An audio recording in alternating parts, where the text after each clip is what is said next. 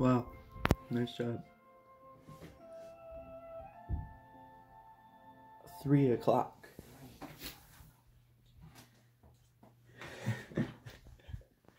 Have I even done a vlog in here yet? I don't remember. I don't know if I've even done a single vlog in this room. I think I remember. Yes.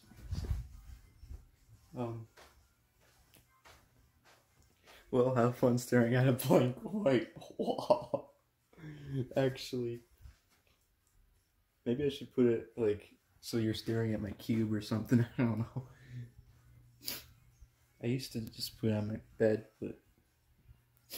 and I also, because I don't feel like carrying it like this, but I could also put it on the selfie stick, but it's actually, honestly, it's easier to put it on the bed. Actually, it makes more sense to put it here, in the middle here, so that I'm always closer to the front. That was fun. So, too bad you get to stare at this white wall. Whoops. Oh, man. Well, so you may notice the date today is June 7th.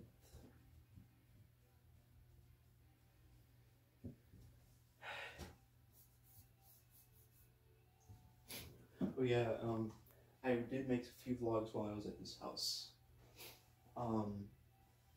Only one in my upstairs bedroom. I made a few vlogs down here in the basement before there were bedrooms built down here.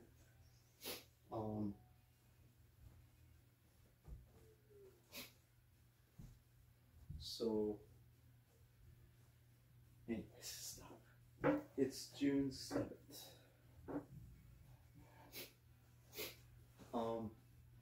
And yesterday was the first day of my new classes this semester. Well, I don't know what the last vlog I made was, but what was the last vlog I made? Like, what was the topic? I don't even know. Like, there was a long stretch of time where I didn't really even have a need to make a vlog. I guess I may have made some vlogs in doing preparation. I think that's what I did. I made some vlogs in preparation when I was doing preparation for reapplying to college. But anyways, now officially the summer semester is starting. That's fun. Man, you know what's the most fun thing on earth?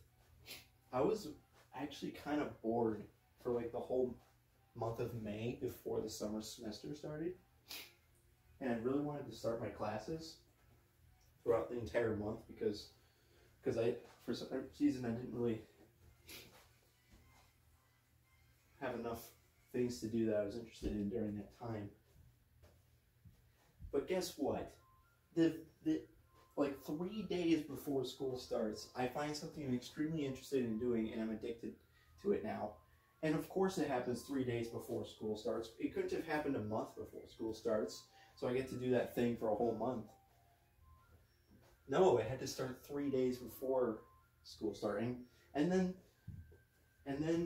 for the remaining 3 days before school starts, my computer has a problem and I can't even access my computer for those 3 days. So this is the perfect thing. This is so perfect. You're probably wondering what the thing is, but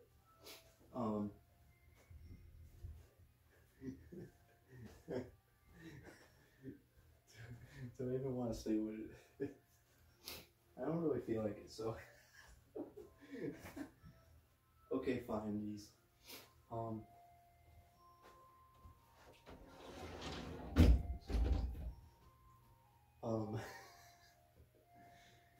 So you may have realized, I don't know if I made any mention of this in the previous vlogs, but well, like I usually play a board game with my mom every week, and we were playing Settlers of Catan for a long time, and at some point I realized I could buy the digital version of the game and play it on my computer against AI. I didn't feel like playing against real people though. But I played that digital version of Catan for a little while, but it didn't last all that long, because after a certain amount of time you kind of start doing the same thing every single game, and you can't really like try and change things up or get different situations every time as much. So I eventually it only took like a couple of weeks probably to get bored of that. I don't remember exactly how long it took, but and then me and my mom started playing a new game like a couple of weeks ago called, or maybe a week ago, called Castles of Burgundy. So I looked up the digital version of the game. It cost $15. I was like, oh dang, that's the Catan one only costs $5 and this one costs $15. But I'll still buy it because I'm kind of that interested in it, so I bought that. And now I'm like addicted to playing that version of the game on my computer. I've played it so many games, and funnily enough, I only ever play it on 2 players.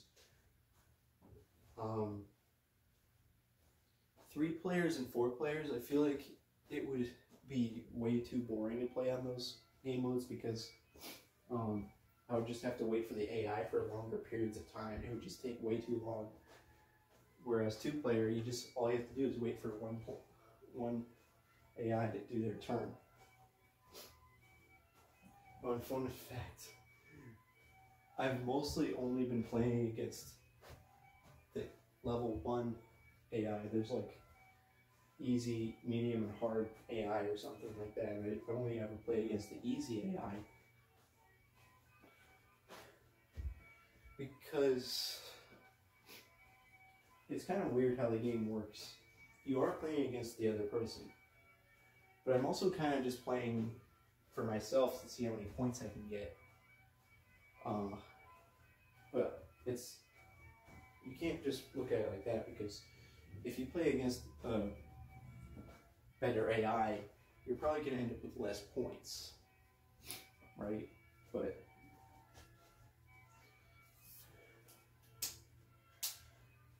so I've kind of just been keeping track of how many points I can score. I'm not even really sure, like, what's a good point threshold for like an advanced player game. Like, I saw like 270 somewhere, but I think that's probably going to end up being for 4-player games or something, because I haven't got even remotely close to 270 points in a game. I've gotten a couple games over 200. But it's really hilarious. Like, within the first 5 games I played on my computer, I got like 2 games over 200. And then every game after that, I've never been able to get another game over 200 points. I'm not really sure why. Maybe it really is true that, like, I read some strategy on the game and like some tips for how to get more points. And then I followed that strategy for like the first 5 games or something, and then I just stopped following that strategy. It's not like I stopped completely, because I have. Okay, you can now shut up. Thank you. The wall you're currently staring at is that one wall. Let's get perspective on what this was before. This is the corner of the basement. Actually, all I have to do is go out inside. Basement.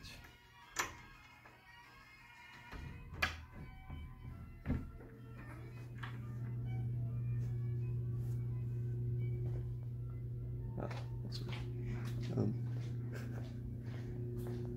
Oh, yeah, and the reason all this stuff is on the floor here is because I was frantically trying to look for my power cord for my old computer and I wasn't able to find it. But anyways, here's the basement. I used to walk around here most of the time, but now it's full of stuff. And now my bedroom's over here. So there you go. That's funny. Okay. Now you have an idea of where it's located within the basement. Because I think the last time you saw me do a vlog, I don't think I even did a vlog down here. I think maybe I did do a couple of vlogs when the bedrooms were like partly built. I don't even remember. I have to look back. But anyways, I've wasted too much time. As you can tell, I've basically not started on my homework and it's already 3-something p.m. Kind of late. But like my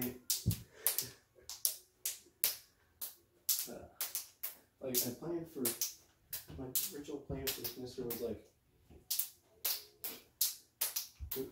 the responsible thing to do is, oh, that was funny.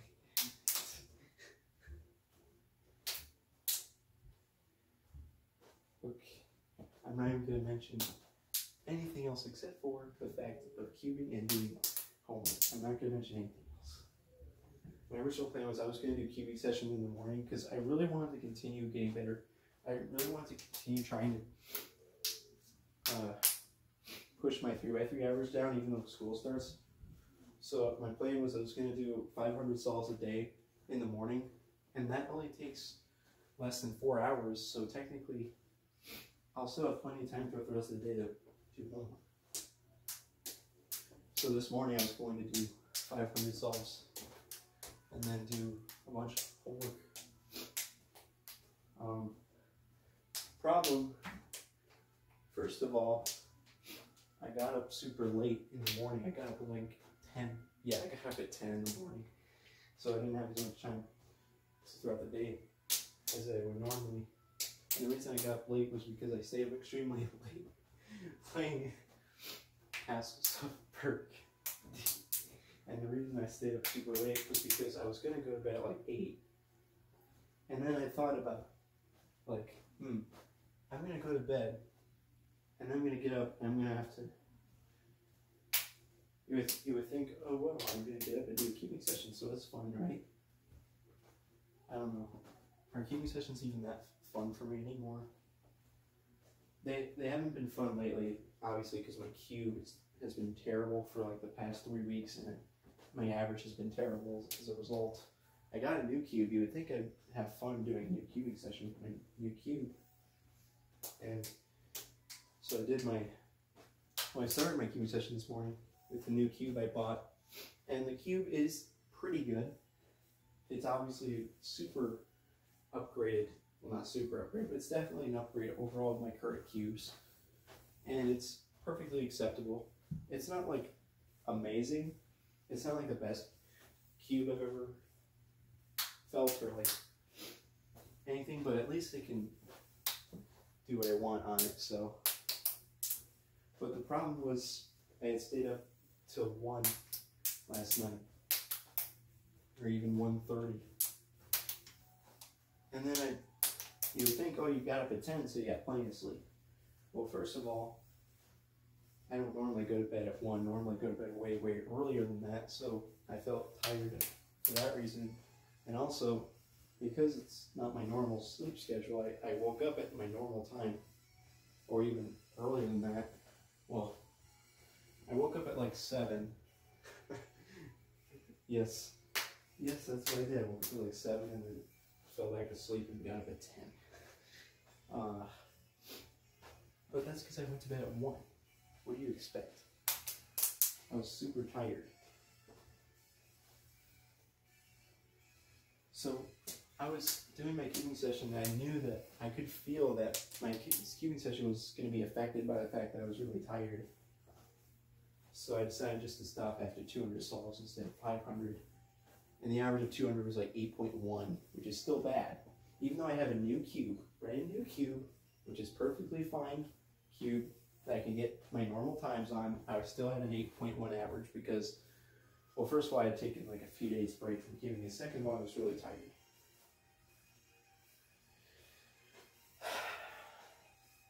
And I was feeling so tired after the Kiwing session, I didn't even feel like doing any homework at all.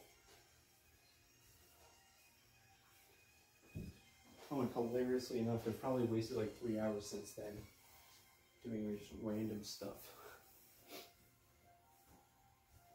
It's already 3. Like what? You gotta be kidding me, it's already 3:26.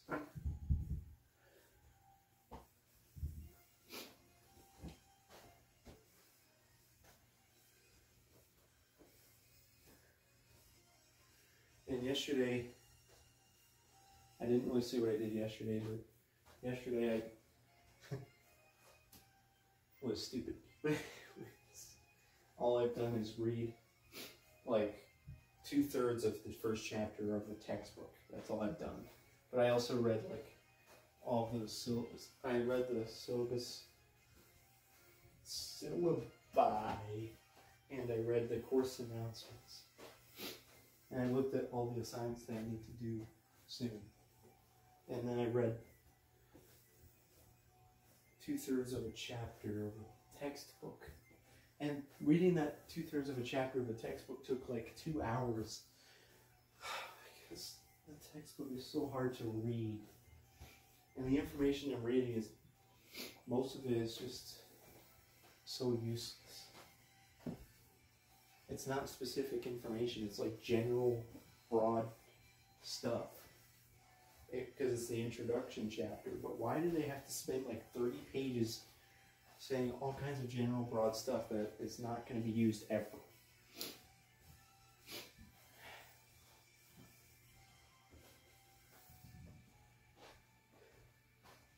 It's like the vast majority of the chapter I'm reading, I'm probably not even going to need to know for a test or anything. Or math science. And even stuff. And like literally everything I was reading, I could barely even comprehend what I was reading. Because, I mean, yeah, I could comprehend it, but it wasn't really useful at all because it was so, that was fun. Yeah.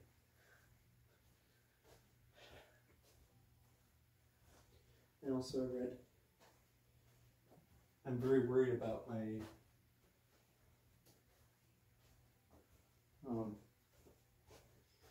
management, gender, and race class, because the professor said in the announcement that I need to use external sources for every single discussion post and written assignment. And it is so hard to find external sources. It is so hard. I guess she technically gave us a list of sources we could use. So sure, fine, but I don't know. Maybe that'll be fine, I guess.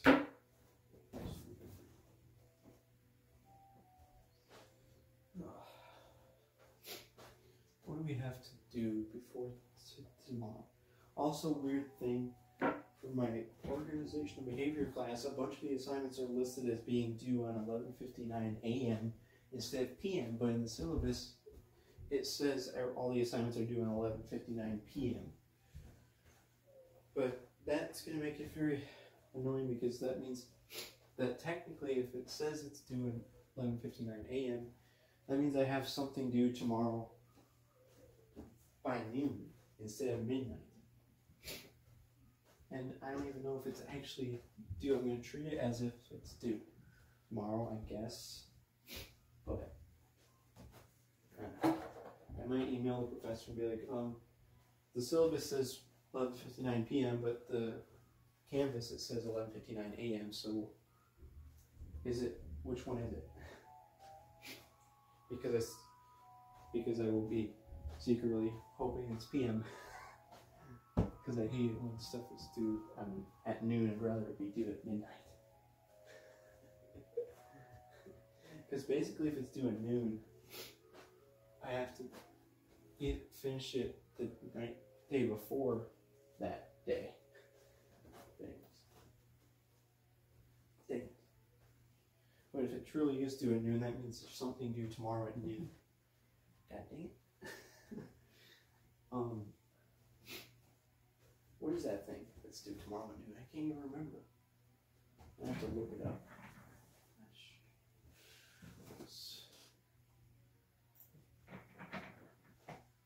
Please change it to not nude.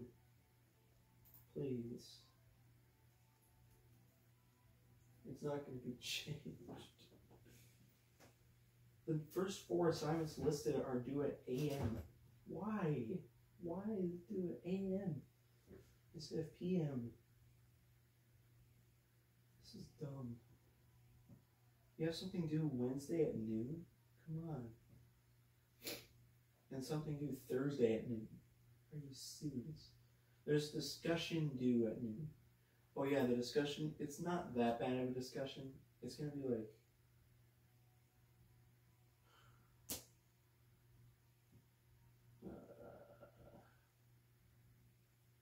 it's not going to be that.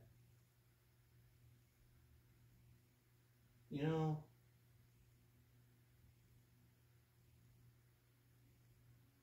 here's the weird thing about this discussion post. It says, in your own words, complete the following sentences, and then there's 2 sentences listed. Does that mean we only have to write 2 sentences?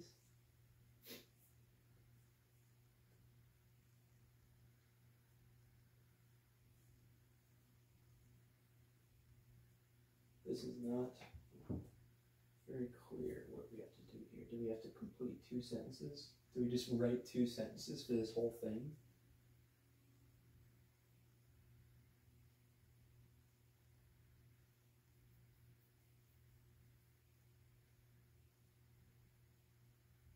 The behavior of an organization.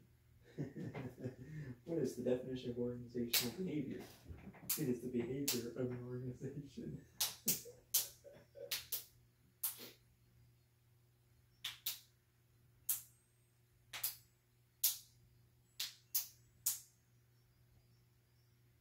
Well, at least it's also not clear. Do we have to? It doesn't say it's available until a certain period of time either. It says AM, so we're going to have to do it by AM.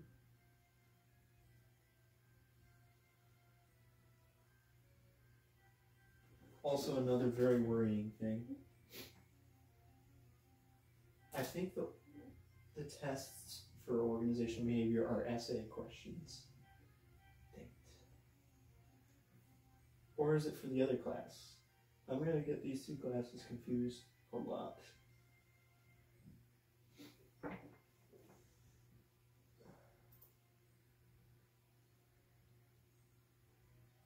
So for this class, tomorrow we have that thing due at noon, apparently. And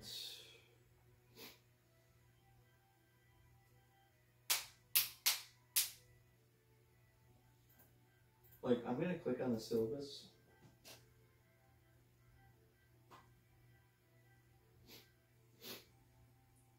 Oh no, I think this is the syllabus for the other class.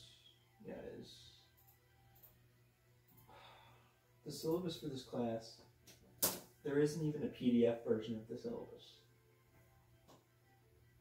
Which sucks. What about, like, pages? They don't have a page listed here.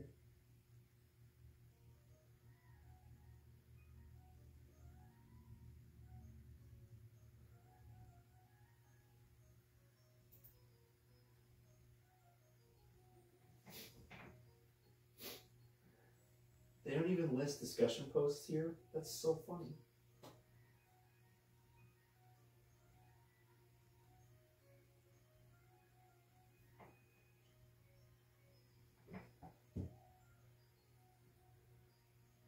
They don't even list that in the syllabus.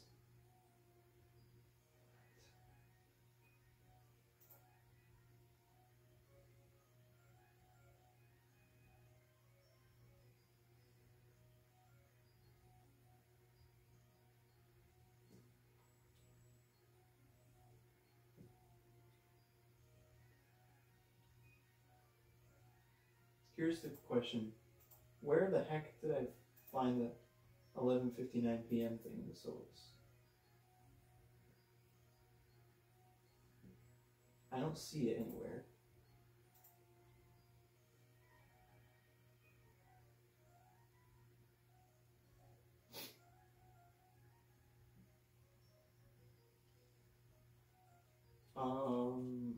What? Maybe that was in the other syllabus. Was I confusing the two classes again? God dang it.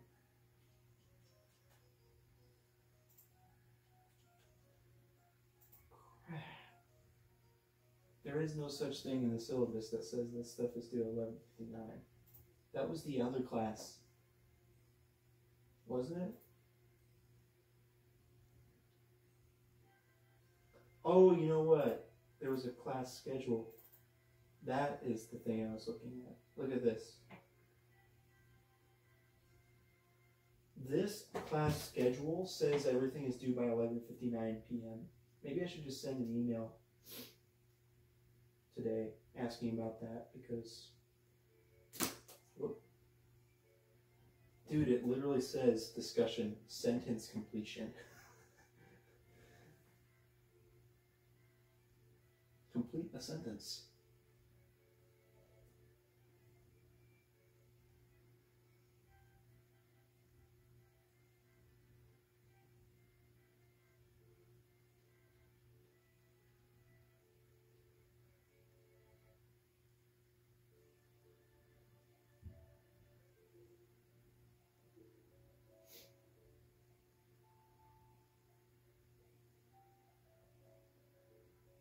Yeah, that's okay. So I wasn't completely mistaken about that. So the course schedule lists everything as being due at 11:59 p.m. So maybe I shouldn't worry too much about it, but I mean, just to be safe, I should complete that thing by noon tomorrow anyways. So basically, what is the second thing that's due on Thursday, just to be safe, because what if I need more than one day to complete it?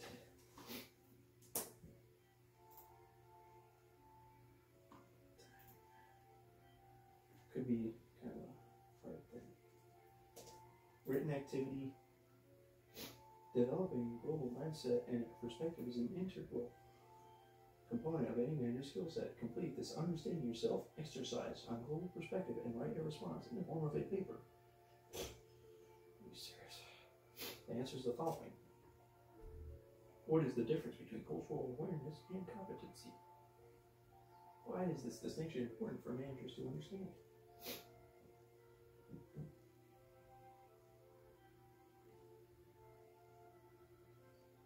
Provide your total score. Ignoring your total score, reflect on this quiz and activity as they relate to your personal level of cross-cultural awareness and or competency. Oh, jeez. So this is going to be kind of a blip assignment, but I can get it done in one day if I need to. But the question is, can I get multiple assignments done in one day? That's great. So what's the other class got due first? The participation activity is actually due on the 8th. That should be not too hard. For this class, for some reason there's a participation activity for every class. What all you have to do is review the course learning outcomes outlined in the course syllabus, 1 to 2 paragraphs explain how the learning outcomes in this course relate to your academic, personal, and or professional goals.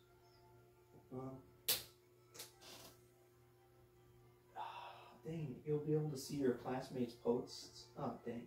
I hate that. I wanted it just to be private. Okay. So we have that blargy thing to do.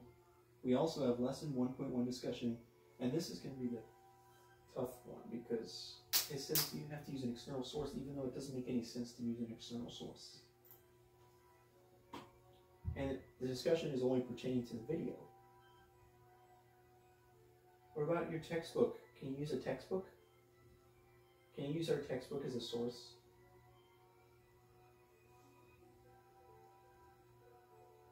Oh crap, you have to use 2 sources. Why? There's no reason to use 2 sources in this assignment.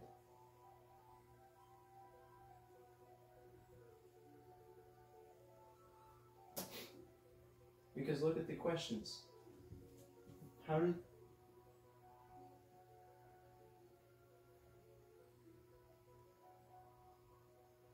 relate? How does this video relate to management, gender, and race? That, you don't need a source for that one. What drove Procter & Gamble to create this video? I mean, maybe you need a source for that one. I guess 4 and 5 I could use the textbook for the 4 and then outside source for 5, so maybe it won't be like as bad as I'm thinking. I don't know.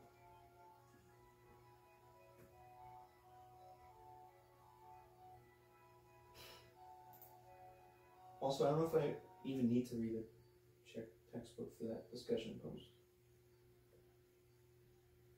It doesn't even say if we need to read our textbook. Wait, let's go to...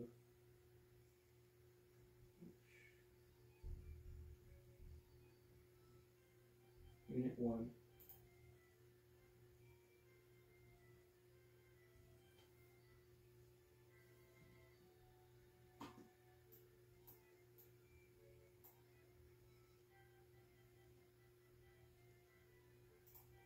I don't like reading the overviews.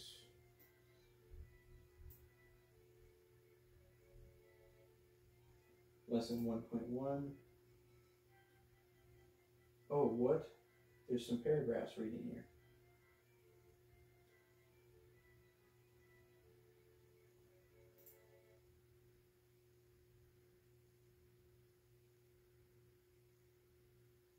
That was a short lesson. Oh no. Oh crap. The textbook isn't even listed here as something we need to be reading. Nice job. But I probably have to read this lesson.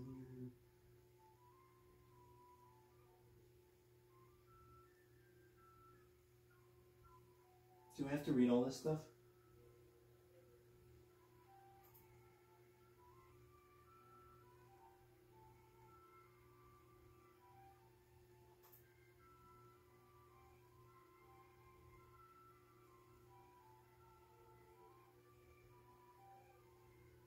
There's barely any information on this.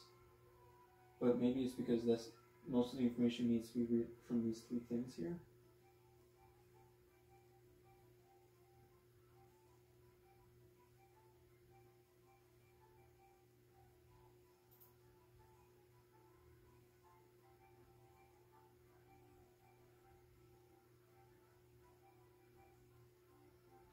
I'm not sure if I'm going to have to read textbook or not. It doesn't explicitly say to read the textbook, so...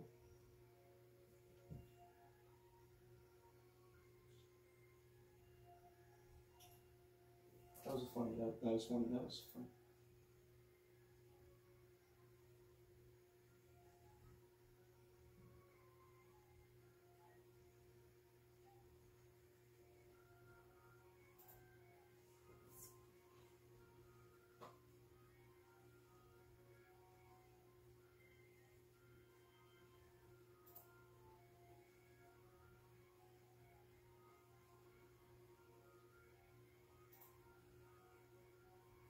Oh crap.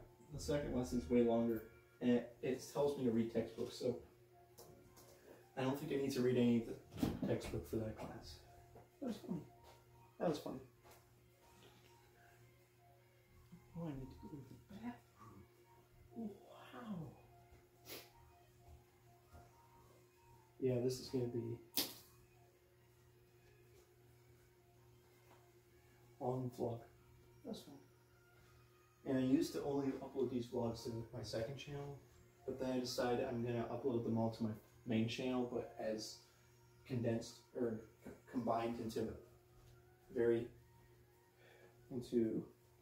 fewer videos Like I'll combine all of the vlogs into one video instead of having them all separate videos. So my main channel doesn't get clogged with videos, but that was the mindset that I created when I was still trying to make my channel a more successful YouTube channel. But now I don't have to worry about okay, that's. But the entire point of this is I'm going to pause this. That was funny, wasting time. Okay.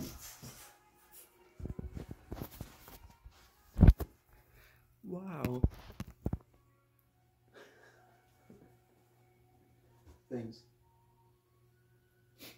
So, that was fun. What is going on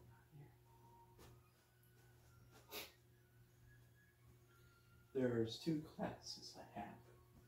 For one of the classes, an assignment is apparently due tomorrow at 11:59 a.m., but that doesn't make any sense because this course schedule says it's due at p.m. So I think I will send a message about that. Because I don't want it to be due at 11:59 a.m. And the course schedule says it's p.m.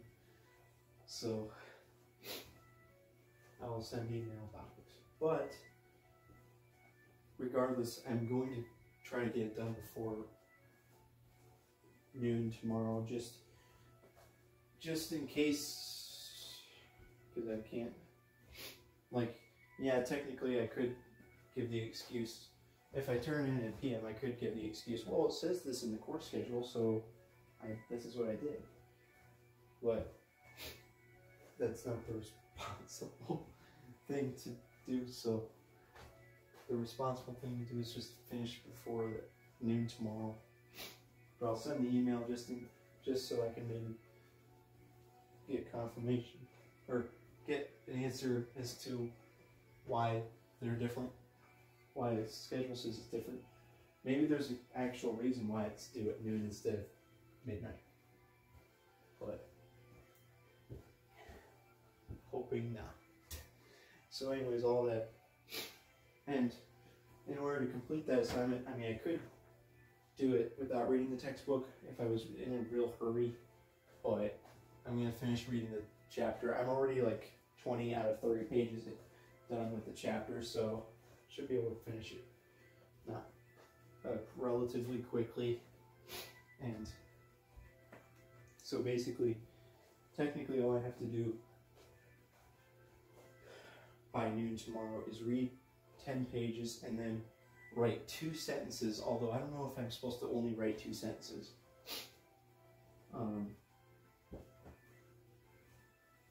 I might write more than 2 sentences. Like I might write a few sentences after the sentence. I'm not sure.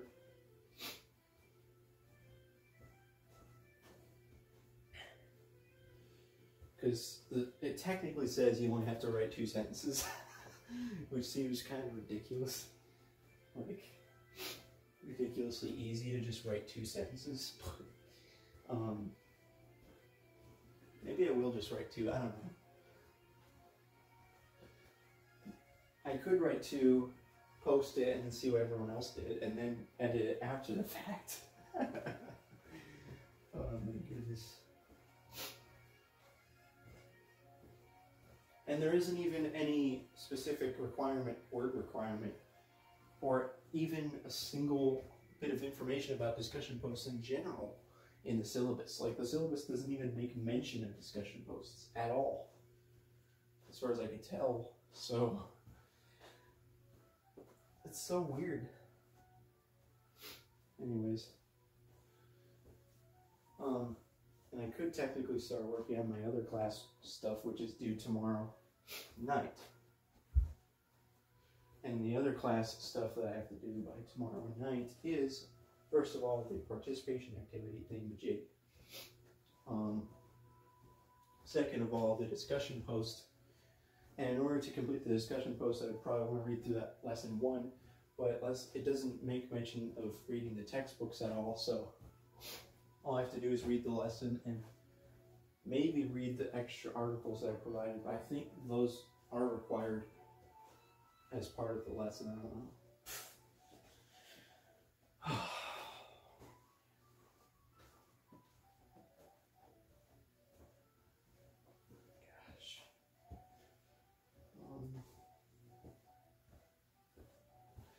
the other hand, it might be good to read the text because the discussion post tells us we need to use 2 external sources, and one of them can be our textbook.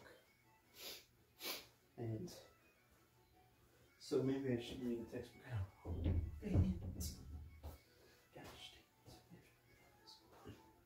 But I should be able to. I should have the ability. I have the capability of being able to finish both of those assignments tomorrow.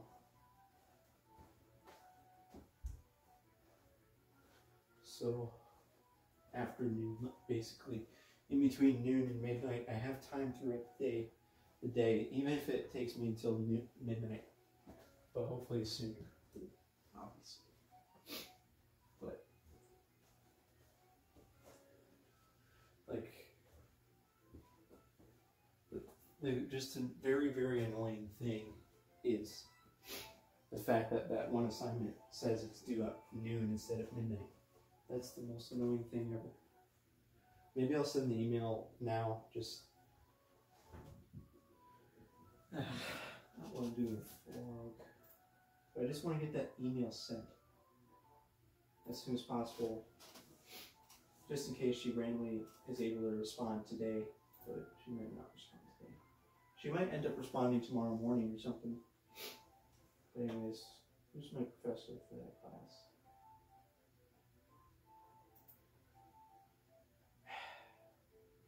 What is her name? Summer E. Swansiger something. I think I already did email her once before.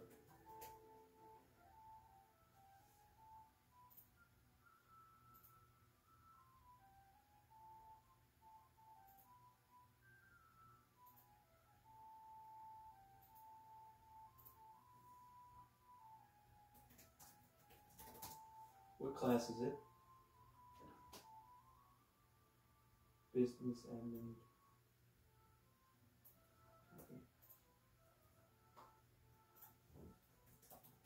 I am sending an email. Sorry for a boring part of vlog. Sorry. I am sending an email.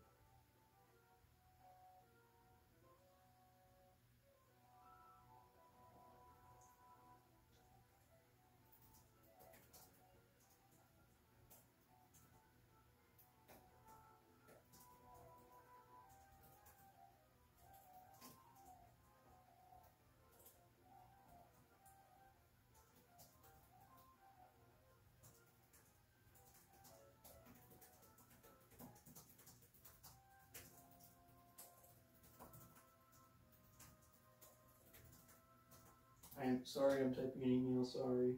I mean, have fun listening to this stuff.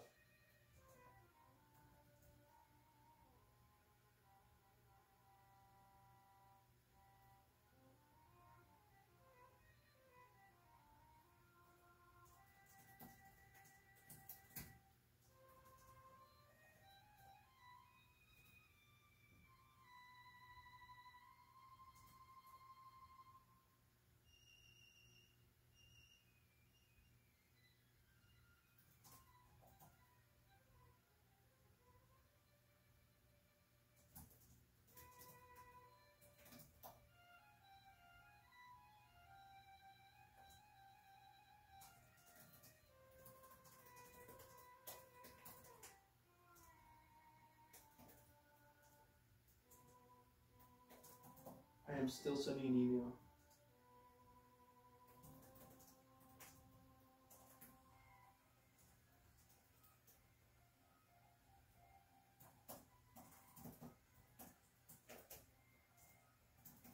Okay, I'm gonna read over my. I'm trying to still talk throughout this video. Okay, wait.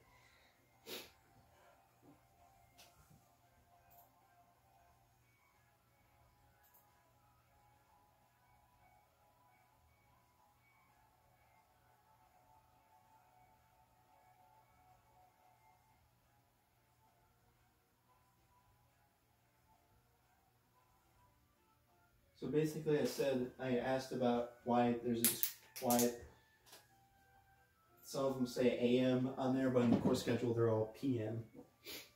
And I said I'll still complete tomorrow's assignment before noon just to be safe. So she doesn't. I said, whatever, here, stop. It would be really nice if you responded soon, but it's possible she'll probably not respond until tomorrow morning. I don't know how late in the morning. You know what's funny? I think I sent her an email earlier asking about her textbooks, and she responded on the weekend, which I wasn't expecting. So maybe she will respond. I don't know. That's funny music. It's funny. She responded to my email Saturday at 11:38 a.m. when I sent an email on Thursday. I sent an email on Thursday and then she responded on Saturday. But anyways.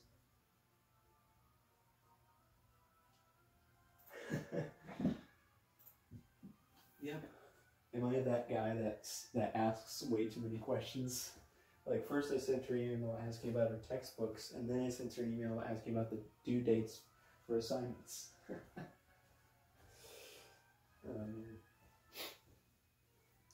But I don't think I'm really that guy who asks too many questions. I think those were two very legitimate questions I asked.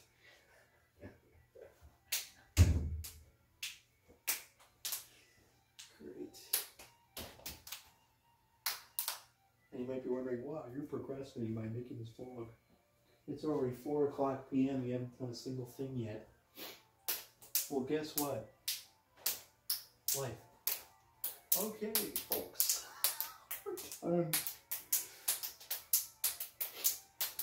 I keep thinking, okay, I'm not going to do any homework today. I'm just going to do it all tomorrow because I technically can do it tomorrow. I can finish it on time, even if I wait until tomorrow. And it's already 4 p.m. Mindsets.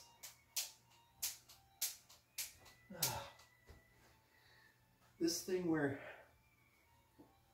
I basically start working on homework later in the day instead of earlier, I don't know if it's going to work. Is this going to work? Today was a weird day because I got up so late. And I had other distractions to deal with too. That's fine. Will it be easier on myself tomorrow?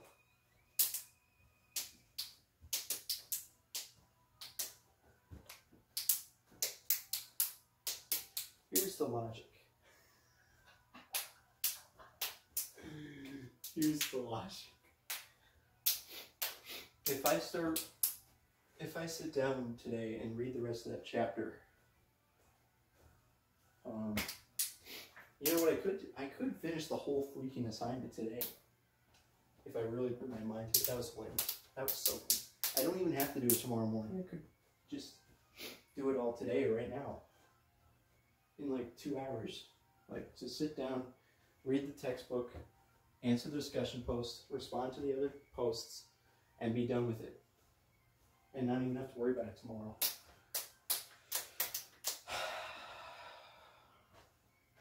Or the other option is, I could not do that. I could basically get up a little earlier tomorrow and then make sure I finish that assignment before noon. I should be able to do it. It's not going to be that big of a deal. I will be able to finish it before noon, for sure. And then spend the rest of the day work. It's like, here's the reason why I'm not motivated to do it right now is because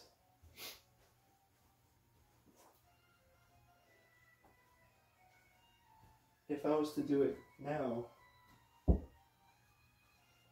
if I was to do that now, I would probably stretch out the other 2 assignments that I have to do tomorrow all day long.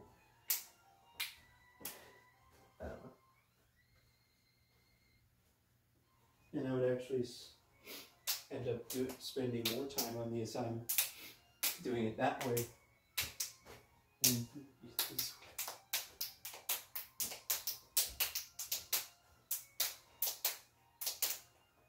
well, guess what? Guess what?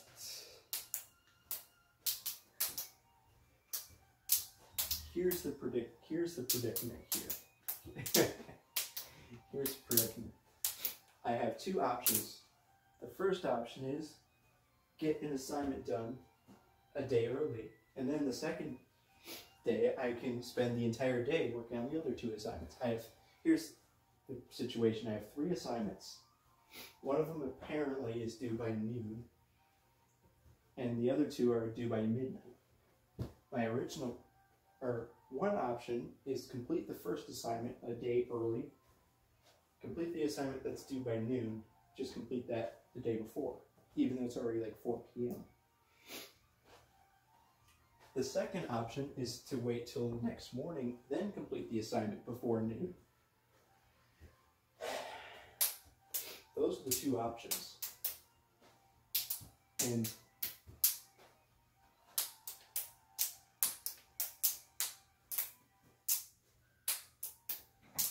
me from a year ago, like, former me would have said, okay, let's do it tomorrow. Let's procrastinate and wait till the day it's due to do it. That's former me. That is the me that had to drop like 3 classes. Actually, at UW Platteville, I dropped a total of 2 classes. Still, that's the me that had to drop 2 classes, and it set me back a bit. And not good. And that's the me that got like a B in one of my classes. Well, it's not that big of a deal to get a B, but still. Did I get a B minus in class? I don't remember. I think I got a B in like my communication class or something. Which, because I skipped like a bunch of assignments and ended up with a B. Like, I don't get B's because I complete my assignments and get not as good grades on the assignments. I get B's because I skip tons of assignments. Oh wait, the music.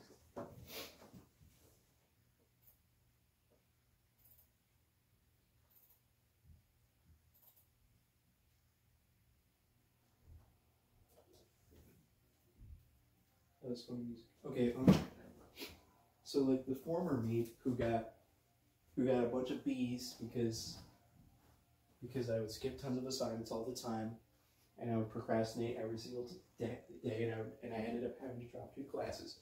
The former me would say, let's wait till tomorrow to do all 3 assignments. But the new me, the new me says, no, I will do the assignment today. I will do one of the assignments today so that I only have to do 2 of them tomorrow, and I have much higher likelihood of completing all 3 assignments on time. That was funny. So, let the record show that I'm going to not be the same person that I was before. I'm going to be different this time. This time I'm going to get my assignments done in a much more timely fashion.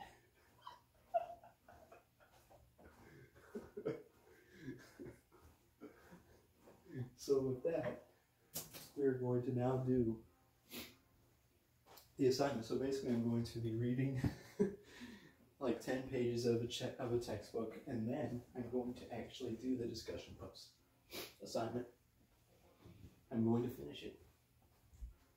It's probably, let's hope it only takes me 2 hours to do both of those things, but it could take longer.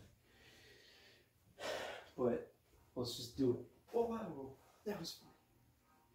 That was, yeah, wow. Wow, I'm making a third vlog. Why?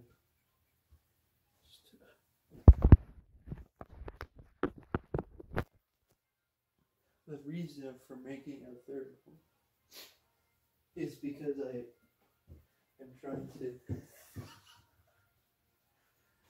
motivate myself to do the discussion post. It's probably going to be like the easiest assignment in the entire semester.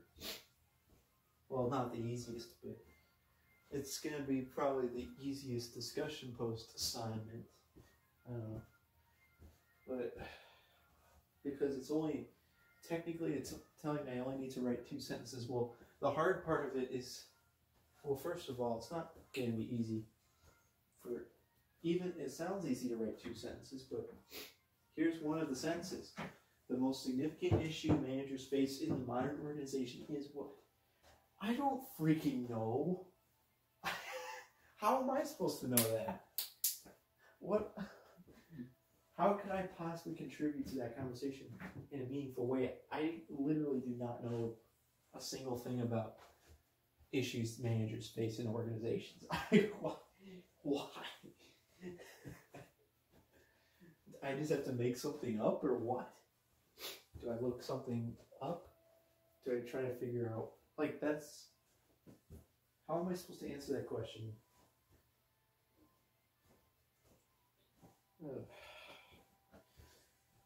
What, does the textbook say something?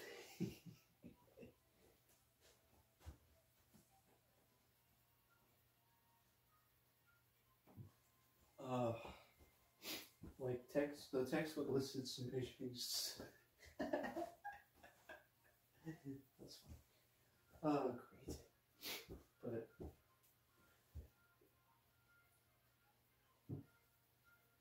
so that's the hard part. And the second hard part is respond to your peers. Respond to their post. What? I hate doing that because I have nothing to add to their post most of the time. So how am I supposed to say? Just make something up? This is what I hate about discussion posts. I just make stuff up and write it down. Like, what's the point? I don't really know anything. And if I write anything down, I'm just making it up. It's not really based on any actual knowledge that I have.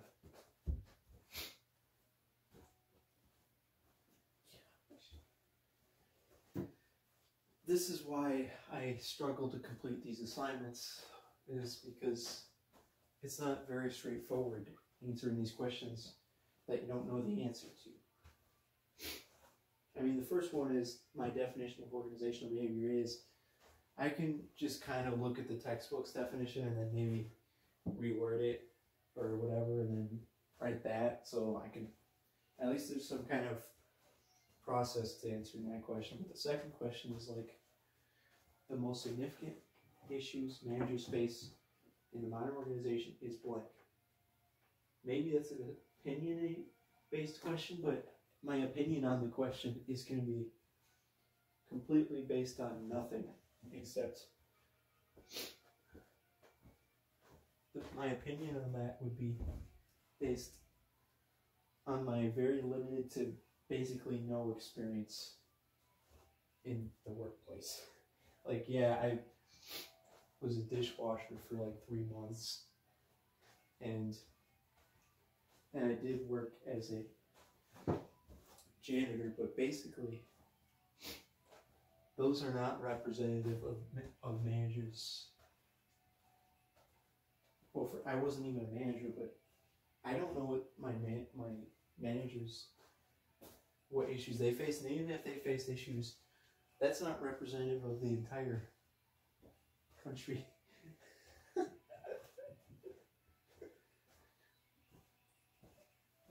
Oh, answer the question based on what you've learned in your life and also from reading chapter 1. What did I learn from chapter 1? I guess technically chapter 1 listed some issues of it, like the issues managers face, like basically any sort of problem that is listed, that they talk about in chapter 1, like counterproductive work behaviors, absenteeism present, difficulty is being short of having a work shortage, having role ambiguity, having workers who are or who have not having the resources to complete your job, like all that random stuff. But like, how am I supposed to choose which one is? If I choose one, it's just based on my opinion, which is completely worthless. My opinion on the matter is worthless because I don't have any relevant experience. My opinion is just a complete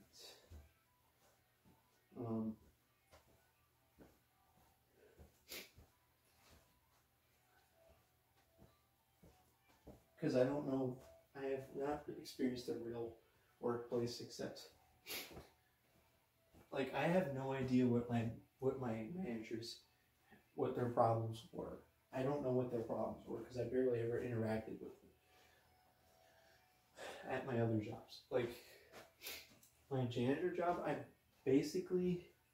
mean, yeah, I kind of talked to the manager there occasionally, but I wasn't even, it was so weird because I didn't have a direct working relationship with AT&T. I was technically a contractor, I guess you could say, because I worked for a different company and then AT&T basically hired that company to do the janitorial work, and I was the one who did the work.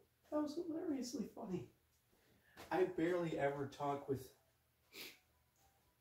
my managers of my own company. The only people I talked to really were like, the only extensive communication I had with them was through email, and they would only ever email me like once every month or something. So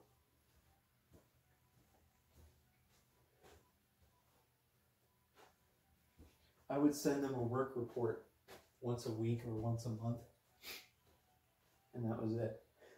And occasionally they would send me emails talking about stuff. But here's the question: what is the biggest problem that my manager faced? Well, in regards to my job, I don't know, I guess the fact that they were so far away and they barely ever saw me working. The only confirmation they had that I did my job was the reports that I turned in. So, yeah, but that's specific to that job. It's not like something that applies to the general population. So, and at dishwashing, I didn't really have a specific manager. Like, I had a guy who was, I think, my supervisor in the kitchen, and then there was also a lady who was like my superior as well, but I barely ever talked to her at all. I was mostly just in the kitchen, and even in the kitchen, I barely ever talked to my supervisor there either. I was mostly just working by myself. I mostly just either worked by myself or talked with the other dishwasher.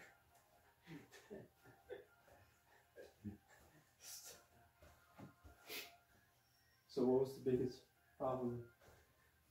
Like, what's the biggest problem a manager of a hotel faces?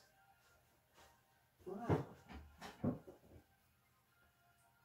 What is the most significant issue that the manager at the hotel faced? What's the most significant issue that the manager at the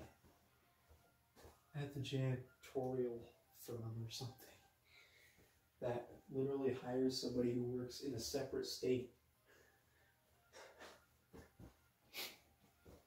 and they do janitorial work for AT&T, an AT&T that is like several hours away from the location of the firm.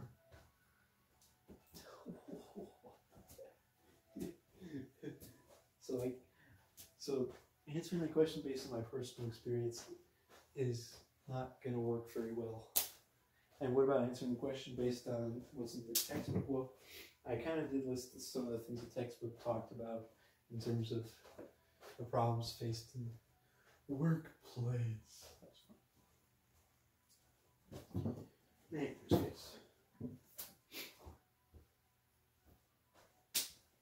The most significant issue or issues managers face in the modern organization. So, I guess I could come up with something for that. It's just a guess. Basically, what I write for that question is a guess. It's not. I can't support my opinion with anything. I mean, yeah, sure, I could do research, and like, but this is a discussion post. It says, it doesn't tell me to do research.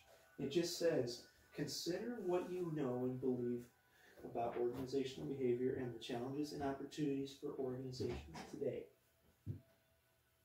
Think about what you have learned from reading chapter 1. It doesn't say, do some research and try to answer this question. It just says, consider what you have learned from chapter 1 and what you already know, and then answer the question.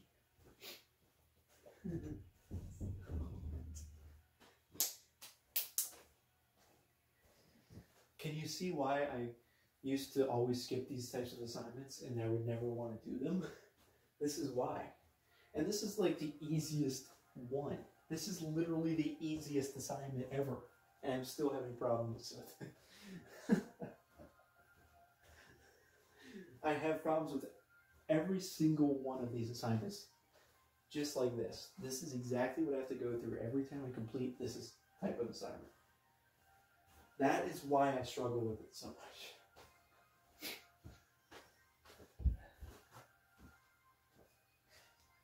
You might think, oh, you're just overthinking. Ooh, yeah. Ooh, you're just overthinking. I haven't even gotten to the fact that I have to respond to my class.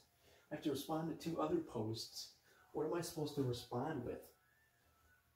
How am I supposed to respond to the post? What am I supposed to say in response to the post? Yep, that's true. Good job. That's right. That is a good point you made there, buddy.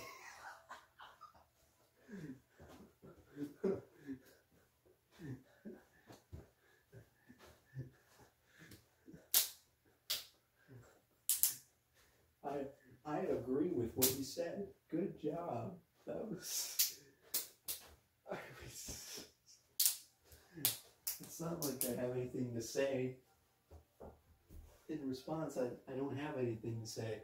I just have to make something up. I just have to pretend I have something to say. Whenever I respond to somebody, I have to figure out what I'm going to say.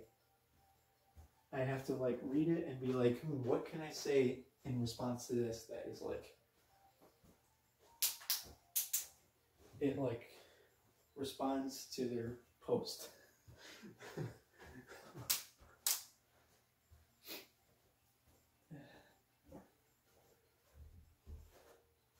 It is now 5:39 p.m. I usually like to take my pills at 6:30, but I'm probably going to take a bit longer than that to finish the assignment. I don't know. What if I just sit down and get it done in like 20 minutes, and all this talking, worrying about it is pointless, and it literally just takes me like 20 minutes to do the whole thing.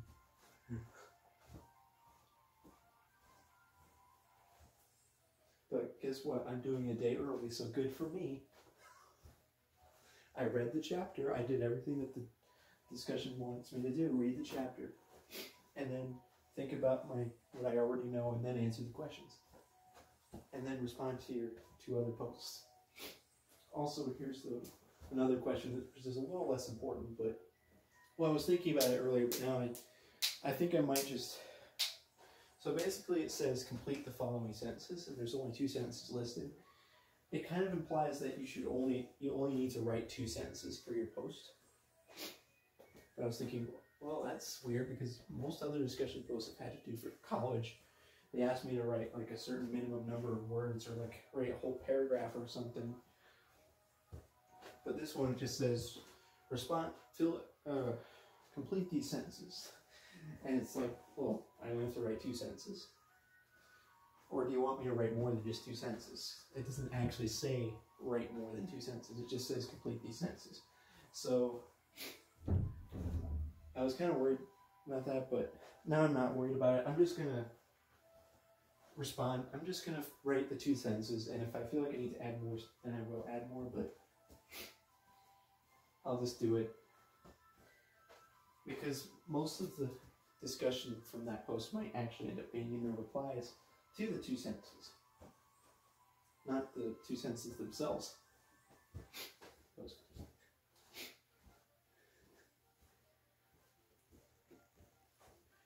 And the other discussion post I have to do that's due tomorrow for the other class is like answer these specific questions about a video. You watch a video, answer these specific questions, and like the first 3 questions are directly based on the video, so I should be able to answer those questions pretty easily. Relatively easily. The second 2 questions, well, I feel like I don't need a source. But anyways, I start thinking about other assignments to do. And also, guess what? There's something due Thursday. And then there's something due Saturday and Sunday. Like, why? Why do you have to make something due every single day? Also, why did they give us homework over the weekend? That was fun. It's like, yep, here's an assignment due Saturday. Here's an assignment due Sunday. Do homework over the weekend, unless you want to work ahead on your homework and do it during the week. Good job.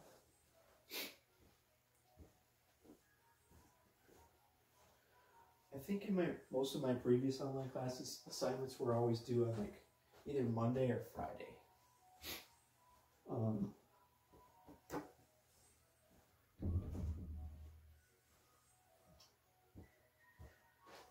something, I don't remember. I don't remember them being due Sunday that often. Or Saturday. There was never an assignment due on Saturday. Why?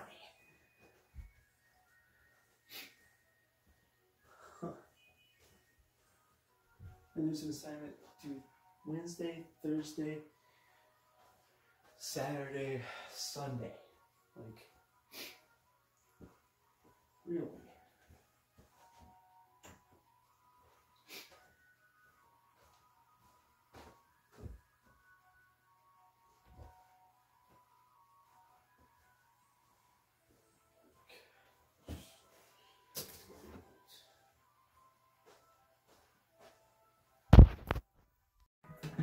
Well, that was funny. That was so funny. That was so funny. Wow. Is it because I zoomed in too quickly or something? I didn't zoom in. Oh. So, like, I'm making... I actually wrote my post. I only wrote 2 sentences. And for the second question, where I said I had no idea what the answer was, I actually looked it up. I Googled it. I just Googled, like, managers survey, what is their biggest challenge that they face? And I found a website that had a survey that answered that exact question. And then I wrote the answer to the survey. And that's it. I said, the struggle to achieve a balance between managing a team and other responsibilities associated with their position. I wasn't going to answer the question just with my own opinion, because my opinion would only be speculative, and a speculative opinion is completely useless in this context.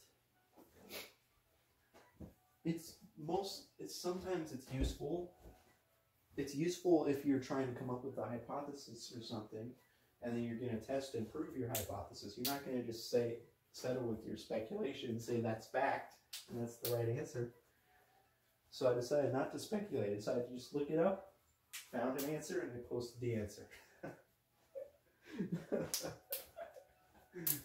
This is kind of not really how I would have done my assignments in the past. Although I think I'm overthinking. Like, you might think I'm overthinking the assignment, but like I was gonna write I was gonna originally write like their biggest challenge they face is skills shortage, because that was one of the things mentioned in the textbook.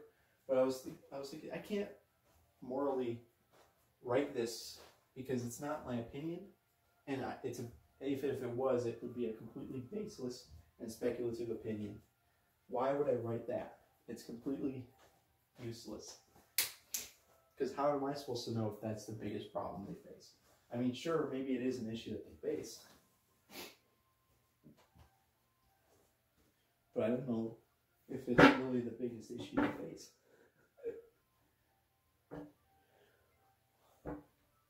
And then I was sitting there thinking about if I'm going to write the responses. I was thinking, man, this is taking forever.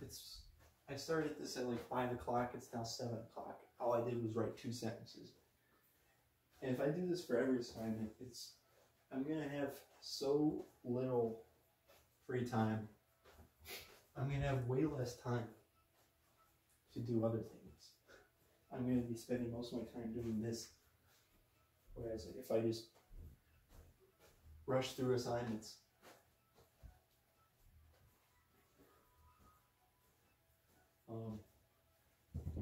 like such as this assignment, even if I was to rush through it, I'd probably still get the same grade.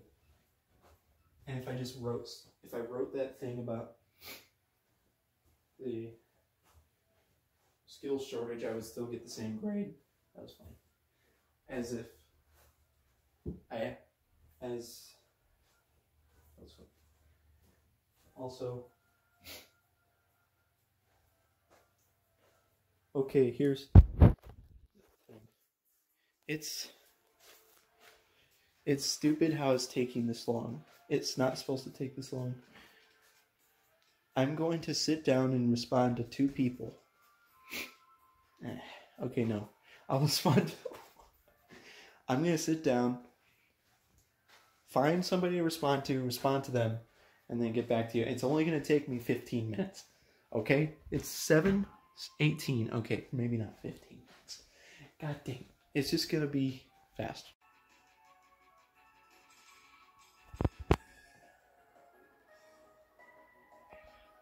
I wrote a really stupid response. Basically, all I did with my response was paraphrase what the person said and like say it the same thing 2 more times in 2 different ways. Like, all I did was just say the same thing 2 more times.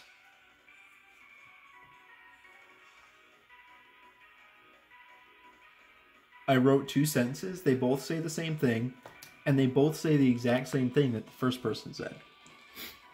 What a great discussion we're having here, where we're all repeating the same idea except in our own words.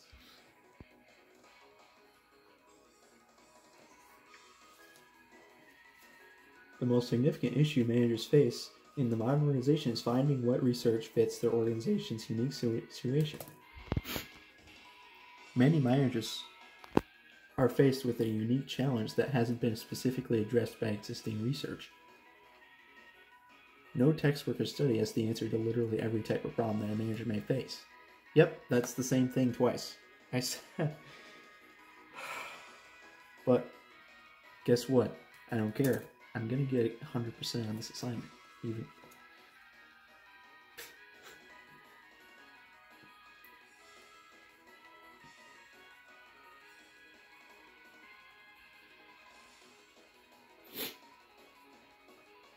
even though all I did was basically repeat what they said, except in different words. I'm still gonna get 100% on this assignment.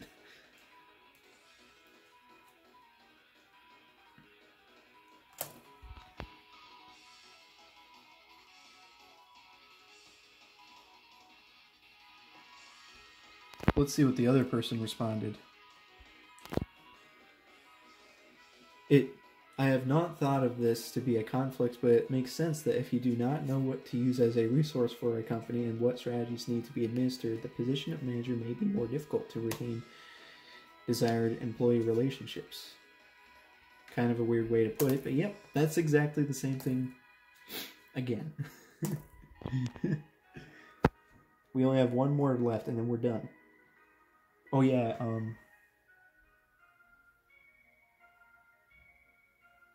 did I say this in the vlog? I don't think I did, but right after I recorded that vlog, my teacher responded to my email and she said that that was a mistake, so she's going to fix it now. Or she just now fixed it, which was the mistake of having the assignments due at 11:59 a.m. instead of p.m. So it turns out the assignment I'm doing right now is actually due tomorrow night. But I don't care. I'm going to finish it. I'm almost done. I only have one more post to write. Just one. That's it. Just one more. That was a funny sniff. I just realized something I can do. I just realized.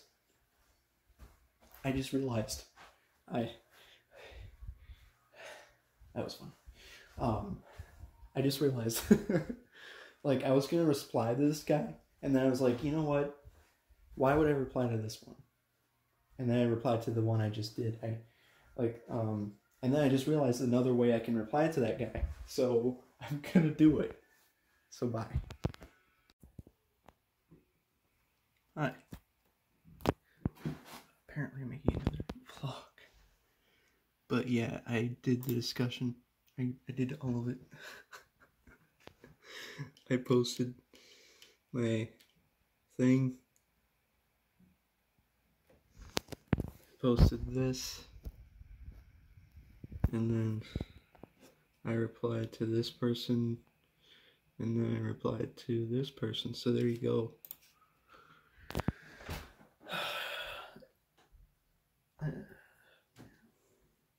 Does this prove that I have changed and that I'm able to complete assignments in a timely fashion? Well, I started at like 4 and then didn't finish till 8, so that was terrible. Okay, bye. Oh, good job. Whoa. Wow.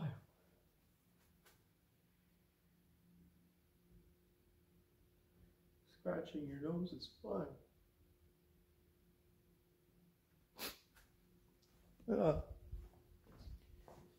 Man, you know, what my original plan was for the classes was I was gonna go to bed early and get up early, and when I get up early I do my 500 solves and then I do my homework, and then I have a few hours left at the end of the day and then I go to bed. That was the original plan. Here's what actually happened.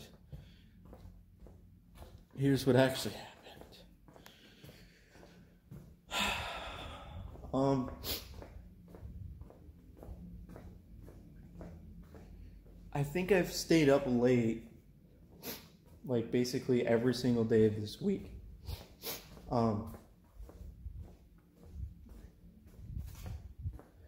think including Monday or Sunday night. Like, I think the first vlog mentioned, I believe this is the correct day, but like I stayed up super late Sunday playing Castles of Burgundy, and because I knew that the next day was my first day of school, and I didn't want the previous day to end, so I just kept going until it was like 1 in the morning.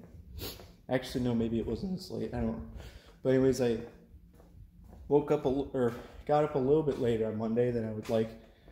Still was going to do my 500 solve session, but I only did 200 solves, and I felt really, really tired, so I decided to stop.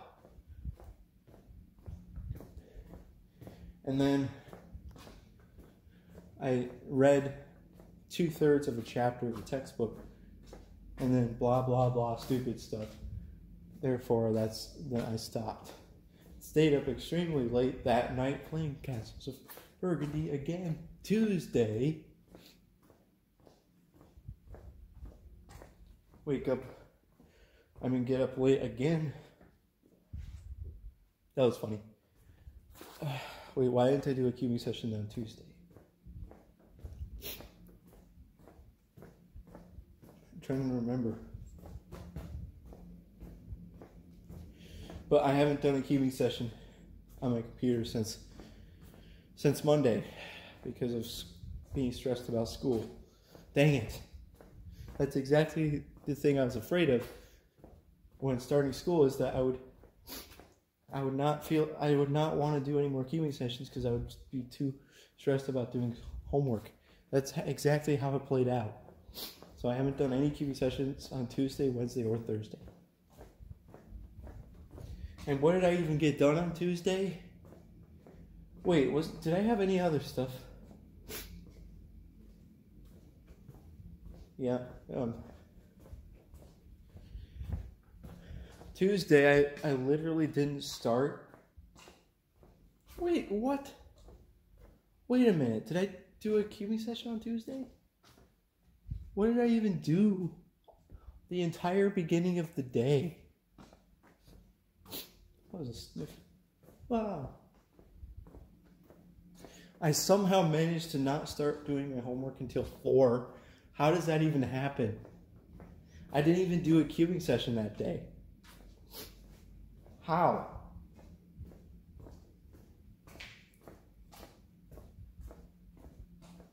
Ah, that was funny. I didn't even get to start my homework until 4, and then it took me from 4 to 8 to do one simple little assignment. Well, actually, first I read the rest of the chapter, and then I did a very simple little assignment, and it took me, to do both of those things took all the way till 8 o'clock. And then probably stayed up late again. Then Wednesday, that was a funny sniff, wow. Wednesday, I had a Zoom meeting with my classmate about a group project, and then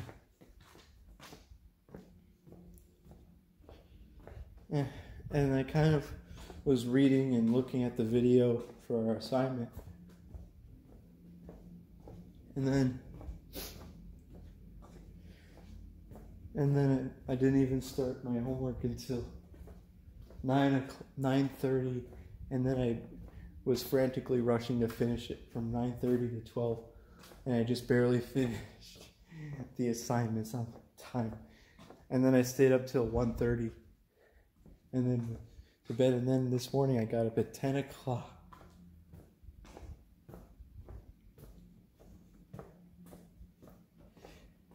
And apparently it takes me 1.5 hours to get up,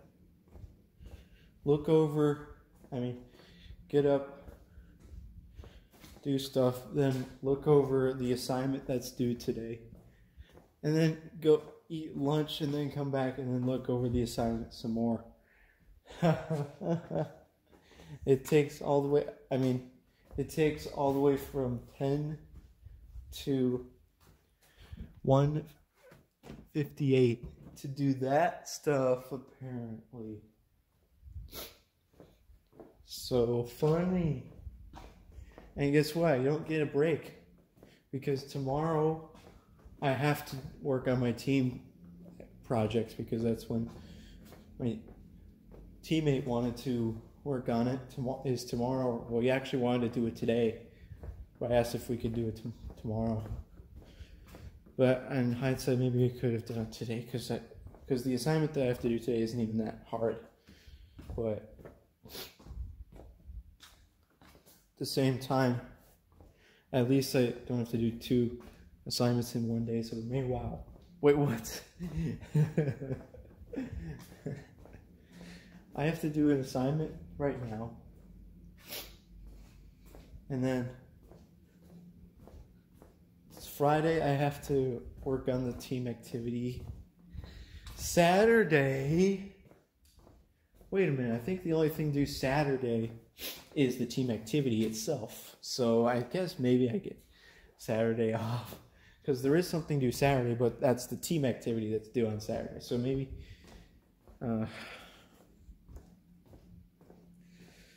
but... Can I get the whole team activity thing done tomorrow? Hopefully. So then maybe Saturday I don't have to do anything. It's like... Can I just have one day off, please? I haven't had a day where I did no homework ever since school started this semester, which is only 4 days, but still. Monday, Tuesday, Wednesday, Thursday. I've done some kind of homework all 4 of those days. I haven't had a single day to not do an assignment. Or a part of an assignment. That was funny. Wow. You know what's hilarious? Oh, never mind. Wow! What a great...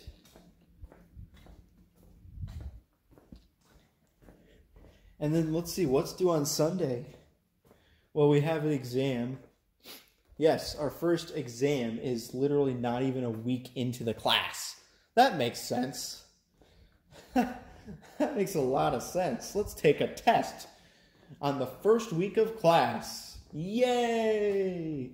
But I'm not too worried about it. Yeah, it's a very worrying thing about the exam is that it's...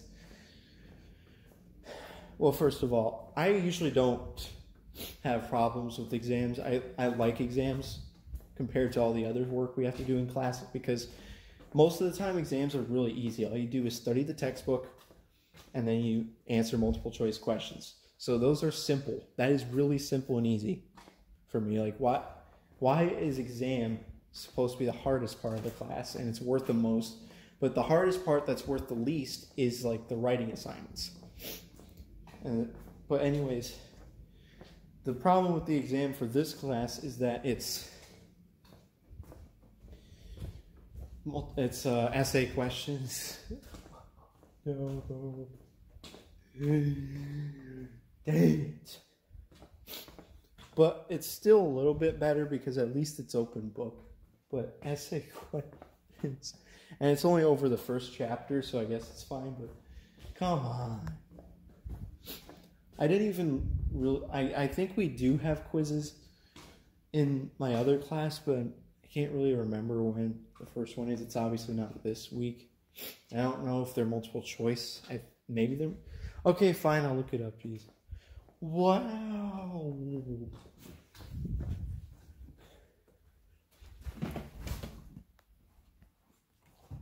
Time for you to not see the screen for some reason. Also, I realized that both of the classes are 10-week classes instead of 8 weeks. Yay! Wow! When's the first quiz in this class, and is it multiple choice? Quiz A is due on the 15th. That's next Wednesday. Fun! Let's see. They better be multiple choice. You're not allowed to use your textbook for it. It doesn't say if it's multiple choice. I have to look it up in the syllabus, and even then it might not say. Let's look in the syllabus.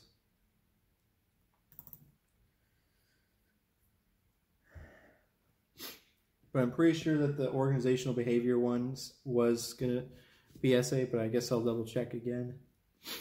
Wow, sniff, that was funny. You're taking forever to load a document that's already on my computer.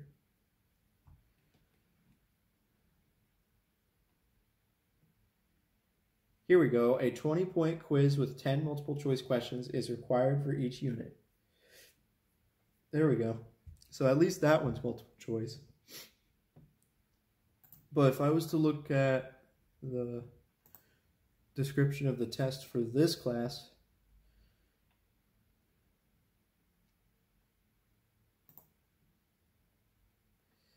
it said it was essay questions.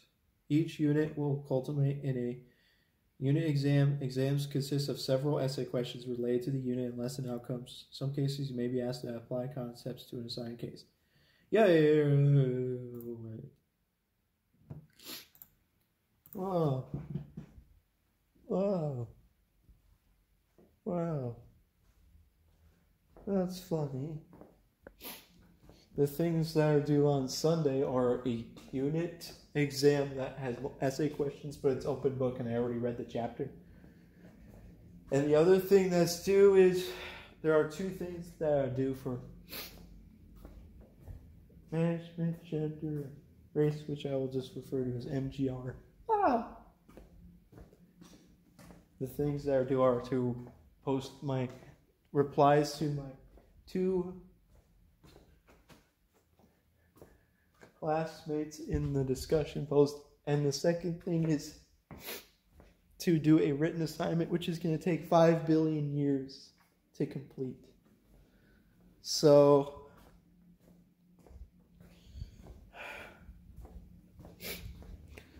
wow. And I looked at the assignment. It's so hard. Basically, I have to, there's like 10 definitions of word. There are 10 word terms. And you have to define the terms. But you have to answer 5 separate questions for each term. There are 5 questions to answer about each term. So it's like 5 times 10 is 50. You really expect me? You really want me to like answer 50 questions? Like you have 5 questions, but you have to do it for every term, and there's like 10 terms. You want me to answer 50 questions for this assignment, and you only make it worth 25 points? Come on. Why would you make such a hard assignment worth 25 points?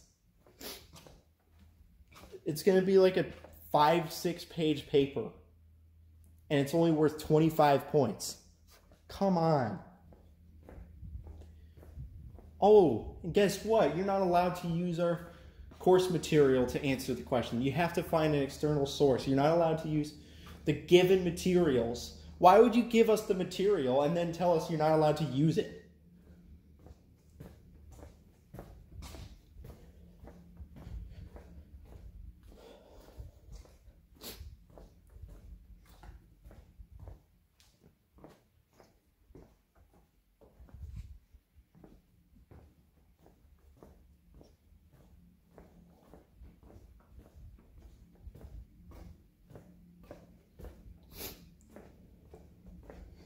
That was funny.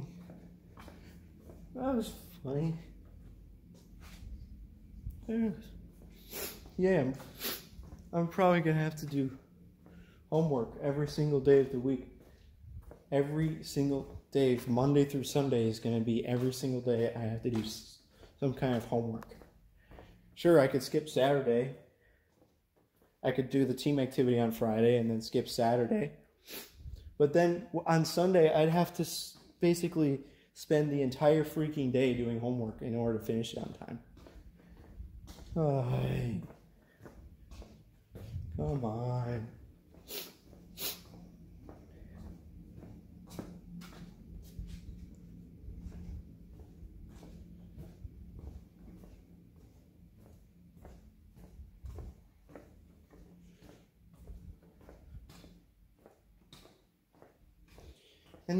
And then, once this week's done, great, you finished 1 week.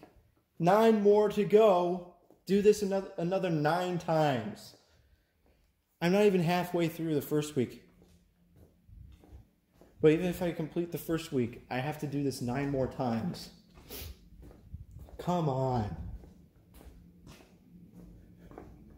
Why are these specific courses like 10 times harder than every other course I've had? They're the exact same level of courses that I've taken before. It's just, it just so happens to be their distance courses, so therefore give you more work to do because distance. Replace lecture with hard work to do. Lecture is not hard. All you do is sit there and listen. But if you give us work to do, it's way more effort.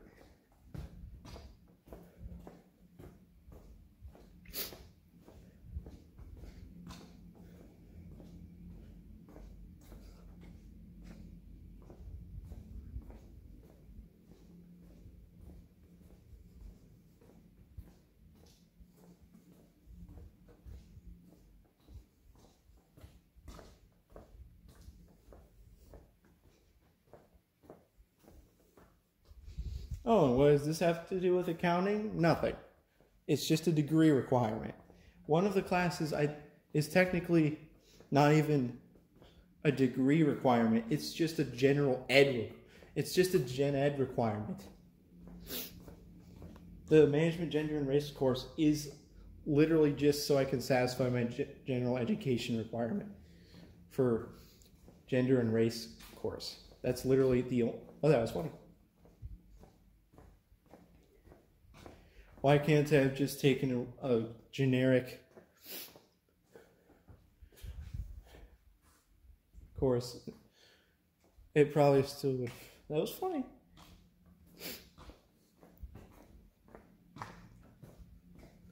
Organization. Okay. Hey.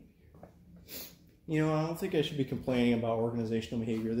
That course is looking to be way easier because the professor isn't giving us 10 billion hour-long assignments, and the professor isn't telling us that we must use external sources for every single freaking assignment.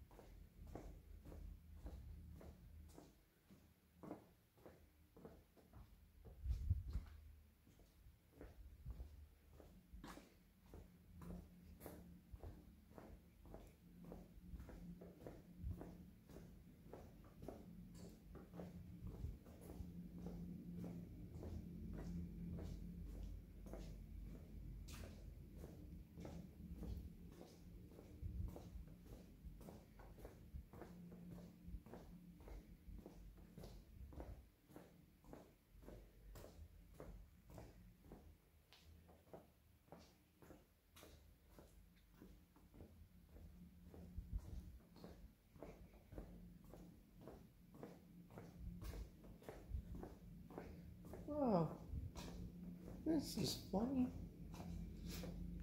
Oh. Wow.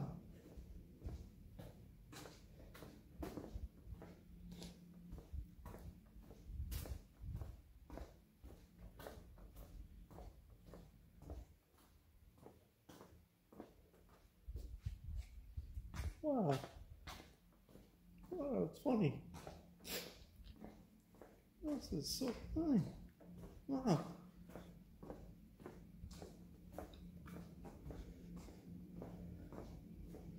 Wow.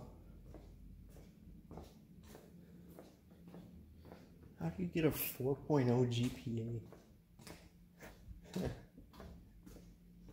How do you get a 4? Justin Herbert. Yeah, I mean, did he take a bunch of easy classes to get a 4.0? Does he know how to write papers perfectly? Wait, is the only way to get a 4.0 is to get 100% on every assignment? Or to do like extra credit and get like over 100% in a bunch of classes? Because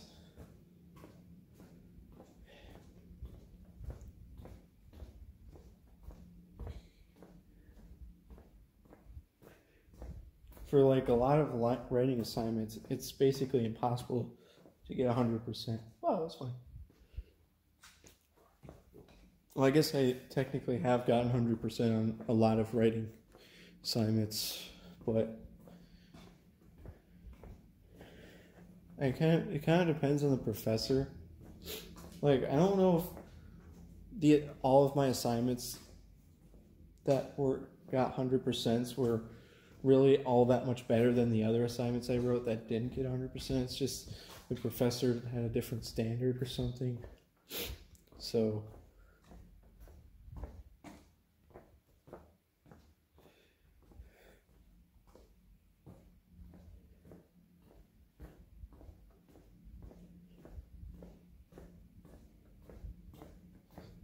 oh, it's funny.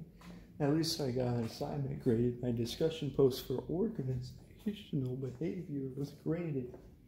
She actually said, "Nice, concise post." And then she said, "Oh, but maybe you could expand on this one thing." And then on my replies to students, she's like, "You could be more engaging with your peers. Like, for example, ask them a question." Guess what? Not a single person asked a question as a reply. I looked through all the replies. I think I would have noticed if somebody asked a question. What? She's like, maybe you could try to be a little bit more engaging with your peers in your reply by asking a question. Or by, for example, asking a question. Are you going to take points off on the next one if I don't just do something like that?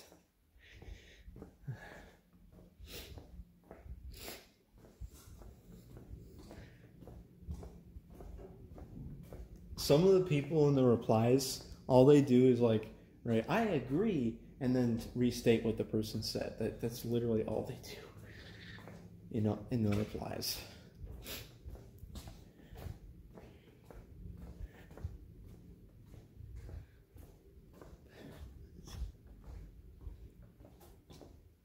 I got 10 out of 10. Oh, fun. That's fun. Actually, the easiest assignment I've had to complete so far is not even graded, so who cares? Yes, that's right. I did an assignment yesterday that's not even going to be part of my grade. It's just, if you don't complete it, you have negative consequences. But if you do complete it, you don't get any positive consequences. So great. Thanks for that. It's the participation thing, Jake, or whatever. Wow. That was funny.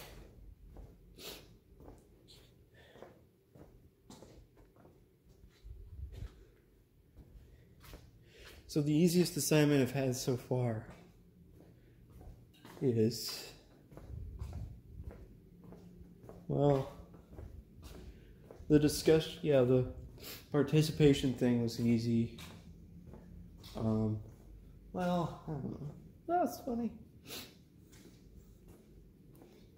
Technically, the discussion post was actually easier, but I just thought I overthought it way more than the participation thing because like I had infinite time, whereas the participation thing I only had 1.5 hours to complete both that and the other assignment. So I basically took maybe 30 minutes to do the participation thing. So it took the least amount of time.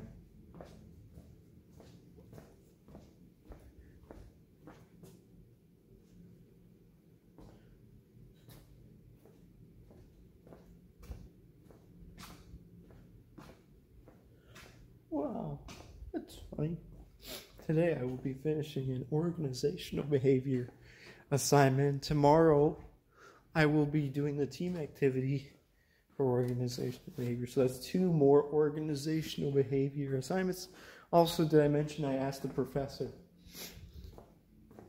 about this assignment that I'm about to do? Because the assignment questions were talking about terms that were different from the terms that were in the self-assessment thingy that accompanies the assignment. And so I sent the question. It's like, they're referring to different terms, but are they supposed to mean the same thing? Is the directions have these two terms, but the assessment has these two terms, so are they referring to the same thing? And the professor said yes, and then some kind of random sentence, and that was it. So I think what I'm doing is hate myself. That was funny. Wow.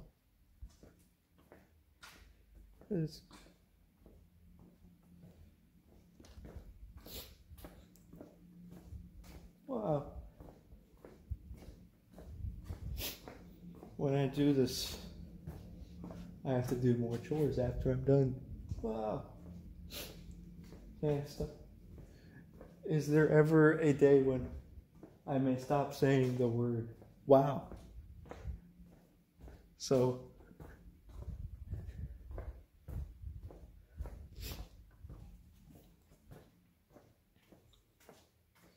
what?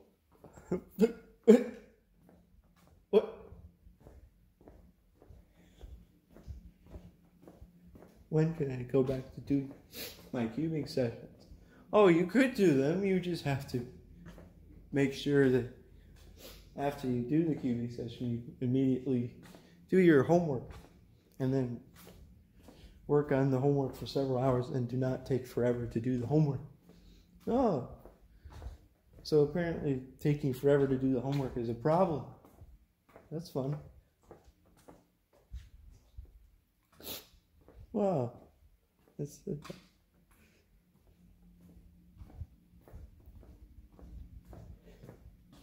I don't have time to do a cubing session tomorrow though, because I have to make sure I finish doing part of the assignment before like 2 o'clock, because that's when my teammate wants to have it done by. So, god dang it.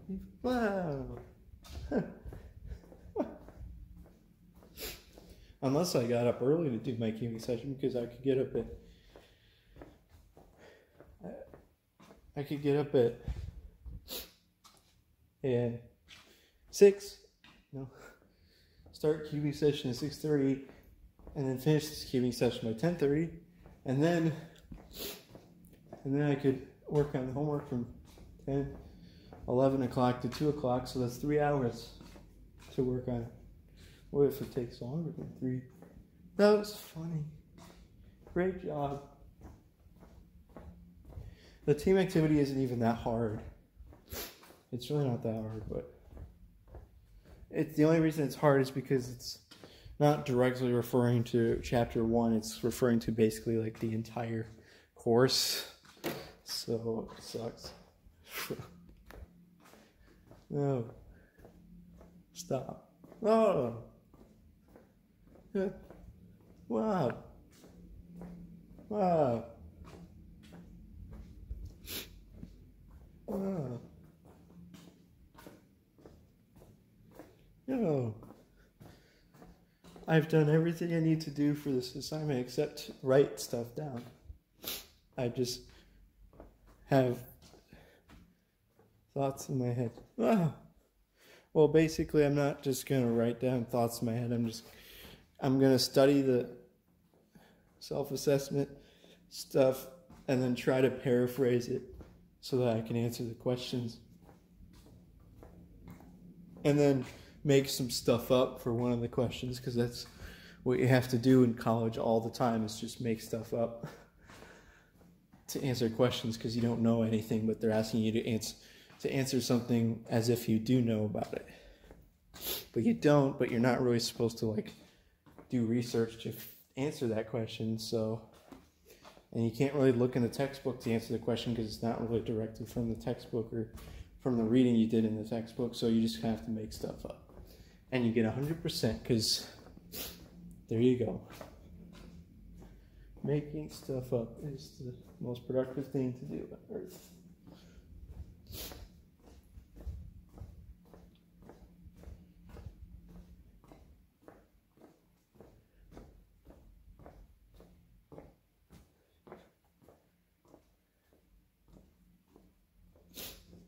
Wow, wow, wow, wow. wow, wow.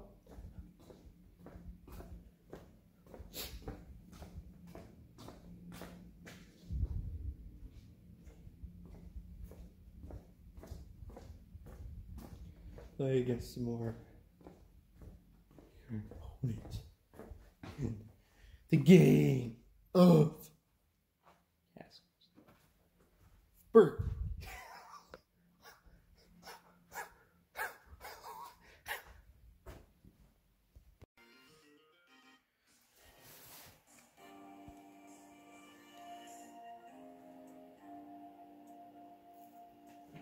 What a miracle. Yes, even if I get up at... Well, it's not like I didn't do any homework in between 8 and now. Because I got up at 8. Even though I stayed up till 2. I keep staying up late every night. You know why? Because I know that the instant I get up the next morning, I'm going to have to start working on my homework. So I don't want to go to bed because I know that right when I go to bed, that's the last chance I have to not be doing homework at that very moment.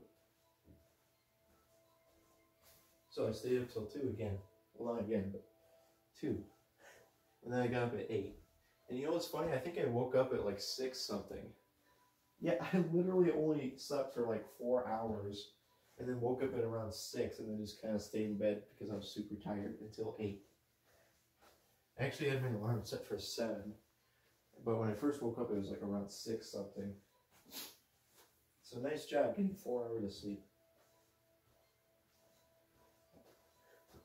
I feel like I would have been better off just getting up at 7, because basically when I found recently that if I set an alarm for a day, for a time, and then I snooze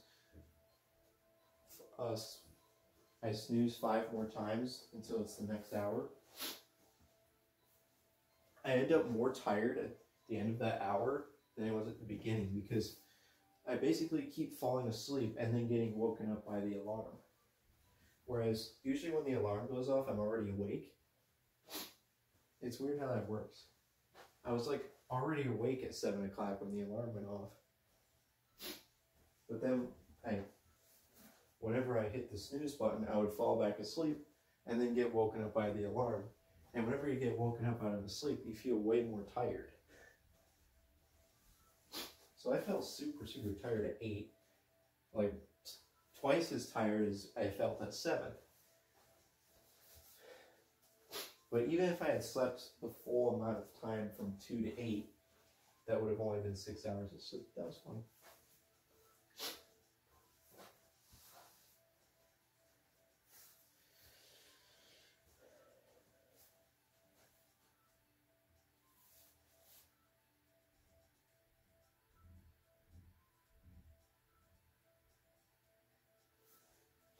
That was a funny snippy.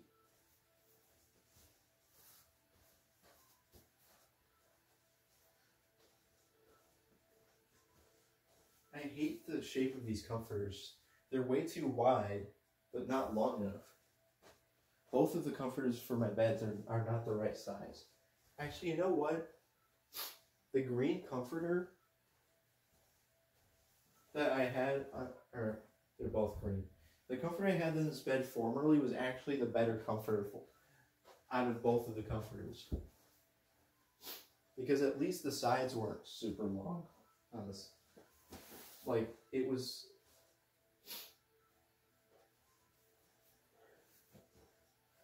Like, I just don't want this specific comforter, because this comforter just has... For some reason, it's made super wide. It's made for, like, a king-size bed. And yet, it's not that long on the end. That was very funny. No, a king-size bed isn't necessarily longer than the other types of beds. It's just wider. So I think this comforter might be made for a king. Well, maybe it's not. Maybe it's not made for a king-size bed. It's just that most people like to have the comforter of their bed symmetrically aligned with the bed, but I don't, because I have my bed against the wall. So you cannot die. I mean me. Oh, yeah.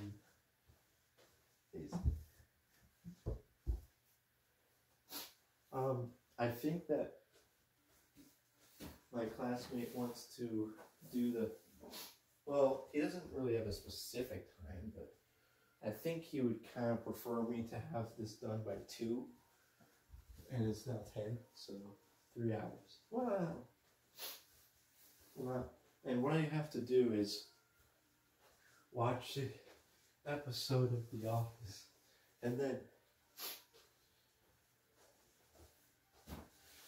I have to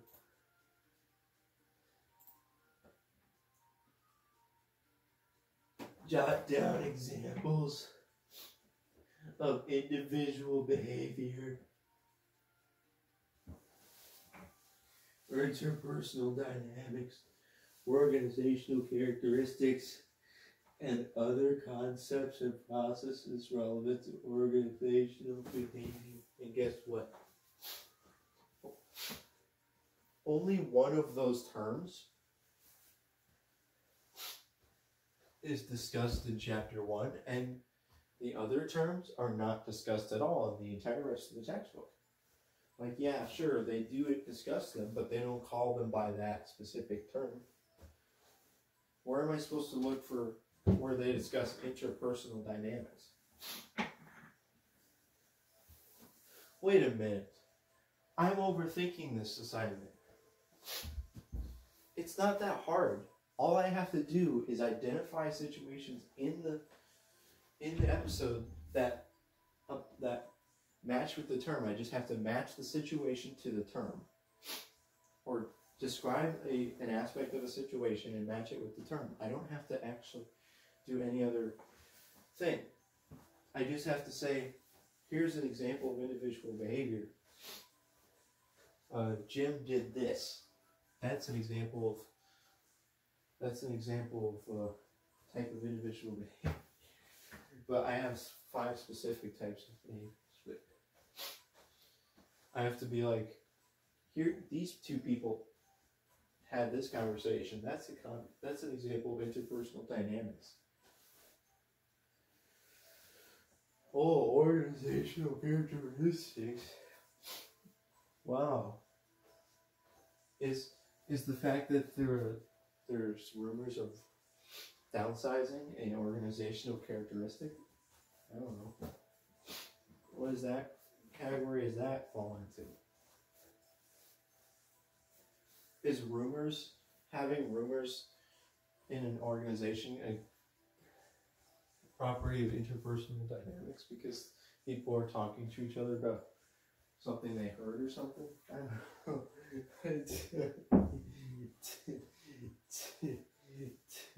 I'm like trying to predict what they will be because I've watched that episode 3 times, I think, before already, so it's like, and then there's this weird, and the main part of the episode is basically where Jim pranks Dwight, but like Dwight wants to form an alliance because of the downsizing rumors, and Jim agrees because he's just doing it for fun to prank Dwight. That was fun. That was fun. And also Jim and interact, so therefore that's called interpersonal. And Michael throws a birthday party for somebody even though it's a month before the birthday. What does that fall into?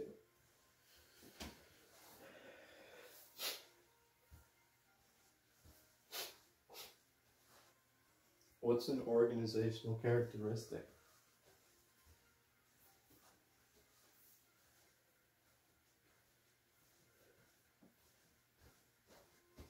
Just any general. That is such a broad term. I could just literally point out anything about anything and it would be an organizational characteristic. Well, it's just a bunch of people sitting in an office, interacting, doing some kind of, trying to work towards a goal of selling paper. But what's the characteristic of an organization?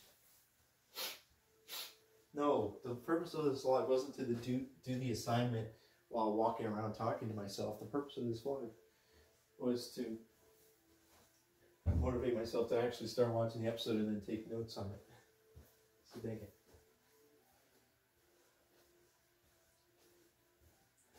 And also yesterday I was able to finish that writing assignment. I wonder what she's gonna give me for a grade, because I feel like it could be anywhere between 100% and like 50%, because like, well, so to answer the first two questions, I only wrote one sentence for each question, so she might take off points because I didn't elaborate enough on those questions.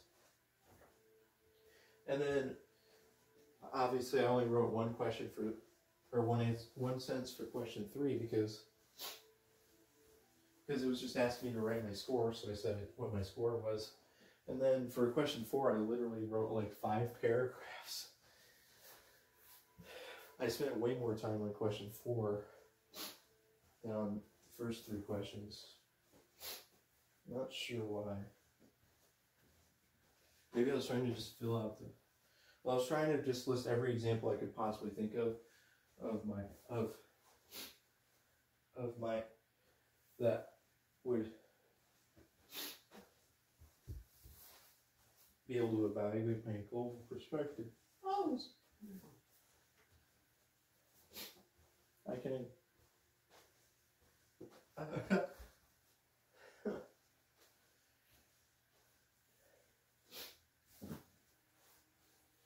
So, like, I wrote one paragraph with 2 sentences to answer the first 2 questions, and then to answer 3, I wrote 1 sentence, and then to answer 4, I wrote like 5 paragraphs. 5 short paragraphs, but 2 paragraphs.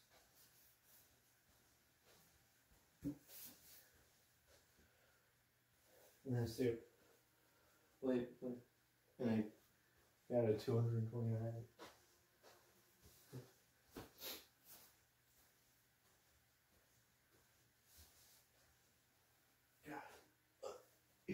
You know what's funny? I could do the whole assignment without watching the episode because I've already seen the episode.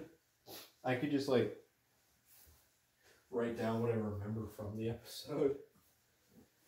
But because I remember, well, not just what I remember, but what I read about it in the summary of the episode, because I actually read the summary of the episode on Wikipedia. Like, I literally don't even have to watch the episode technically. I could just read the summary on Wikipedia and then do the entire assignment based on that. Well, that's only if I'm in a desperate situation. That was funny.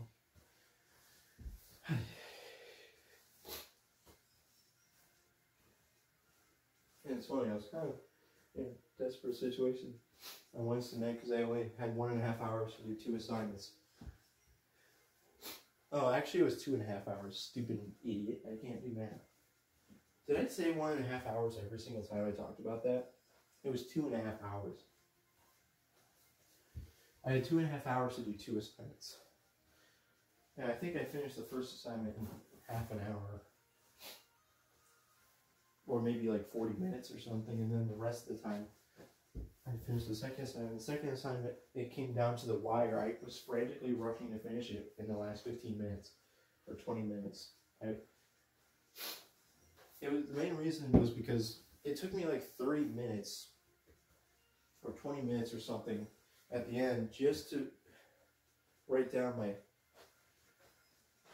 citations, because the sources I had chosen were so incredibly difficult to write citations for. I had no idea how to do it. That was funny. Nice.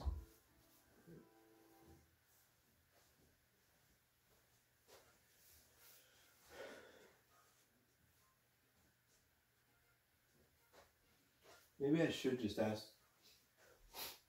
somebody to buy a new comforter. Because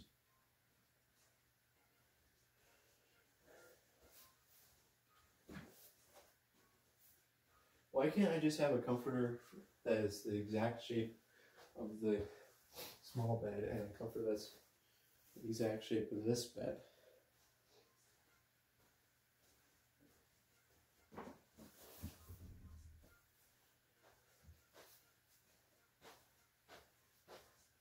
It's funny how I'm wearing tons of clothes. That was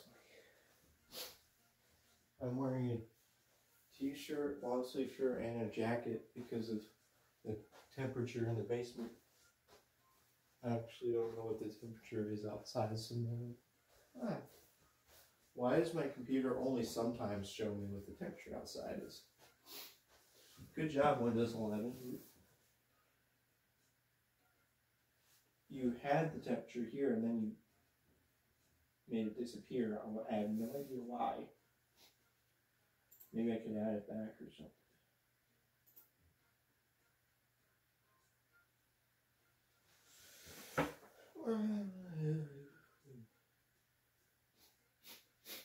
You don't have an option to do that. Stupid.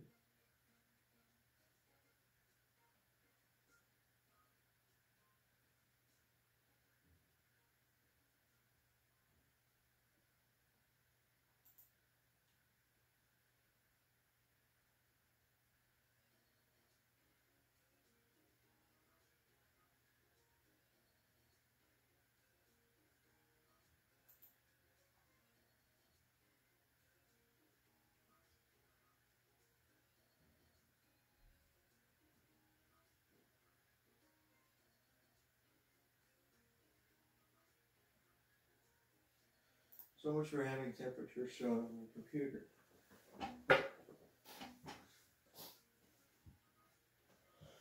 Whoa.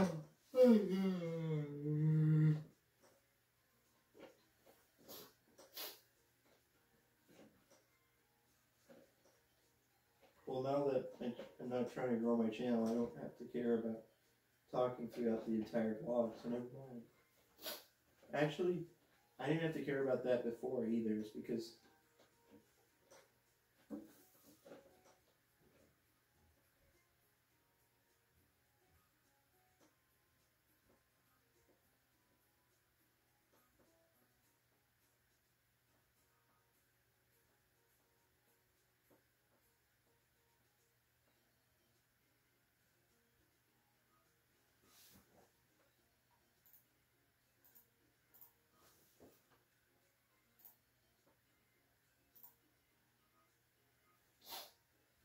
that was funny.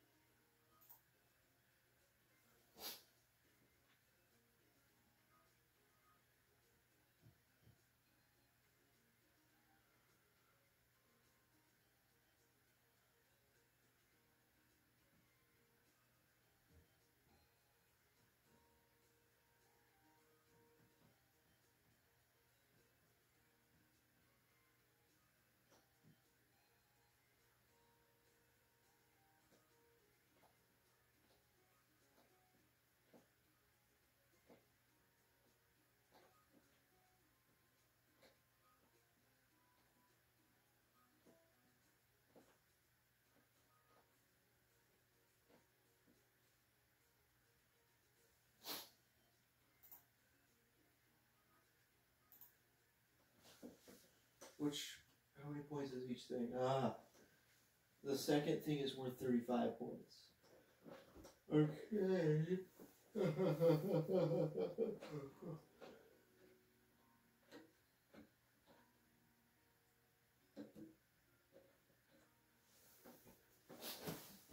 Dang it, and I can't just stop when I'm done. No, you can't think about what I do after. It's just stuff. That was funny, Steffi. Wow. Maybe I should try to take that exam. Okay, shut up now. Oh.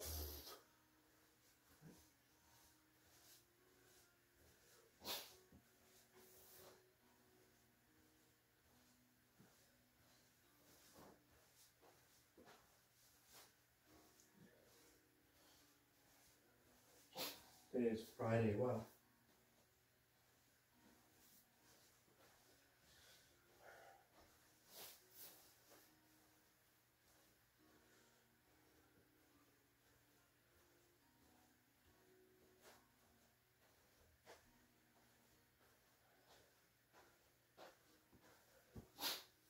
I mean, it's not going to be that hard, really. It's just, I'll be able to notice things in the episode and then write them down and say, this is an example of interpersonal. Here. Well, our name is Ernie.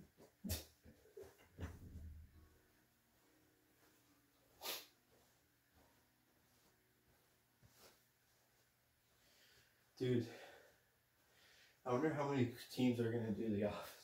Also, fun fact, one of our teammates has never responded to any of our emails. So, that's awesome.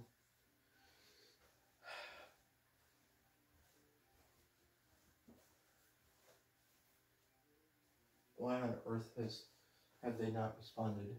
I saw they posted their discussions in the discussion posts.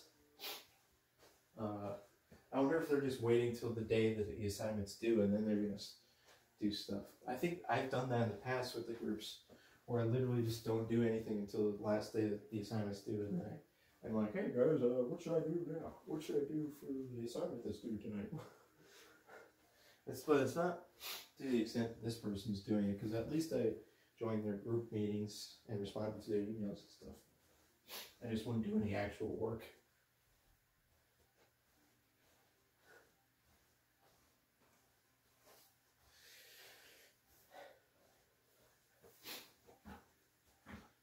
It's weird because this person, they haven't responded to our emails. They didn't join our Zoom call. They haven't posted anything in the forum. But the weird thing is they post discussion posts for a different assignment. So it's not like they're just not in the class. They are in the class pretty clearly. They're just not participating in our team for some reason.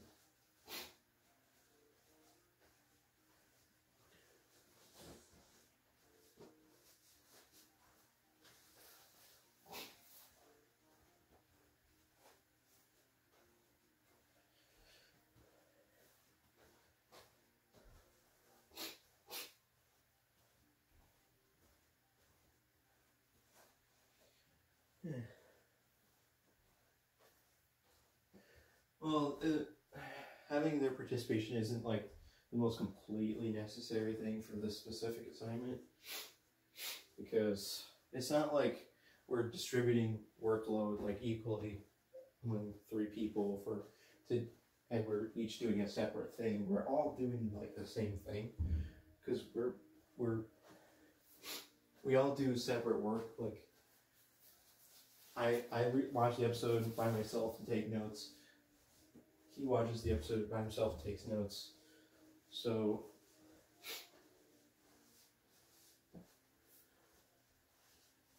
it's not that big a deal that the third person isn't watching the episode and taking notes. That's actually less work for us, technically, because that's less work to try to integrate what they wrote into what we wrote. That's me. So it's not actually that big of a deal that they're missing for this. It's just the principle of the matter. Like, you're not even involving yourself in our first team activity at all. But anyways.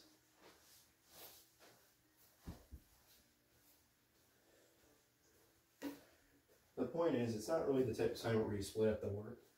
Although, I feel like my teammate has been doing more of the work for the assignment, because he wrote the entire team contract by himself, and then he offered to do one of the steps of the assignment, which was to compile all of our notes and stuff into the document. So, I said, wow.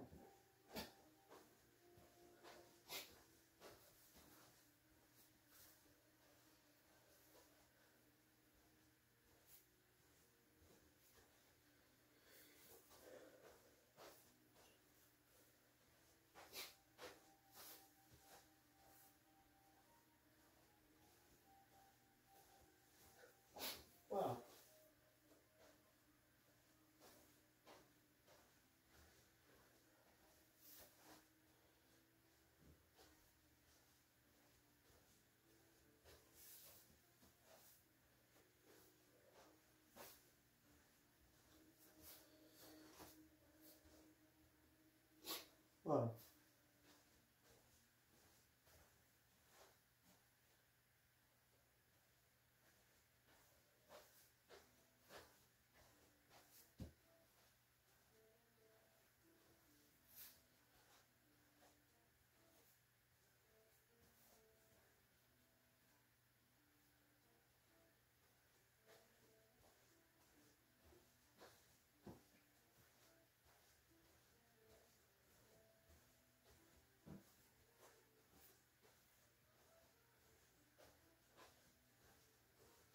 Wow.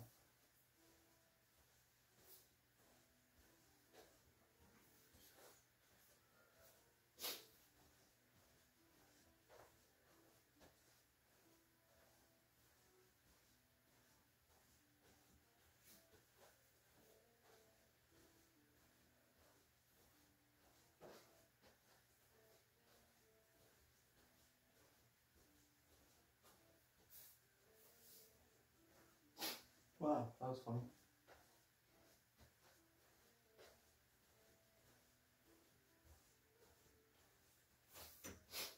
Wow, that was fun.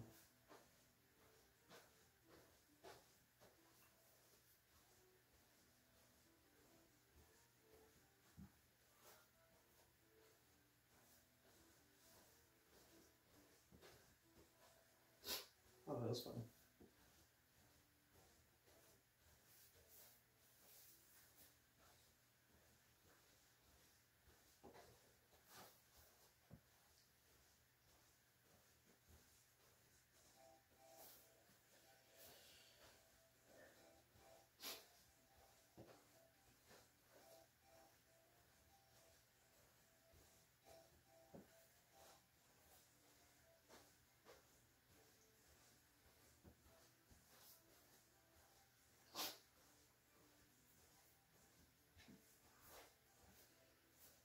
It's funny how after an entire week of staying up late, I still wake up early in the morning. Okay, now I'm done. I mean, I'm.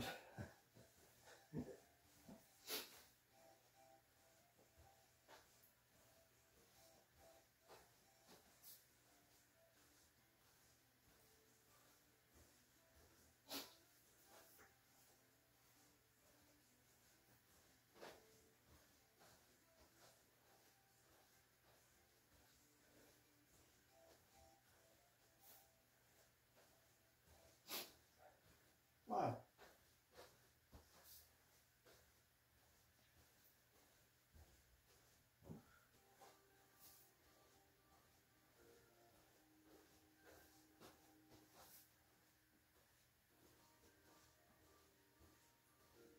Wow.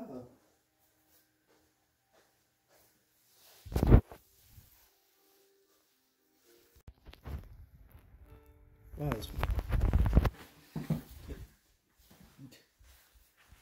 Wow.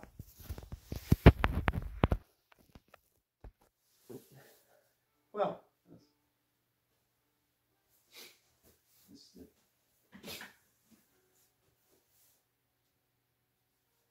Wow.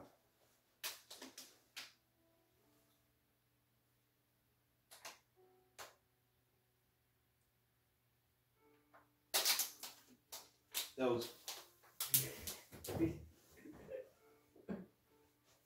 Wow.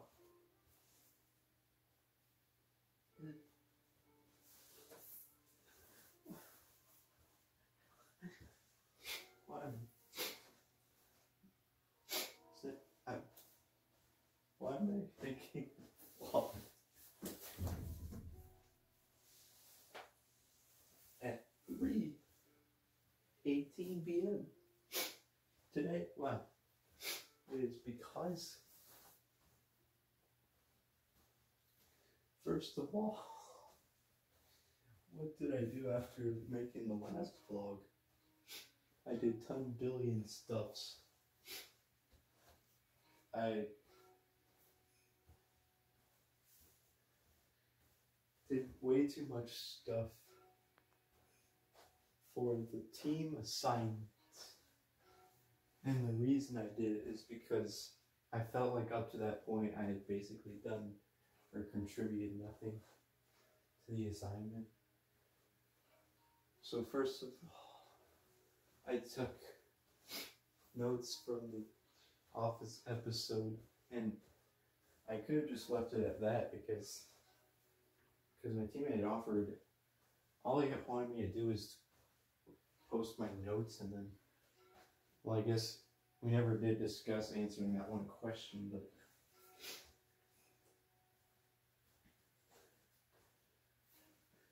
but what I did after doing the notes, instead of just stopping there, I was like, and then I was like, this is way too many notes. Like, what if it's a little bit too overwhelming for him to look through all of my notes and find something to include, or pick things to include? So I just chose like 2 little points that I made from my notes, and I was like, so out of all the notes that I took, all I get from this is 2 little sentences. So basically, all I contributed to the whole assignment was 2 sentences. So then I was like, well, it's not that hard to turn what we have already into a paper. All we have to do is copy and paste all this stuff into a paper, and then maybe change the formatting or change some of the wording here and there to make it flow into a paper.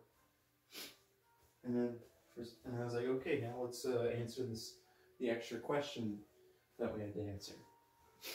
And I answered it with like a 2-sentence thing initially, and I was like, this is not an adequate answer.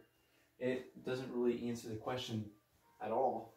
So I was trying to think about logically how to answer the question, and I gave a logical answer to the question, and then wrote that into the paper, and then I added the references at the end of the paper, which was, I referenced the textbook and also the episode of The Office that we watched. So,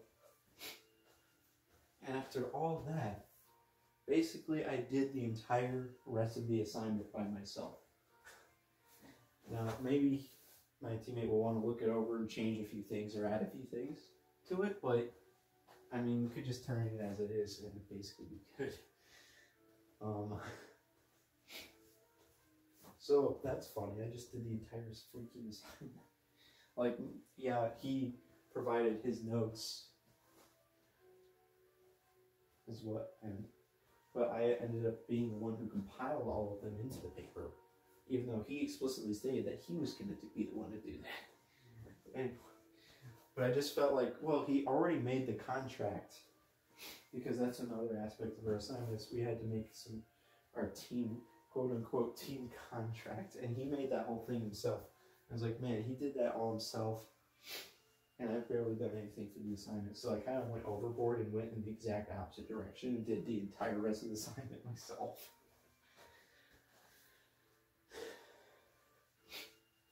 Nice job.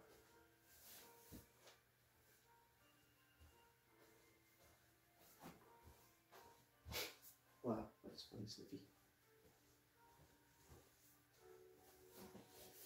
And then I was like, ooh, let's just not do anything else for the rest of the day.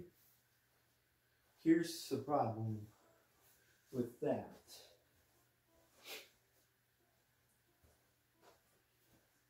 Because of the way I usually spend my Saturdays, which is I go to my mom's house, I don't feel like I'd be able to get much done tomorrow on my next assignments. So, and then the assignments, there's a giant assignment due on Sunday.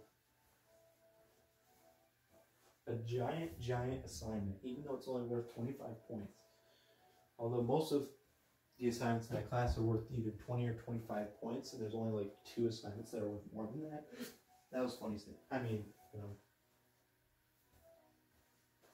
But it's going to take so long. Let me just look at how many terms there are and how many questions there are per time. Because it's ridiculous how many terms and questions there are for this assignment. Like, to say that it would take me 5 hours to complete is actually extremely optimistic. I think it's going to take like 10 hours to complete this.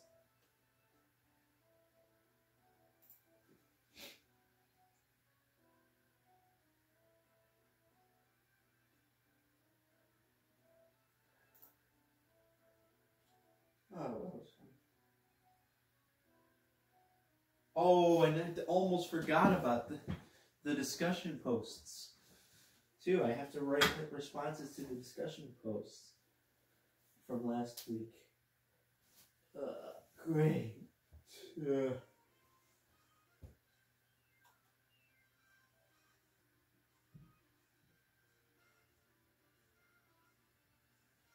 Ow.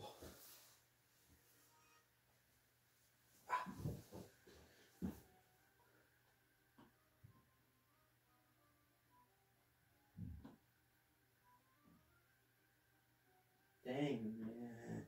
That was a fun. Available till 12. So in addition to that, the discussion post responses.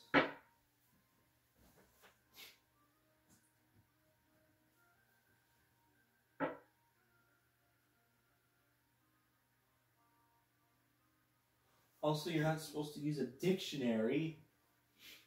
Well, then where are you supposed to freaking find this? How about an encyclopedia? You never said don't use an encyclopedia. You said don't use a dictionary. Oh, guess what? Wikipedia. What's more reliable, an encyclopedia or a Wikipedia or the Wikipedia? What's more reliable of a source? Question. You don't think. They don't actually think about things.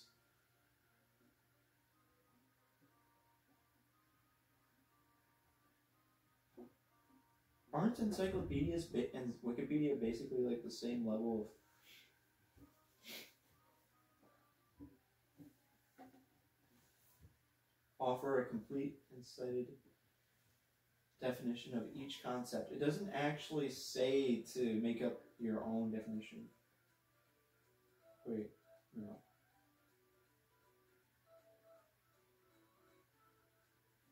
It says do not use direct quotes unless necessary. That is stupid. How do you define the word necessary? Well, it's saying you should paraphrase the definition.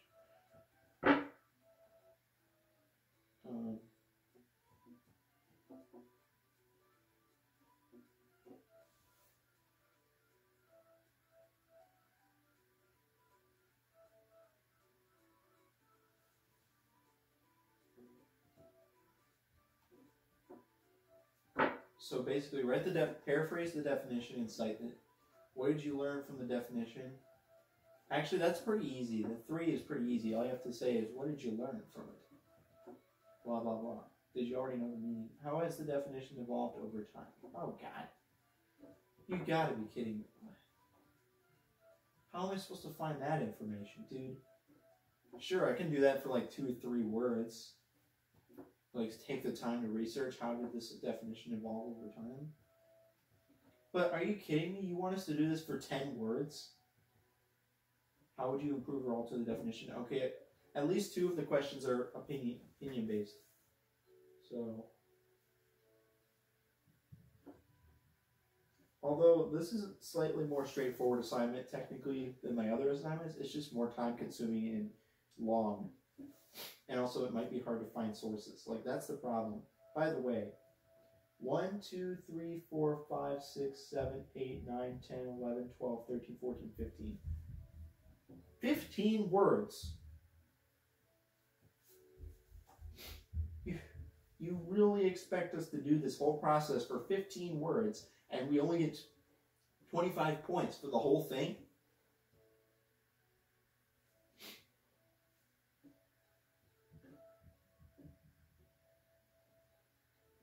You want us to give a very thorough response to each required question. Really? You want us to do that?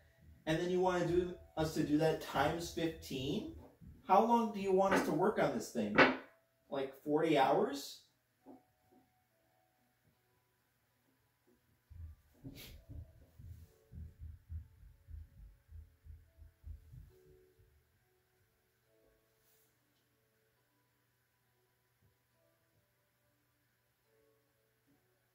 You're only going to give us 25 points for this whole thing.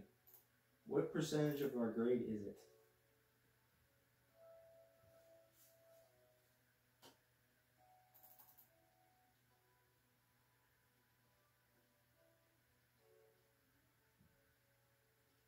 Oh, buddy, you didn't include grading in the syllabus. Nice job. You don't have, well, it has grading scale, but, oh, never mind. Here it is. 280 points. It's a varied amount of points per assignment.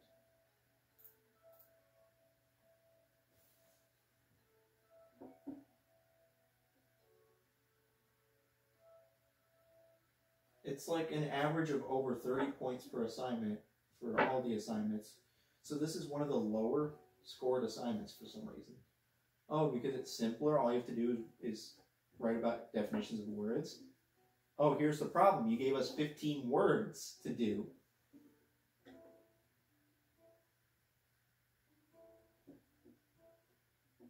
Team casing.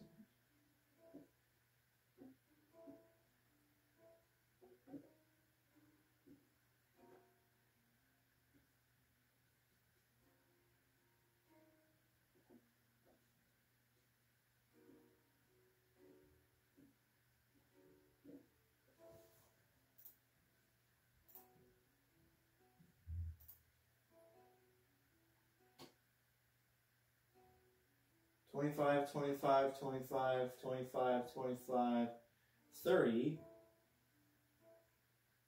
$50, $55. They're worth more as the course goes on. Why?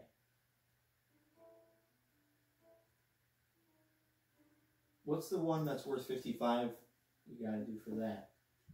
Oh, come on. What is this?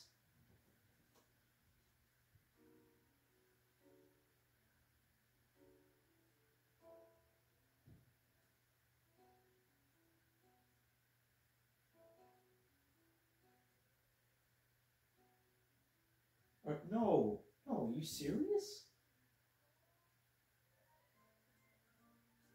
Oh, this is just a hypothetical. I thought it was real. I was like, what on earth? You actually have to do this?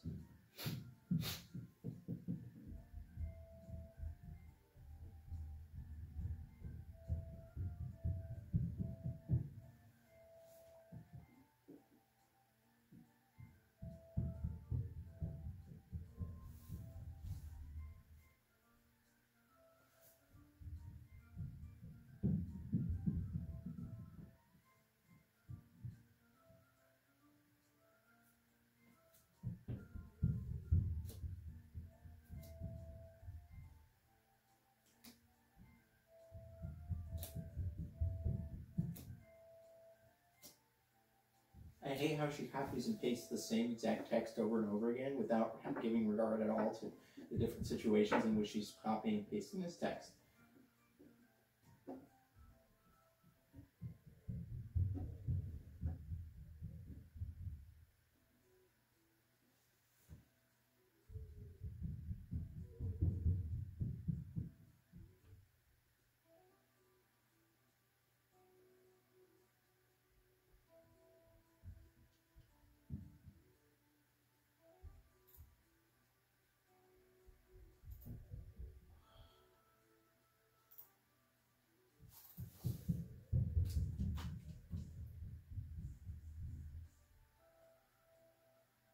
$610 points. 20 divided by 610. The assignment that I have to do this weekend is like still pretty easy compared to that one I just read. That's 55 points. But it's still 15 terms. Come on. I guess it's worth 3% of my grade. Because 20 points is worth less. Or 25 points. Oh, it's 25 points, not 20. It's worth 4% of my grade to do this particular assignment that's going to take like 10 hours.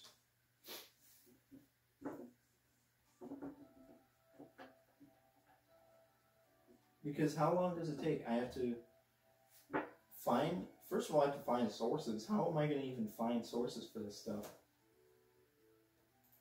I can't use a dictionary, Wikipedia, or sources used in the lesson. I have to first find a source, then I have to find the word and the definition, and then paraphrase that definition, and then answer 2 opinionated questions, and then figure out how the definition has evolved over time. How am I going to even know that? I have to do that 15 different times. Figure out how the definition of a word has evolved over time. Are you serious?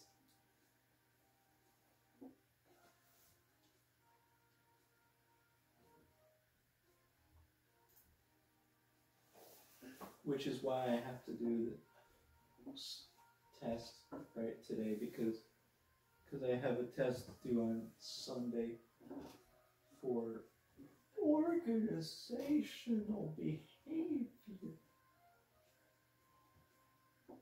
If I don't do the test right now, that means I would have 3 different assignments to do on Sunday, one of which is the 15-term assignment. The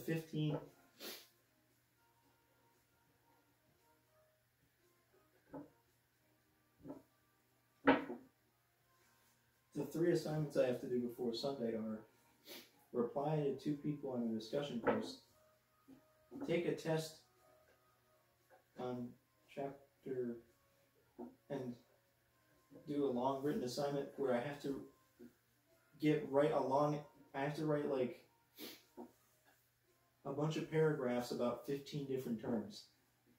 Literally like 5 paragraphs times 15. Let's see here. And it's not 5 paragraphs because the definition is only 1 sentence. Okay, I guess each thing is not really... It's like maybe 1 paragraph per term, but still, it's like 15 paragraphs. An assignment where I have to write 15 paragraphs, and I need to stop.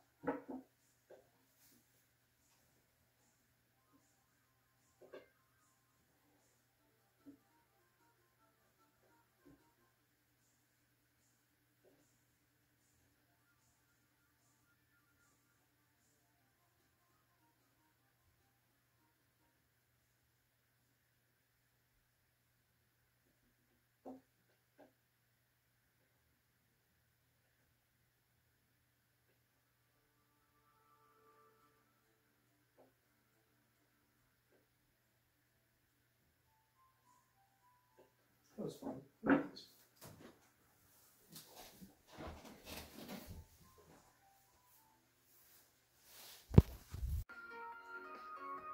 Yeah.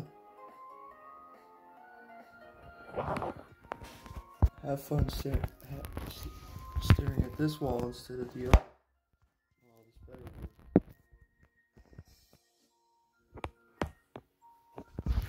be. It was supposed to work. No, it works. Have fun. I mean, the reason is because my phone is low on battery, so I have it plugged in. That was fun. Wow. When did I make a vlog last?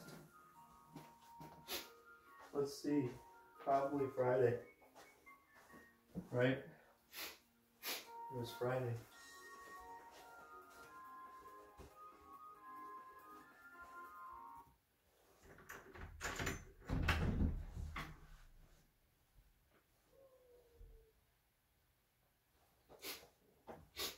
It's funny.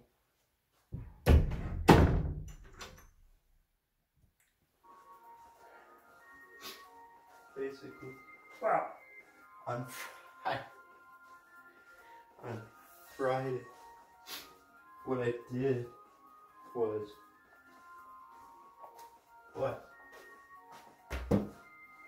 the group assignment, and I did the test.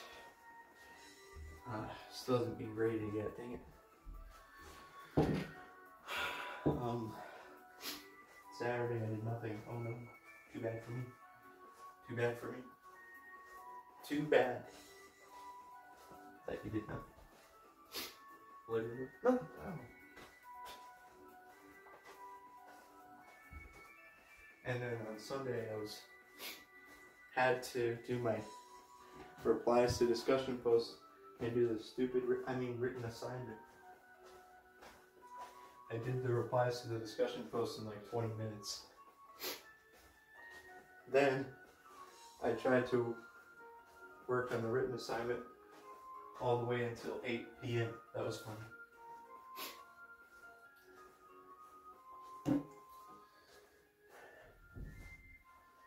Deal.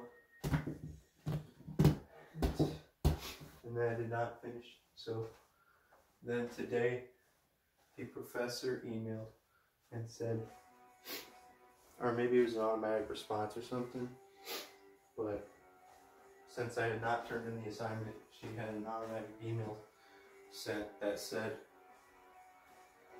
that this is the one This is the one pass you get. It's only on the first week of class. So you can turn in the assignment and get full credit this time, but next time you will get the late penalty. So that means apparently I can actually get full credit for these, even though I didn't turn it in on time. And you might be wondering, why didn't you turn it in on time? Because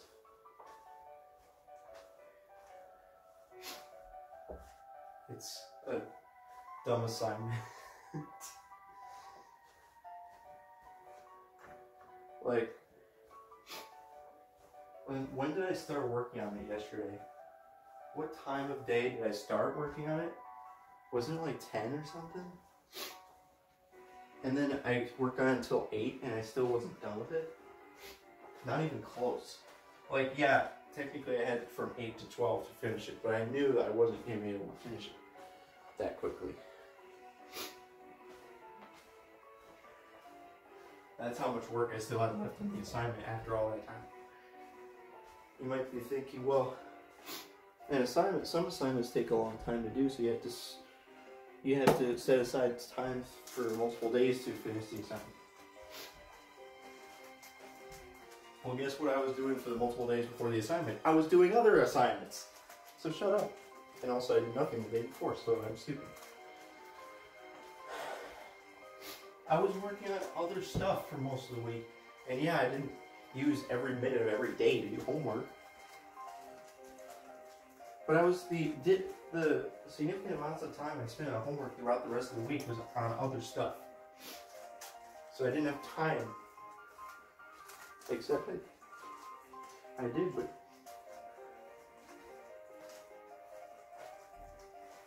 consider this. Consider this. I spent less time not doing homework than most college students spend working last week. Okay. What if I had a full-time job? Most of the students there have at least a part-time job, if not a full-time job, and how the heck are they supposed to have time to do all that stuff?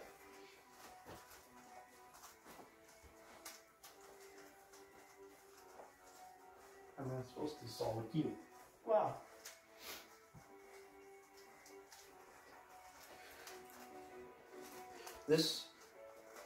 The requirements for this written assignment were completely ridiculous. It gave us 15 terms. Here's the entire assignment. There's 15 terms. You have to do research to find a definition for the term. You have to paraphrase the definition, cite the source, then say, what did you learn from the definition? Would you change the definition? And then here's the thing. Here's the thing that gave you the most trouble. It literally took me like 70 to 80% of the time yesterday to spend on this one thing. And it was, how has the definition of this term evolved over time? Does the professor realize how hard that is to find the information for every term on how the definition of that term evolved? Does she realize how hard that is? Not only is it hard to do, how on earth am I supposed to find a scholarly source on that? And how am I supposed to find a scholarly source that does that for all 15 terms that you have listed?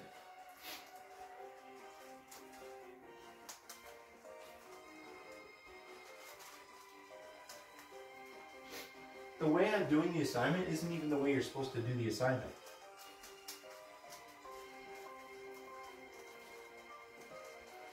You know why it took me forever to find sources for the assignment? It's because I didn't actually know if the sources I had found were scholarly sources, because they were basically just web pages made by universities that had a glossary of the terms, and I didn't know if that counted as a scholarly source, so I kept looking and looking and looking.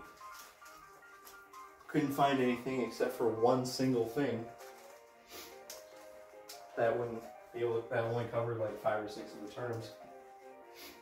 So then I had to just settle for using all these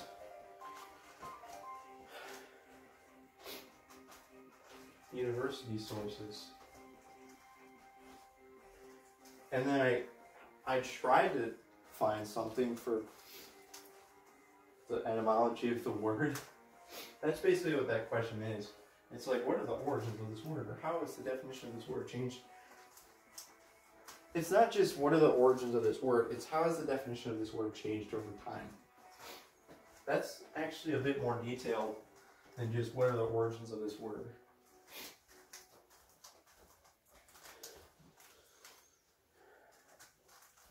And some of the words, their definition hasn't really changed much. That much. Like, prejudice basically has meant the same thing forever. Like, even back to like the 14th century or something, that's exactly what the word prejudice meant. So like, what do you want me to write? It hasn't really changed? It hasn't changed at all?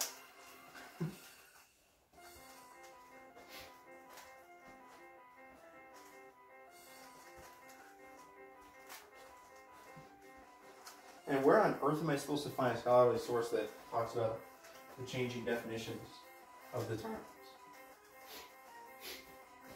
I tried searching into, I guess I only did Google Scholar, but Google Scholar is like way better than the library, Carmen library thingy. And even that I wasn't able to find anything.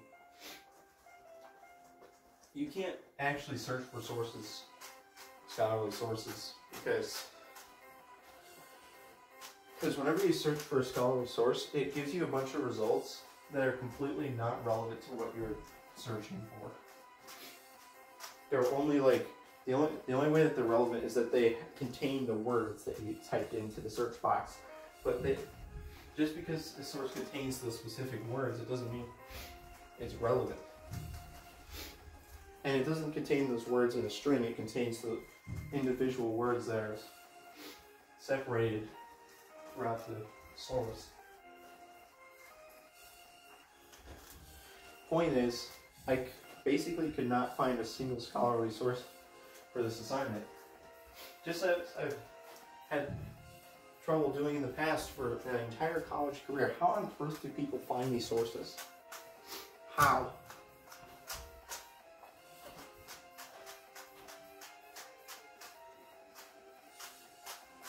It's impossible to find it. Because the things that you're supposed to write about in these classes are not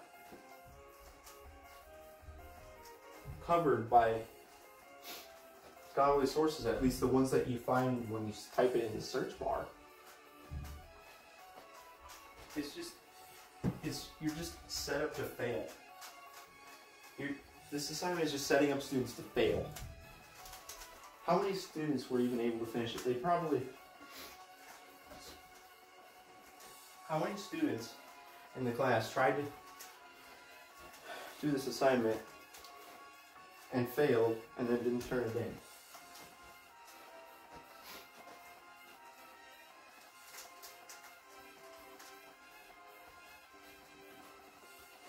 This is supposed to be like the easiest assignment in the class. It's literally just terms. Look up definitions of the terms and talk about the term.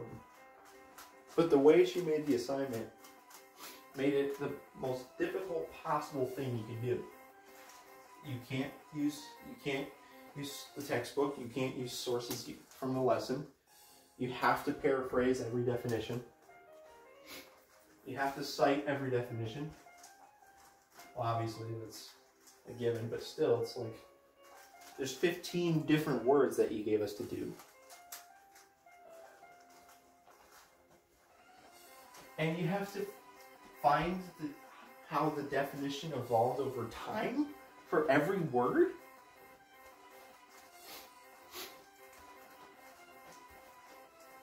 Where do you find that information exactly?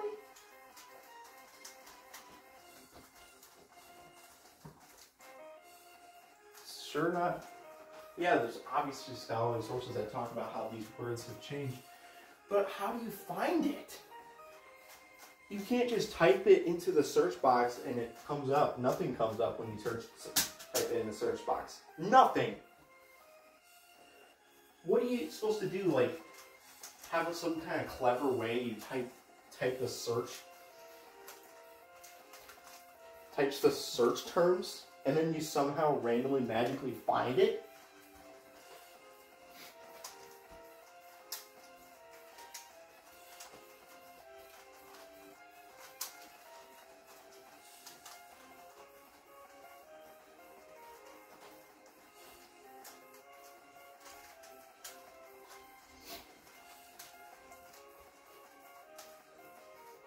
What great feedback I got in my discussion post.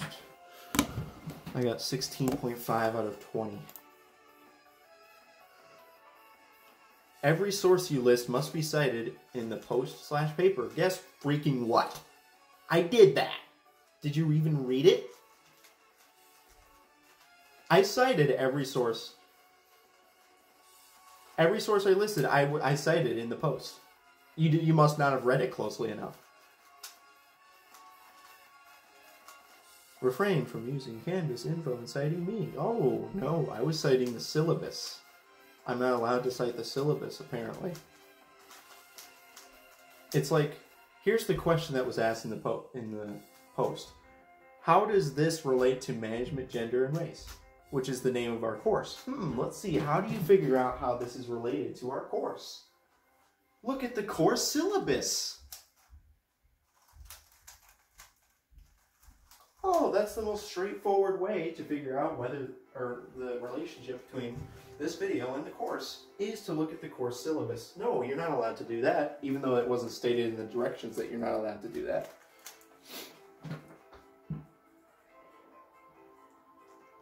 Do research. Yeah, that's easy enough. Just do research. You're having trouble with the assignment? Just do research. This assignment, which basically didn't require a single ounce of research in the questions. The questions didn't concern research at all, except for one which was like, how does this video relate to management, gender, and race? What prompted Procter & Gamble to make this video? So I'm going to have to look up, let me get this straight. To answer the question of what prompted Procter & Gamble to make this video, I have to look up a scholarly source. Do I have to look up some kind of scholarly article about what Procter & Gamble's motives are or something? What are you talking about? I have to type into Google Scholar or the library search bar, management, gender, and race. Then figure out what management, gender, and race is somehow, even though it's the most broad thing on the planet. And then relate it to the video. What research did you want us to do for this assignment? You clearly asked two questions that may have possibly required research. One of them was, how does this video relate to management, gender, and race? The other question was, what prompted Procter & Gamble to create this video? I did the most logical thing possible for this question. For the management, gender, and race one, I looked at the course syllabus to see what that subject had to do with what that subject was, and then related it to the video. The second question, what prompted them to create this video? I looked at their website, and I looked at their conversation guide which explicitly stated why they made the video. And then I wrote that in. Oh, that's the wrong way to do it, apparently.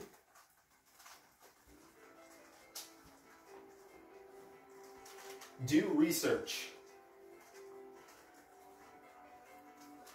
That's a clear instruction. Do research. I'm just going to point my finger at you and tell you, do research.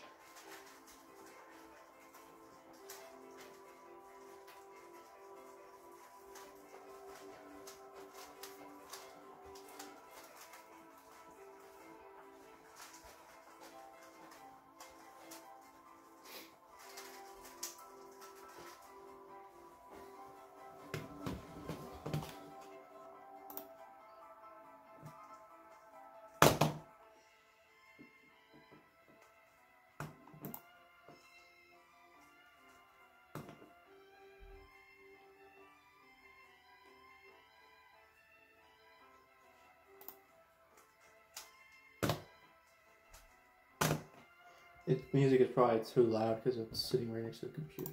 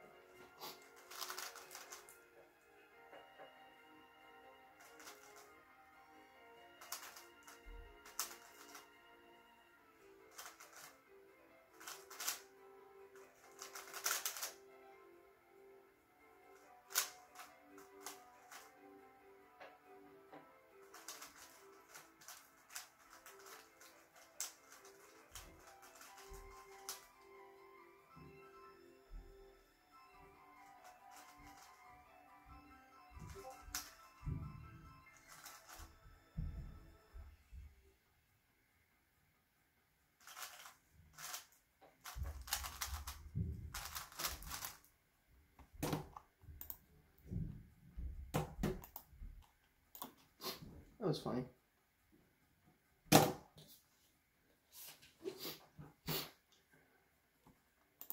So, long story short, I used 1 million sources for the evolution of definition question. I basically used a different source for every single term, so that's like another 15 sources added to the assignment. I had 15 sources, one for each word to figure out the origin of the definition, which took freaking ages. Thanks a lot. And then basically like 5 other sources for the actual definitions. So I have 3 full pages of sources on my reference list, which I had to literally write the citation. I had to write the bibliographical reference for every single source that I found that I used, which took 10 billion years.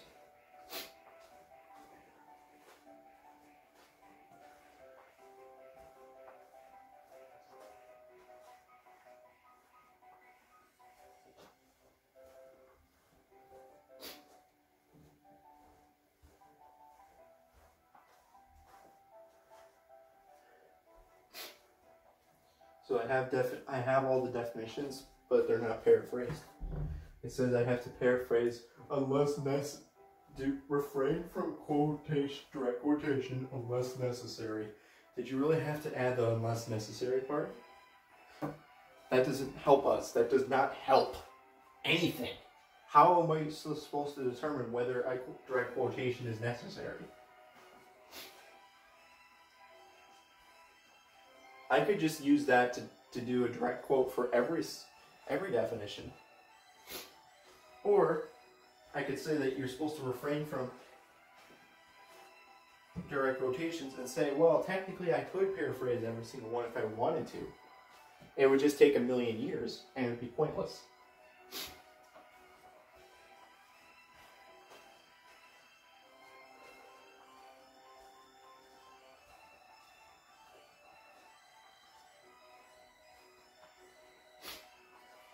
And I have a link to the pages.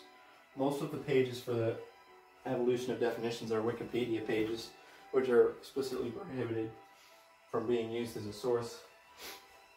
Except for the fact that I literally can't find the answer anywhere else. Well, I could have found it somewhere else. I could have used the etymology website, technically.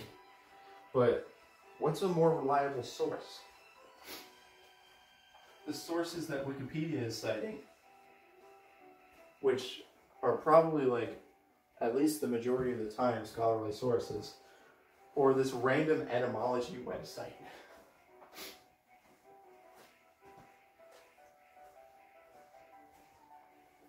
Oh, Wikipedia is not a reliable source. I could have just directly cited the sources that Wikipedia used.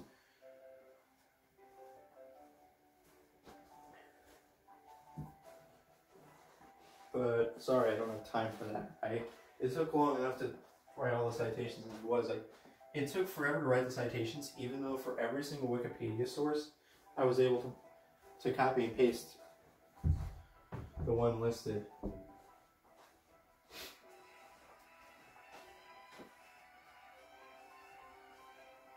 Oh yeah, guess what? I can't drop the classes without taking a 50%, paying for the 50% of the classes, even though it's only been a week.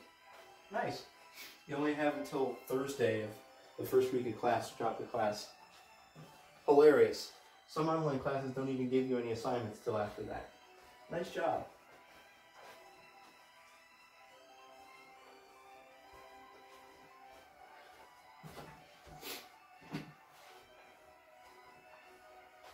Actually, I need to see what the deadline is for the 50% thing. I think it's like 20 something.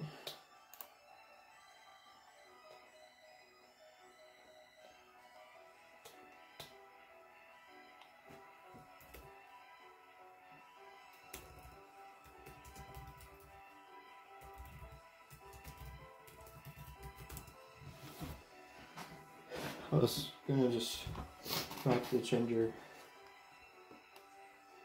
class, but I would have to pay for 50% of the tuition. So technically, we can keep trying to complete it until the next deadline. So what is the next one? This makes no freaking sense.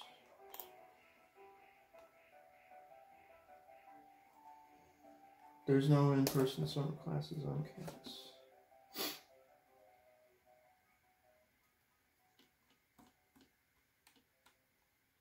It's actually not the 20th.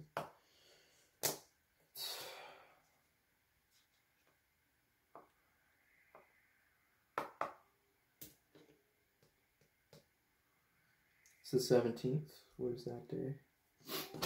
13, 14, 15, 16. It's this Friday. Nice job.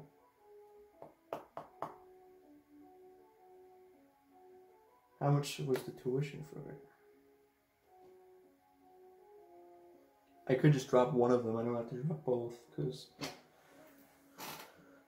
one class is clearly much harder than the other class.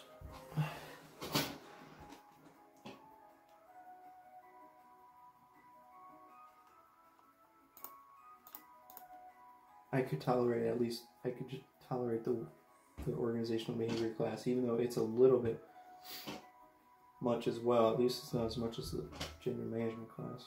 Or is it?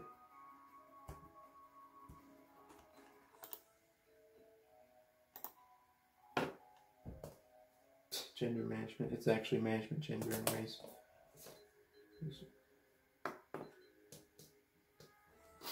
Technically, I could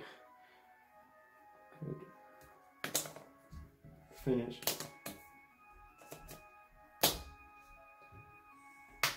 the assignment. Like my professor said, you will not have any late penalties, so as long as you turn it in by Tuesday, this one time I'll give an exception. So technically I won't even get any points off if I turn it in tomorrow instead of today.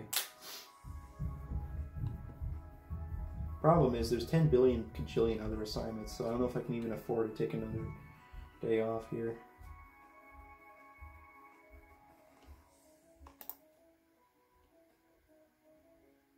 How much did that cost?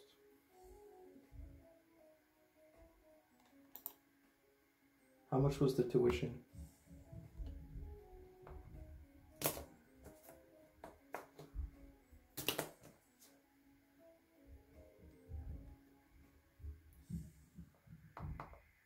I had to pay $300 just because it was an online class. At that rate, I wonder if it would have been just cheaper.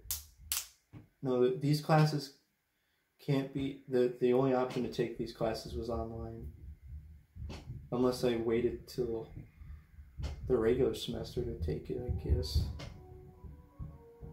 What costs more, driving to the campus all the time or paying $300 because it's an online fee? Probably driving still. Nice segregated fees. Tap tuition. Well, if you divide that by 2, you have 13.5. It's like $1,300 So it'd be like $1,300 went down the toilet. But here's the real question. I guess the last time I dropped a class,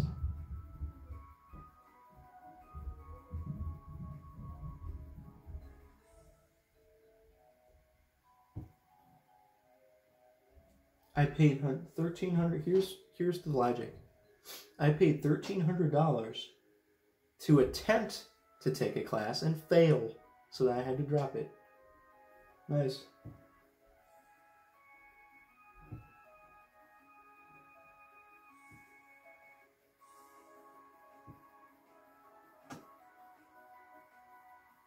These classes are not the same as my previous classes. Man, I would be so happy to have my previous classes that I took. Man, I thought the human resource class was hard. That's hilarious. That is so funny. I would rather have that class. I would rather have the human resource class again than this management, gender, and race class. Because of the professor.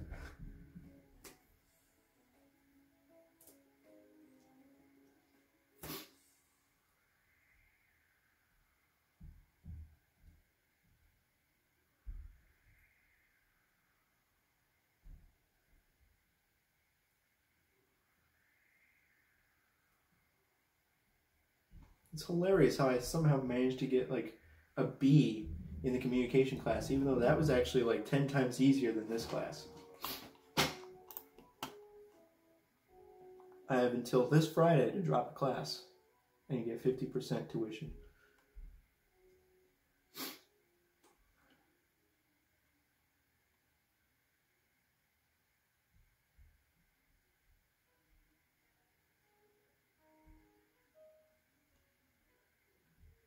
And I have July 15th to drop a course.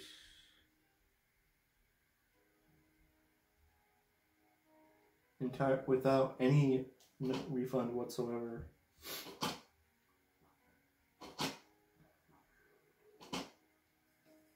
But anyways, how long did I get 50% of my tuition for the human resource class?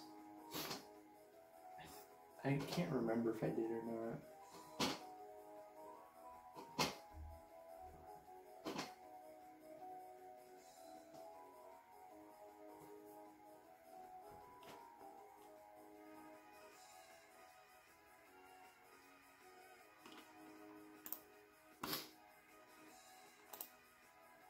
It's so hilarious how my summer human resource management class is still stuck on Canvas for some reason.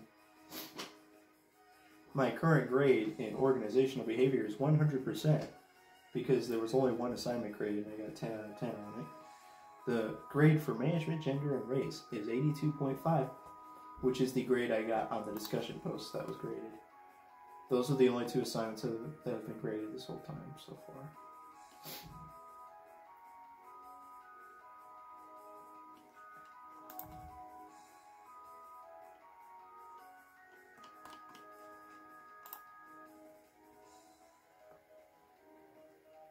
How long will it take me, that was funny, to finish this assignment where I have to write, there's basically 4 questions.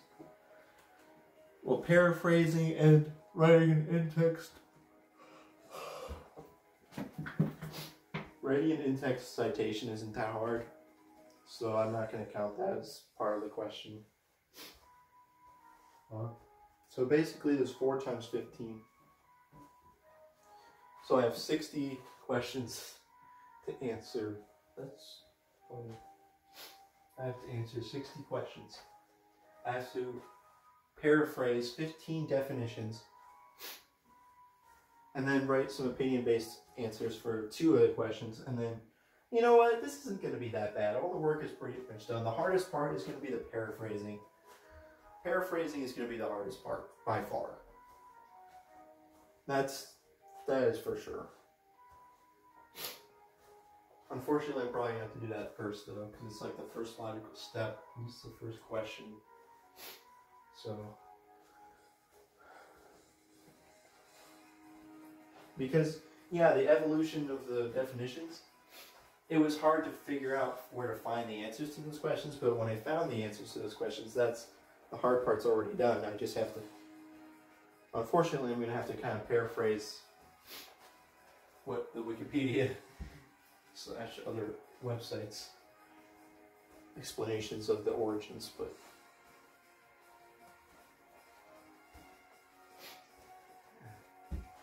stop trying to be falsely optimistic.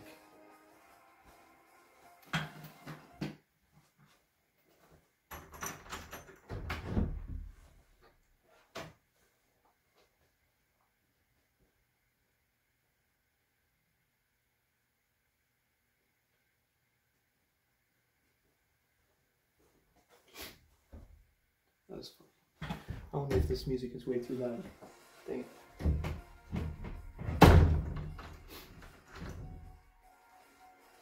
Could I have possibly finished this last night? Or in between 8 and 12 or whatever? It may have not have been, it may have even been later than, well, I could have technically skipped eating dinner and just tried to finish the assignment without eating dinner. Yep, that's what it came to last night. I was at 8 o'clock. I had done all the research for the assignment, I just hadn't done the assignment yet.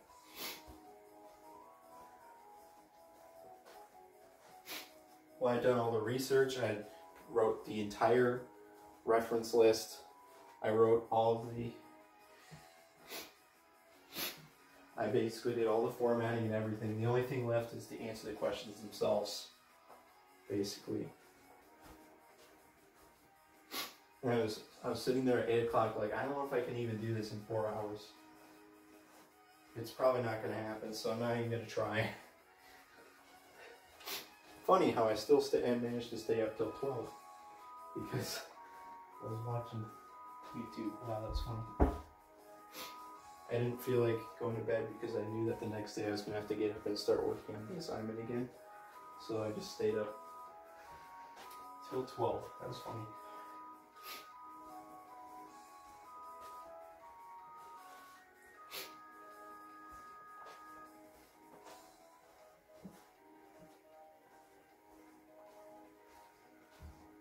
And then after this is done, we have some stuff due Wednesday, Thursday.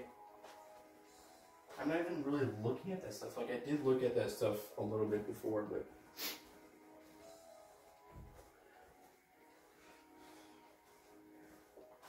I can't really afford to wait till Wednesday to do assignments again.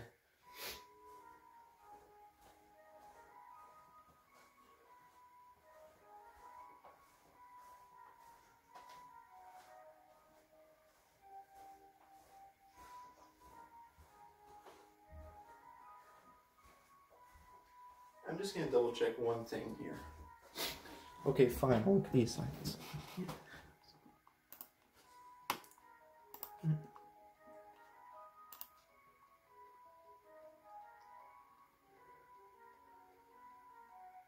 What about the discussion post? I thought we had a discussion post.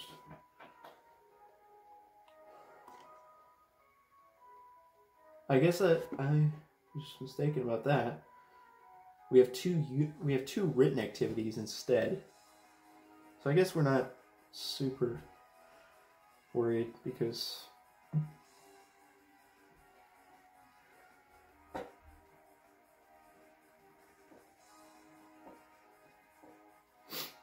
for organizational behavior we have a written assignment due on the 16th, which is Thursday. Oh, you know what?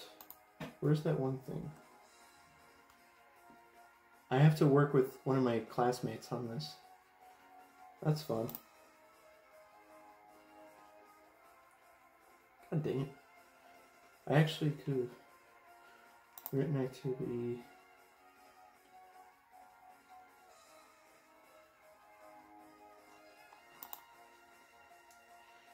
One written assignment is due. Oh, you know what's hilarious? The written assignment is worth 10 points, and it's probably going to take longer to do than the one that's worth 50 points. The written assignment is due on Thursday, Friday, Saturday, Sunday. The written activity is due on Sunday. So anyways,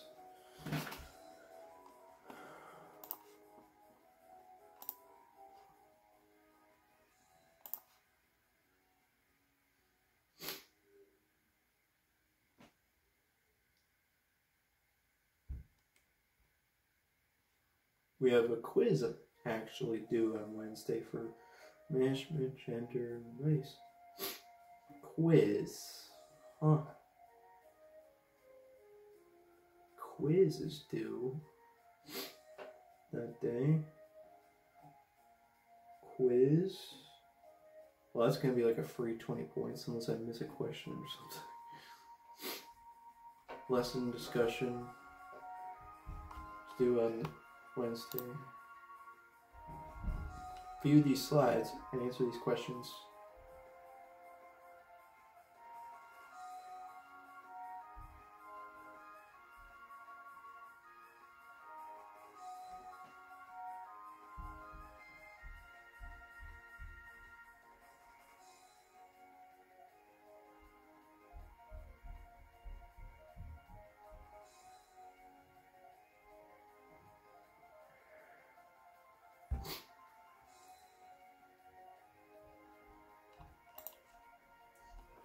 The discussion where you have to do research for it, nice.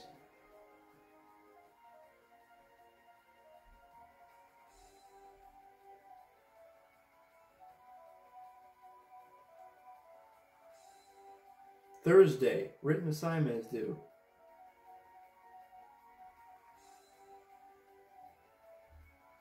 Friday, Saturday, Sunday, Monday, Tuesday. Tuesday, another written assignment is due. That's interesting. Fun. That's hilariously fun. What do we have due Thursday, folks? What do we got due Thursday? 2 things. An organization assignment and a gender assignment.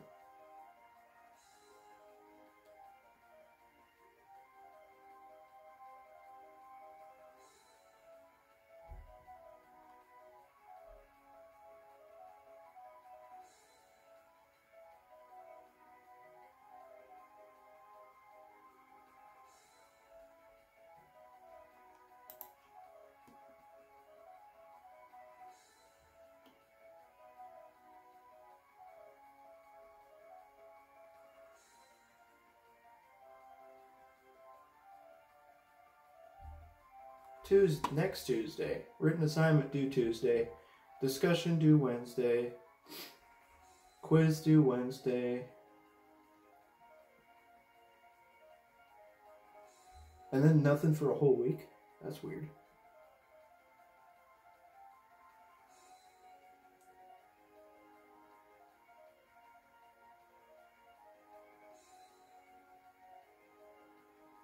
Why on earth did you make one of these due on Tuesday instead of Sunday? That's just really weird. You're giving us an entire week off, but we have to... You're basically moving one assignment due from Sunday to Tuesday for no apparent reason. That was fun.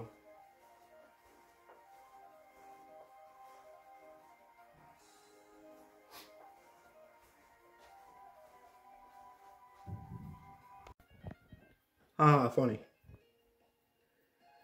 I still haven't done anything for the assignment, so you might be wondering why. It's because I noticed nobody was here, so I ate lunch. That's logic. I can't get the phone to stay up, dude.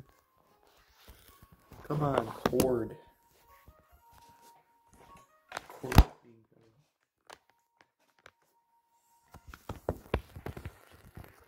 How did I get it to stay up before?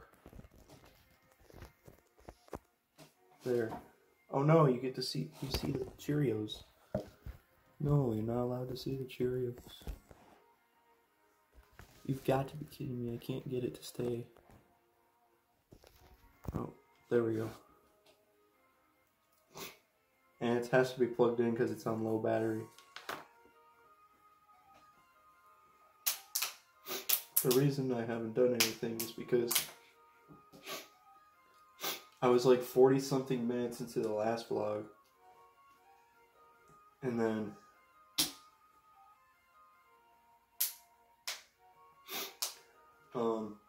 Oh yeah, I think I stopped the vlog and went to the bathroom and then started it again. And then 5 minutes in, I realized nobody was here, so I decided to go up and eat lunch. Oh man. Great. I have 3 different types of food down here. Throw a snack later. That was funny. It's 2 o'clock and I still haven't started yet. Because I got up at 10, ate breakfast, took a shower. And then here's the thing I watched about like an hour of a YouTube video, because last night I was watching a YouTube video and it was like 12 o'clock and there was like an hour left in the video, but I was extremely tired. So I wanted to just watch the rest of it today. So that's why I watched the rest of it today, and then I stopped. And then made the vlog, and then ate lunch, and now I'm making another vlog. I haven't even started. And you know what's funny? I technically don't even have to do it today because the professor messaged and said that I get a pass for this week. So as long as I turn in by Tuesday, I'll be fine.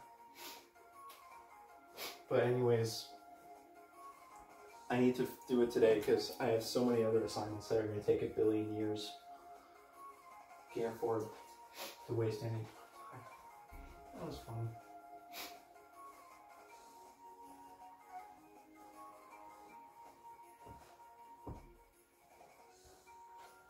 I don't know if I explained. I probably explained, but I have to paraphrase 15 definitions and then answer 2 personal questions. I guess the personal questions, because it's like, have you learned anything from this definition and what are you changed about the definition? Easy, because I just can make whatever I want up and it's fine, basically, for those questions. And then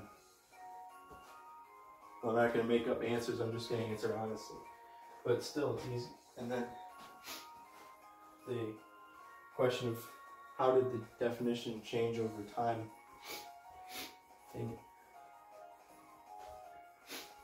It's not the fact that I have to answer these 5 questions, it's the fact that there's 15 of them. I have to do, no, not 15 questions, there's 15 terms, and each of them have 4 questions. I have to answer 60 questions. I have to do 15 paraphrases. In fact, I probably have to do 30 paraphrases because I have to paraphrase every single source that explained how the definition changed over time. So basically I have to do 30 paraphrases.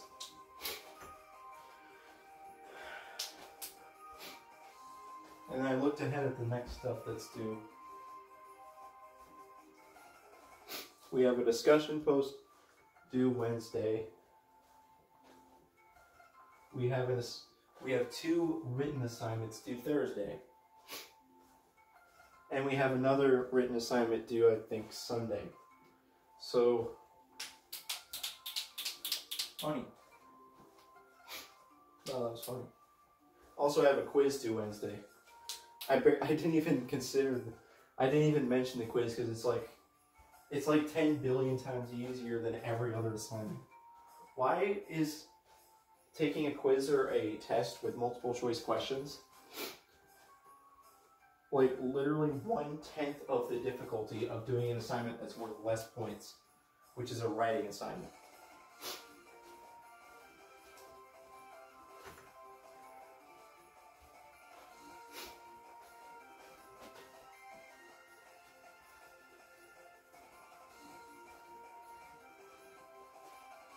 And why does the amount of work vary for every class by a giant amount?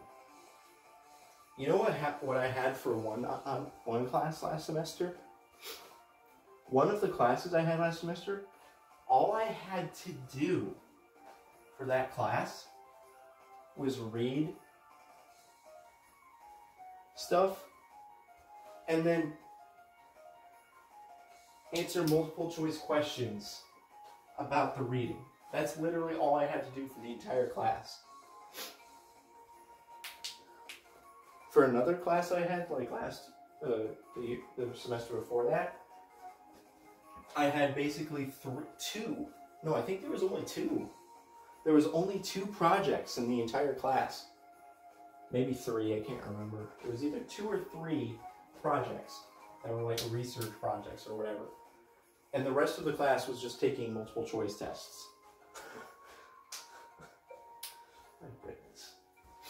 And now we have these classes where I have to do like 3 writing assignments per week or something. Well, it's actually more like 2. It's basically, each class has an average of about 2 writing assignments per week. So it's like 4 writing assignments per week. And this particular writing assignment is like ridiculously long. You have to write like 15 different paragraphs, 1 for each term.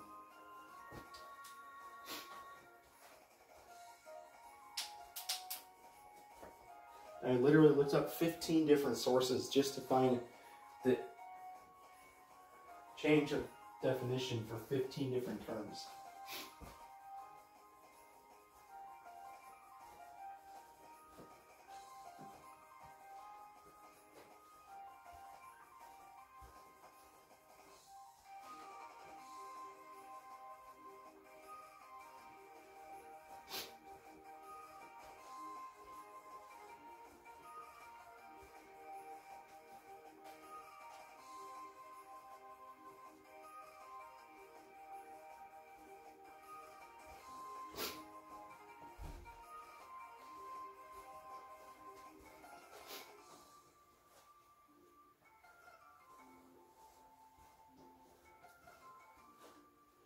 Actually, it might be harder to cite the sources than I originally thought. Because I'm going to have to cite the specific page or paragraph of the source. That's fine.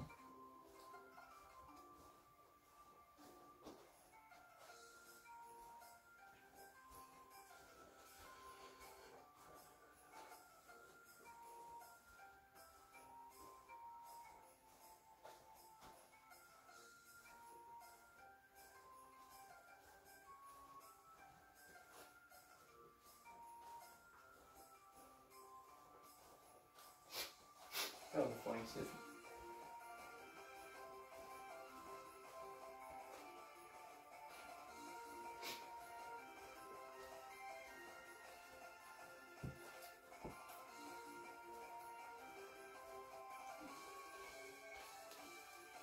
I bet the music is way too loud or something.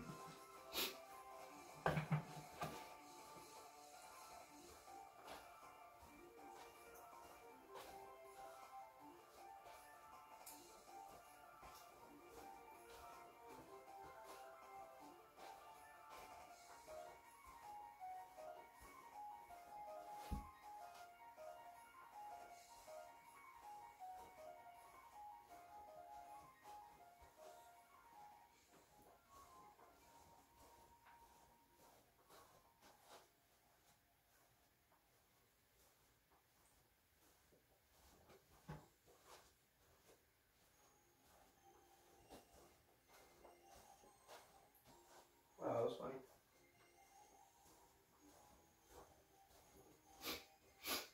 Wow. I remember the good old days of like 3 days ago when I was thinking to myself, wow, I might be able to take the day off on Monday. Because I won't have anything to do until Wednesday. Maybe I can take the day off on Monday. What fun times those were.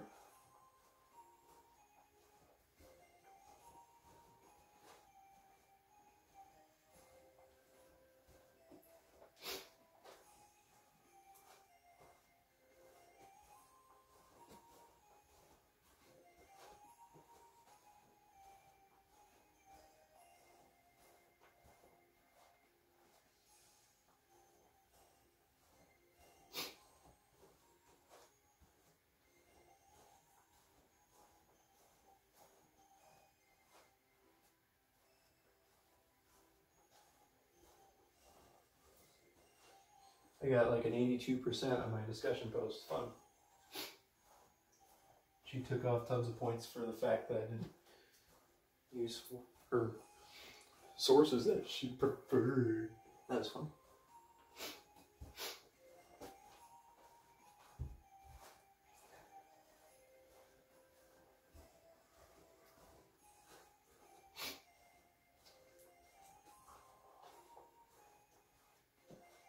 Well, actually, I have no idea what source you prefer. Well, I know it's scholarly source, but that sentence implies that she provided us with a source that we could use. Or that it was easy to find the source that she wanted us to use.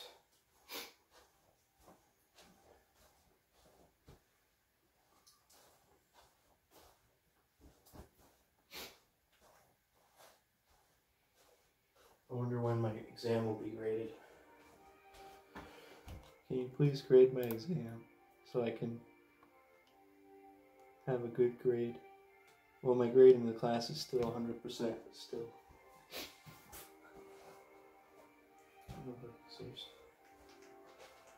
When I take the quiz that's due Wednesday, hopefully I get all those questions right and get a nice boost to my grade.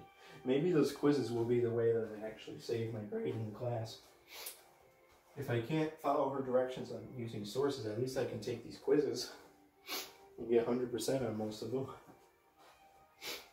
Although it's going to be kind of hard because it's not open book.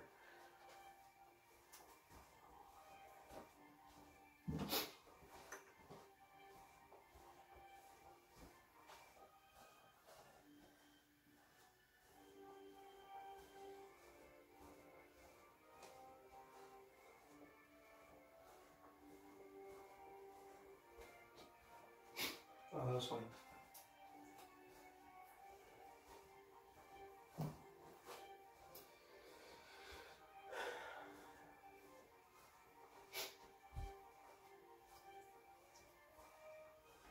Didn't make any vlogs yesterday, and now I'm making a million vlogs today. Basically, the reason I didn't make any vlogs yesterday is because I was pressed for time. But whenever I'm not pressed for time, it makes me waste tons of time by making a vlog.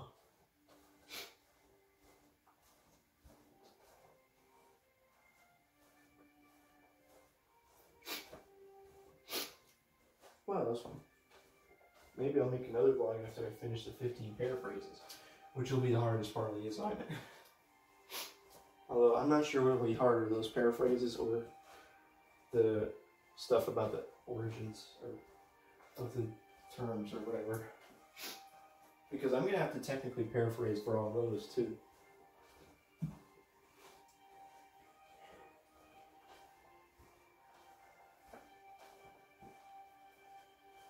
But I think it still will be a little bit easier to do those paraphrases than to do the paraphrases of the definitions.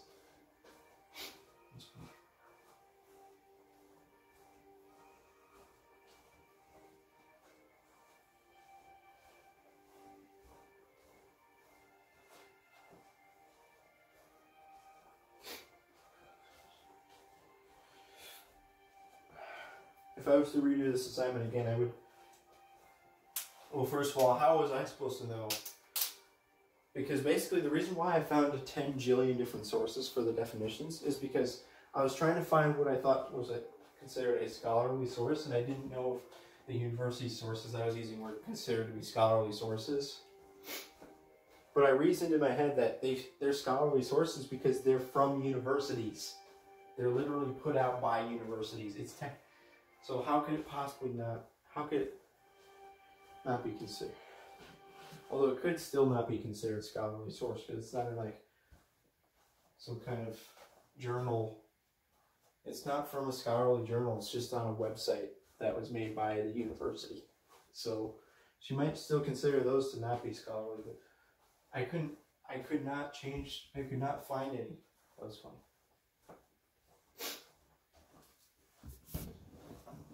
Oh, yeah.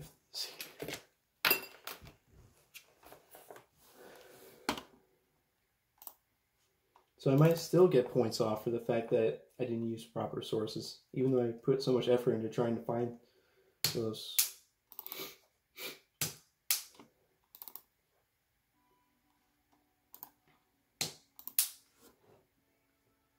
I'm tired, so now I'm going to sit down. That was funny.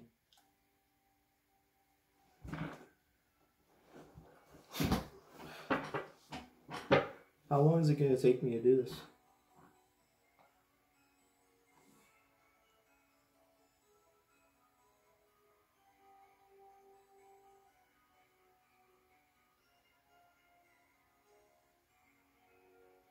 Time to listen to a dumb soundtrack. That was a funny sniffy.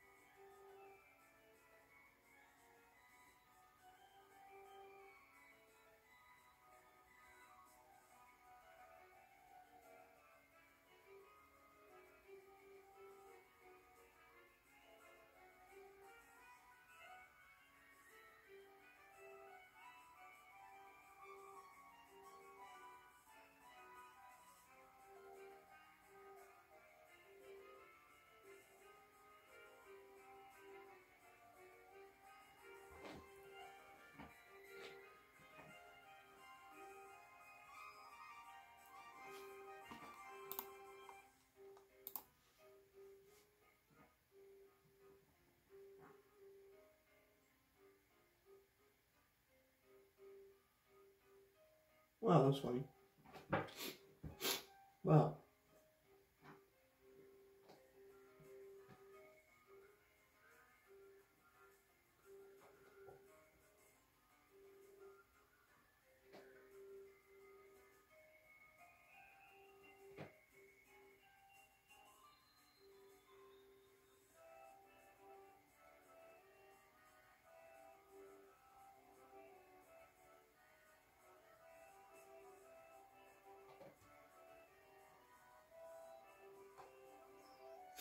Wow, that was funny.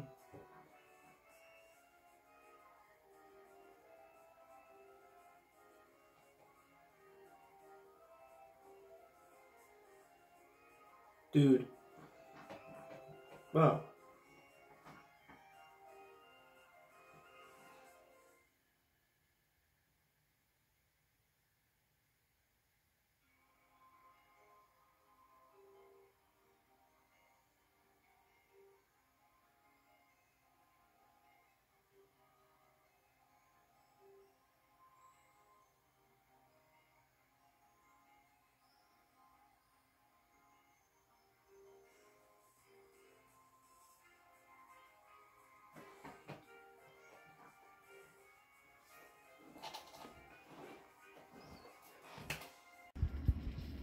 Wow, that's funny.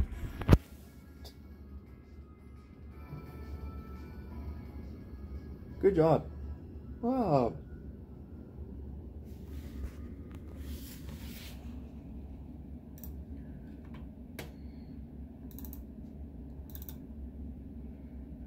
Wow, Deltarune.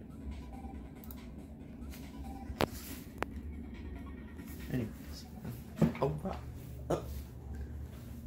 How about we close the closet door? Oh. Oh. Wow. Oh, I sniffed. Oh, wow, I sniffed again. I bet the air conditioning will be so loud that you can't even hear my voice. Yes. Great. Great. Why do I have to be located right next to it? So now there's always loud noise. That was fun. Wow. Also, I can barely. I can barely hear anything here. It's a problem. Dang it. Okay. The reason I sniffed is because the recent thing is a vlog. I don't know when the last vlog was made. Let's see. Wow. the last, wow, the Friday was something due on Friday. Actually, here's what happened. Thursday, did homework, and then did not even do the one assignment that was due Thursday night, and then I did the assignment on Friday, which was actually insane. I actually finished the assignment. I somehow managed to finish this. So, wow, stop. And then Saturday I did nothing. Yay! Everything is over. And now today is Sunday. When was the last vlog? Wednesday? No, I don't think did I even do a single bit of homework on Wednesday? Oh yeah, actually I did. Because basically every Wednesday there will always be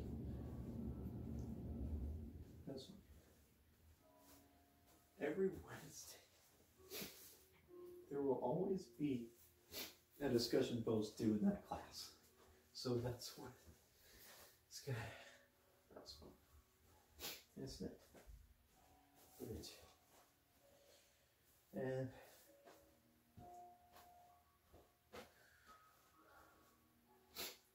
so it's Saturday, Sunday. So basically a full 2 weeks have passed since starting my classes. And all of the deadlines. Actually, I need to check to see when the 25% deadline is. Well, it's kind of pointless at this point to check that deadline, but both the 100% and 50% tuition refund deadlines have passed. So the deadline for 50% was Friday, 2 days ago. So, and I just let that day pass because I guess maybe because I was able to finish the assignment or something. I don't know, but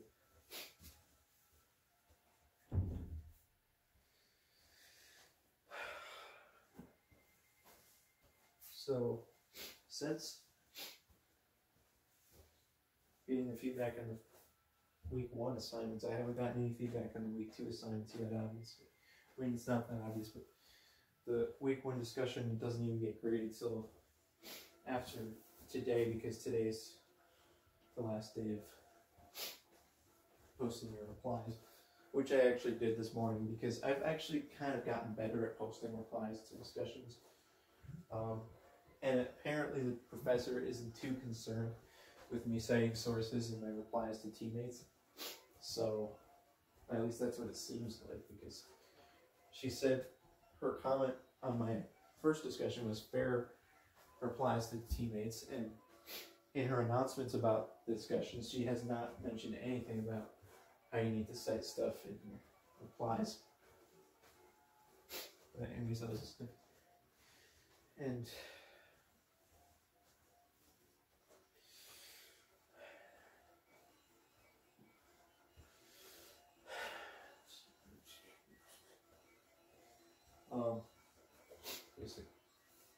and then, so I posted my discussion on Wednesday, and I cited an outside source, which was the one she listed, but the problem is, I don't know if she might get mad that I didn't do the thing that she suggested, which is to contact the original author of the source to get a physical copy of the source. Obviously, I didn't have time to do that. Like, why would... I guess if you looked at the assignment a week in advance, you could possibly have time to do that, but I looked up one of the ones online, and I chose one that looked pretty credible because it was literally just a photocopy of the article in a book. So how could that possibly be wrong? That's one.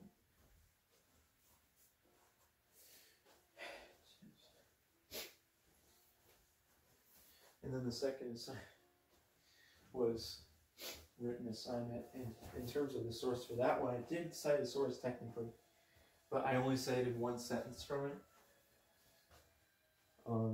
So I don't know if she'll count that. I mean, wow.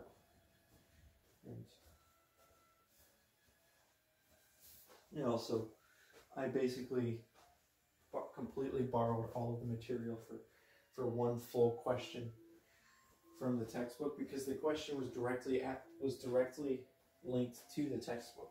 It was obviously just reading the textbook and then asking questions, and the answer to which was an entire section of the textbook. And, wow. And then on Saturday I did nothing. Wow. And then today I actually did my two discussion, or I responded to two classmates for the discussion post.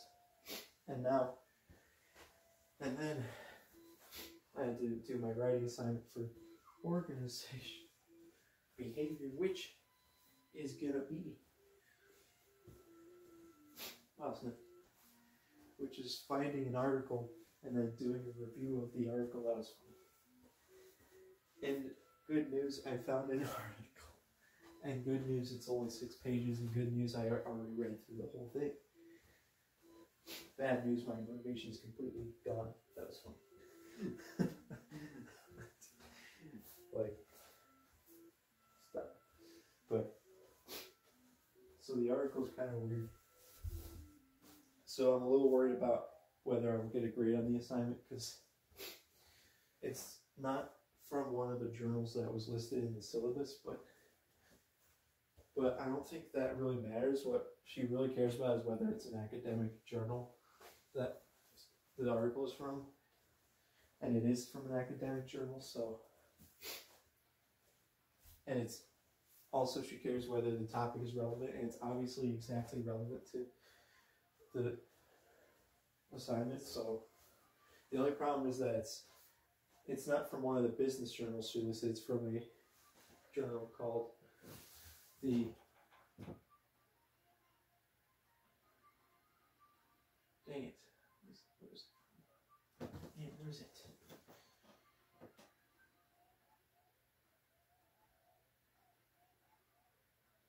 Clinical Practice, Journal of the American College of Radiology.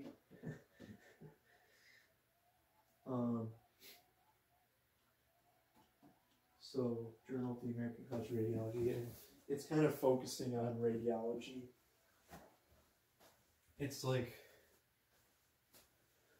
it says the incentive dilemma, intrinsic motivation, and workplace performance. And it's basically just talking about, well, the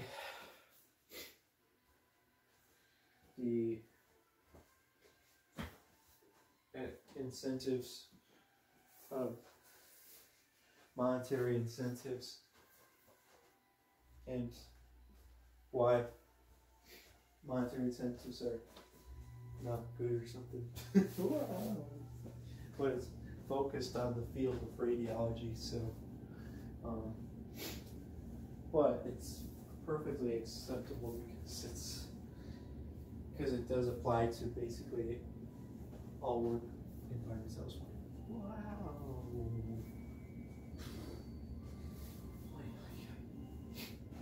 Wow. That was fun. I said that was funny. Also, I say that was funny all the time. I say, wow, that was funny all the time. You know, so it's probably a phrase that I say too many times now. It's just it's kind of like a tick or something, where whenever I say something and then I think what I said was cringeworthy, I just say that, wow, that was funny, to automatically deal with that. But it might have turned into a problem where I just say it, wow, that was funny, so often that it's getting to be annoying. That was funny. I sit there. Basically, whenever I word something poorly, or I say something that sounds weird, I just say that was funny. Technically. And that might be more. So annoying that I might have to just entirely stop staying still. But I'm not going to right now, so like, wow, that was much. Nice air conditioning is turned on again. Good job. It's 4 o'clock and I need to finish this assignment by 12. I found an article and then I read through it. Good job, music. There's a vocal song in the sound playlist. Oh, I also say wow sniffy, or wow sniffy or something. Or I say, what do I say? Well, I basically just say wow sniffy or wow I sniffed or I just sniffed every single time I sniff. Because basically I sniff all the time because my nose is just always congested. It's like literally 24/7, 365. It's always congested, so I can't actually breathe through my nose unless I sniff all the time. And if I don't sniff at all, then I just have to not breathe through my nose at all, and then it starts running, and I don't like it when it runs, so I'd rather just sniff all the time. Well, I sniff. So basically, that's another thing I say all the time now is, wow, I sniff. Wow, sniffy. But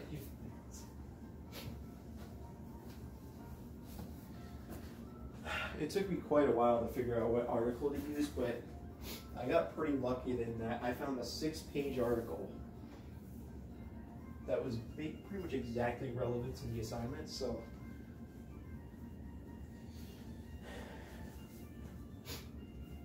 last thing.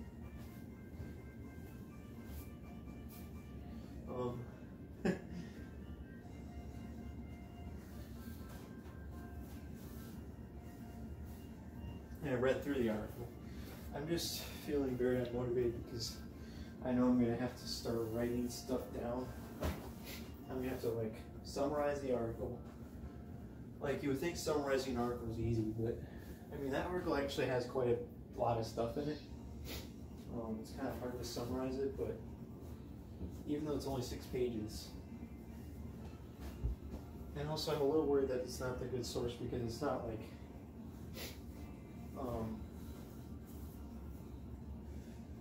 it's not like some kind of study. What is a study kind of, but it's kind of like a report. It's like a research report, basically.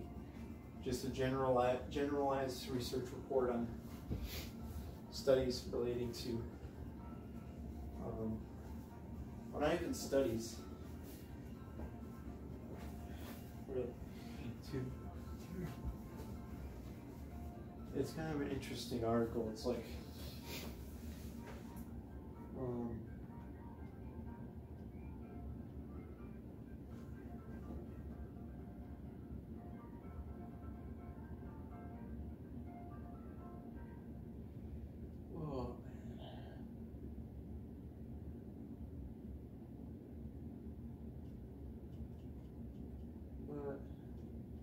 what's going to be hard about this? Well, what are the directions for the written assignment?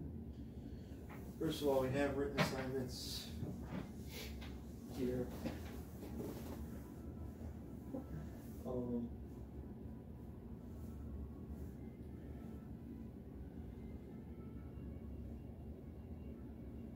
Articles should come from current business periodicals.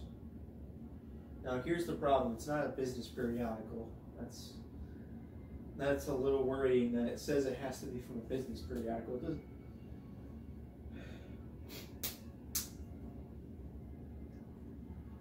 It's not technically a business periodical. It's a Journal of the American College of Radiology. But it's the topic of the article is completely relevant. It is exactly relevant to prompts. One of the prompts is incentives in the workplace, is money the key? It's literally that exact topic. And it is talking about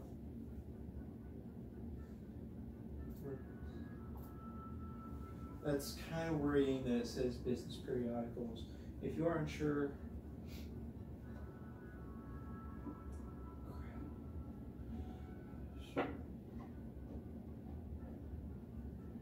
what's the other instruction? I mean, it just has all the instructions. Well, write a brief summary of the article. So I mean, that's straightforward. You would think it's just it's hard. Oh, that was fun. In the next, discuss the article's okay, this is one hard.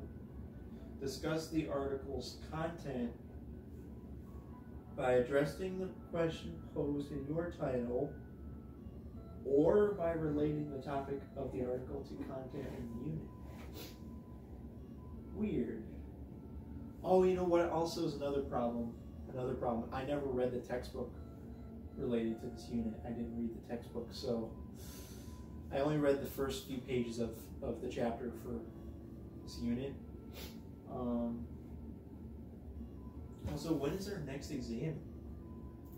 Maybe.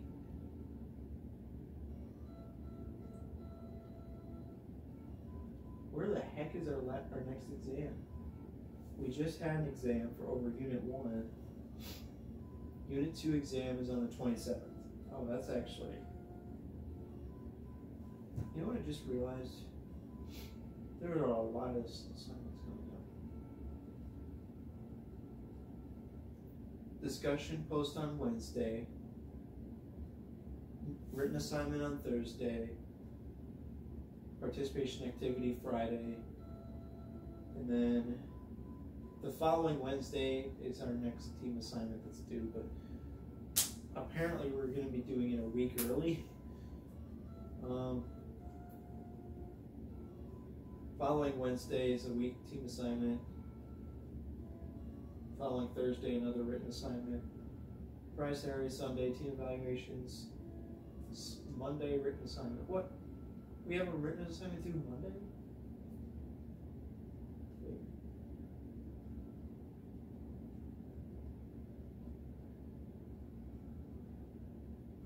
Not this Monday, I'm talking about like 2 Mondays. But our next exam is actually due on July 3rd. So that's actually quite a while. Why the heck is our Unit 2 written activity due so early?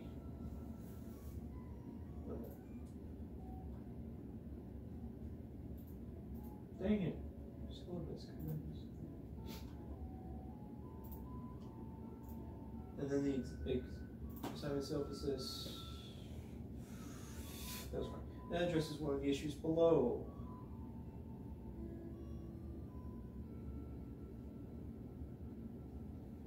I am a little worried that my article is not going to be accepted because it's not from the business periodical. In the first sentence of your review, be sure to identify which issue you are addressing.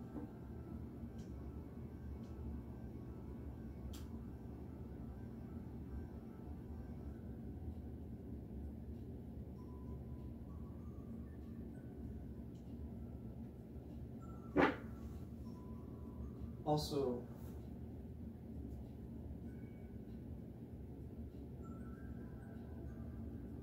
it says you must discuss how this problem or issue relates to organizational behavior. Now, I don't have to read the whole chapter to really get that, but and one of the prompts is incentives in the workplace. Is money the key? Article title: The Incentive Dilemma, Intrinsic Motivation and Workplace Performance.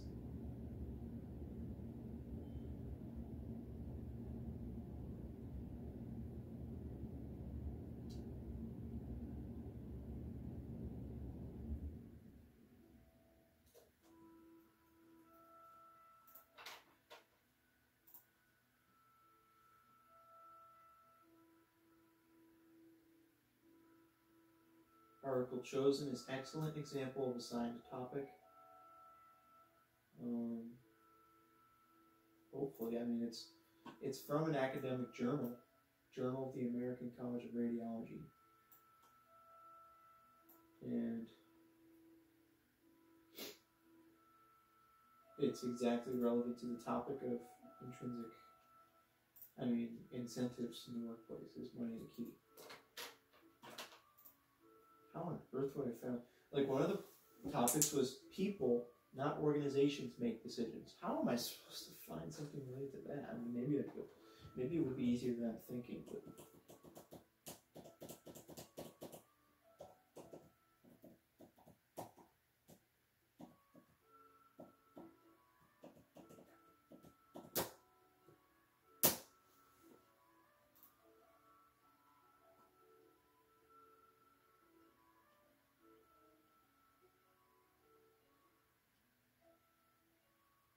you know, it's kind of funny. This article reads a lot like a textbook. It's very, the writing style is definitely a lot like a textbook. But anyways,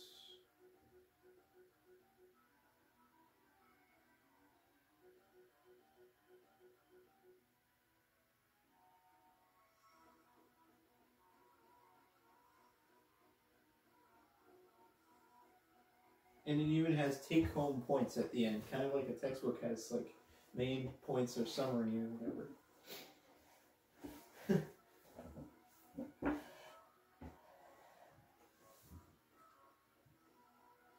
References.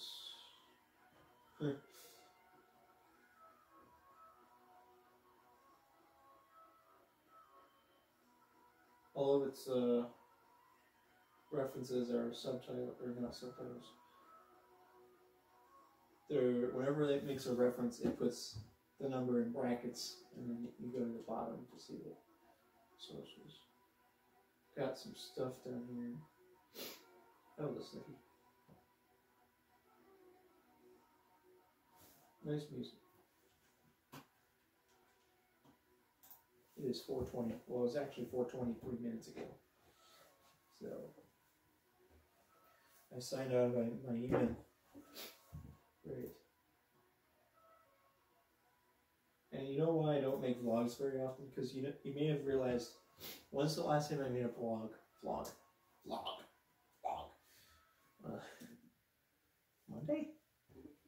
Wait, dude, it's been forever since I made a vlog. Actually, I want to look.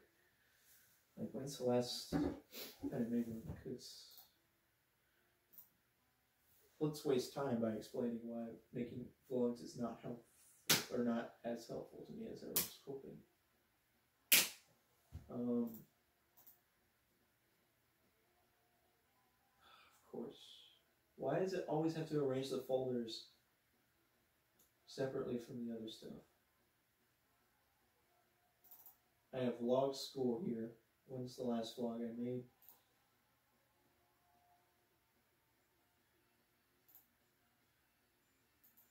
Oh, Windows 11. Thanks a lot, Windows 11. Dang it. You changed everything and made it worse. New details. Here we go. This is what I want.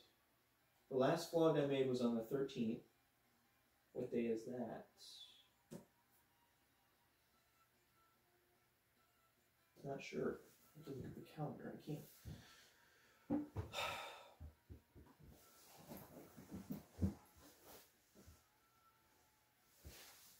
Oh, that's fun. Bye. That probably looked weird to you. Oh. Dude. We have 46. Jeez.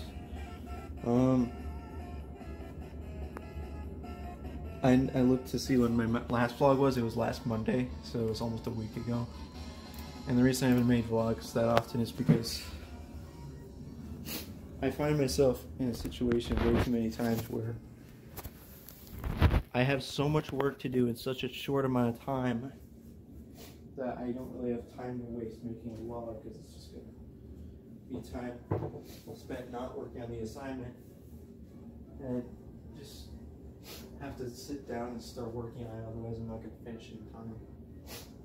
It's so funny how on Friday, I had the written assignment for management, gender, and race, which I'm just going to refer to as MGR now. I had there's really good abbreviations for each class. I have MGR and I have OB, organizational behavior. Anyways, I had a written assignment due for MGR on Thursday. Didn't do it on Thursday, so did it on Friday. I did the whole thing in one day. It took me from like 10 a.m. to 9 p.m. and I finally finished it. I didn't work on it the whole time, but I did work on it for most of that time. That's fun. And if I had made a vlog, that would have imagined how much more time I didn't make a vlog at all that whole day, so it's 0 minutes of time to spend on the vlog. But anyways, the point is, most of the time I haven't been making vlogs because I just have too much. That's one. I had too much homework to do in such a short amount of time. I just didn't have time. But today, the reason I'm making a vlog is because I kind of lost motivation in the middle of doing this assignment for some reason. And also, I think I have a reasonable amount of time to finish it. Like, if it really came down to it, I could probably finish this in like 2 hours or something. But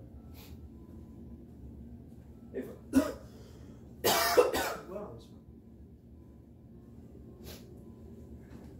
interestingly, there's no page number requirement. I don't think either of the classes have page number requirements or number of word requirements.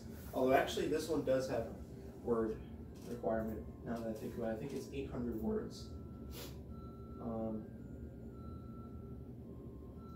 It says limit each review to 800 to 1,000 words.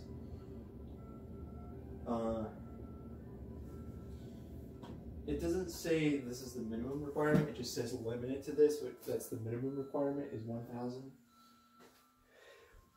Or maximum requirement, or whatever it is. Dang, what's the word? The maximum requirement is 1,000. But if you were to read that a certain way, you would say, oh, the minimum requirement is 800, but it doesn't really say that, does it? It just says limit it to 800 to 1,000. But anyways, 800.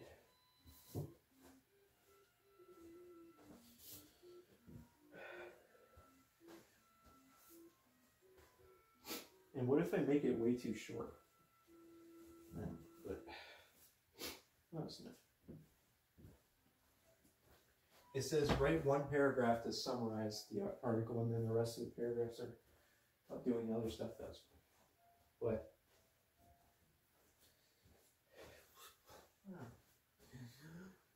wow, that was great. I said that was great instead of that was funny. Whatever. All right. What was I going to say? What an interesting. Wow. I did nothing on Tuesday because on Tuesday I did one of my few cubing sessions I've done since school started. I've literally only done 2 cubing sessions in the past 2 weeks. One on the first day of class on Monday, and the second one was last Tuesday. Well, that was funny. I said, well, that was funny because my laugh sounded weird.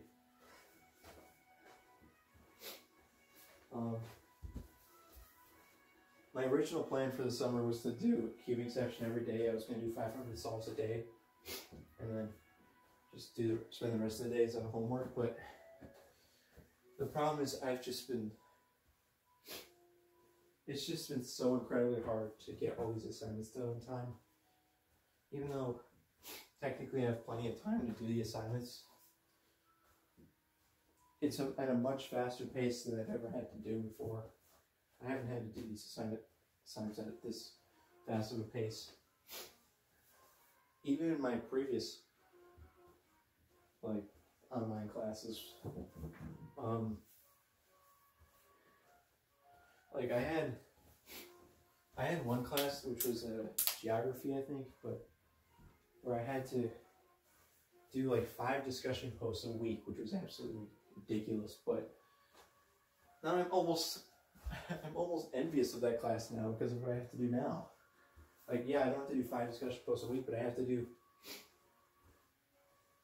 like basically 2 writing assignments per week for each class. So it's basically 4 writing assignments per week.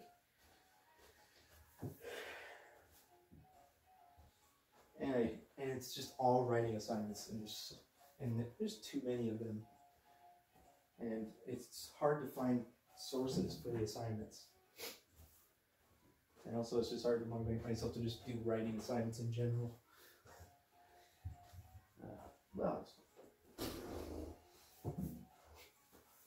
like, here's what my next week looks like. Today I have to finish this writing assignment. I haven't even started it yet. Well, the only thing I've done for this so far is find the article and read it once. I have to write an entire paper on that article. Then tomorrow, nothing due. But it doesn't matter because Tuesday, I have a writing assignment due for MGR. Now, technically, the last writing assignment only took me 1 day to do. So maybe it won't be as bad, but I'm going to take tomorrow and Tuesday to do it. So I'm basically going to spend all day, the next 2 days working on one assignment. And then Wednesday I think I have a discussion post to do in both classes on Wednesday. Both classes. One class I just have to do the initial post, but it's going to be hard because I have to find like 2 sources or something for it.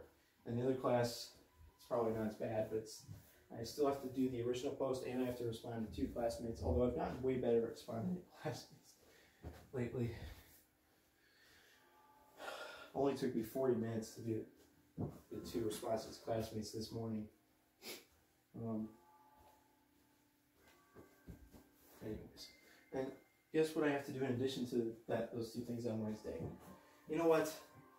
I just realized it's going to be ridiculously hard.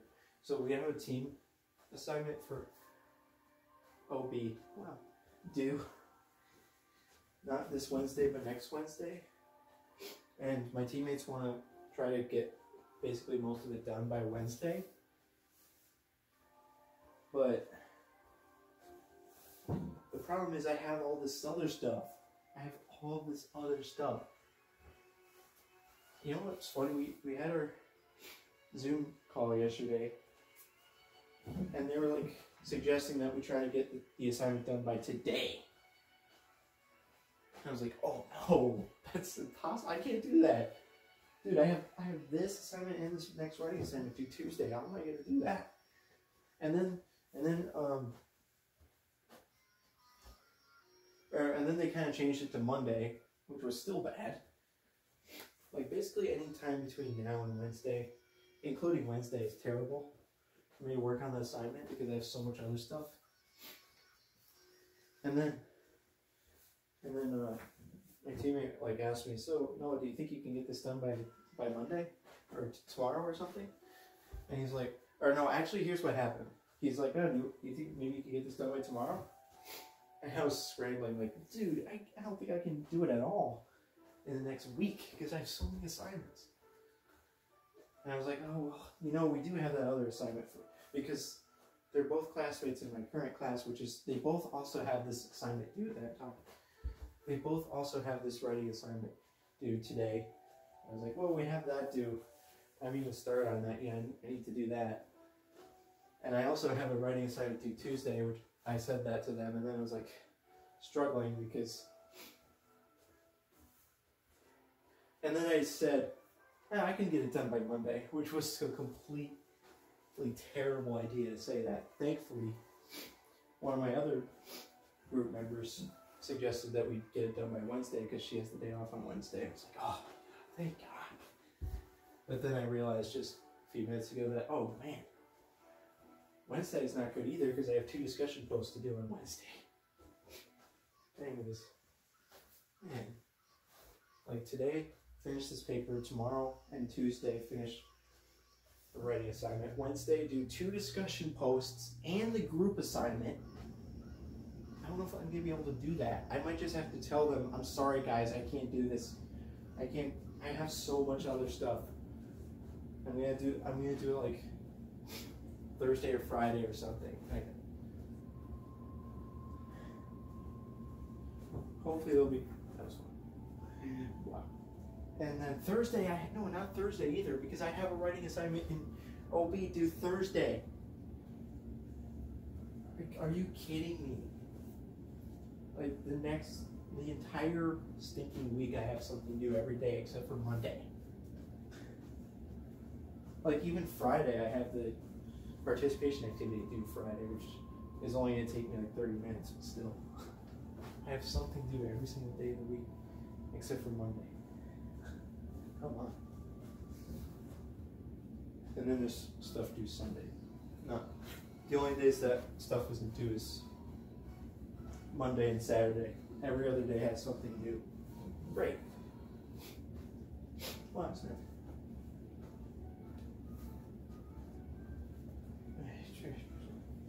I haven't even gotten any of my other assignments graded yet.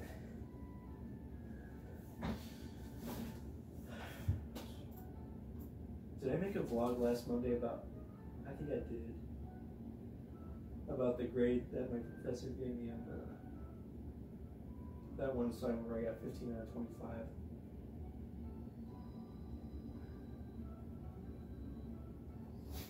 Right.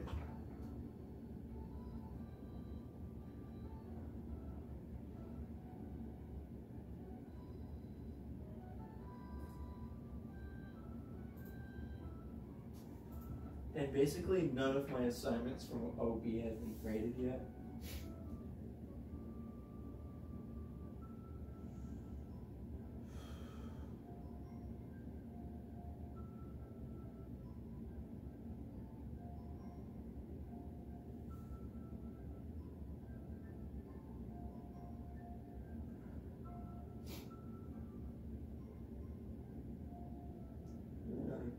Radical research.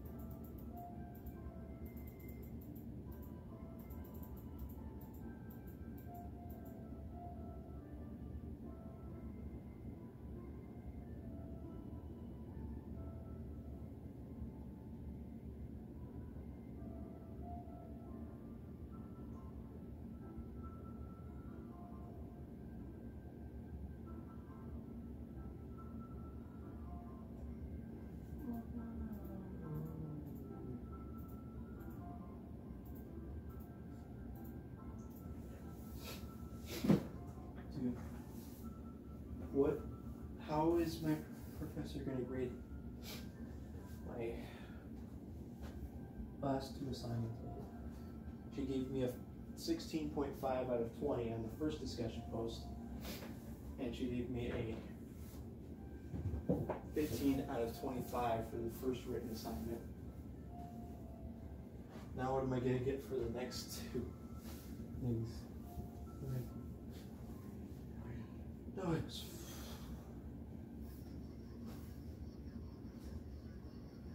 that'd be funny if I was forgetting about a quiz that we have or something. No, I think the quiz is due Wednesday.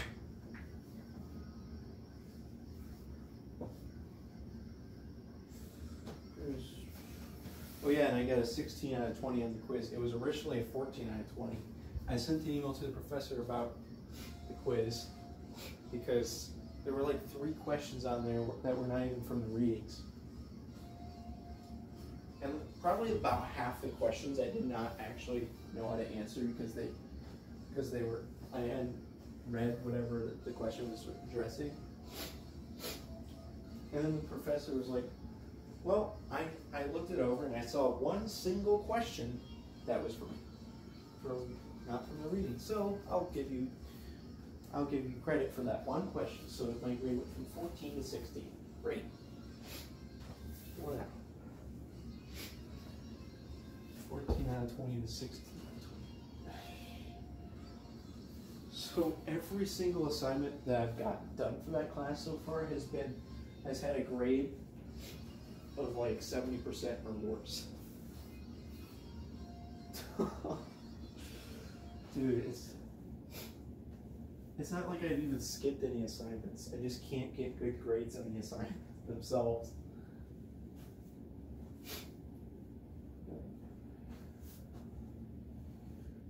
Hilariously enough, I technically have a 100% in organizational behavior because there's only been 2 assignments graded in that class. The first discussion post and the team evaluations for our first team assignment. None of the other assignments have been graded.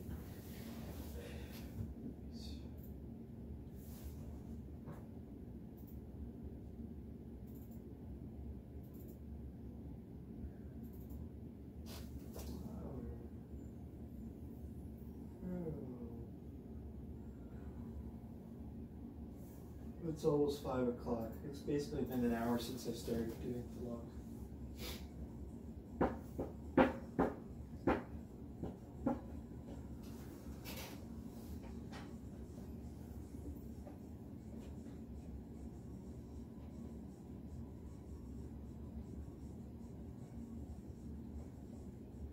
I wish we didn't have deadlines. You know, why can't coursework just be at your own pace? Why? Why?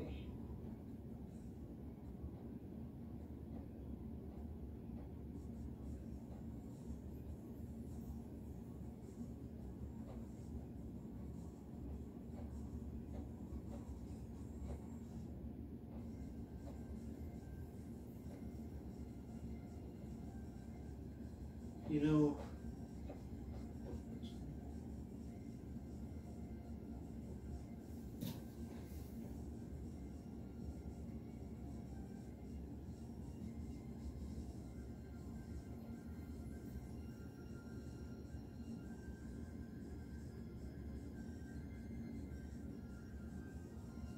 you know what these summer classes feel like?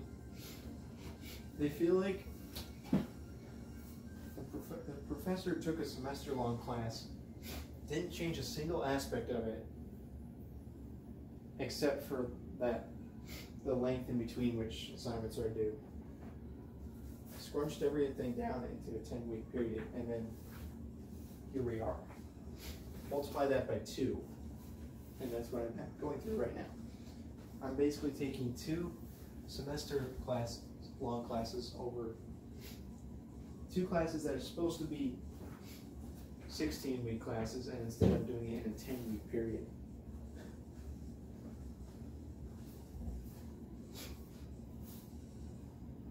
Because we have so many, we have like 2 writing assignments due per week.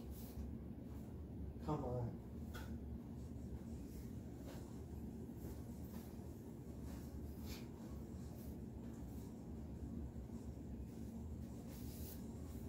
Why is it?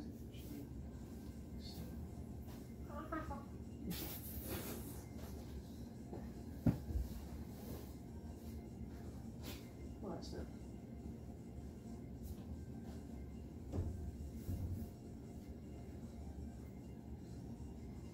What?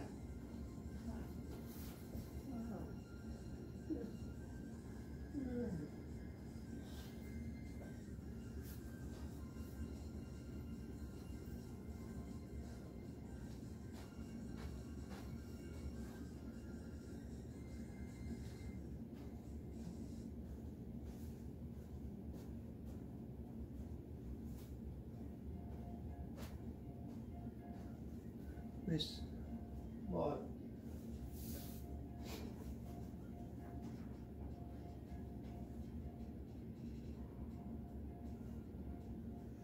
No. Also, you know, I don't know the late policy for the OB class because the syllabus doesn't have a late policy.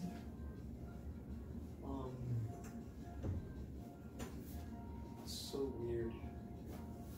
It's so Also funny how I haven't turned in a single assignment late for the OB class, but I've turned in 2 assignments late for the other class. They were both the writing assignments, which both of them I turned in 1 day late. So the first time I turned one in late, she didn't give me a late penalty, but I still only got 15 out of 25 on the assignment, which is a 60%. Thanks.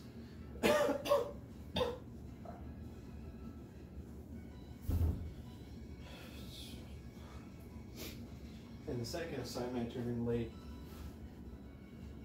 and it's marked as a 0 on Canvas. Like the instant that the assignment is not turned in on time, it gets marked as a 0 in that class until she grades it otherwise. So the best possible grade I can get on that assignment is 17.5 because of the late penalty, or 17.5. Wait, no, I'm stupid, not out of 20, it's out of 25. Oh, so let me see what that is. 20, no, it's 25 minus 2.5. 22.5 out of 25 is my best possible grade, which is obviously 90%. But, well, so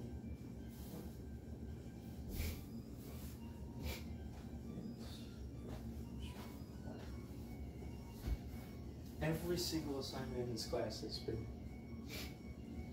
Let's see what's 16.5 divided by 20.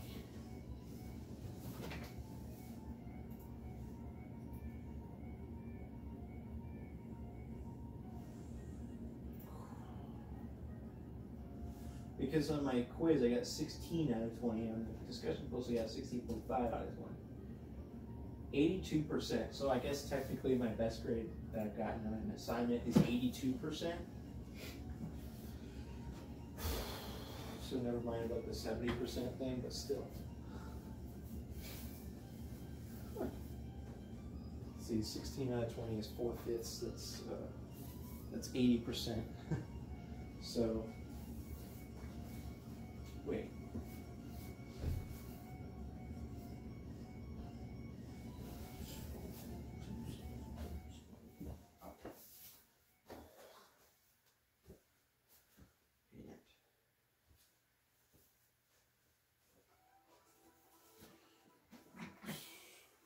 My problem.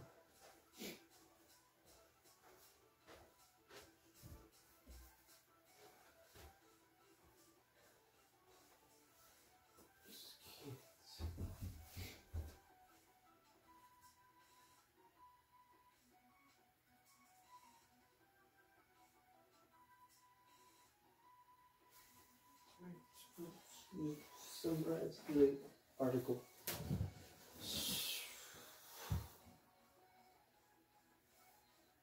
Discuss the content by addressing the question posed in your title. That is very or relate the topic of the article to the content in the unit.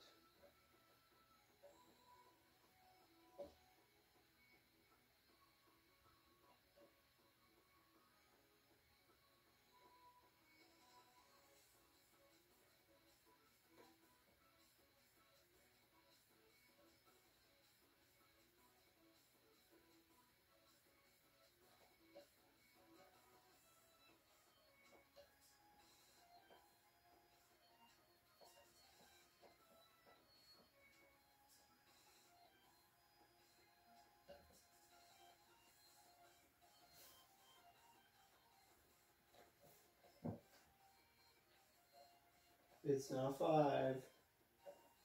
Basically, I haven't done anything for this assignment since 2 p.m., so that's pretty bad. 3 hours of nothing.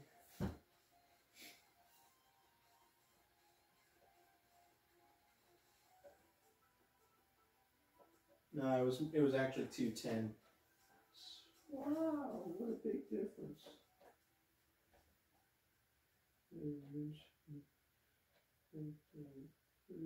Pizza. Ate the pizza. Well, I waited around for 20 minutes because I thought the pizza was getting there sooner, but and then ate the pizza and then came downstairs and then kind of kept watching my YouTube video I was watching while I was eating pizza. Wow. And then from 3:30, like seriously, how does it take that long to eat pizza? That doesn't make any sense. How? What was I doing? Why? And then for basically the past full hour is doing a vlog and still not being motivated to start the assignment. That's actually insane. Like a full hour of doing this vlog. You've got to be kidding me.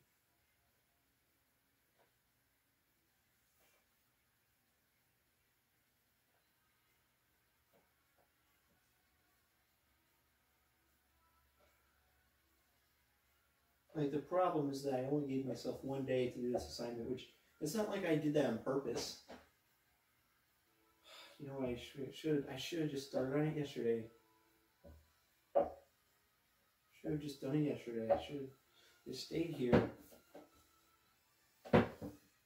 Just taken 2 full days to do the assignment.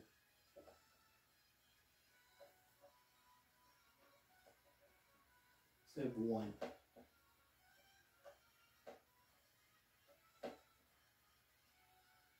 And also another problem is I keep staying up extremely late and getting up at 10. Wow.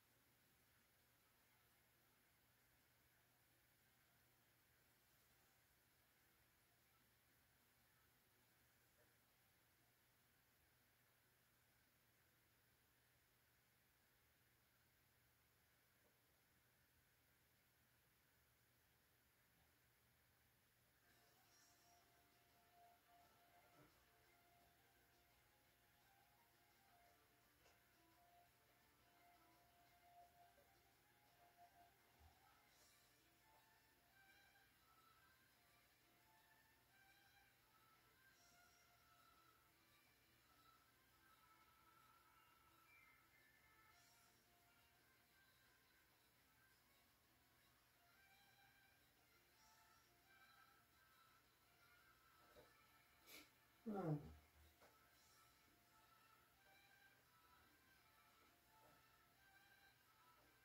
Nice. Oh.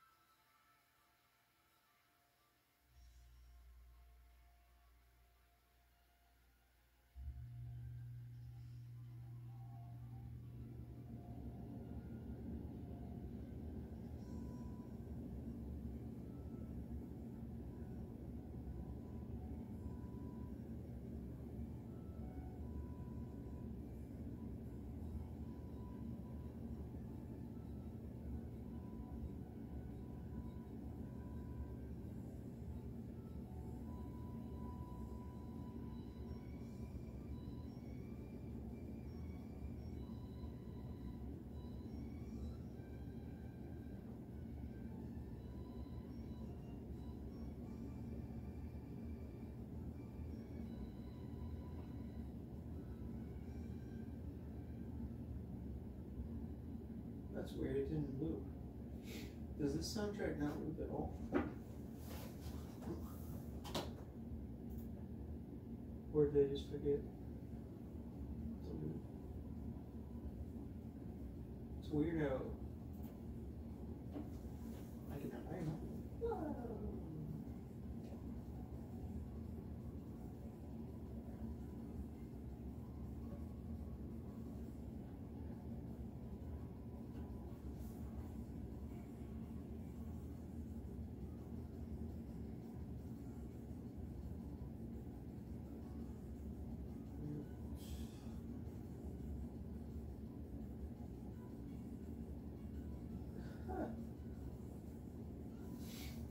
The test. Well, it turns out our MGR quizzes are open book. Would have been nice to know that before taking the quiz.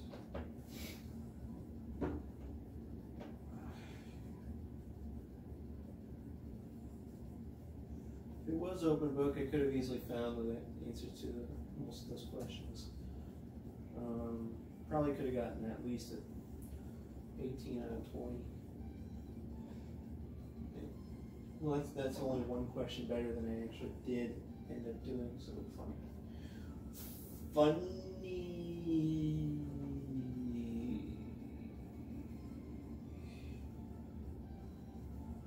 I probably could have answered all of the questions correctly. Because I could have just used the search function in the textbook to find the answers.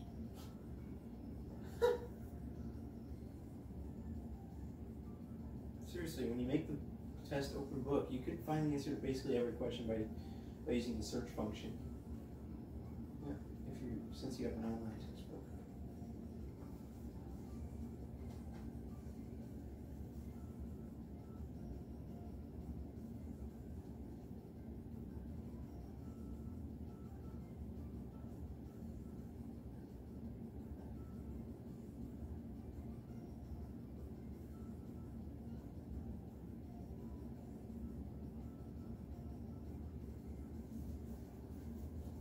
Man, it is an absolute miracle that I managed to get A's in 5 classes my first semester at college at UW. What the hell?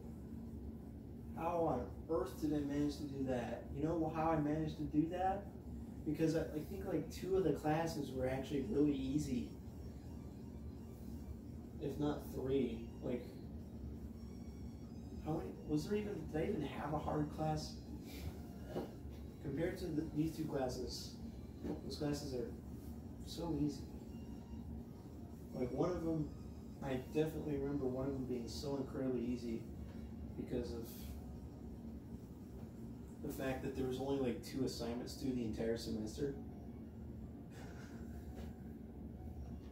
They were just like group projects, like 2 group projects. That was it. And then our tests. 2 group projects and some tests. That's all I had to do in that class. Accounting class actually wasn't so bad. That was pretty easy too, but I mean there was work to do in that class, but it was just like accounting stuff. It wasn't like writing papers. I didn't have to write a paper in that class. So just that by itself made it easy.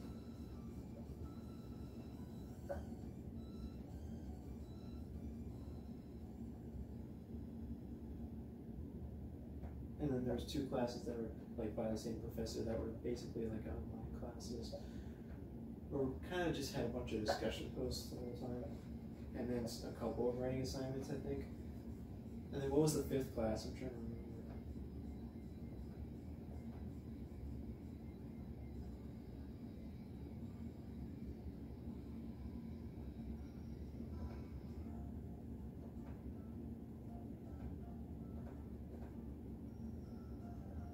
I guess that was the class. That was the microeconomics class, or macro. Now I'm confused between micro and macro. One of my economics classes was that semester too, and that wasn't so bad either. We didn't have to do any papers for that class, I don't think. Did we?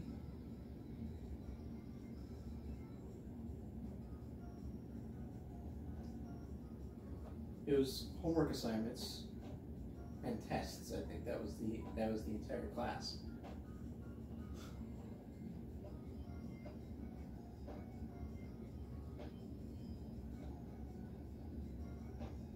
The reason I was able to get A's in 5 classes, combination of 2 things. One, most of the classes were way easier. Secondly, it was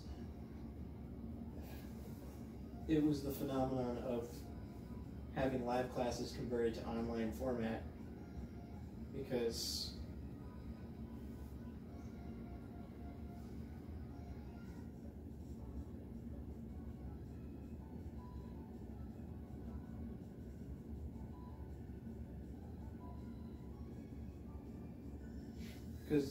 since they were supposed to be live classes, but they weren't because of they didn't cram the course with 10 billion assignments to do, because that's not how most classes are. Most classes, you just show up for the lecture and then you have the occasional assignment. But online classes, they're like, oh, no lecture, therefore you must do 10 billion assignments. Oh, a summer semester, you must do 10 billion more assignments. Well, you must do the same amount of assignments, except in a shorter period of time, so it feels like 10 billion more assignments. So I got the worst possible case.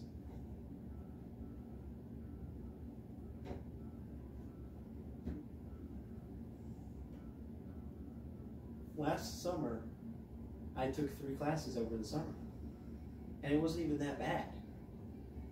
It was not this bad last summer. What did I even do?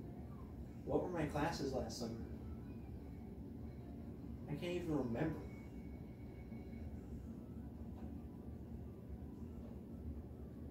What on earth?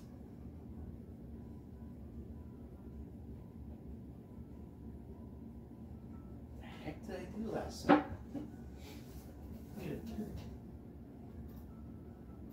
Why do I have such little recollection of what happened last summer? It was not the same as this summer. I think last summer I also took a bunch of classes that were supposed to be live. They were not quote-unquote distance classes. They were all regular live classes, except it was COVID, so they were not live classes. What are those classes called?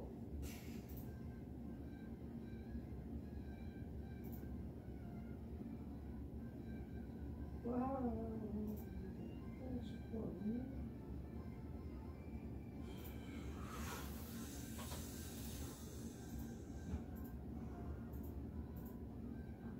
Okay, what do we got for summer 2021?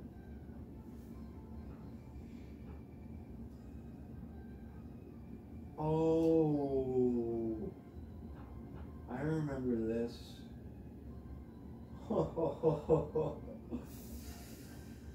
2 of the 3 classes I took last summer were classes I had dropped in the spring.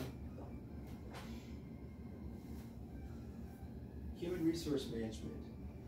I remember not liking the professor for that class. But now I almost wish I had that professor. It's gotten even worse.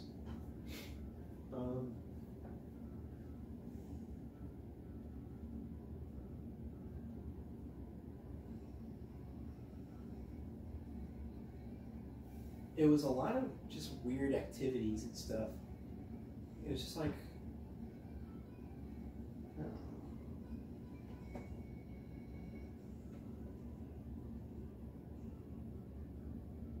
And funnily enough, I think he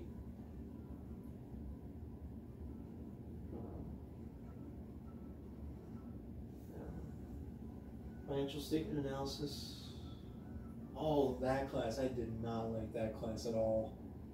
Oh man.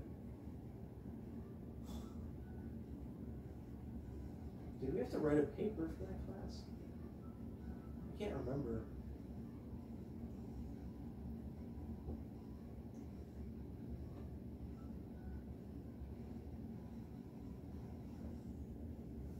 And then corporate finance. Pretty easy. I spent so little time on corporate finance.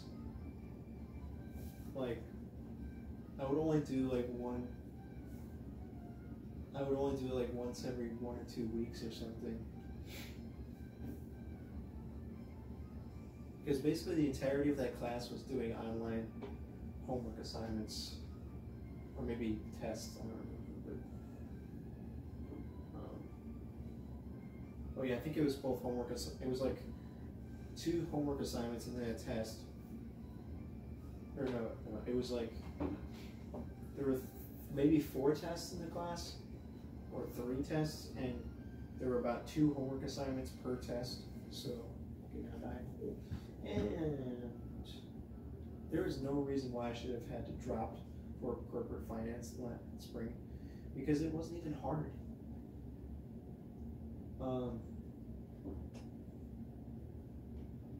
It's just that I kept procrastinating on the assignments because the professor didn't really have due dates. Like, he had everything due at the end of the section, basically, so like everything was due at the end of the month. So I would just wait till the end of the month and do it. Good job, me.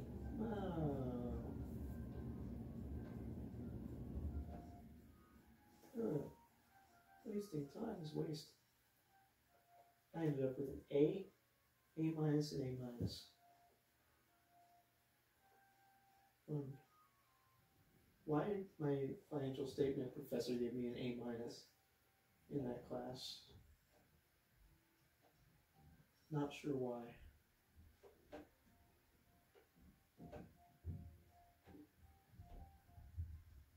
How the heck did I manage to pull off A's last summer?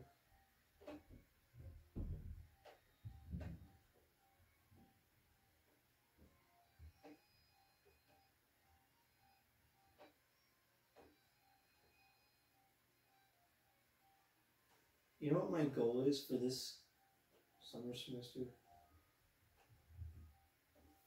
Well, I should be able to get an A in the or OB class, but for the MGR class, my only goal is to pass the class. That's my only goal. I just want to pass. That's all I want. What's a passing grade in? Oh.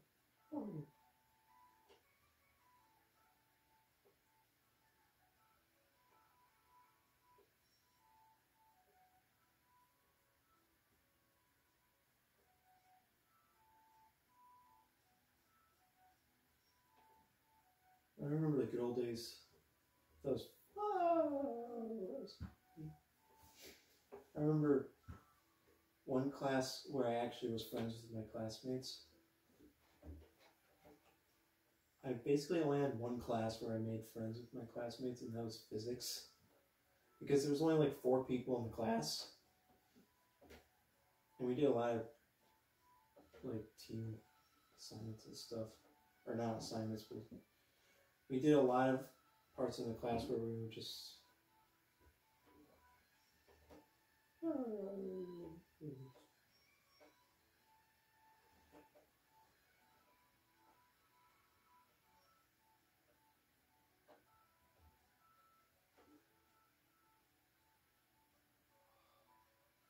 the sad thing is I don't even remember the guy's name.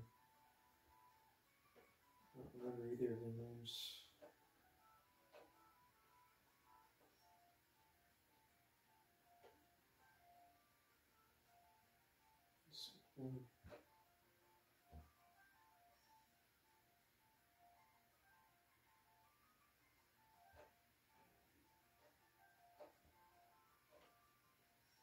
And also my friend Jesse was in like I think 2 of my classes. Was it 2 classes? I mean, Jesse were both in it at the same time. I don't remember. Or maybe it was just 1.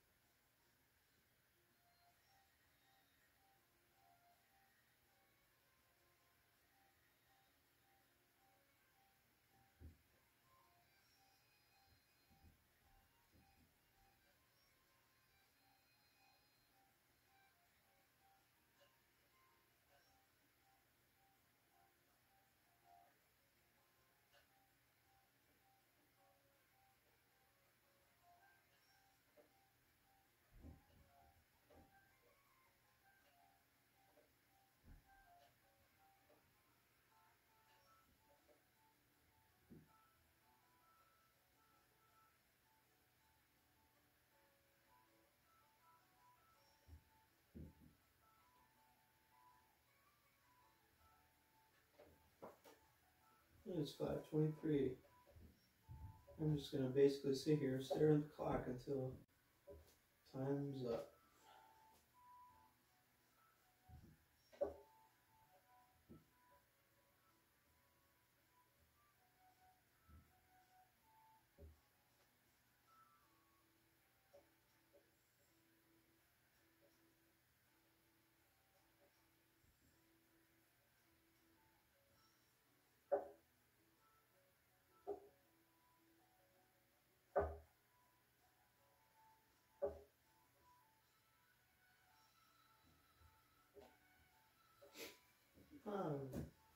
You snip.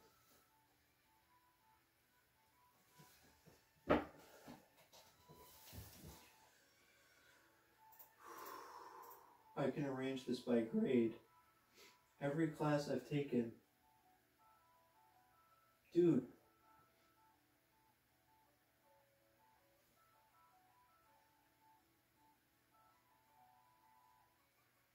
Every class I've taken at UW-Platteville is insane. How on earth do I only have one B? How?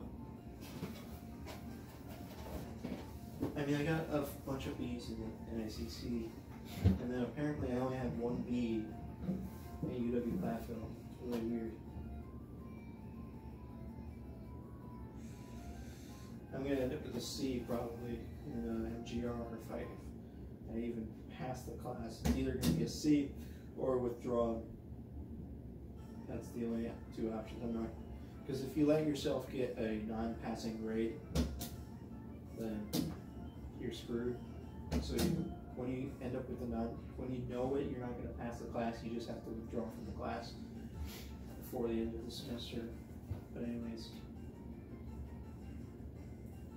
term. I'm going to arrange this by term. Like I said, I got full A's in the first semester, which was insane. How? Like I skipped a bunch of assignments. How did I manage to get A's on all those? Second semester, had to withdraw from 2 classes out of 5 that I was taking. Wait, no, I was taking 4. Wait a minute. I took 5 classes in my first semester? 5? Not just 4, but 5. Second semester, I had 5 classes again. 2 of them I withdrew from. 3 of them I had 2 A's and a B+. How was that even possible? I had microeconomics, got an A. Management accounting, got an A-. Business communication, a B+. I thought I had a B in that class, but I guess it was a B+. I skipped so many assignments in that class and still got a B+. How? Dude.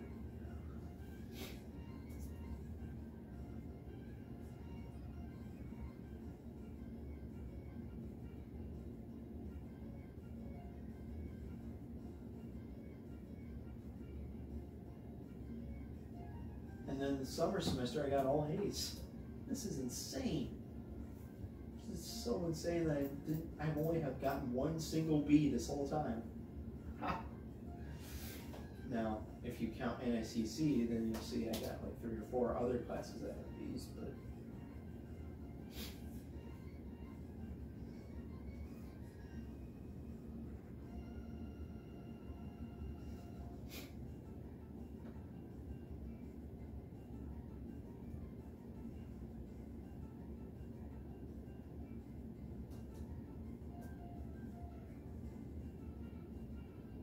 global business. How many A's do I have? 1, 2, 3, 4, 5. 5 A's. Both the economics classes were A's. Financial accounting is an A. Leadership and management is an A. And corporate finance, A. 1, 2, 3. Well, no. The macroeconomics class was really not a math class at all. Wait, which one? No, let me rephrase. The microeconomics class was like not really a math class, but the macroeconomics class was more of a math class. It was kind of like half math, half not math. Oh, financial accounting, math, basically a math class. Corporate finance, basically a math class. You see the pattern here? The only class that's like macroeconomics, basically I just had to read stuff and then take quizzes, which were extremely easy. Leadership and management was actually not a math class at all, whatsoever. So I somehow still managed to get an A. For me, how many A minuses do I got? 1, 2, 3, 4, 5. I have 5 A's, 5 A minuses. Huh. My A minuses are in financial statement analysis, which I do not know how I managed to get an A minus in the class. I had like, my grade in the class was like 88 or 86% at the end of it, and he still gave me an A minus. Human resource management, got an A minus. Management accounting, got an A minus. Global business, A minus. Supply chain management, A minus.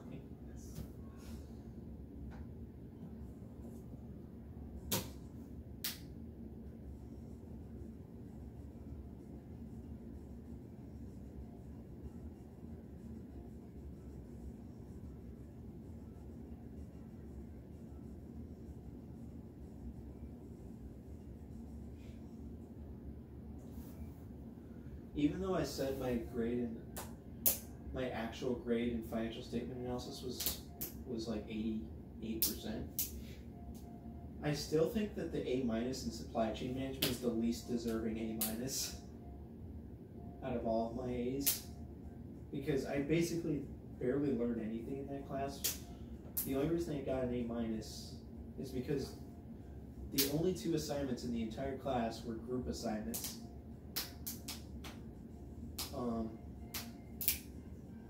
And all the exams were all multiple choice, and it seems like the vast majority of the multiple choice questions were questions about like definitions of terms.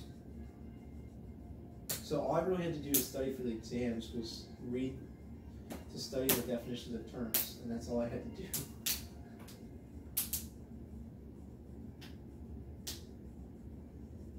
Business communication, I got a B+. I remember that one. Oh, that was funny. That was funny.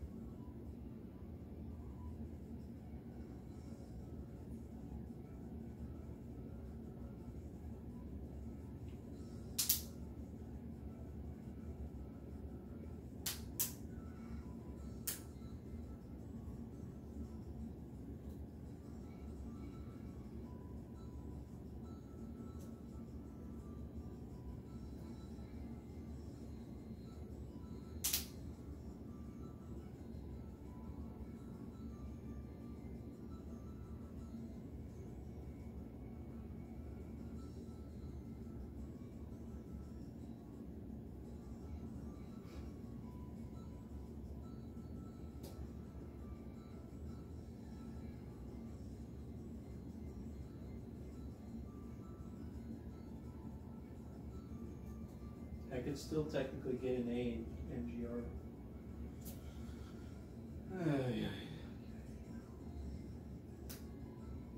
I did the calculations. My best possible grade in the class, I think, is 96%. At this point, even though all of my assignments that have been graded so far have been terrible grades for all of them.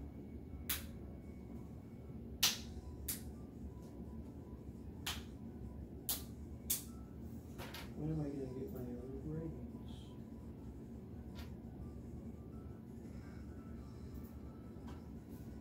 Is my computer going to be slow now? just like it was last night when I was trying to do my Zoom call. You know what happened last night? I was going to have a Zoom call with my teammates.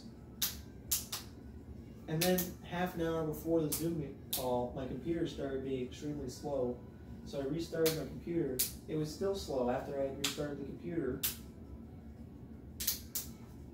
And it was so slow that I couldn't even get into the Zoom meeting until like 12 minutes after it had already started. Hilarious.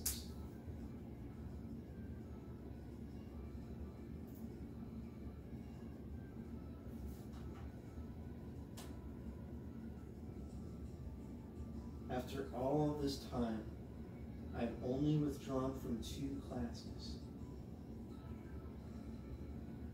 Human Resource Management, Corporate Finance, and 1 class at NICC.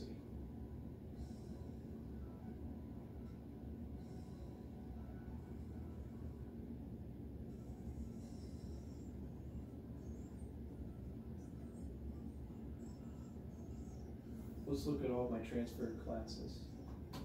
It doesn't transfer the grades for the classes, though. I wish. Thanks, computer, being slow again.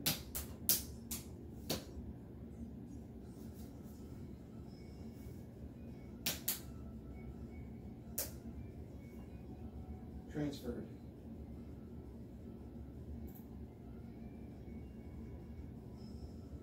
My computer is going to be slow now.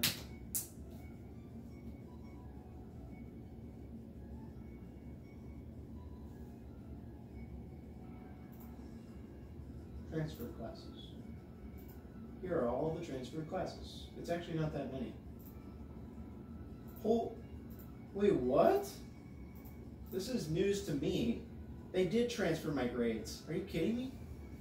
Well, let's actually look at my grades now. That's interesting to see. Wasn't expecting that. Oh, well then.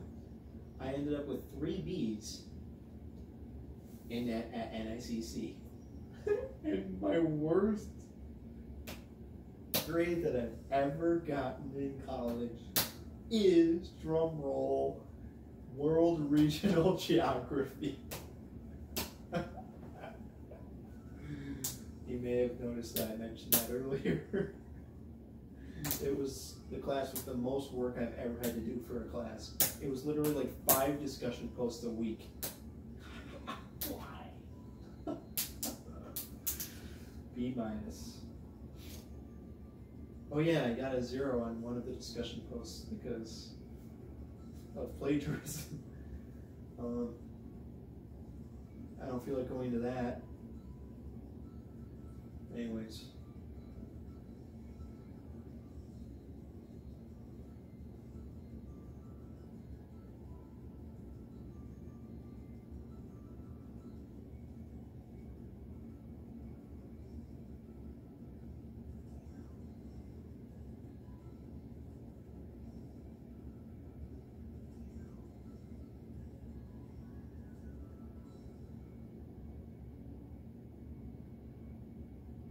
My only other, and then I got a B.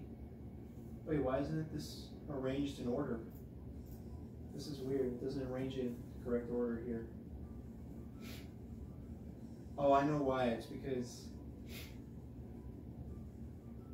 one of the classes is 4 credits. Why does that matter?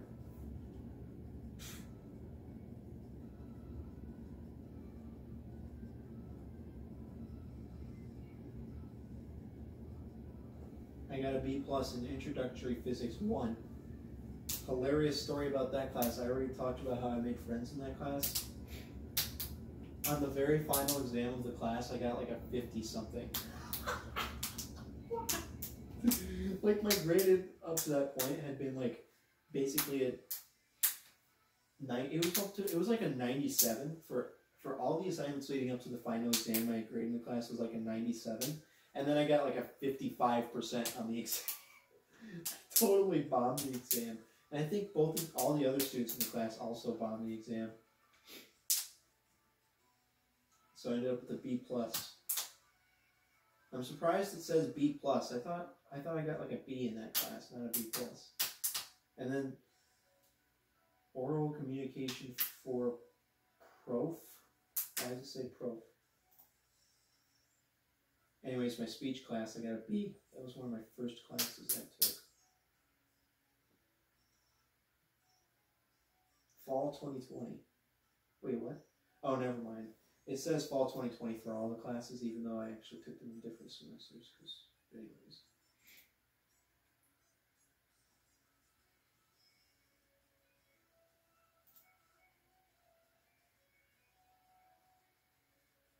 We have oral communication / speech is a B. General psychology, A minus. Geography elective. Wait, what? What is this? I'm confused about that one. Why does it say geography elective?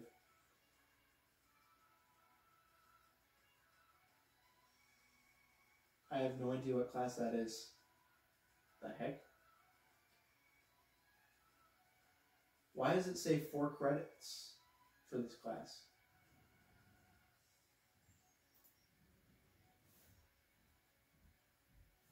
I think what happened was that there was one class I took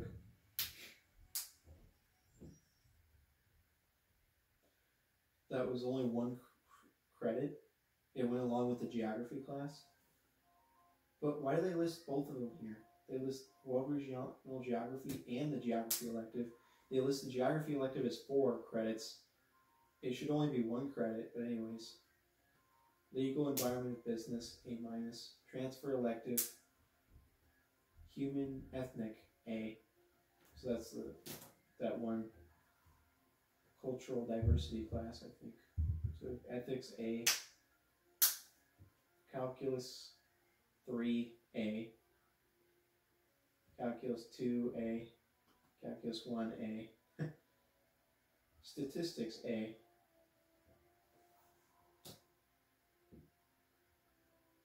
World Civ, A. You know what I had to do for World Civ? I had to write 2 research papers and take 2 exams. That's it. That's literally it. Why? Microcomputer applications, A.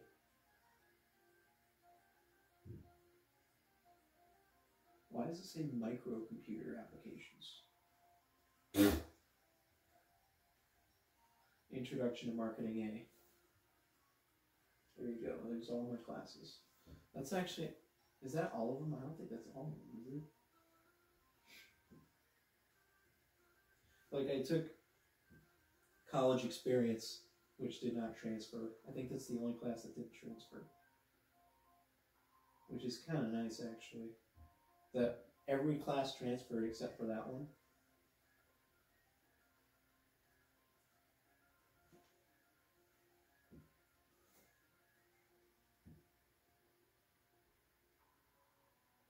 You know what's interesting? I technically have a college degree. I have a 2-year degree. Associate's degree of science or whatever. Where is that even located? Do I have a physical copy of that? I have a 2-year degree. But it's completely useless. It's just a bunch of gen ed classes.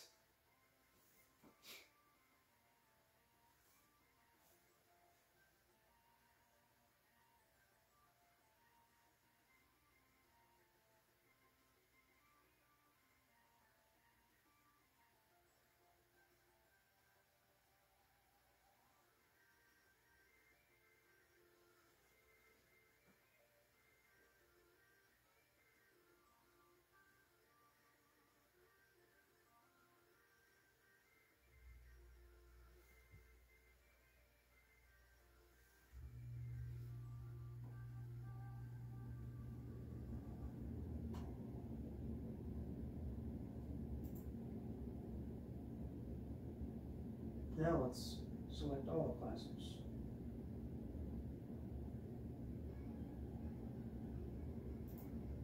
I have selected all classes.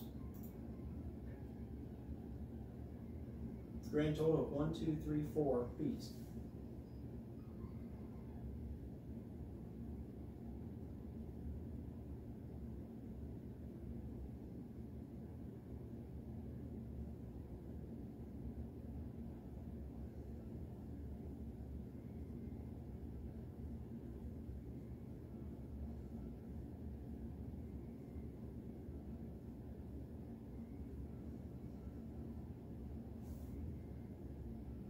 yeah, and my calculus 3 class, I think I got a 100% in the class.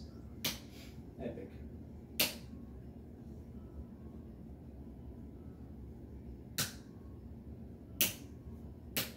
Because the way the class was structured, it made it actually feasible to get 100% in the class. Because all you had to do was answer every math question correctly. And it was actually it wasn't that incredibly difficult to answer them all correctly. Because the way it was set up was, you actually got multiple chances to answer every question right. So you would do the question, put in the answer, and then you submit the answer, and then it tells you whether it's the correct answer. If it's not the correct answer, you get like 2 or more attempts to submit the correct answer. So I was literally able to get 100% in Calculus 3. My goodness.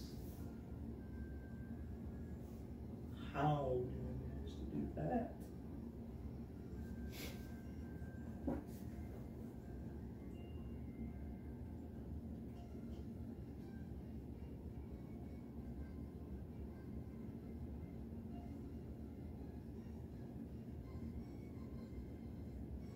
Oh yeah, I think I paid like $800 to take that Calculus 3 class.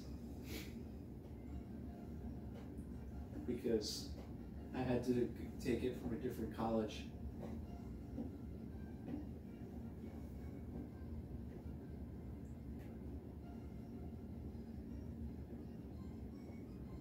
I literally applied to an entirely different college that was like on the other side of the state, and then took one single class, which cost $800. And I didn't even get any financial aid for that class.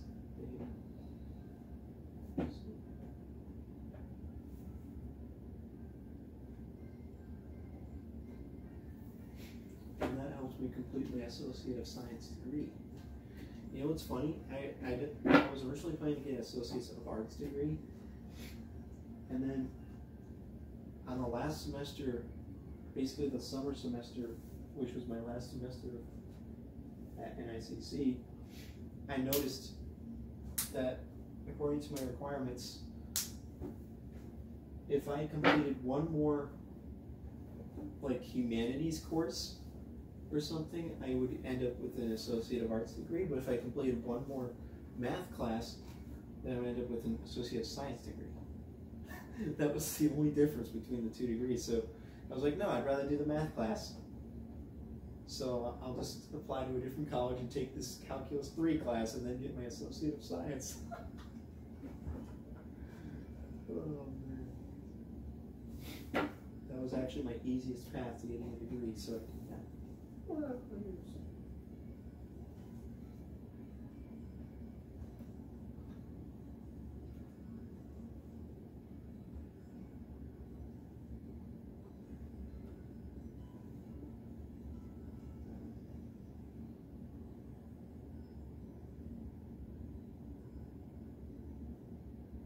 I wonder what the late policy is in my OB class. What is the late policy? There is no late policy. There literally is not one. I wish we had a PDF version of the syllabus. I have no idea why they don't have a PDF version of the syllabus for that class. And the Canvas version of the syllabus doesn't have a late policy. It really doesn't have that much information at all, actually.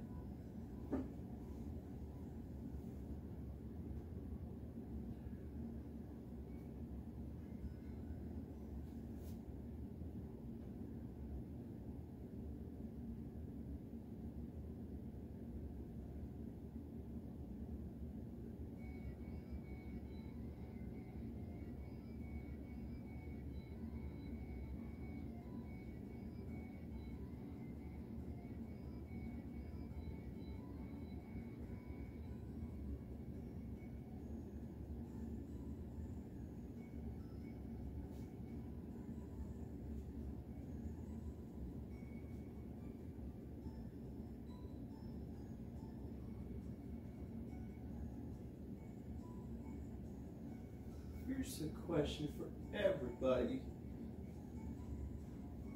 When do you have to write a research paper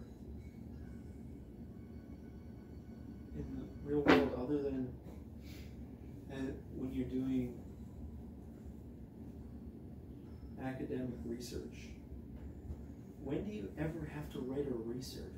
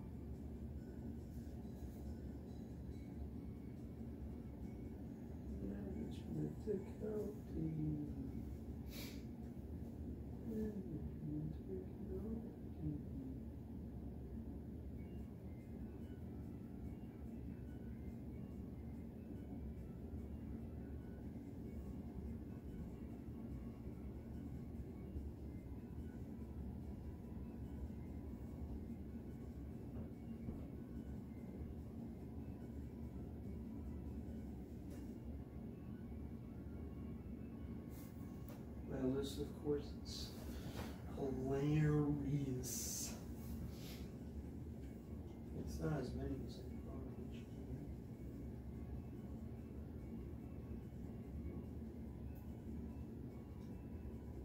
Do I have my transcript from NICC?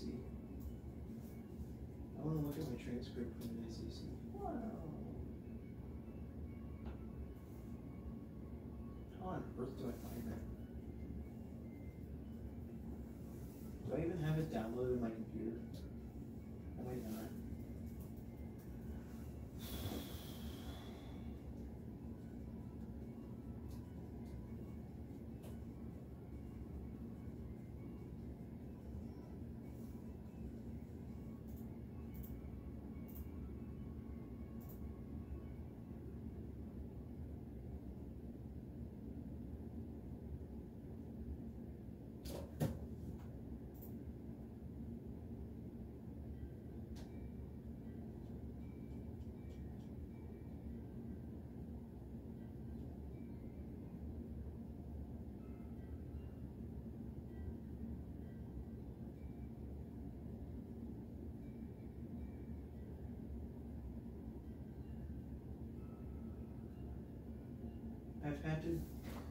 I've had to like request my transcript like 10 billion times before and somehow don't actually have it. School stuff folder. Ooh, fun. Textbooks. Ratios, management accounting exam. That's nothing. That's nothing.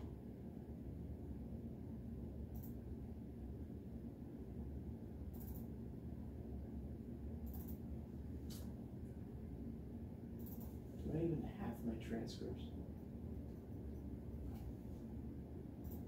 Maybe not.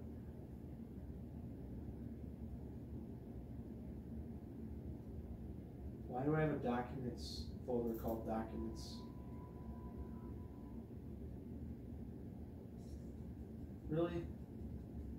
Why is there a folder within documents called documents? Why? So, passwords, homework. I mean, I have a homework folder, but I don't think that's gonna have it. Yeah. Oh, OneDrive.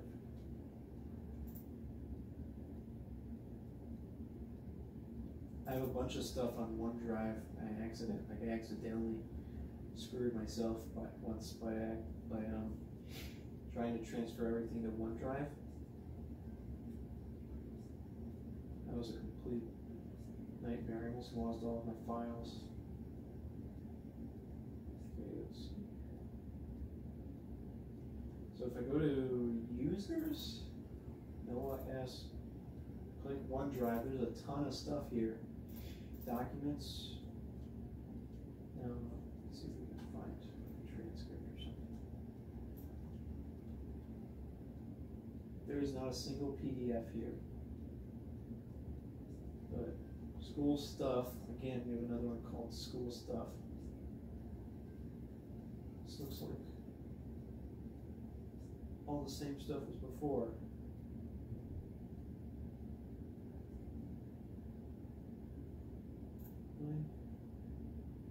What about documents?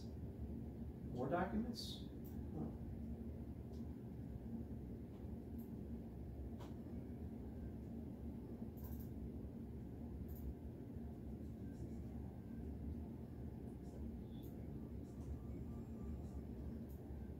Well, it would be too much work to try to find my transcript or order my transcript or whatever. So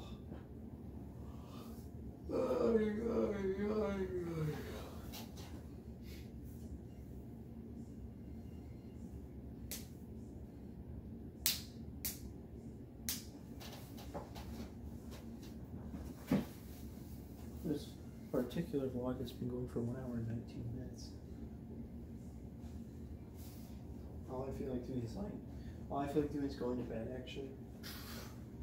That's all I feel like doing right now, even though it's 6 p.m.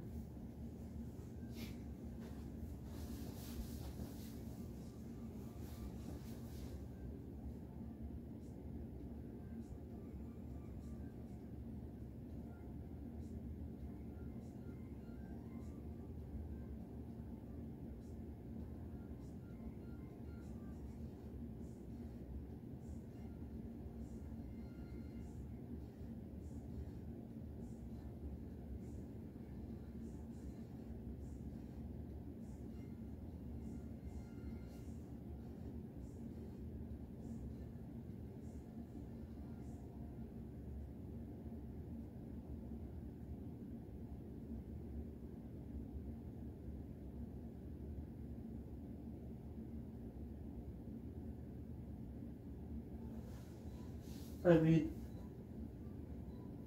would it be the end of the world if I didn't finish this assignment on time? Technically, no.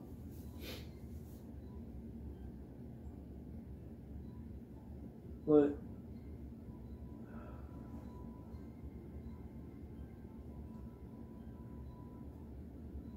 then I would have less time to work on the next written assignment.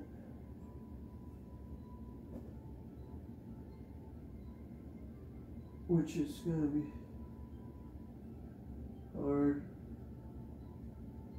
Sorry.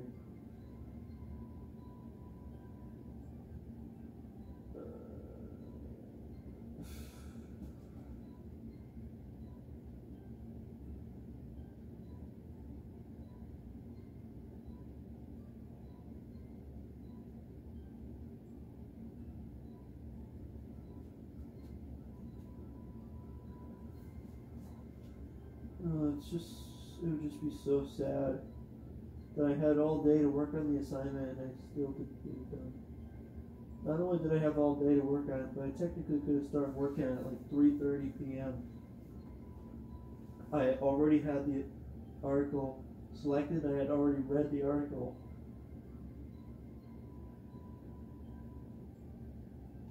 By that time. And yet I somehow could not do a single bit of work in between 3:30 and 12.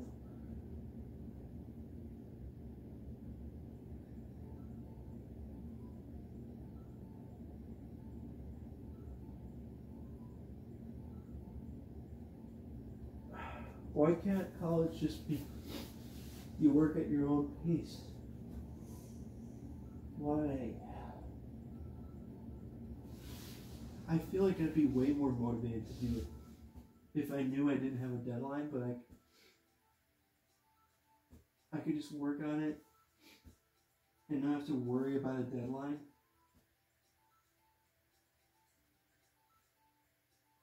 My motivation for getting the assignment done quickly would not be out of fear of turning it in late. Fear of a grade reduction, it would be because I want to finish my degree quickly.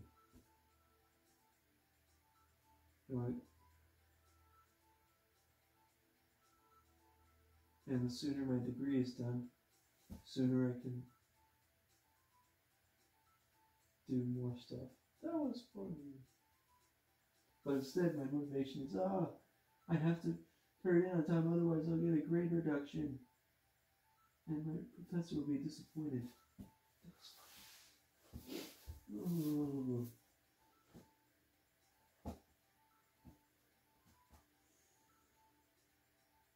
Oh no, it's due tonight and I haven't even started it yet. Oh, I have to rush. I have to work on this as fast as I can. I hate having that. Why can't I just do it at my own pace? You know what's funny? I bet I would be able to finish all the assignments in the same amount of time.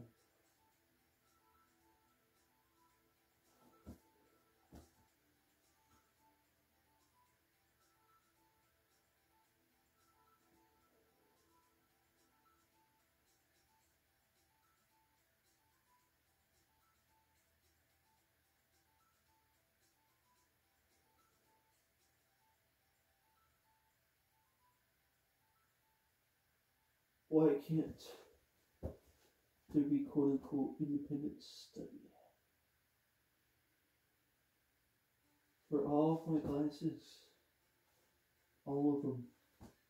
You know, I never did look into that because I wanted to do that. I wanted to do that for all of my classes, but I could not see a way to do that at all. Like looking at the schedule builder thingy. And weirdly enough, I never did ask my professor about doing that either. Or not my professor, my advisor. Because I just didn't think it was possible. I didn't think it was a possibility, but I never actually found out. It didn't look like it was a possibility.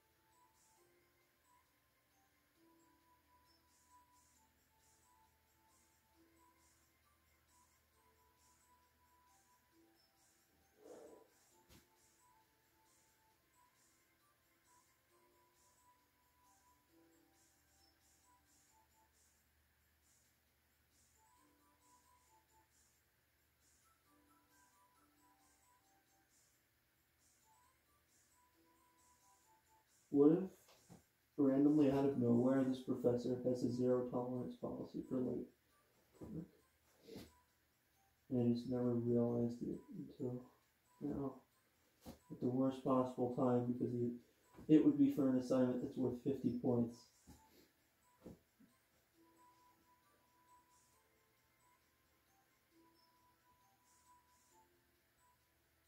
Seems unlikely though.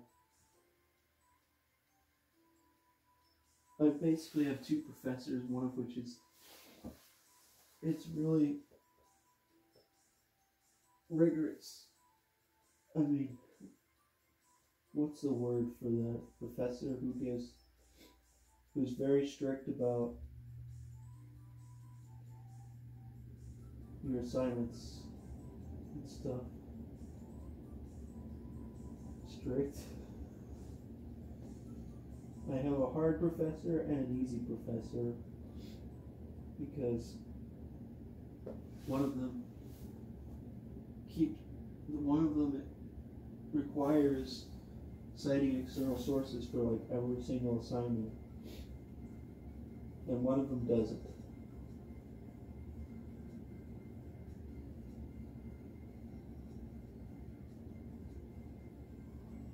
And I'm talking about the easy professor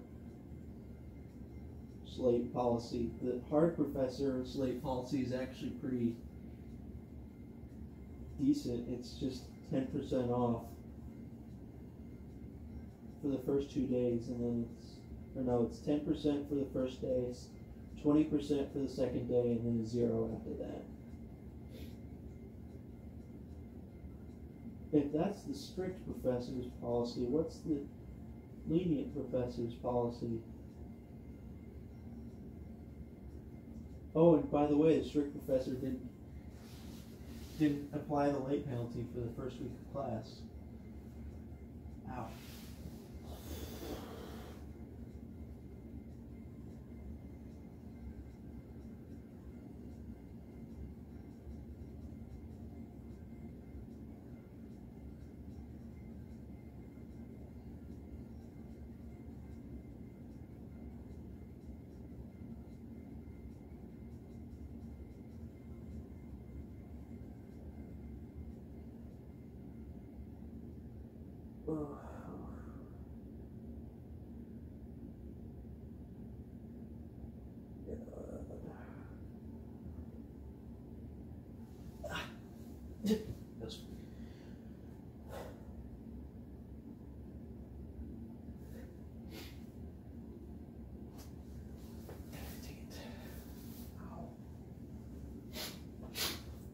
Why you sniffed?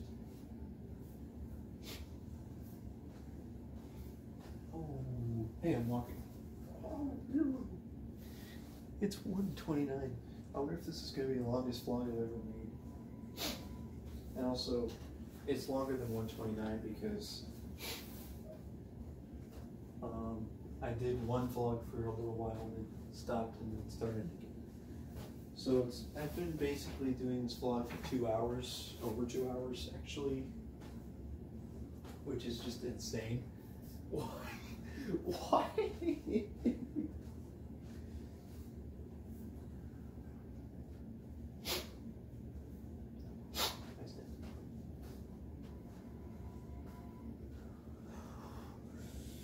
Wow. Dude, am I just giving up? That's why he's there. Am I just giving up?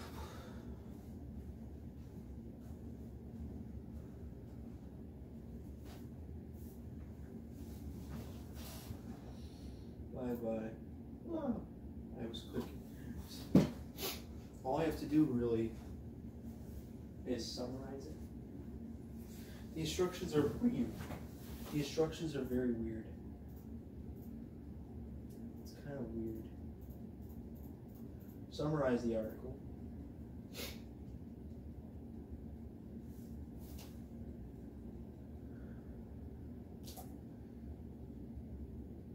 It says, discuss how this problem or issue relates to organizational behavior. Well, I mean, I guess I could do that. I guess I kind of have an idea of doing that because you just relate it to the stuff we read in chapter 1 about what is organizational behavior. But, and then this part of it, it says, discuss the article's content by addressing the question posed in your title. Isn't that just part of the summary, though?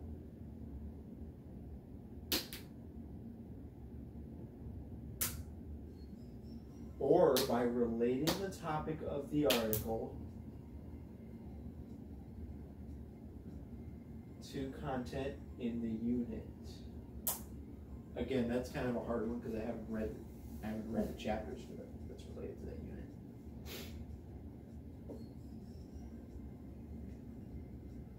Provide a bibliographic citation for the article. Easy.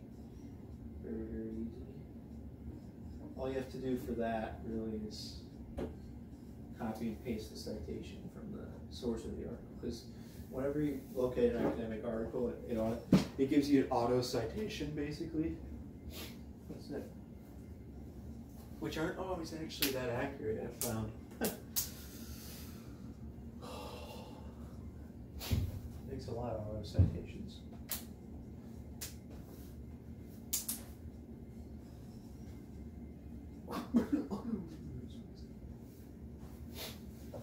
I want to see what the auto citation is for this. The incentive dilemma, blah, blah, blah, blah. Can't find this. Carmen Library. Where's Carmen Library? Here we go. I'm just going to go locate the citation because I feel like it.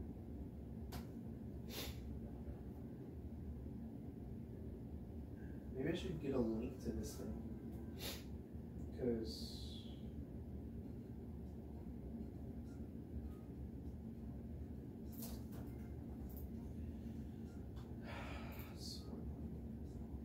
why don't they have a direct link to this thing? Oh, come on. Really? When you click this, it just goes back to that page.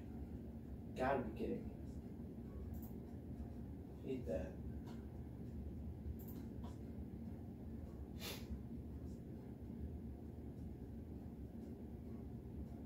Why isn't there a home page of this thing? New search.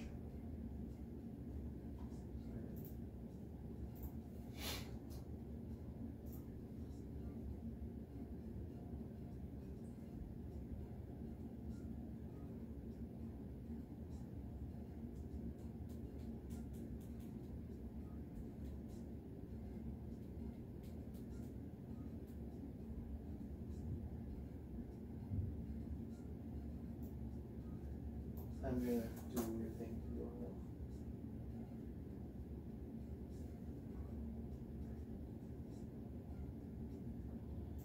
Never mind.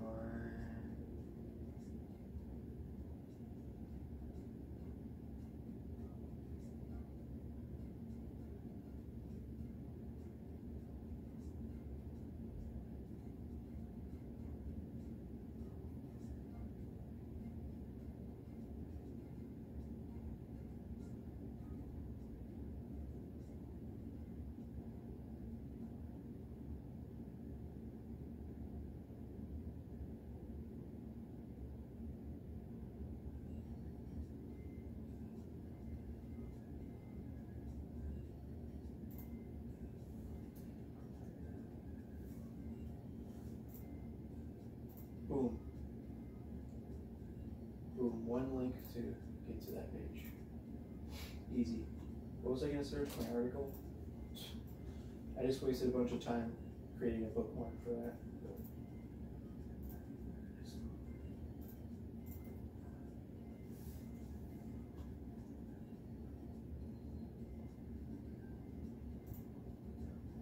Oh, it's funny how it doesn't automatically sign in. Nice. Citation. APA citation. Let's see if this looks good. We lists all the authors. That's good. And then it has everything capitalized. You're not supposed to capitalize it. Why? APA requires you to not capitalize it. Why?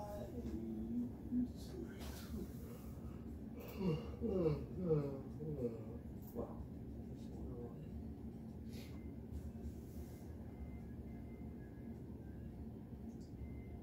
APA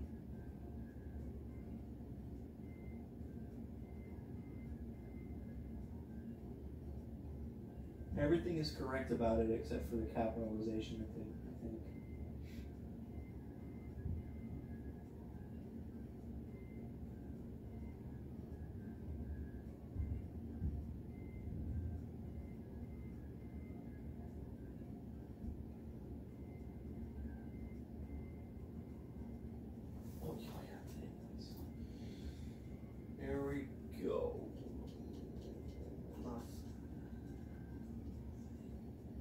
Incentive plans are a core component of many radiology positions and are often considered a major factor in the ability to recruit and retain high-performing radiologists.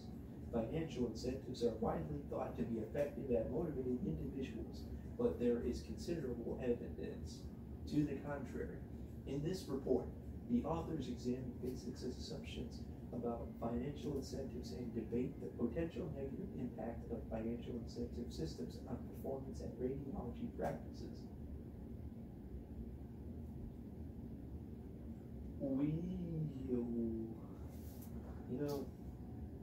This is a vlog, so I'm not supposed to be doing this, but introduction.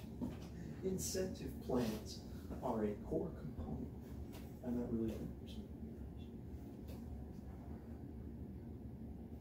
of many radiology positions in the United States,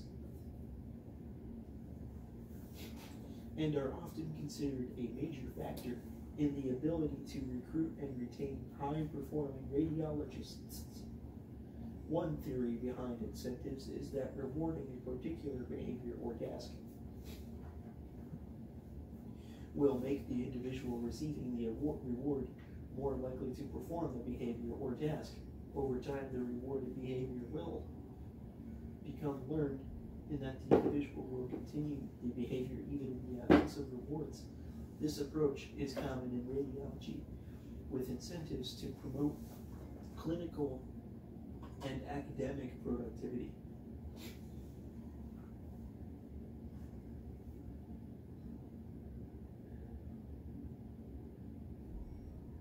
Most commonly tied to the work relative value unit. And in the academic setting, the non-clinical or academic RVU. Financial incentives are considered effective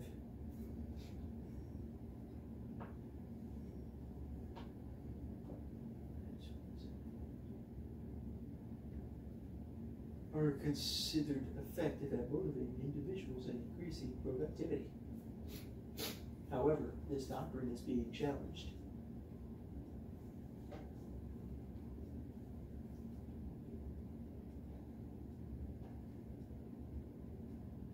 In this report, we examine basic assumptions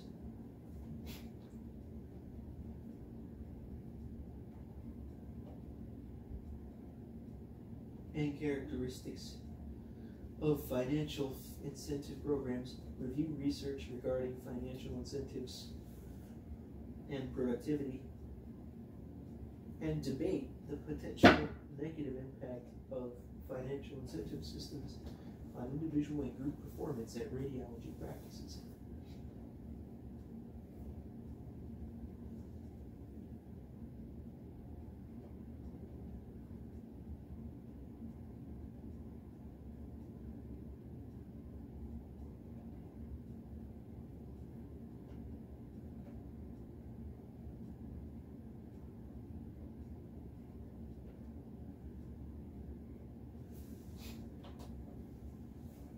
Traditional incentive programs.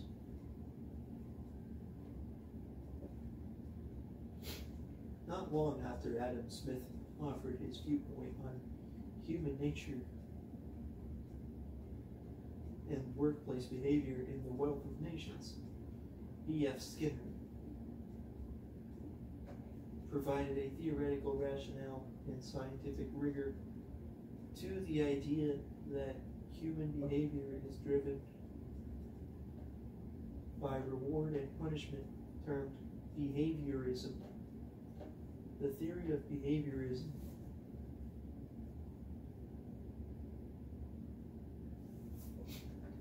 has a strong emphasis on the association between stimulus and response. Reinforcement is key to successful learning of the desired behavior. Certain actions recur if rewards are offered, associating a positive meaning with behavior. Positive reinforcement, on the other hand, Enacting a punishment after an action also alters behavior, negative reinforcement.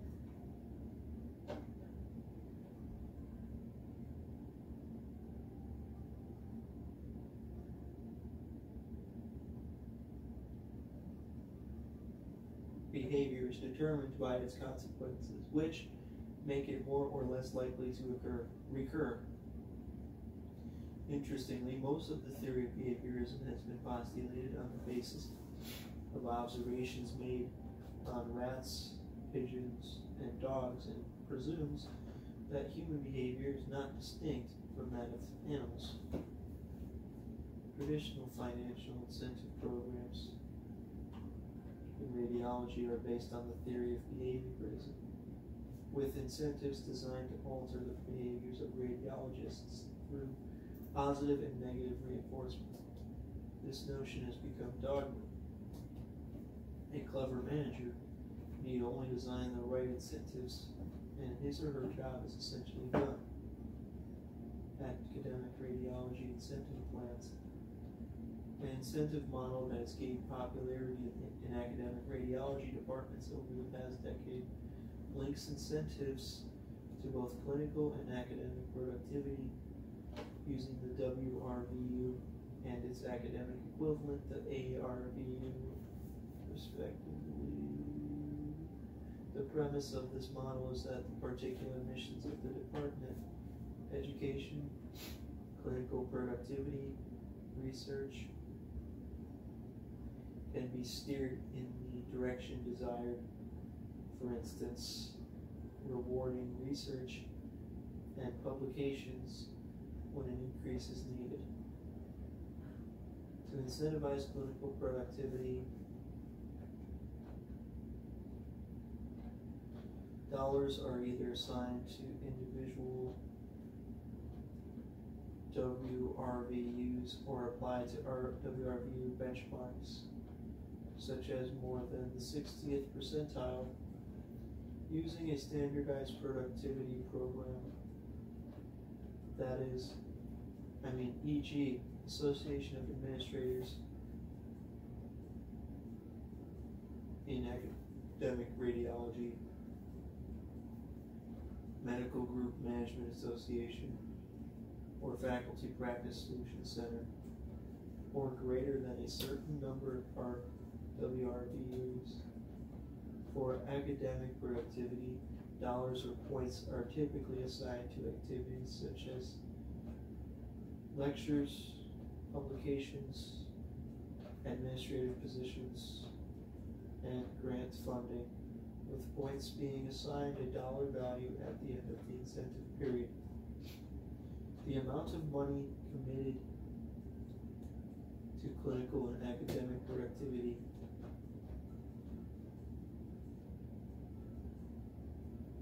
varies across departments. The amount of financial incentives available as a proportion of total salary also varies by department, typically ranging from 5% to 3%. That's good for me. I read a bunch of it while I was doing a vlog, which is wasting time on the vlog video. But,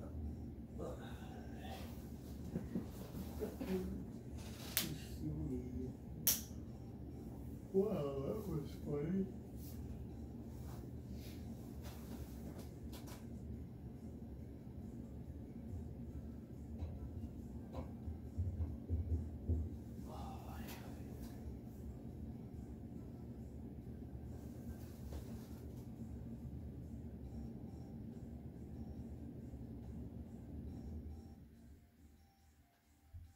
Air conditioning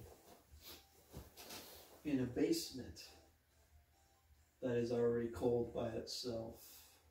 Weird how that works. All you have to do to get cool in the summer is go into a basement. Because before the air conditioning was even working, it was already cool down here.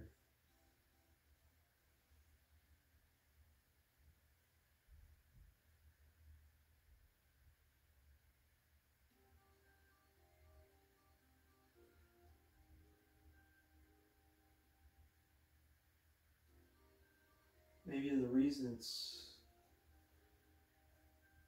cold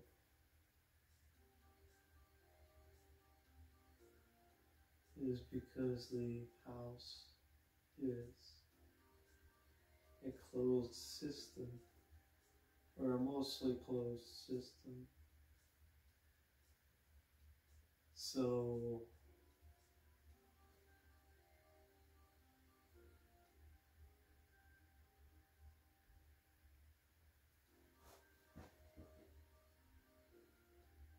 seriously? How?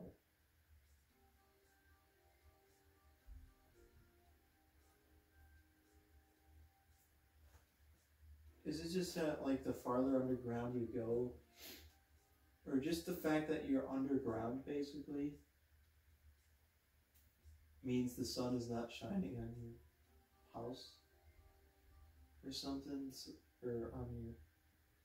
So even though the temperature outside is like 80 degrees, just doesn't really affect the temperature in the basement or something. How does that even work? What is the temperature going to be like in the winter?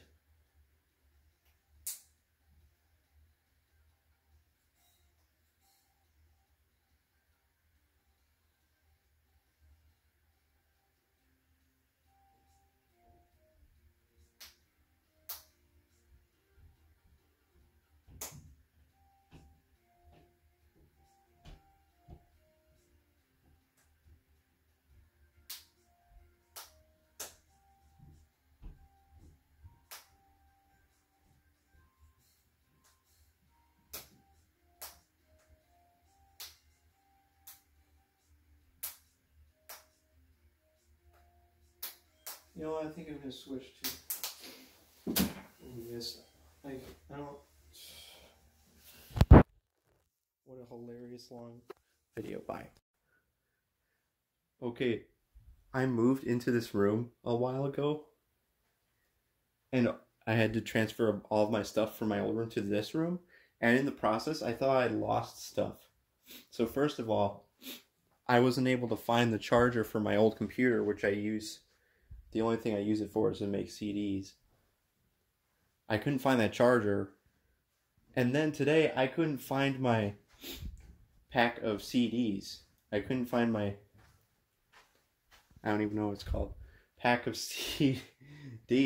I was looking over, and then... Look where they hid it. Look where they hid my stuff. Because I didn't... Because some other people helped move, but... Are you kidding me? Are you kidding me? I didn't even know that stuff was in there. I can't believe I just randomly thought to look for it. I was kind of desperately looking for my case of CDs. I was like, oh, maybe it's in here. Oh, what? Wow, that was funny. Nice job. You're probably going to be able to tell easily that I'm not breathing through my nose at all right now. I literally blow my nose for like 10 straight minutes, and it didn't really do anything at all, so I just have to not breathe through my nose, and then every once in a while I have to blow my nose. That was funny. And also, I don't think it's even good. It's even cold, because this is something that's just been going on for like forever. There you go. Wow, that was fun. Today is Sunday. Today is Sunday. It's been a long week. That was funny. I guess I'm just gonna say that was funny after every sentence now. What was last Sunday? I don't even know what I did last Sunday. Let's see. Oh man. I think I may have done basically like nothing last Sunday. Is that the last time I even made a vlog? I don't remember. Where did I make a vlog last? I think it was... I made a vlog either on Monday or Tuesday. That's the last time I made a vlog. But let's see, what did I do on this last Sunday? I had some kind of assignment due last Sunday. I'm not sure what though. Let's see. Oh, you know what? An assignment for organizational behavior was due last Sunday, and I didn't finish it. Of course. Let's see here.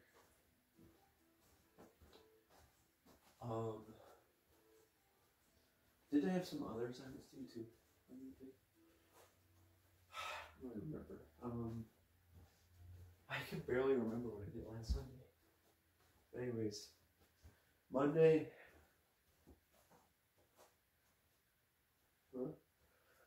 I think I was in a very tough situation last Sunday where I had basically, I was looking ahead through the week and I basically had something due literally every single day of the week.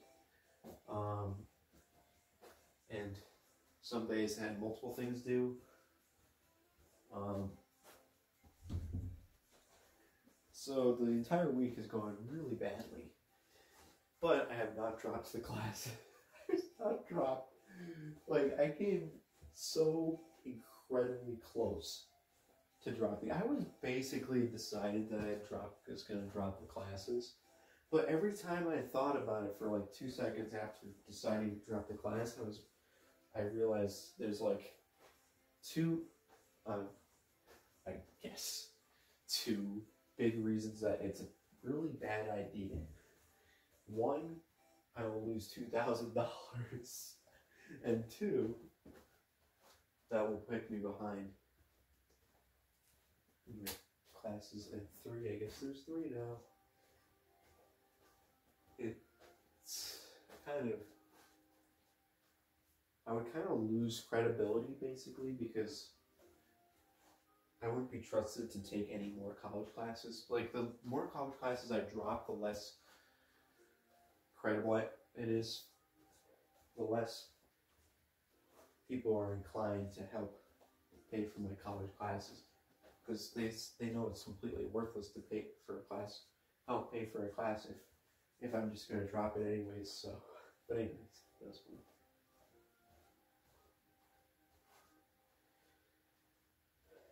So, like, literally those extrinsic motivators were enough to get me to not drop the class, but it wasn't enough to get me to finish my assignments in time. So anyways, I don't even remember what assignments were due last Sunday and Monday and Tuesday. No, there was nothing due Monday. But here's what happened. Like, Monday and Tuesday, I did nothing at all.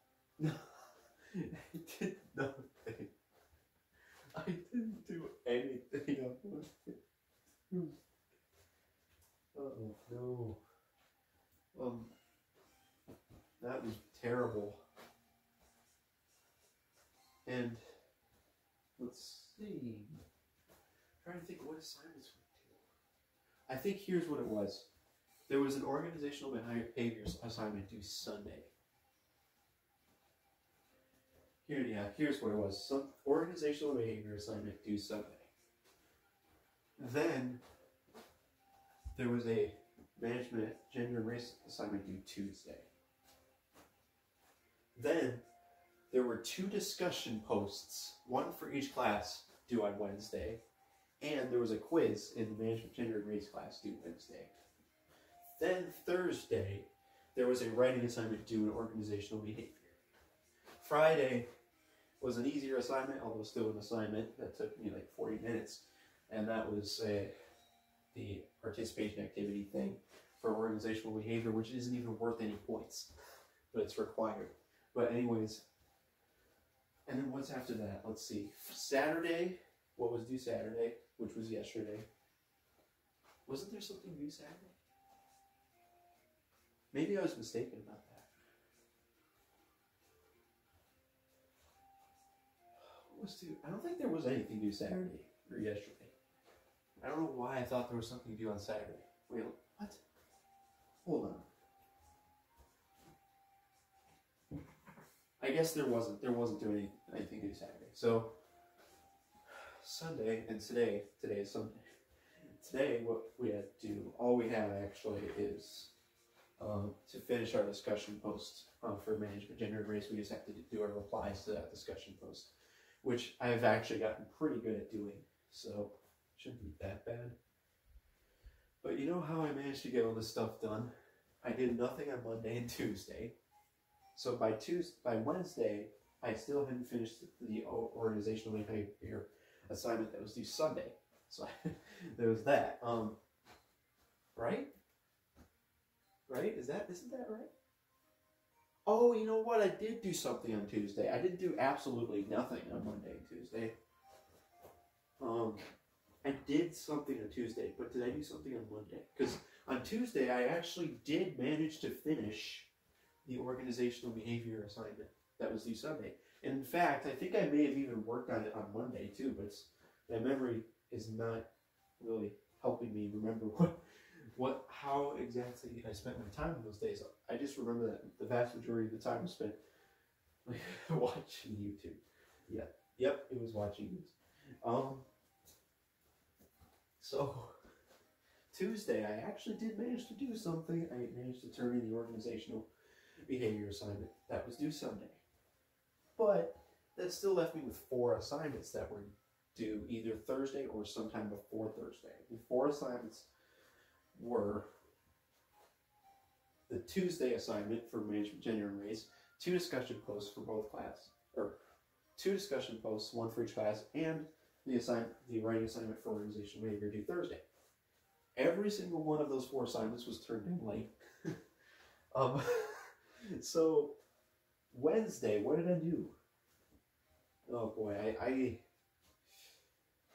now a lot of these days were spent trying and failing to do the assignment, like actually trying to work on the assignment, but not getting through it because I ran into some kind of barrier or obstacle that I couldn't get up through. So I did spend time on Wednesday working on assignments, but then I kind of gave up after a certain period of time. Like what time did I give up? I think it was around 8, or maybe it was earlier. Yeah, that sounds like I worked out all day, like from. Did I seriously? What was I doing all day on Wednesday? Okay, you know what? Let's just completely give up trying to figure out the time. Man.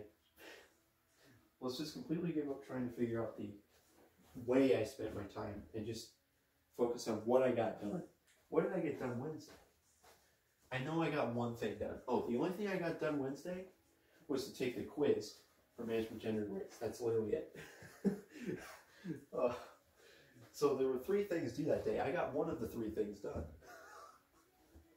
And thankfully I got 20 out of 20 on the quiz. That's actually, it was quite the accomplishment because I didn't even manage to read through all the readings required for the quiz.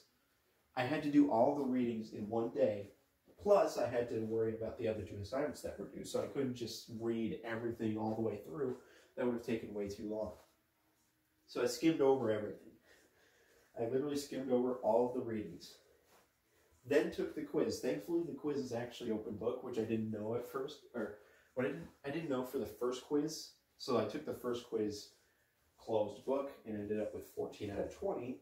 Which she later changed the grade to 16 out of 20, and then randomly changed it back to 14 out of 20. I have no idea why. But anyways,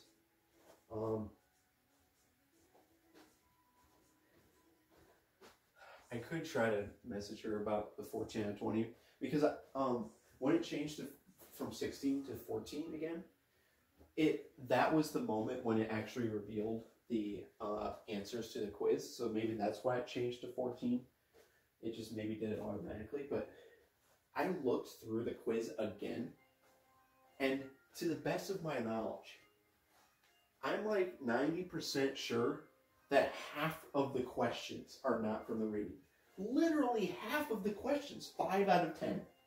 5 out of 10 questions were questions referring to readings that we were not directed to read for that unit.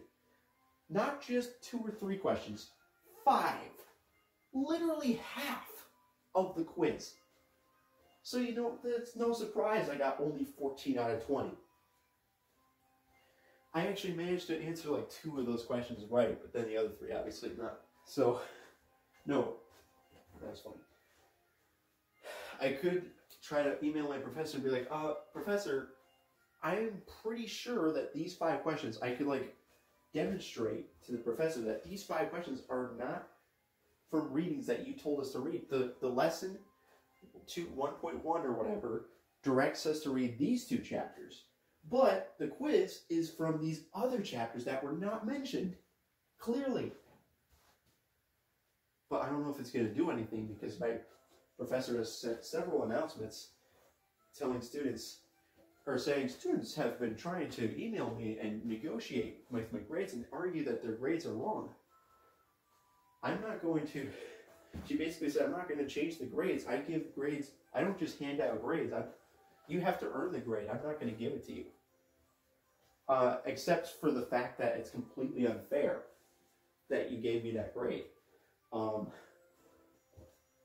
Maybe those are just for writing assignments. Maybe if she looked at the quiz again. Like, the first time I did email her about the quiz already. And she said, oh, I looked it over and I found 1 question that was not from the reading. So I'll give you that 1 question. So I already did that. And that's what the conclusion she came to. Maybe I could do it, message her again. I don't know. Maybe. Maybe if my grade is like in real big trouble later in the year and I'm like, oh, I need to do anything I possibly can to get my grade up, I can message her and be like, hey, 5 of these questions on the quiz are not even from the readings. So that means I should have gotten. Did I get any questions wrong that were from the readings? I don't think so. But if I managed to get, anyways, that was a long tangent. Anyway, back to the story. Wow. On Wednesday, I did the quiz and got 20 out of 20. All I did to study for it was I skimmed over all the readings, and then when I took the quiz, I was able to refer to the readings during the quiz because it's an open book. But there's only 15 minutes to take the quiz. But I managed to take the quiz in 9 minutes and got 20 out of 20, so that's pretty good. But I did not finish the discussion post. So there you go. There's 2 discussion posts that were not turned in on time. And then I think either 1 or 2 days later, my organizational behavior professor gave me a grade of 0 on the discussion post, obviously, because it wasn't turned in. But she hasn't done that for previous late assignments. For other late assignments, she just doesn't give a grade until I turn it in. But for that one, she just immediately gave me a 0, which was a little worrying. Like, oh no, even if I do the assignment, she might still end up giving me a 0. But I decided I'm going to do the assignment anyways because it's better to do the assignment with a slight chance of getting a grade than to not do the assignment and a 100% chance of getting a 0. I guess is logic. So anyways, what did I do on Thursday? Where I basically had 3 things that I had to finish, 2 of which were due the day before. What did I do Thursday? What did I finish on Thursday? Did I finish anything on Thursday? I'm trying to remember. I don't think. I thought I finished 1 thing on Thursday. Did I finish 1 thing? Because basically I've just only been finishing 1 assignment per day for like the entire week. But I'm trying to remember which one it was.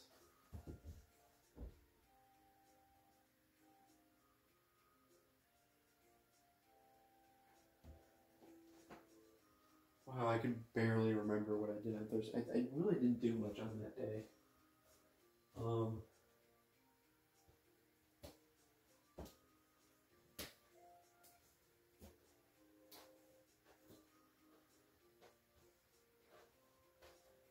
Did I do either of the discussion posts? I did not do the organizational behavior discussion post. Did not do I didn't do any of the 3 assignments on Thursday, so what the heck did I do on Thursday? I think I literally didn't get a single thing done on Thursday. What? Is that really the case? I thought I did something. Wait a minute. I don't even know how I'd be able to tell what I did on Thursday.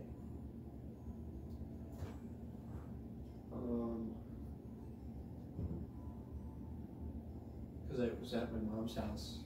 I did some stuff. I didn't do anything in the morning. I did like I worked on something for like 2 or 3 hours and then left and came back here. And then what did I do after that?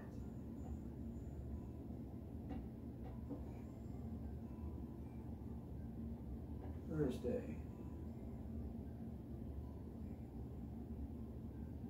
For some reason, I was under the impression I got something done every single day.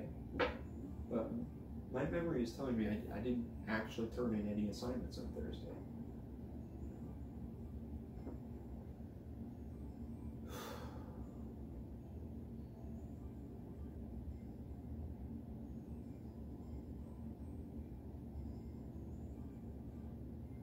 Oh, you know what? I did turn in something on Thursday. And you know what I forgot about? You know what I forgot? Is that one assignment that's due Tuesday for management, or that was due Tuesday for management, gender, and race.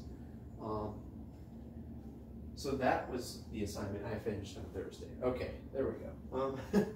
So by the time Thursday rolled around, there were 4 assignments that were all late.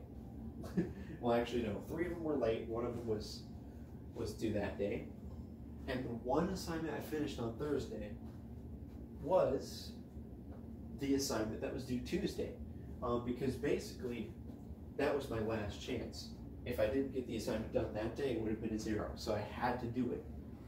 And I just barely managed to find a source for the assignment. Because the assignment requires you need to find some kind of external scholarly source to support your argument or something. Because basically what I had to do, it's funny because by Tuesday night I had finished the whole assignment except for 1 question, and the 1 question required that I need to do external research to help support my answer to the question, but I was unable to find any sources for the question, which is why I wasn't able to turn it in on Tuesday.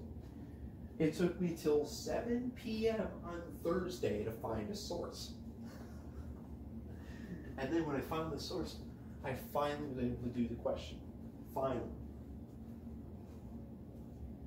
And then I finally turned it in on Thursday night. 2 days late, so that means it's gonna get 20% off the grade. Wait, oh, you know what? She already graded the assignment. She graded the assignment on Friday. I got 17 out of 25.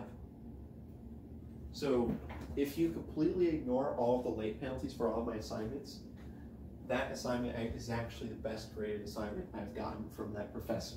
Because if it didn't have a late penalty, it would have been 23 out of 25, which would have been the highest out of all my assignments. But anyways,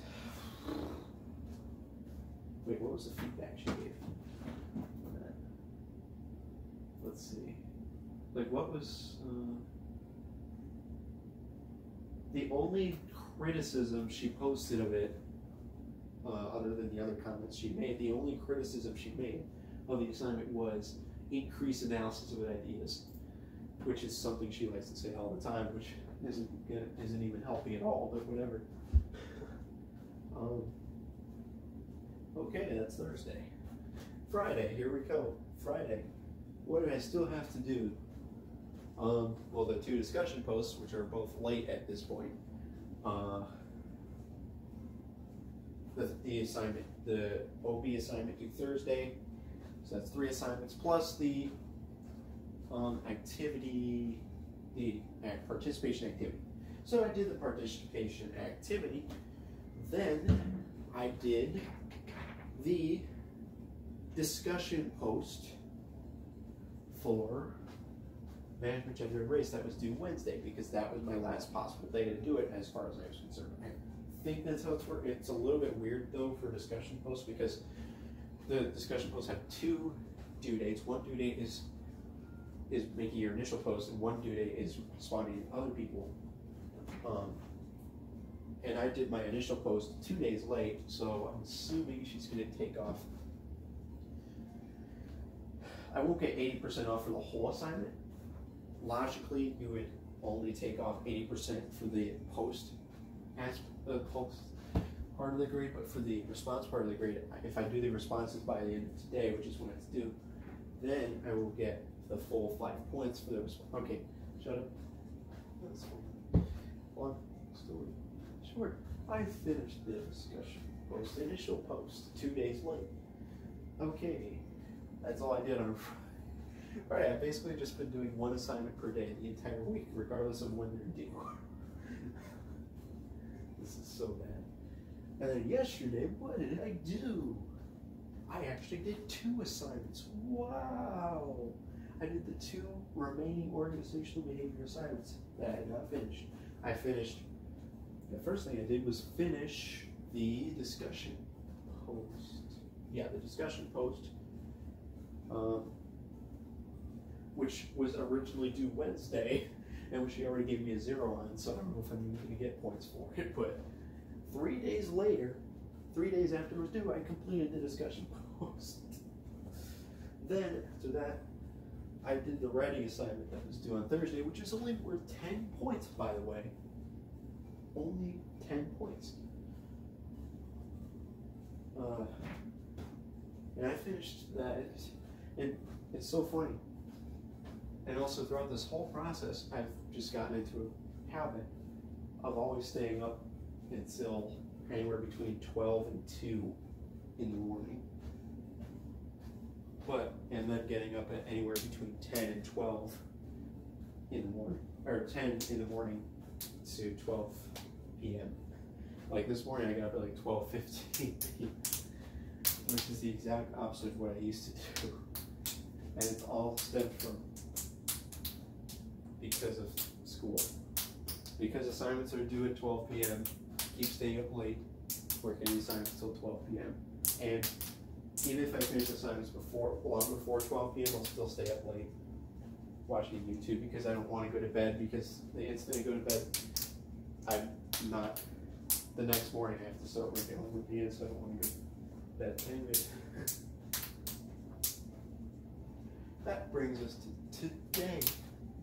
You have now been caught up on everything that's happened over the last week. It's been horrible. I've turned in almost every assignment late. I think literally every assignment, except for the participation activity, which isn't even worth any points, I turned in late. At least now I get to do one single thing that is not going to be turned in late. And at this point in time, no assignments are overdue. None. I have no overdue assignments anymore. It took me a whole week to get through every assignment that was overdue, but I finally did it. That was fun. So now what? What's next? That was funny. And also, here's one factor that was a very key factor in helping me to not drop my classes. It's actually kind of an easy next couple of weeks. Mainly for the gender and race class, it's an easy next couple of weeks. So,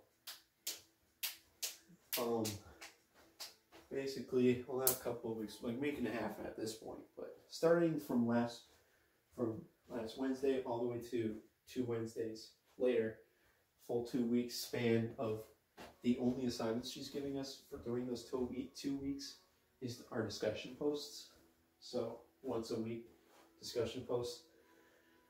So it's an easy week. That was fine. But then, not this Wednesday, but next Wednesday, I think we have a discussion post, a quiz, and a writing assignment due on that day. So, but anyways, today I have to do the replies to classmates for a discussion post that was due Wednesday, but the due date for the replies to classmates is today, so it's not overdue. That's the first thing I'll do. And then the second thing to work on is something due Wednesday for organizational behavior, which is a team assignment, which has a ton of different things to do in the team assignment, which can take a million years. That's one. And then this Wednesday, I'm pretty sure all we have for management, gender, race is another discussion post. So there.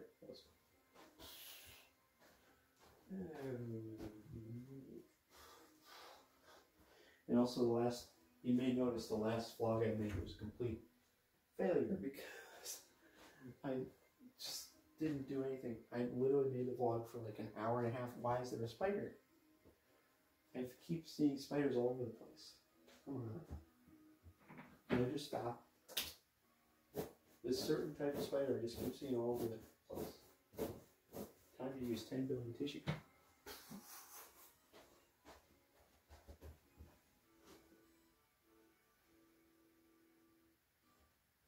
Did it just fall on the floor? I think it did. Now I can't see where it is. Dang it. Where is it? The floor is too dark for me to see it. I just smashed it against the wall and then it fell on the floor. Dang it. Come on. It's completely invisible to me right now. That was funny.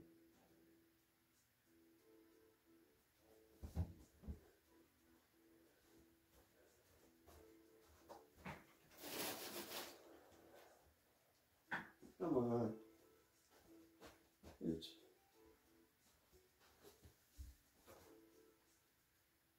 I literally don't see it. I'm staring straight at the floor where it fell, and I don't see it. Come on. Really?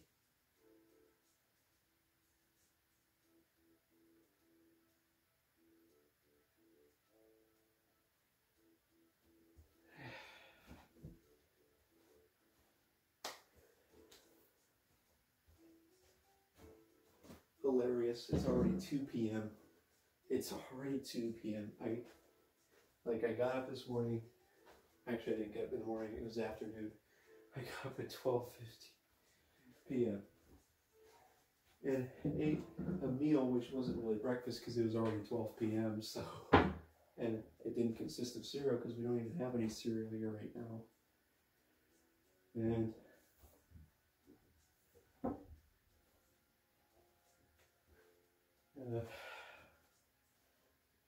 then after that, I did random stuff and then looked at computer. I have technically, well, that was fun. Yay, 2 hours. Apparently it takes me 2 hours to start my homework. Oh no, huh? Last night it was a funny, hilarious attempt to go to bed early because I took my pills at like 7 something. Nope, still went to bed at 1. Oh man. And yeah, of course, I slept from 1 to 12. I actually woke up way earlier than that. I woke up at like 7 something. Well, all I know is that I woke up and was just laying there for like a million years, and I finally looked at my phone and it was 8. I was like, man, this is early. Yeah, I could get up. And then I just lay down and then fell asleep again. And then basically just fell asleep a few more times in between 8 and 12, and then finally got up. Oh my gosh. Yeah. Maybe it's just completely useless to try to go to bed early now. But the problem is my mind is still stuck in the earlier schedule because 2, it feels like it's really late in the day right now because it's 2 o'clock, but it's actually really early for my current sleep schedule.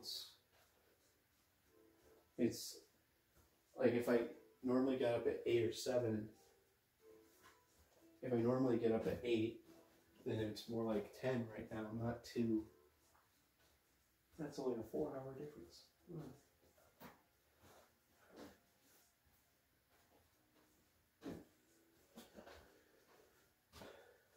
I think I did actually go to bed at like 8. Like since school started, I went to bed at 8 one single time. And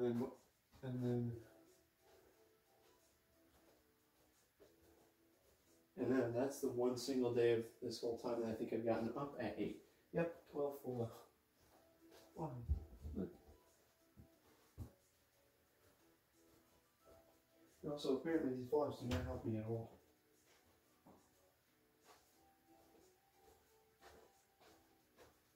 Well, 3 weeks. Actually, technically, we're not done with 3 weeks of school because we still have today left. Fun! 3 out of 10. Only 3 out of 10, not even halfway done. Fun. Not even halfway done. The entire month of July might end up being exactly like this past week. The entire month of July. Although I'm not going to turn in assignments late, and I'm not going to just do one assignment per day like I did this entire week, basically.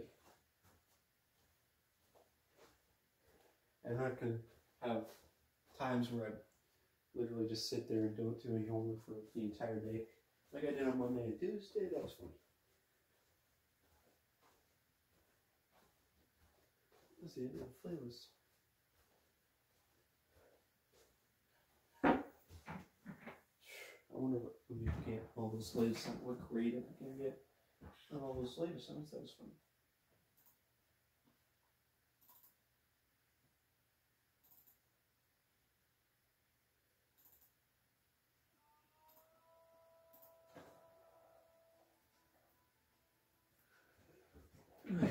Also, Dan and Joyce went somewhere.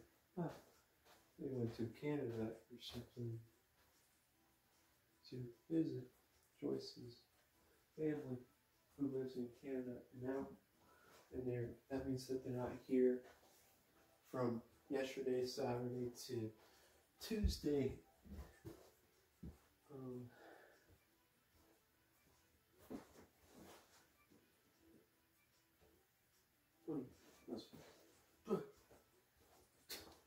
Well, that is completely not really. That's the funniest sound, Shrek. Which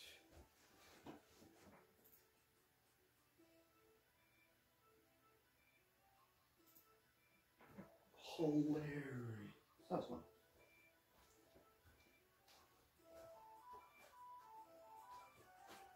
Isn't that so funny? The music you're just hearing right now.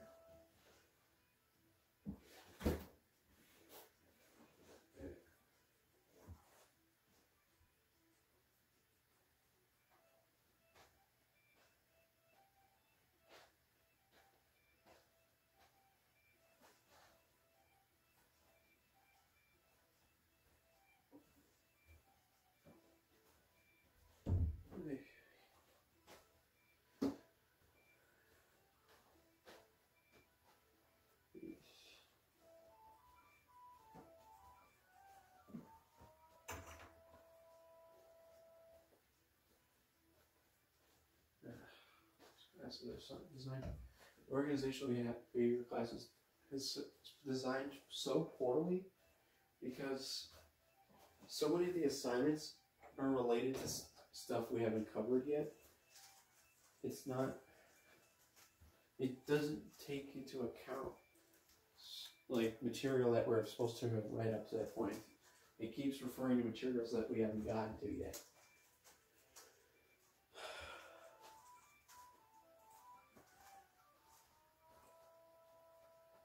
And I actually messaged my professor about that for one specific assignment, which was the assignment that was due last Sunday. And she said her answer was completely nonsensical because she said, oh, well, this is an assignment where this is a multi-part assignment where you turn in this first part and then I give you feedback and then keep doing revisions of the assignment until you turn in the final version of it, is basically what she said. Guess what? That is not what it is at all if you read the instructions of the assignment. The instructions of the assignment say it's just a one-time assignment. You turn it in then. And the reason I was messaging about it, well, obviously, it's because it was late, so I wanted some excuse to not do it. But another thing was, the assignment was referring to subjects that were covering the entire unit. We hadn't covered the entire unit yet. We're only like 1/4 of the way through the unit. And then we have to do an assignment that covers the entire unit, like 1/4 of the way through. Why isn't it due at the end of the unit, after we've covered everything? And that's how like tons of the assignments for that class are. Like the first writing assignment was covering something from Unit 2, even though it was Unit 1. Why? No idea what's wrong with that class, but whatever. That was fun.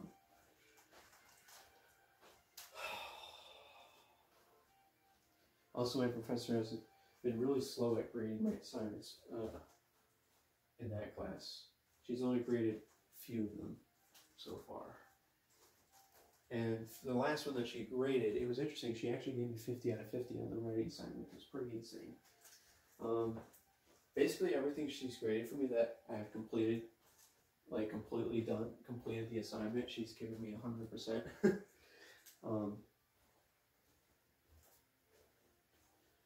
She gave me a 50 out of 50 on it. Let's see, what was it about? Oh yeah, there's the global, the global perspective assignment, which of course it wasn't covering anything that we covered in our chapter up to that point. It was in subsequent chapters. Gave me a 50 out of 50, and in the comment for that assignment, she said that she had a summer cold, which is why she graded it so late. Anyways.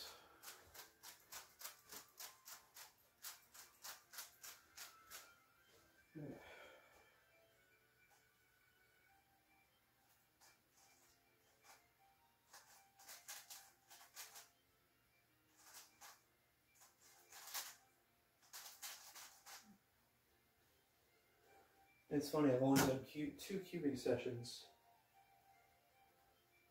throughout this process.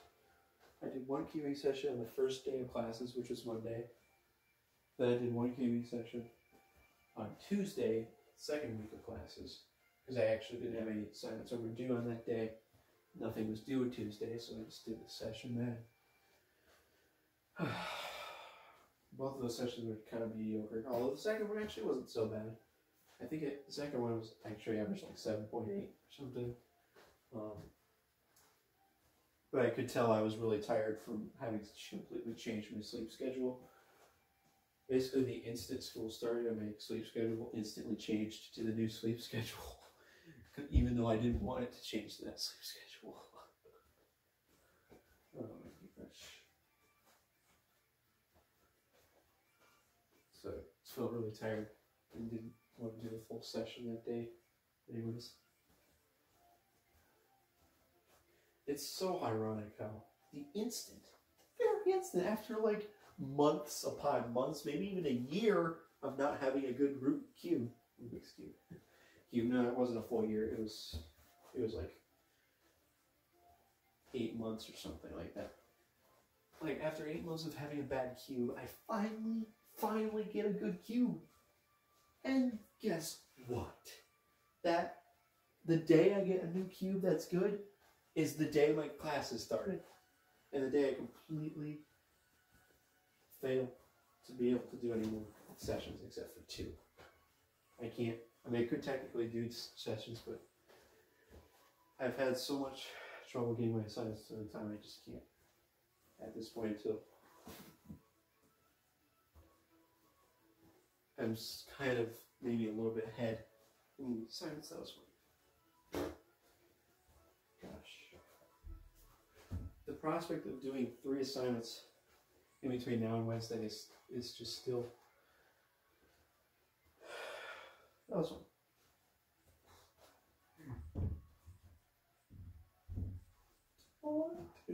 That was fun. It's just one assignment that's going to take me 30 minutes if I actually do it efficiently, which is the discussion post, and then it's kind of a big hard assignment, which is a group project for our organizational behavior USA, and then discussion posts for management generators, and that class is just hard in general because of the requirements that we need to find external sources and stuff. So, jeez.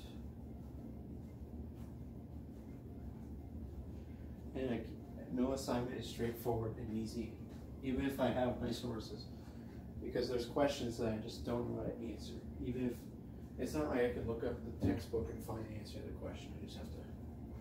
There's questions where I just have to like make up stuff, like I've kind of explained in previous vlogs. Man, that first assignment, like, why did I have to make such a big deal of it? That was literally the easiest assignment of the entire semester.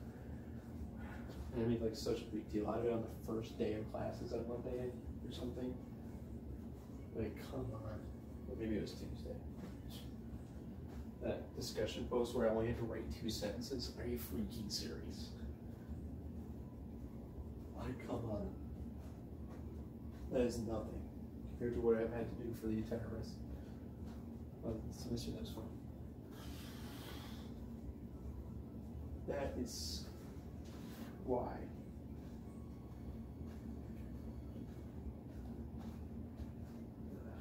That was fun.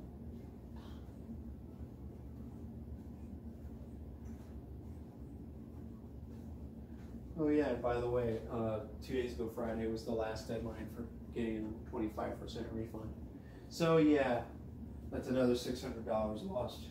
I did the calculations. At least if I drop both classes. Now I think the final deadline for dropping both classes is like July 15th or something, so a couple more weeks left. It's probably basically 3 weeks or so. It's probably like 3 weeks from 2 days ago when I can't even be bothered to look at the calendar to check. Oh my gosh, what? I can actually count how many days it is from now. 27th, 28th, 29th, 30th, 1st, 2nd, 3rd, 4th, 5th, 6th, 7th, 8th, 9th, 10th, 11th, 12th, 13th, 14th, 15th. 19 days, I think. I was using my fingers to count, but I went over 10, so did I do 19 days? It's obviously 19 days done, which is almost 3 weeks. 2 days ago would have been 3 weeks. So yeah, that's exactly correct, right? It's not this Friday, not next Friday, but the Friday after that is the final deadline for dropping the classes. We'll see how I'm doing by that point. I don't know if I'll even make it that far, but anyways, by that point, it's how many weeks I've passed in class. Brain, cooperate here. If it's 3 weeks from 2 days ago, that means that basically about 6 weeks will have passed in the class. That's over halfway through the class. So about 6 weeks into the class is the point at which I will have my last opportunity to drop the classes. Anyways. And if I don't drop the classes, that means we have a full 7 remaining weeks of the class. 7. I've only gotten through 3. I barely managed to get through 3. We still have 7 more. Oh man.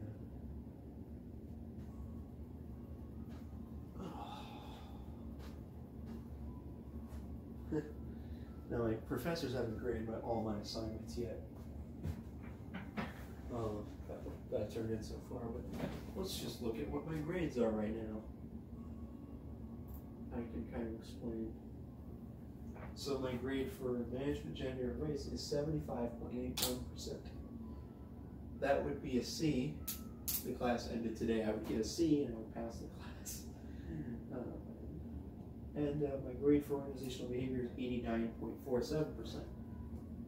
And the only reason it's 89% is, first of all, she's only graded like 3 of the assignments so far. Second of all, she gave me 100% on all the ones she graded, except for the one discussion post, which I didn't turn in on time, so she gave me a 0 when I hadn't turned it in yet. But then I turned it in, so I don't know if she's going to give me any partial credit for it after I waited 3 days to turn it. But anyways, that's what it says my grades are in class right now.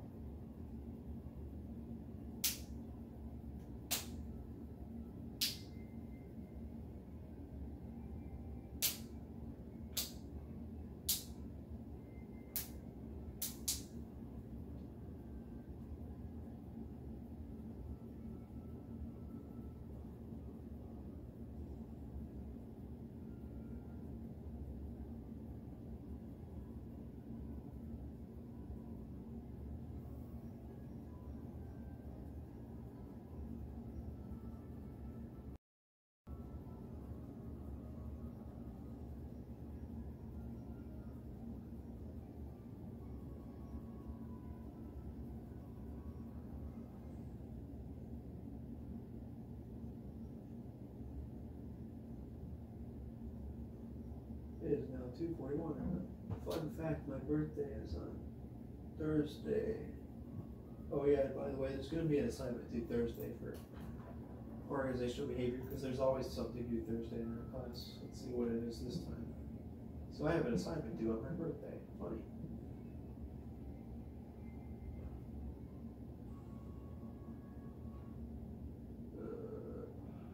Wait, why is it due July 3rd? Thursday, Friday, Saturday, Sunday. What? Oh, that's a Sunday. Things are usually due on Sunday in this class. And that written assignment's only 10 points. Huh? Okay. What do we got through Thursday?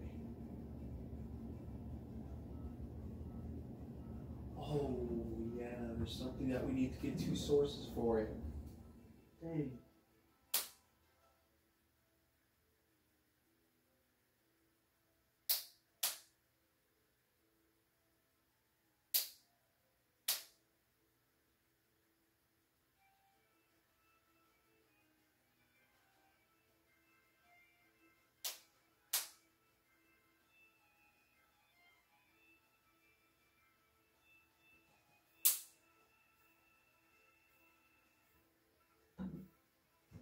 Yep, we have a interesting factor about that. Something that is usually only reserved for my gender and race class, but now it's in my organizational behavior class, which is that I have to use 2 external sources for an assignment. That's only worth 10 points, by the way. Only 10. But it's only 1 question, so should theoretically not be that hard. Like it's only 1 or 2 paragraphs, but I have to get 2 external sources. Thanks. And then I saw there was another written assignment due on Sunday, which is it's only 10 points. Interesting. That's one. Funny news.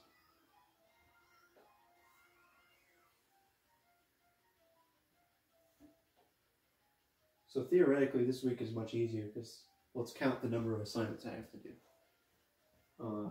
Should we include today's assignment where I do the fine, whatever. In between now and next Sunday, what are the rest of the assignments I have to do? Reply to 2 people in discussion post. Do group assignment. Do discussion post. Do I count that as 1 or 2 assignments?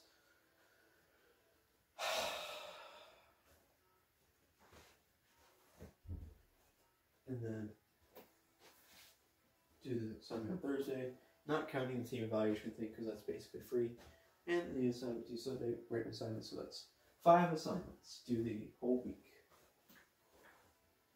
If you include today's assignment, which is not really, I don't know if this counts. Wow.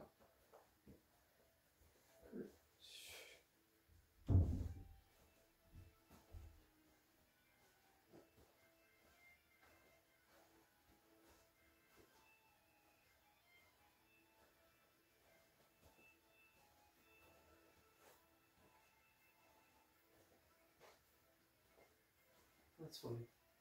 Very funny.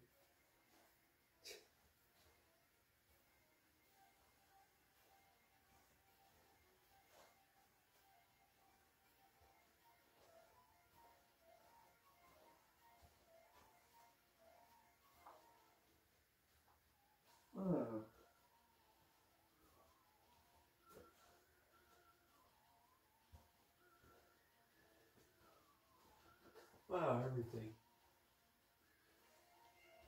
Isn't that just fun? Here. Only 18. I still haven't started my assignment yet. Huh. Is. Jeez, this is going to be going on forever. It's 51 minutes. Yeah, but to you, actually, no. I was about to say to you, it's only like 8 minutes because every time it gets through 43 minutes, then it goes to a new video. But that's not true either because this is going to be all part of one long video. But I think I have so many vlogs saved up now that I might have to make more than one video because I think it's going to end up being more than 11 hours of vlog. Because I think YouTube's limit for how long a video can be on YouTube. It's like 11 hours and 30 minutes or something like that. Oh my gosh, that's gonna be fun. When am I ever gonna do that? I'm probably gonna wait till the end of the freaking semester to do that, and then I'm gonna have so many full. I might even have to make 3 videos. Like 3 10-hour videos or something ridiculous. Oh man.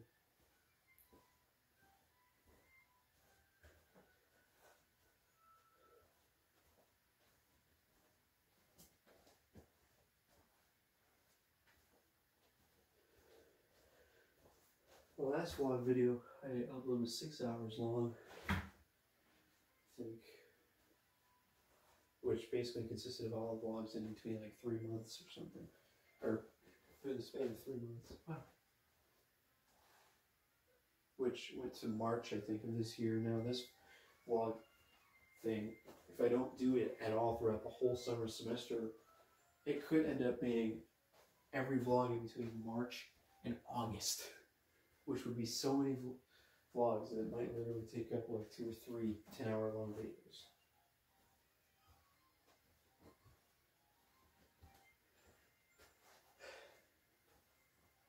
Like, what is the YouTube limit for videos? What is time limit for YouTube videos? Come on. It says 12 hours in length and no more than 128 gigabytes in size. This was back in 2020. Can you just have it? Wait, if you're verified. I'm not verified, but I've been uploading videos longer than 15 minutes forever. So what the heck is this talking about? This doesn't make sense.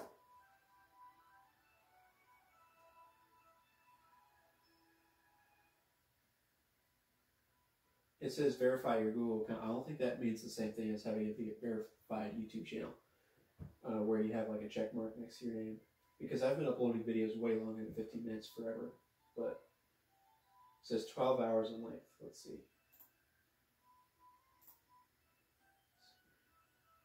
Are you sure it's 12 hours?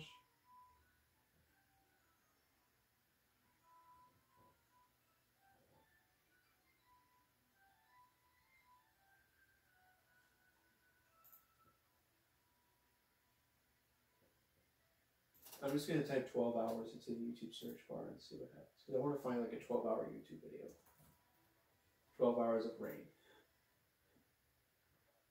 So it looks like the limit is 12 hours. Wait, look, somebody uploads something that's over 12 hours. How is that possible? Look, here's a 23-hour video. Are you kidding me? How is this possible?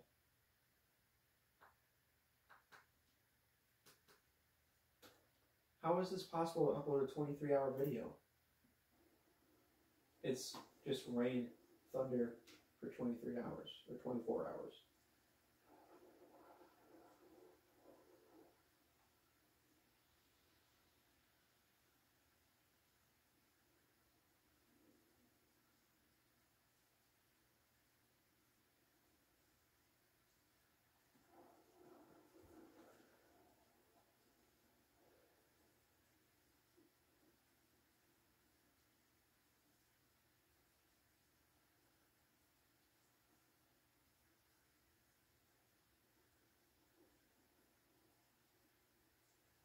What? Somebody said they put this on 2 times speed and managed to fall asleep in 2 minutes. The heck? I played this at 0.00005 speed and it took me almost 2 months to fall asleep. Funny. Hilarious.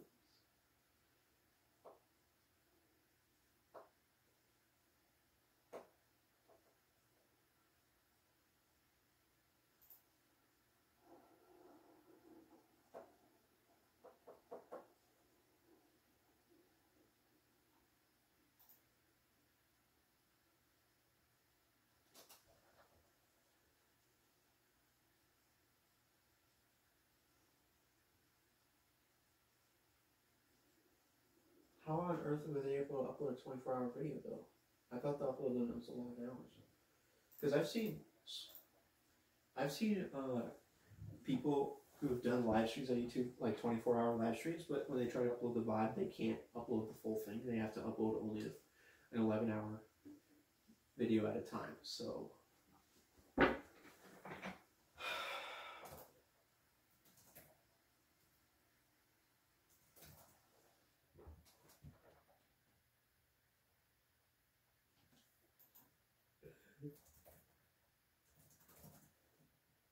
there's no, oh, what? There's a 50-hour long video?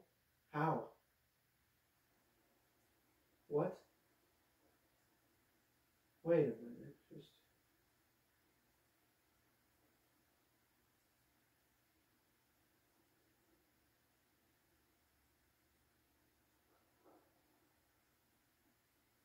Holy crap.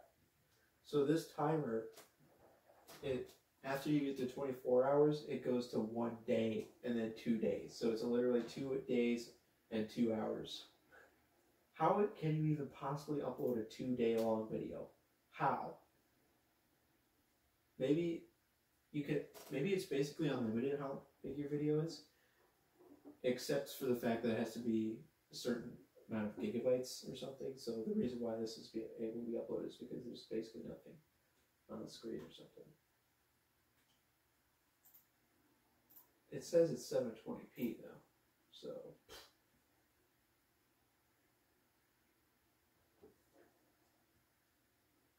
Can somebody explain to me how this is possible to upload a video this long?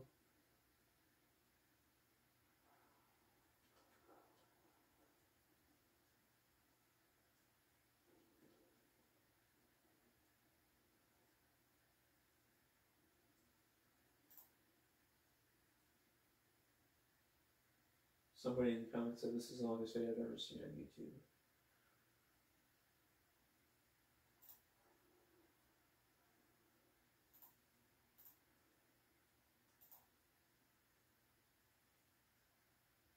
Huh.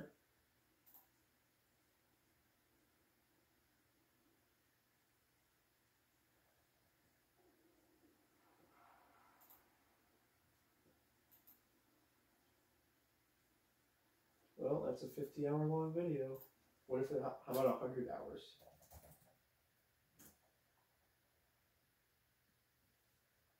What the heck? Seriously? Here's 100 hours video. How?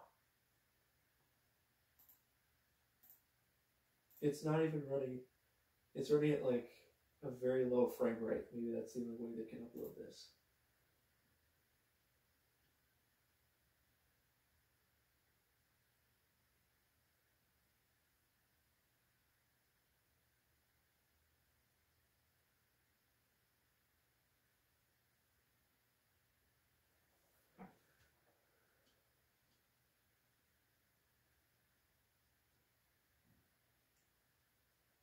Is this the longest video on YouTube?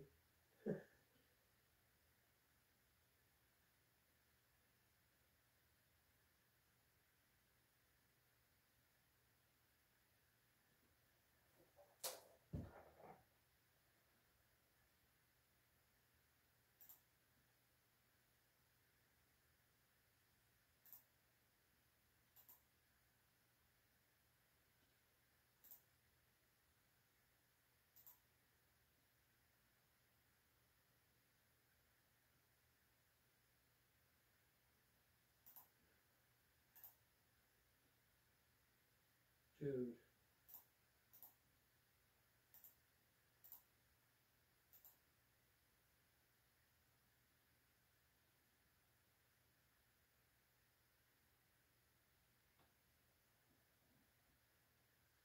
I'm guessing this is the longest video on YouTube. I didn't search longest video on YouTube, I just searched 100 hours and it just so happened that the longest video on YouTube is 100 hours long. But that doesn't necessarily mean I can upload a vlog that's 100 hours long, because there's a certain limit to the size of the file. Now, do I have my other vlog on here still? That's like 6 hours long. I don't think so. I could check my desktop. If I click on desktop and then sort by file size, I should be able to find it. My biggest file. Okay, sort, view, details, size, biggest size. Yep, I still have it. So my vlog that was 6 hours long is 54 gigabytes. So if it's 12 hours, that's going to be over 100 gigabytes. And I think the limit is like 180 gigabytes, but let me just check that again. Limit for size YouTube video. 256 gigabytes? What the heck? It says 256 gigabytes or 12 hours, whichever is less, but what?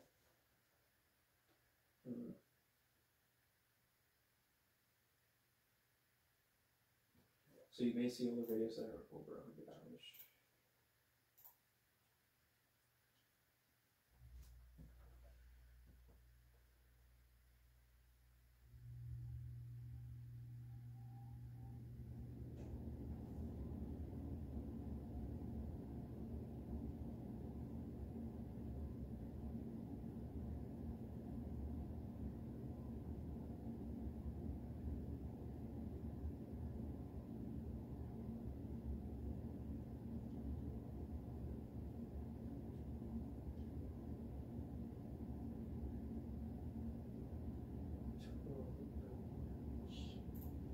So yeah, that website implies that this video was uploaded before they put a limit on YouTube video sizes.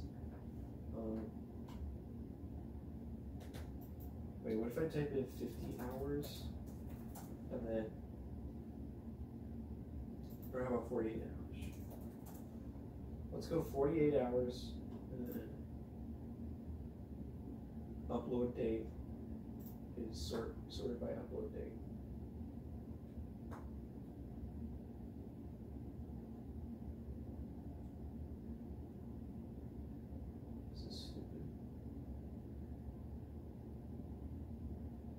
There's an 11-hour video.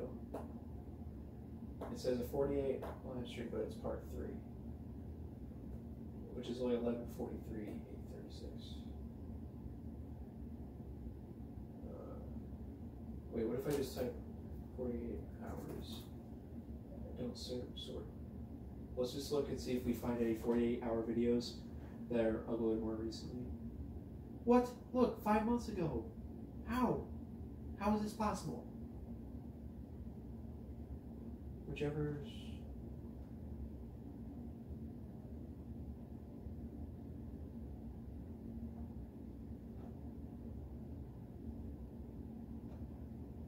How on earth was this person able to upload a 50-hour video? It was 5 months ago, so... Yeah, whatever. Anyways. I just wasted tons of time. The entire point of that was that my vlog... There's a certain limit to how many vlogs I can put in one video. So, should I just do 10-hour vlogs? I don't know. That was fun. This is a nice waste of time. Bye. Wow, that was funny.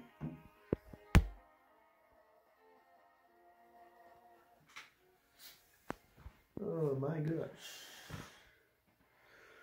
Nice focusing there.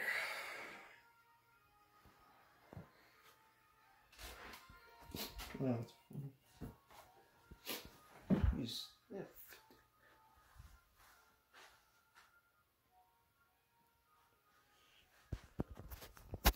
Wow.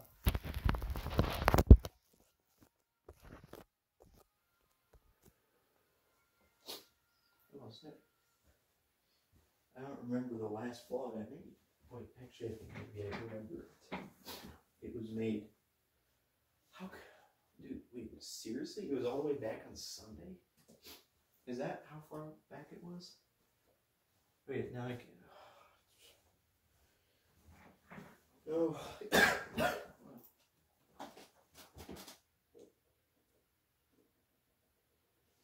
No, it's not. 26th So the 30th was Thursday, 29th Wednesday, 28th Tuesday, 27th Monday. Yep, it was Sunday. It was Sunday. Now today it's Friday. So most of the week has passed. Guess what I've done the entire week? Nothing. Actually, I probably did something. Let me think about this. So after I made that vlog, I did in fact complete my discussion posts. Also, I did, quote unquote, complete the team assignment that was due Wednesday. What else was due? So,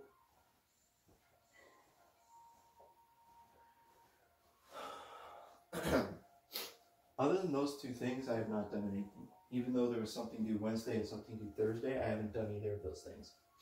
Or at least I haven't completed either of those things. Wow, so one of those two things will be 2 days late. And if I manage to do both of them somehow today, then the second one would be 1 day late. Wow, those would be. And I've gotten one single grade for organizational behavior for an assignment that was turned in late. It was an assignment that turned in 3 days late. Oh, sniffy. But the teacher said it was turned in 2.59 days late, which I guess that's technically how late it was. But the exact calculation, because it was due Wednesday, wow, sniffy, and I turned it in like middle of the day, Saturday, I guess. So it would have been the full 3 if I had waited till the very end of the day Saturday, but instead it was the middle of the day. Whoa, wow. Funny.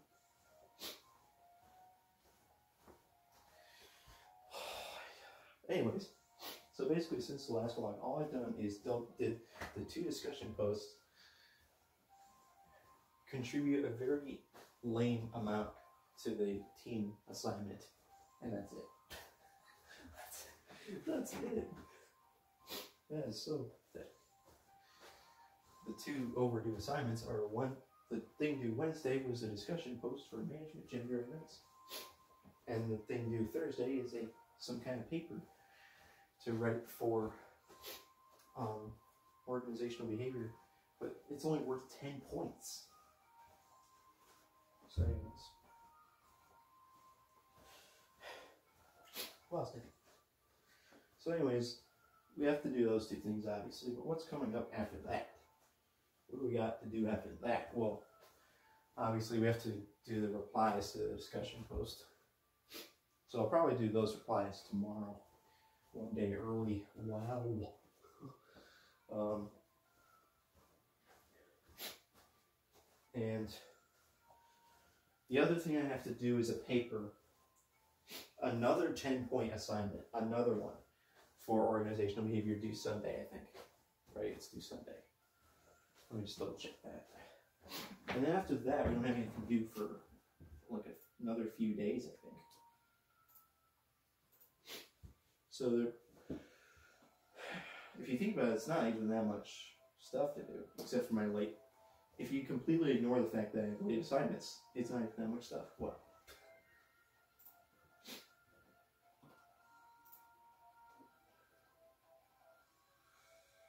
So overdue written assignment, 10 points, and a written assignment, another 10 points due on the 3rd, which is Sunday. Then the next thing, oh, I just noticed this. There's also an exam due Sunday. Oh, jeez. Okay. That could be hard. I don't know how I managed to not notice this, but there's an exam. Fail. How did I miss that? Okay, fine. There's an exam due Sunday for organizational behavior. 75 points. Wow. That's the first exam. Oh dang, you get 2 full hours.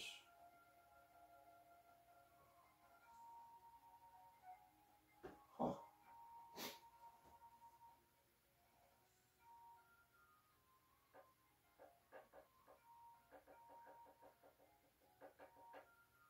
This is interesting. This exam that's I'm gonna aim to complete tomorrow, but well, actually, I might have some time early on Sunday to do some homework, but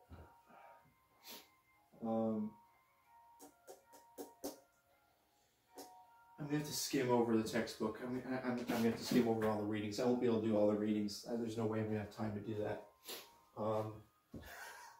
I'm gonna have to just kind of skim over the readings like I did on the last quiz I took. And it's open book, but it's essay questions, so it's kind of a trade-off. Wow. Also, it's a 2-hour time limit, but there might be a lot of questions. Well, those are sniffy. I mean, I didn't sniff, I breathed. I don't know how I managed to not notice that there was an exam this Sunday when I was looking for my assignments originally. And then the next thing to do after that is do Wednesday, which is some kind of thingamajig. What? It doesn't even have an amount of points. What? What? Okay, I think I know what's going on here. Post, final, none of these have point values. Where's the point values?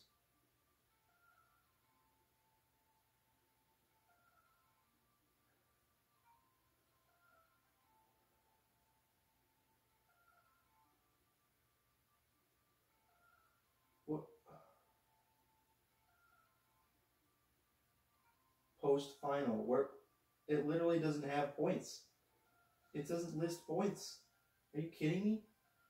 I'll just look in the calendar to see what the points are. I don't know why. It's got to be some kind of glitch on Canvas, but let me just look it up here.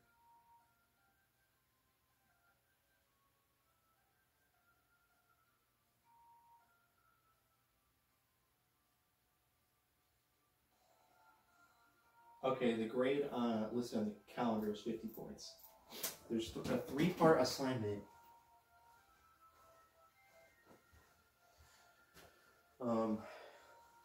That's a group, kind of a group assignment. It's a 3-part assignment. It also involves all the other groups. It's really weird. It's like a quote-unquote debate. And we have the first part of it's due Wednesday, this Wednesday. But anyways, so, and for management, gender, and race, the next assignment due is literally July 8th. That is crazy. Like, how? Like, besides the discussion posts I have to do, obviously, but the next assignment is not going to do till the 8th, which is, in fact, a week from today, actually. Wait. Is it a week from today? Can I do math?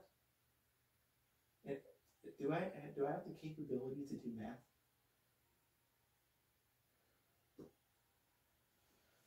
That was,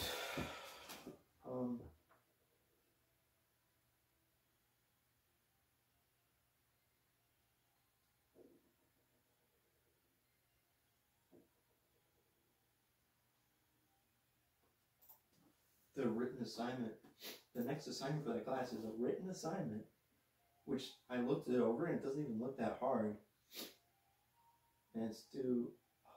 I'm stupid. I keep looking at the available until date, not the due date. Dang it. Man, I was so happy for the few moments that I thought I was due on the 8th instead of the 6th. Come on. It's actually due in 5 days. So,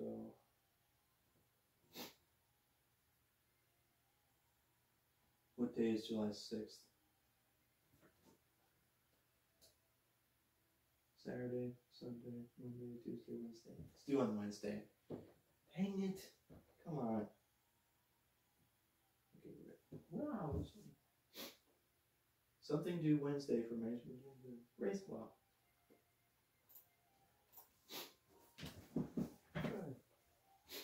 What is the most ideal thing to happen? First of all, to the 2 overdue assignments today. Second of all, do the replies,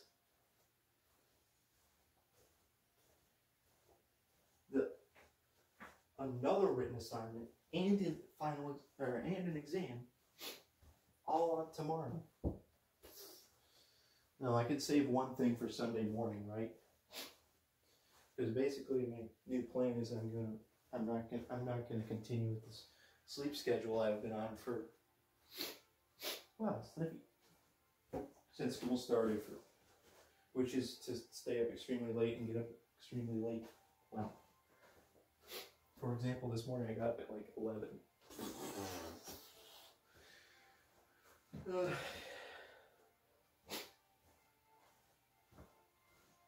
And what time is it now? 1:49. That's hilarious. But I'm gonna just completely. Oh, that's my intention. At least I'm gonna follow through. But my intention is I'm going to go back to my old sleep schedule, which is to go to bed at 8. And then get up somewhat early. I don't know how early, but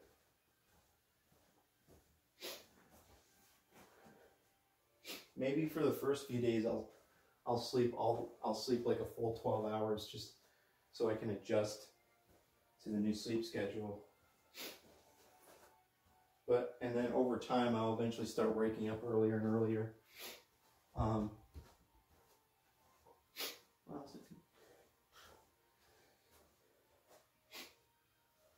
So it'll be like 8 to 8 at first, and then it'll eventually go down to like 8 to 6 or 8 to 5.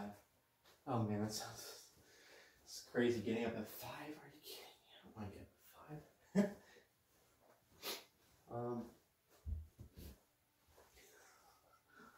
But 9, 10, 11, 12. 8 to 5 is 9 hours of sleep.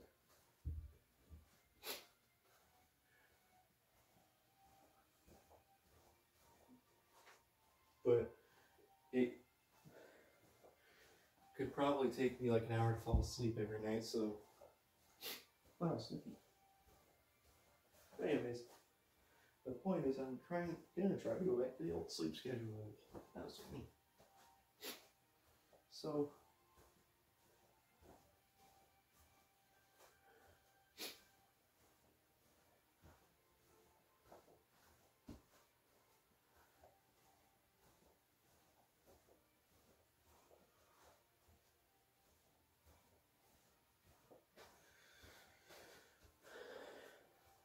wow, Snoopy.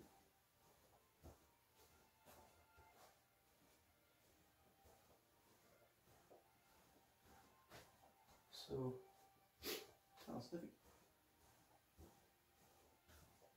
Wow, Snoopy. Like if the ideal thing was to happen, I would do 2 assignments today and 3 assignments tomorrow, but it doesn't seem like that would be feasible. Wow. Well, let's see. How do we avoid turning in late assignments? Well, 3. All 3 of the assignments I mentioned are due Sunday. I was planning to go to my mom's on Sunday, so I would have little to no time to complete the assignment, although it wouldn't be little to no time because I would technically still have plenty of time to do it that day.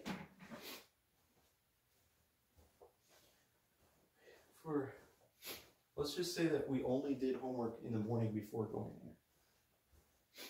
Well, the problem is I don't know how late I would be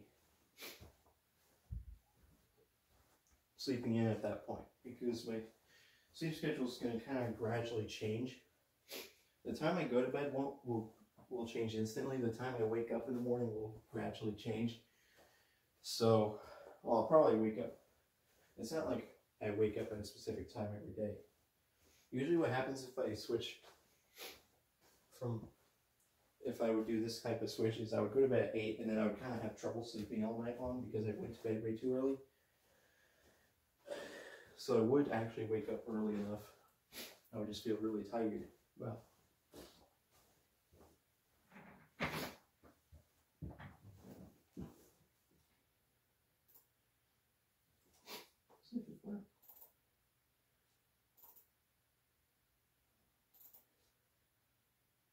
Let's waste time by doing a recap of last week.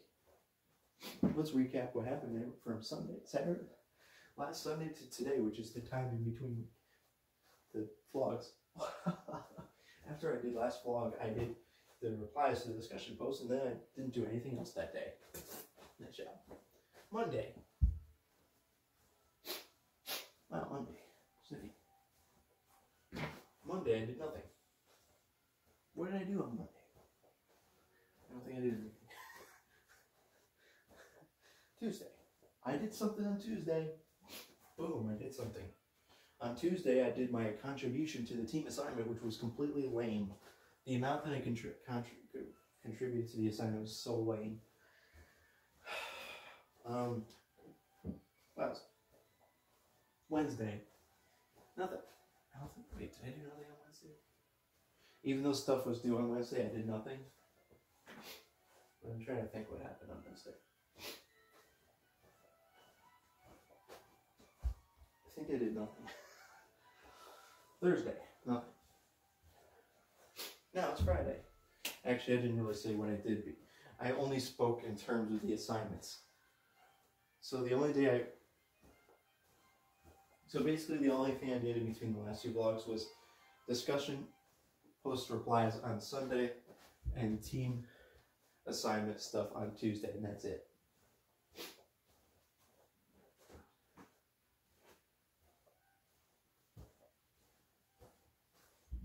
Well, what other stuff was I doing besides homework? What else did I eat?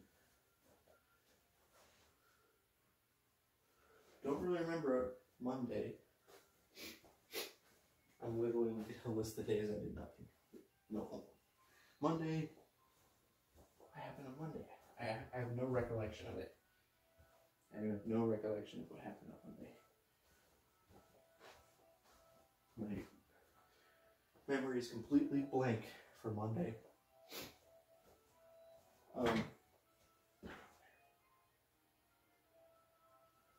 I remember that I sent an email to my team that I was going to start working on the assignment that day, and then I never actually started working on it. That's all I remember from Monday. Wednesday, I went to my mom's house like I usually do, and that's about it. On Thursday, oh my gosh, that was yesterday. That was my important fact to note is Thursday was my birthday. Wow, that was fun.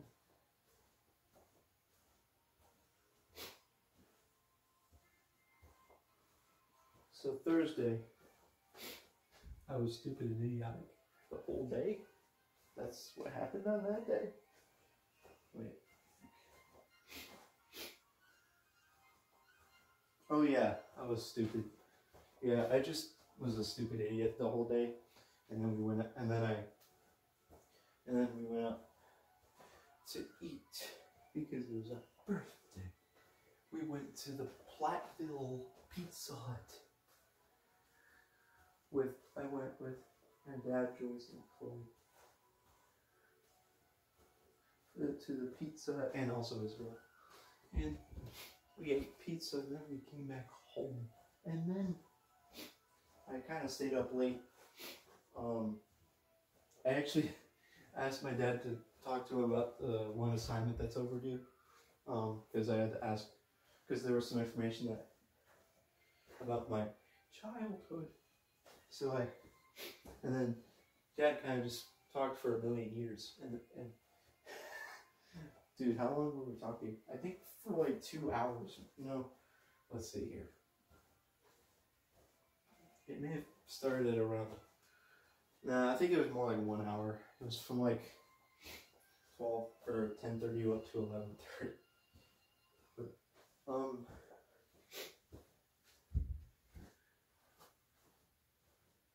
but of course I didn't do any of the assignment. I didn't really state much of what I did because a lot of what happened was that I would kind of work on an assignment. I would like read stuff for an assignment. I might be mixing up my days here, but then I would just watch like a video on my phone. Or I would eat lunch and watch a video on my phone and then continue watching that video on my phone for hours. And then I would just keep watching more and more videos on my phone. That was fun. Also watch on YouTube. I mean on my computer. And guess how okay, so today is the first day I'm trying a new strategy where I am not allowed to watch any single video on my phone at all, even while I'm eating lunch. Because usually what happens is I eat lunch, and while I'm eating lunch I watch videos on my phone, and then after I'm done with lunch I continue watching videos on my phone. I can't stop. So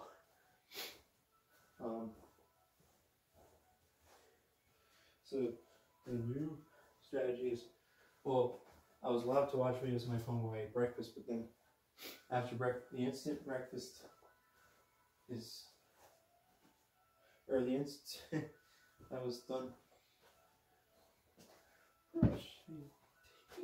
That's fine. Then I had to completely stop watching, and also I'm not watching YouTube videos, listening to his podcast. But anyways, so in between now and whenever the end of the day is, I can't, not even when I eat lunch. So basically when I eat lunch, I will not actually watch YouTube stuff. I will only just eat my lunch and then, well, supposedly go back to doing homework, but I think that's going to happen.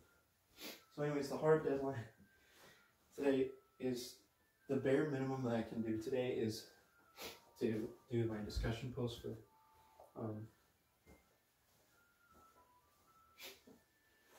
do my discussion post for what else? Race. Because if I don't do it, I will basically get 0. Or will I? Bum bum bum.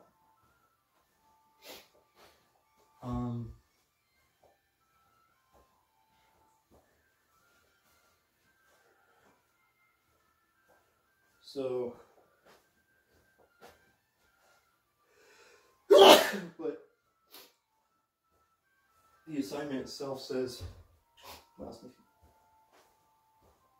that the initial post is worth 15 points and the replies are worth 5 points. So I don't even know how she even applies the late penalty. Does she apply the late penalty to the initial post only or to the whole thing? I don't know. I know I lost a total of 6 points on the last one, and I lost either 4 or 3 points from the late penalty. Wow. So, but to get at least 12 points, if not 13 points, either 12 or 13 points today, I would have to complete the discussion post, and I probably wouldn't get the full 12 or 13 points.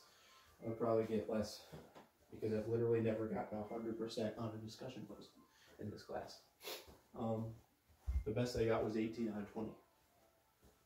So,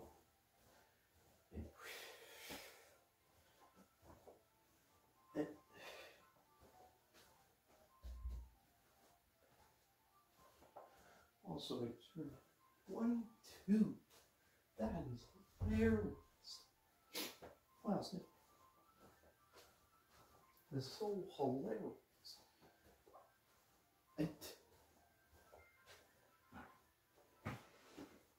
Wow, Snip.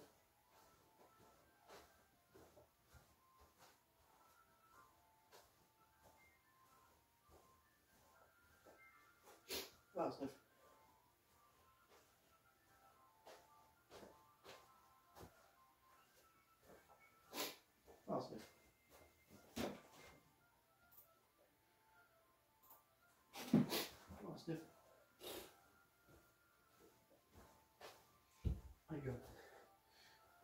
silly stuff. Wow, that was funny.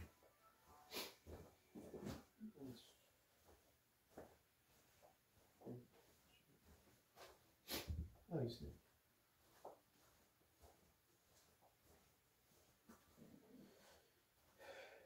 What? Hey.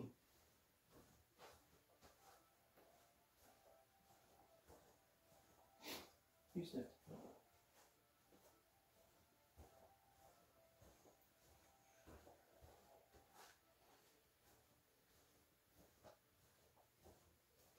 You said.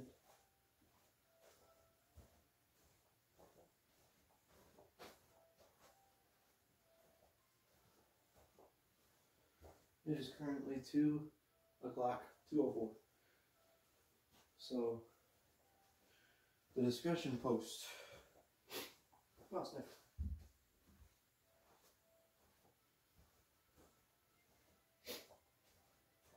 Who is this? Oh.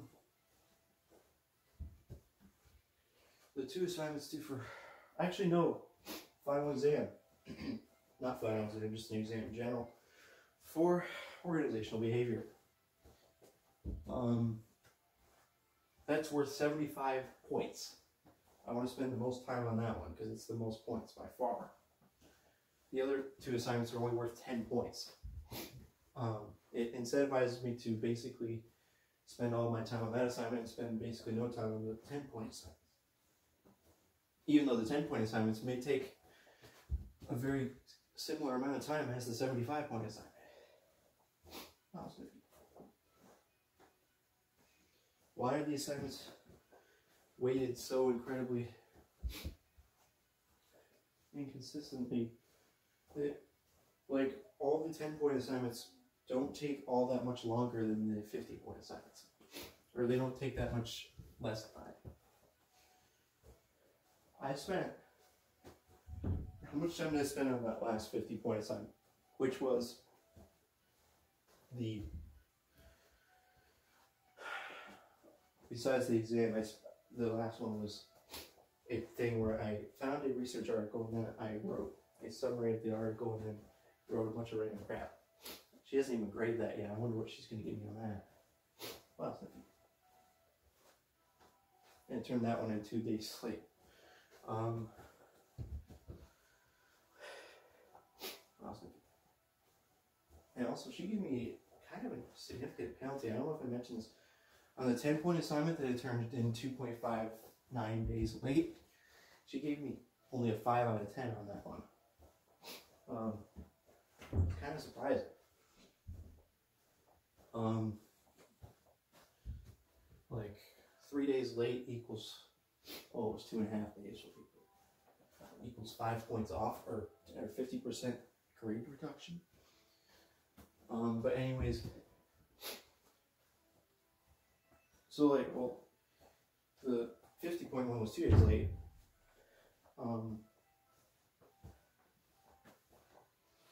So like, what if she takes off a lot of points off of that one? What if she takes off like 20 points off of the 50-point assignment for being turned in 2 days late? Anyways.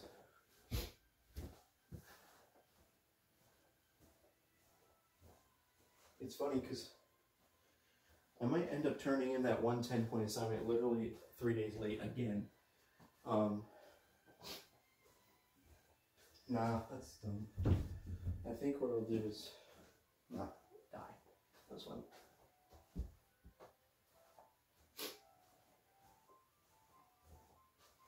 My brain is completely averse to doing homework.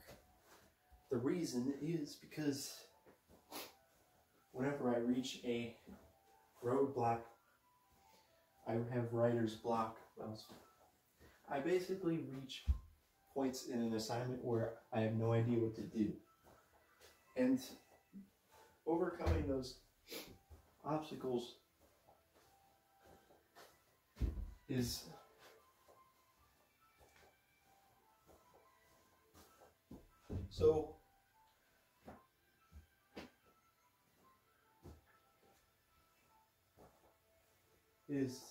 so incredibly not fun that whenever I think about starting to do an assignment, I cannot get myself to start because I just know that I'll reach a point in the assignment where I won't know what to do.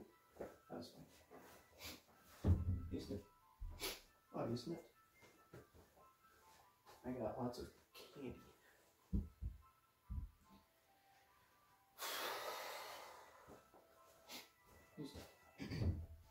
Let's just see what the next date of dropping is.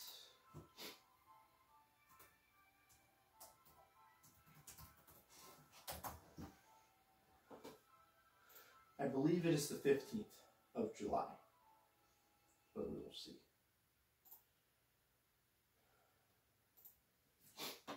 I understand.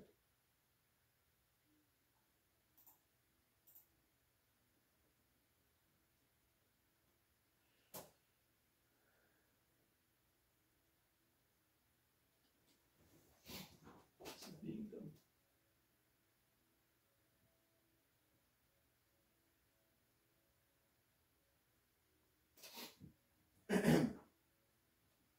So I'm pretty sure I'm in a full semester course. So July 15th is the day. And then August 12th is the last day of summer semester. Very interesting. It's kind of interesting, like we can kind of see the end in sight, not really, but because basically it's just the month of July plus 12 days of August, and that's it. That's the rest of the summer semester. I can kind of conceptually grasp, that was funny, the amount of time that's left. In two different ways. One, it's basically 6 more weeks, and 2, it's the month of July plus 12 days of August. Yep, that was funny. I have completed from June 6th to July 1st. We have from July 1st to August 12th to complete next. That was funny. Anyways, and the 15th is the last day that I can drop the class. So I have to be very sure if I continue after that I can complete the classes. I will not have any other chance to drop it after that. Anyways.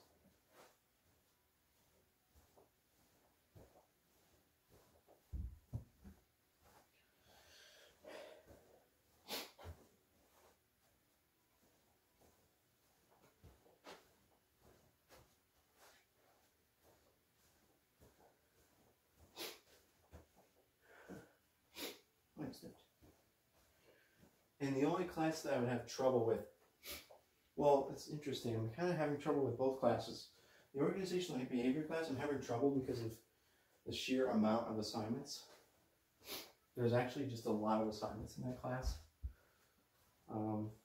The other class I'm having trouble with more because it's the professor. The professor's grading standards are extremely high. And we have to find external sources in our reassignment. Dang it. That was fun. That was fun music. I'm having trouble with both classes for different reasons.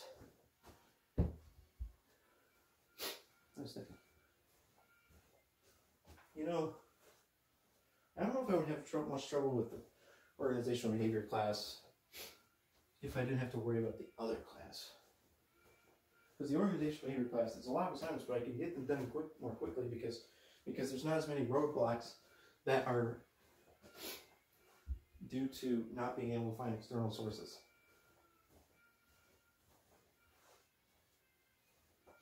Nice. Nice.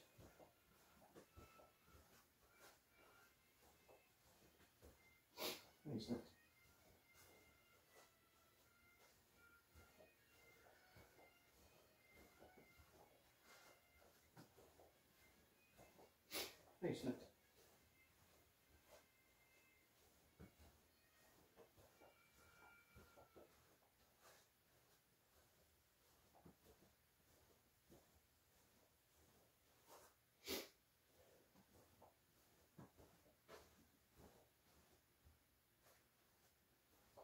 I can barely hear it.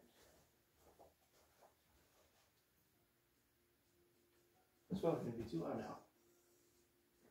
You sniffed.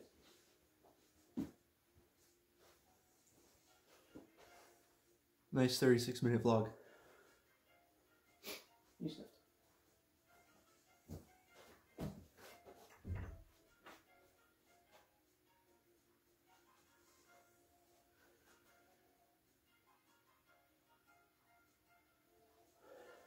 Wow, sniff. You sniffed.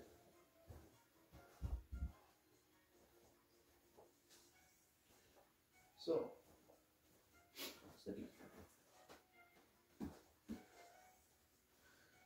Actually, we have not quite completed 4 weeks of the class yet because we have stuff due.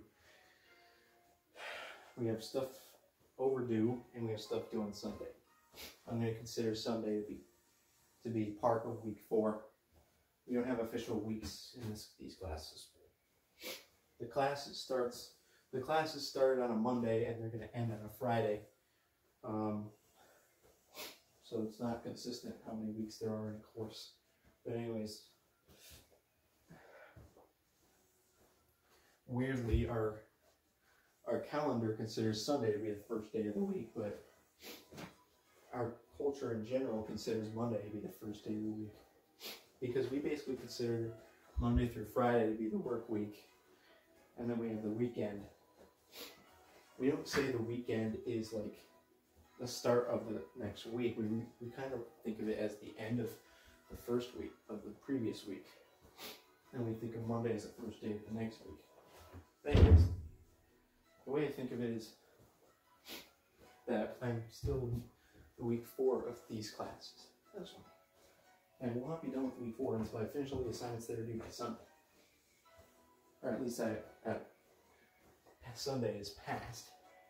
Even if it's Monday, even if I haven't finished the assignments and it's Monday, I'll still say I'm done with week 4, even though I still haven't done those assignments. That's fine.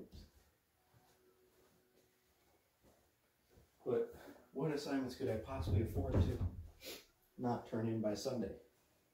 Well, the one assignment I would probably skip or not turn in by Sunday it would be the written assignment for organizational behavior that's only worth 10 points. Because the exam, all I have to do is read or at least skim over the textbook and then take it. And then the discussion posts, I've been pretty good at doing those because I don't even need to look up any sources. That's literally the only obstacle to doing these discussion posts is the fact that I have to look up sources.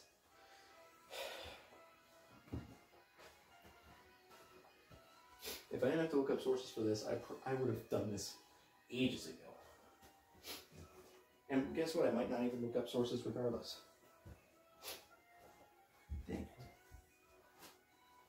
And it's so stupid that we have to look up sources.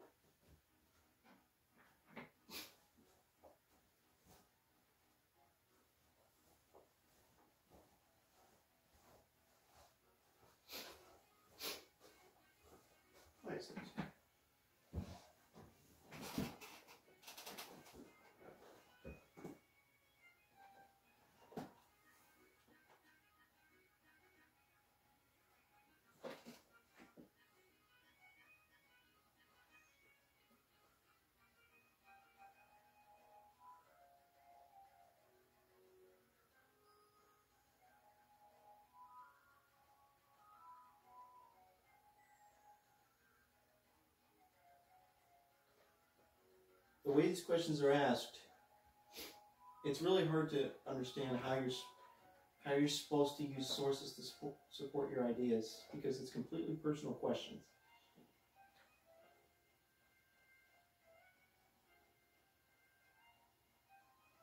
This is bullcrap.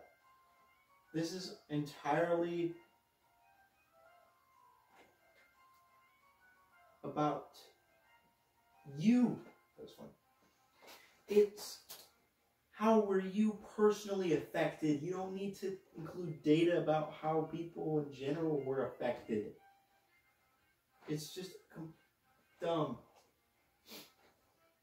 It's just dumb. Come on. Explain how you were affected by this. Use data about the general population to support your ideas. About your personal questions that we're asking you.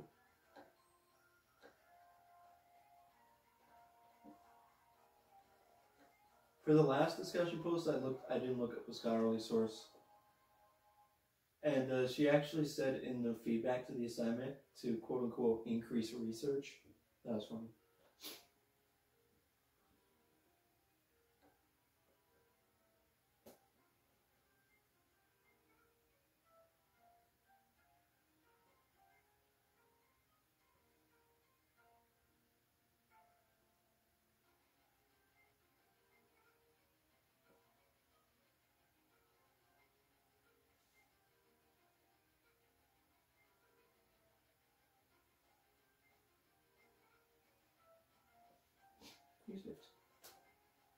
What is today? Friday. Wow.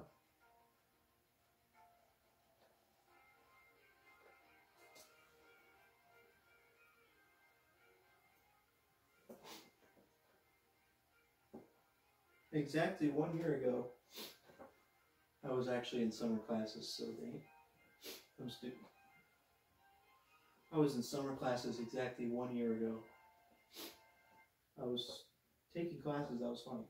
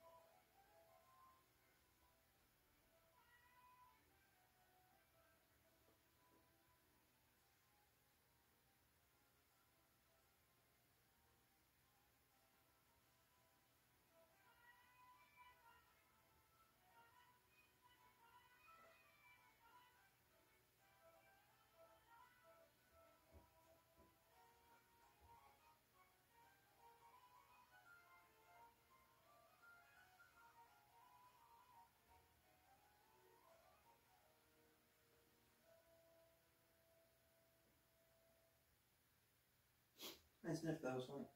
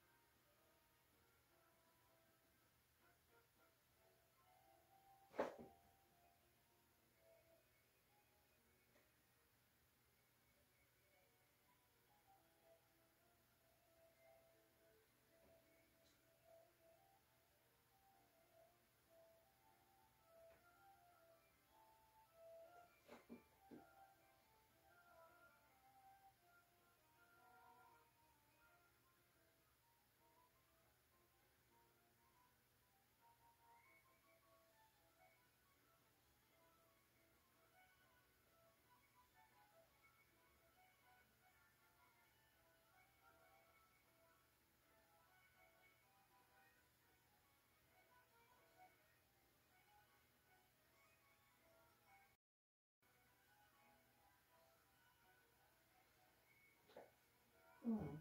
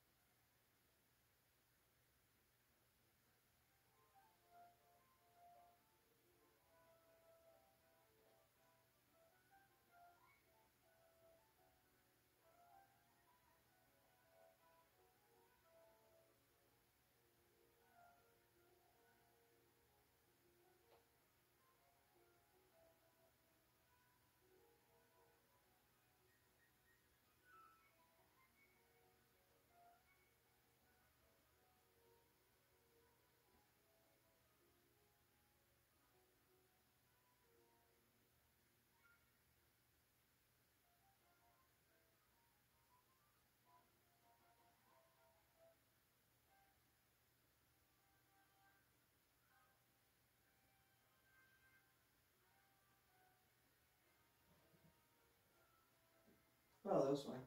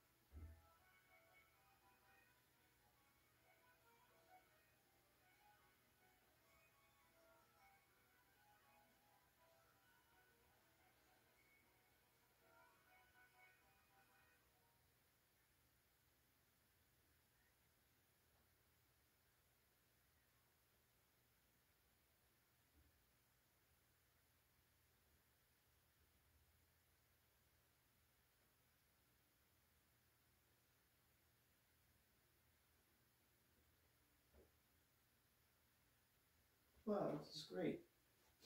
Everything.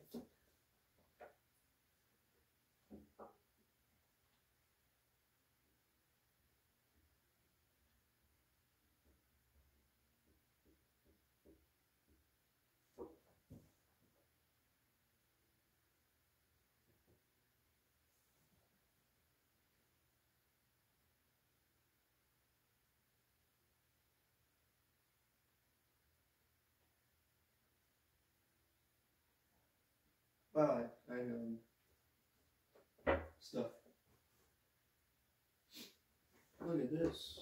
I'm not allowed to look at YouTube, but I can look at YouTube. That was fun. What does it say on the YouTube homepage?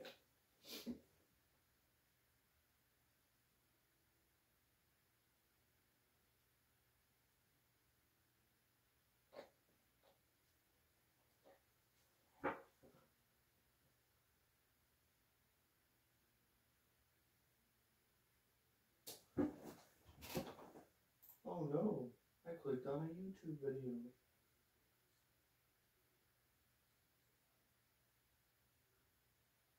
Oh, come on. The description says it's not real.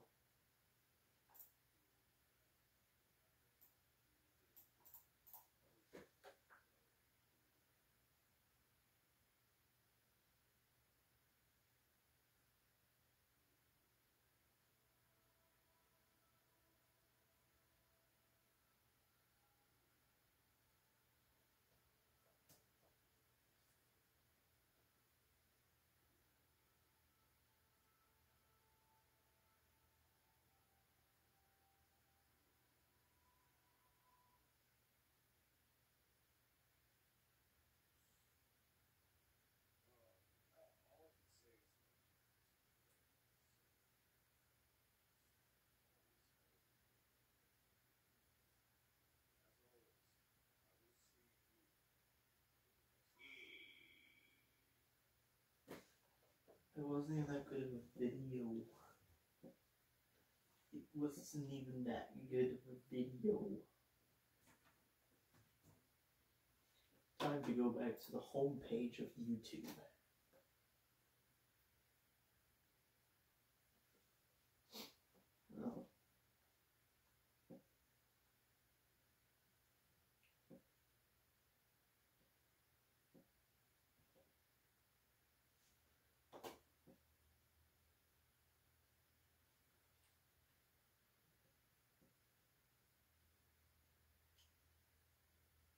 I am now scrolling down the YouTube homepage.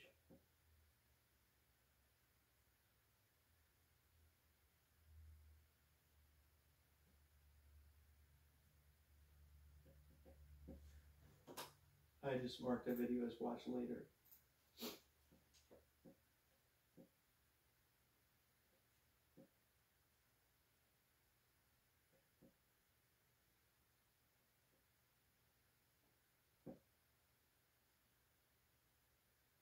I'm going to mark another video as watch later.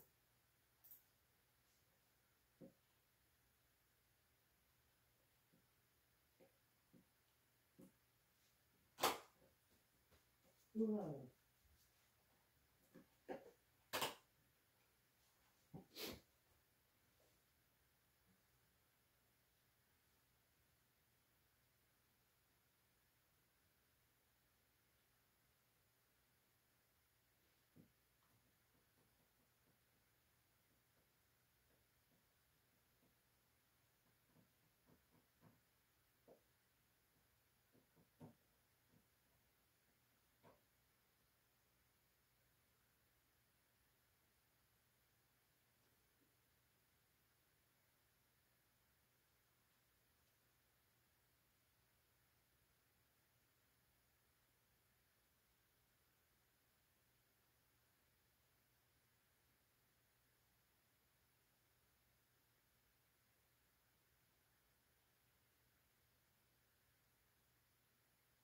What is the speed of dark?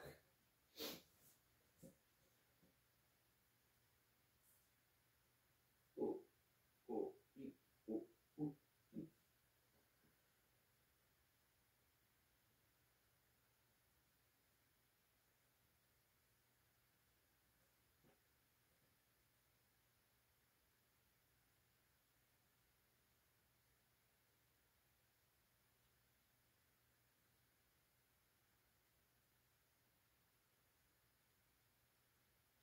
Oh, wow.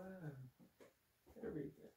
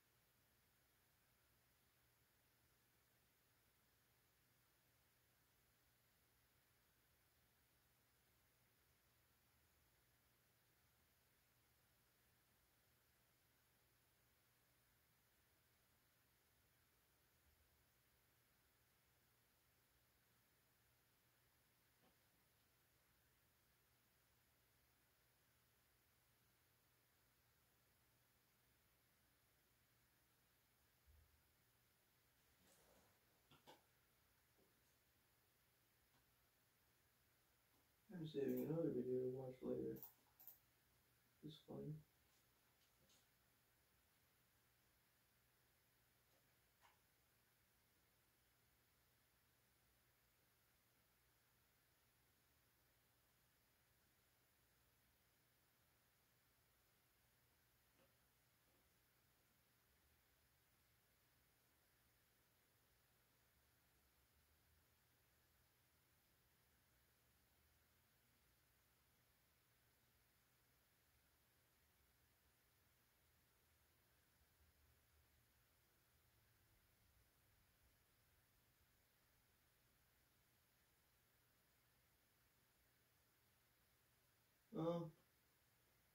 Well,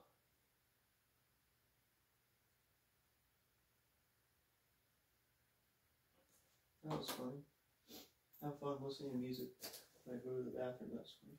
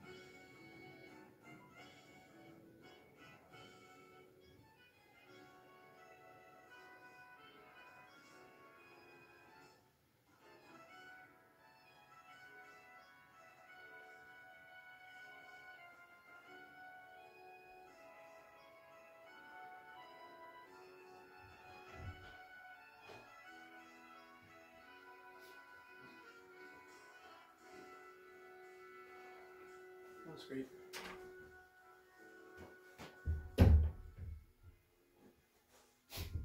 Anyways, so oh, snipped. It is almost a whole hour into this vlog. You snipped. So, thanks. Let's talk about random stuff. Let's see here. Oh, yeah. I've basically not done nothing at all for a long time. Sniffy. Basically, the whole last 4 weeks of my life I've been spent either doing homework or procrastinating on doing homework. So I've only done the 2 QB sessions I mentioned. Now I don't know if I mentioned this, but my friend Chris actually came over on, let's see, what day was it? Monday. Oh yeah, when I was talking about what I did this week, I completely forgot that Chris came over on Monday. So like I was planning on doing homework after he left, but I didn't do any. So but anyways, he came over like at 10 o'clock in the morning or something on Monday and stayed till around 4 or maybe 3:30. And what did we do?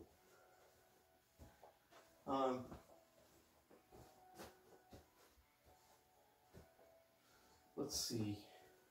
Well, he actually didn't bring his computer for like the first time in like a million years. Usually he brings his computer with him. And oftentimes we would play Minecraft when he has his computer, but he didn't have his computer this time, so we basically just cubed the whole time.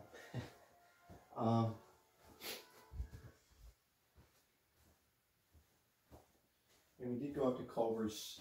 Well, we got some Culver's in the drive-thru and then came and ate it here. And then cubed for like the entire rest of the time. And I did show him, he kind of did look around our house a little bit because this is the first time he's ever been to this house. And we actually kind of raced while we were cubing. The first thing we did when we were racing was he did 2x2 and I did 3x3 2-gen solves where you only scramble our view face. And I averaged around 4.7 on that, and Chris averaged like 4.3 on 2x2, so we could kind of race with that. And then I tried racing him in 2x2 because I thought that I completely forgotten all my house in 2x2, so I would just majorly suck.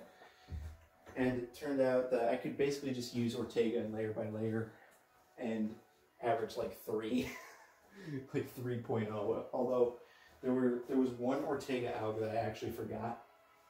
So, but I barely ever got that case, so I didn't even, that case didn't even come up at all until like the very end. But there was one Ortega algorithm I forgot, and I still don't know what it is. Like I never actually relearned it. So,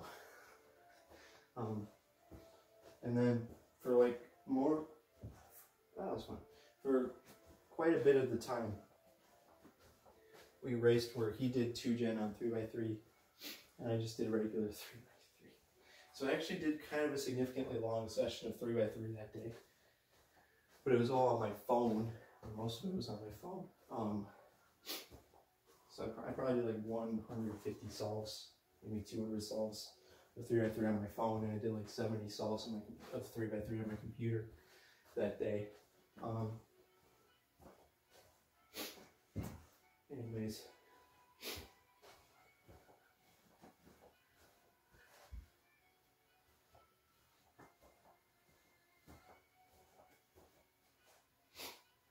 oh,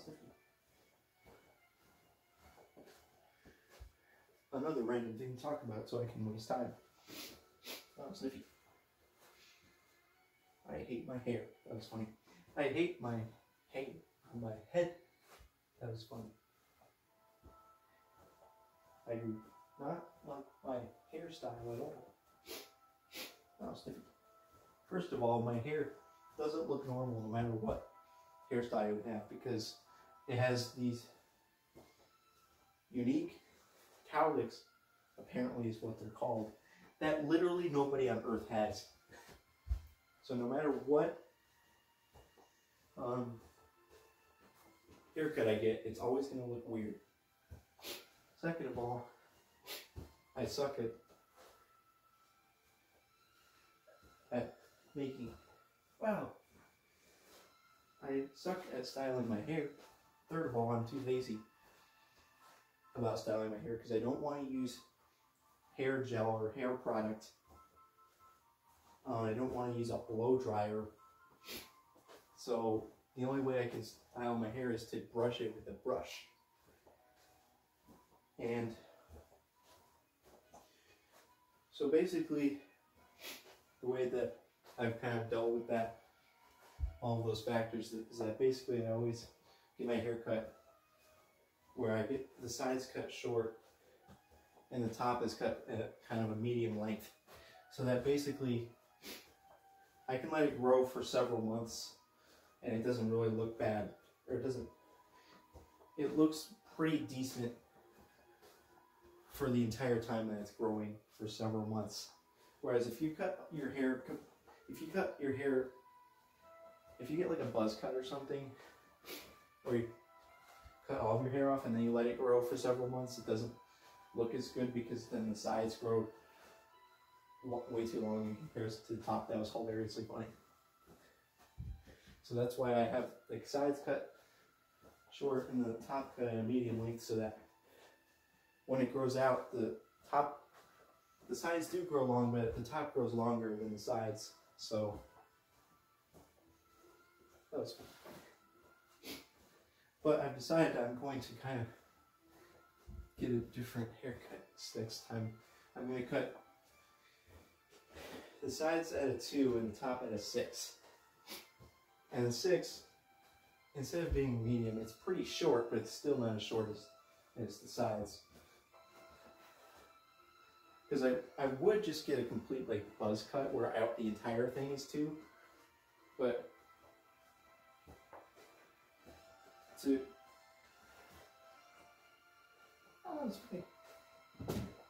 still have the top slightly longer than the sides, I will have the top cut at a 6 and the sides at a 2. That was a funny. Oh, that was funny. So the disadvantage of this is that it might not look as good when it's grown out after several months. The advantage is it will be shorter for a longer period of time, because I hate the inconvenience of having long hair. That gets in my eyes. That was funny. My hair is so long right now, it gets in my eyes, so I have to brush it to the side, otherwise it would be in my eyes all the time. Wow. But I cut the top at a 6, which is much shorter than I usually cut top. Then it won't get in my eyes for another while. That was funny. And now I'm done talking about hair. Guess what I used to weigh in the year 2017 after I had worked as a dishwasher for 3 months. I weighed 120. 123 was probably like the lowest that it got during that period of time. Let's just round it up to 125. I weighed 125 pounds at the end of the summer of 2017. 5 years ago, that was funny. By the way, I don't think I've really grown any since then. I don't think I've actually grown taller than that. But, wow, I don't think I've grown taller since 2017. I don't even know, when did I stop growing? Because I'm like 5'5" 3/4", and I've been that height for a long time. It was fun. When I got my driver's license in 2017, I think I labeled my height as 5'5", which is kind of weird But maybe I did grow slightly because I labeled my height and for my driver's license is 5'5". I don't know if it was we labeled it that because I was 5'5" and 3/4, so I didn't quite reach 5'6", or I truly was closer to being 5'5" than I was to being 5'6". I don't remember our thought process. But anyways, if I've grown at all since 2017, it's only been like a fraction of an inch. And guess what I weigh now? Note, I weighed 125 pounds in the middle of 2017. Now what I weigh 5 years later and having only grown a fraction of an inch taller. I weigh 165 pounds. Also, so that was funny. And I think that I'm kind of stuck at 165. I think I reached 165.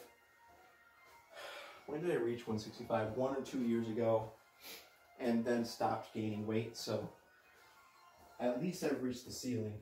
I think I'm at the ceiling. With my current lifestyle, the way I live my life, I think 165 is where it's going to stay.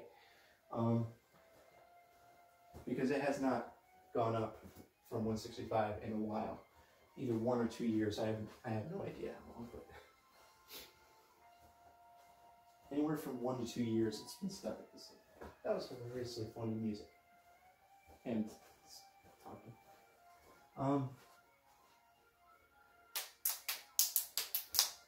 And you can pretty easily see my face getting fatter if you look at my pictures throughout that period of time. That was fun. So anyways.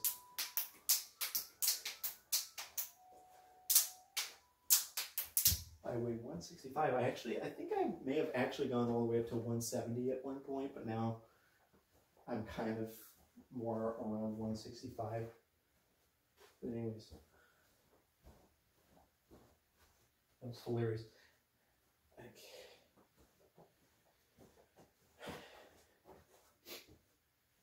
You might be wondering, what do you do any exercise at all, or do any physical activities at all? And the answer is no, except for the fact that I will pace around my rooms sometimes.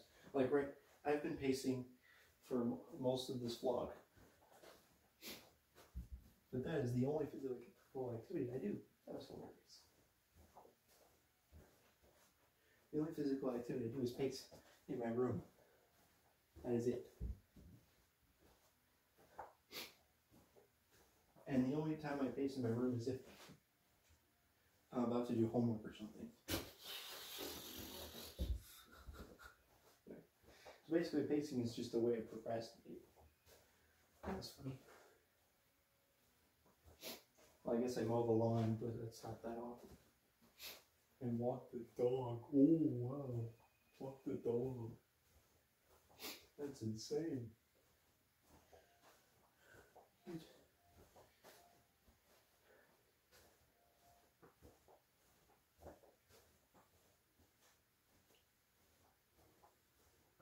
Hilariously funny. And also, you know how I mentioned that I weighed 125 at the end of summer of 2017? I actually weighed like 130 something before my dishwashing job. So my like weight gain had already started, but it was temporarily stopped and reversed by my dishwashing job, because my dishwashing job I actually had to stand or walk for the entire day. I never got to sit down ever when I was on the job. Was there any place I could sit down when I was on the job? Like the break room, I guess, but I almost never went into the break room. Why? Why didn't I ever eat my meal in the break room? I always ate my meal at my workplace. I mean, my work station. That's funny. It's not even called a workstation. I'm trying to remember, did I ever have any place to sit down whenever I took a break? I don't think so. I basically never sat down during my job. So that's probably why I'm asking. Wait, wow. Hilarious. I just recently watched a video about fasting, and the vast majority of the video kind of indicated that fasting is good. Wow. There's not like any negative consequences to fast, unless you fast for way too long or something. And in fact, it's actually good for you. But anyways, you know, it's funny. Oftentimes I don't eat breakfast, and sometimes I will skip both breakfast and lunch. And if I skip breakfast and lunch, most of the time when I do that, at a certain point during the day, I will start to feel extremely tired. That's funny. So I wonder if that extreme tiredness would actually go away after a certain period of time. If I was to fast, it probably would. I just don't know how long it would take. But anyways, I could try doing that. That was funny. It's actually a pretty simple thing to do. Just simply don't eat. Wow, I had no idea how you can fast. Wow. And if you literally just don't eat for a certain period of time, stuff happens. Wow. I don't know when I would start doing that. I would probably want to start doing that when I run out of candy that I got for my birthday. That's funny. Because I got a box of candy here. I got some leftover cookies sitting on my desk. Let me eat later today. I have cookie dough in the freezer I brought home. Well, actually, that's all. That's the extent of the food that exists. Now, actually, if I was to fast, I would probably only just do one day. I have time, so. Well, if I was to start it, I would probably just fast for one full day of a week, and then maybe just do like one day a week. I don't know. Like, what's the most optimal way to do it? That's hilarious. So funny.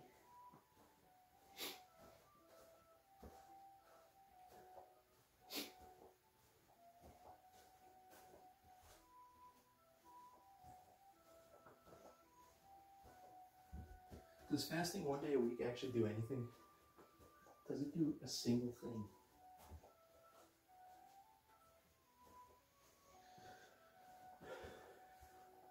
Oh, Steffi.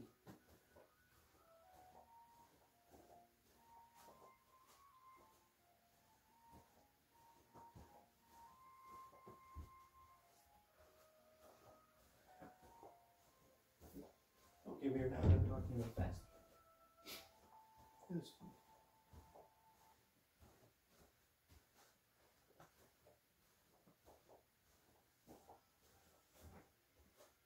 The last selfie that I took, that I saved, was taken November of 2021. How many months ago was that? Actually, let's look it up on my phone here. What the exact date was that I took the last selfie. And also, the only place that I uploaded that selfie to was Instagram. I didn't upload it anywhere else besides Instagram.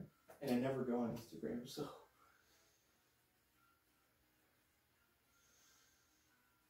I didn't upload that selfie. And well, actually, another place too. That was fun.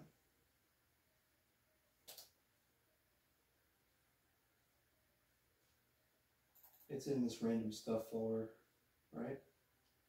Nope. I don't know what folder it's in. It must be in.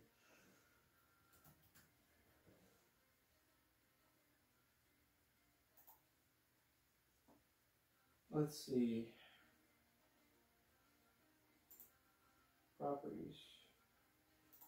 It literally says 11/17/2021 is the name of one of the selfies. Hilarious. Funny. It was taken in the middle of November. Dang it. June, July, I can't count backwards. Crap, I'm going to count forwards instead. Okay. December, January, February, March, April, May, June. 7.5 months ago is when I took my last selfie. That was hilarious. You might be wondering, why the heck do you care about when your last selfie was taken? Well, basically, it just shows me getting fatter. That's hilarious. That is how fat my face looked half a year ago, basically, is what that selfie is. So, if I was to take one today, I wonder if it would look fatter than that one. I actually don't know.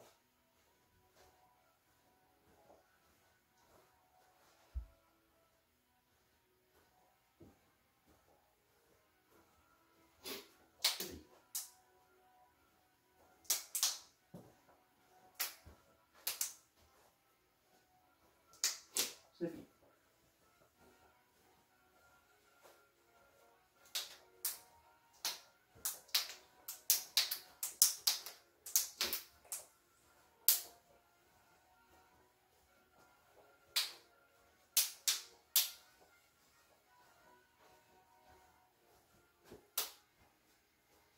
Let's talk about the music. I can't remember when I actually switched to listening to this new set of music. I never recorded the date of me doing that. Wait, which...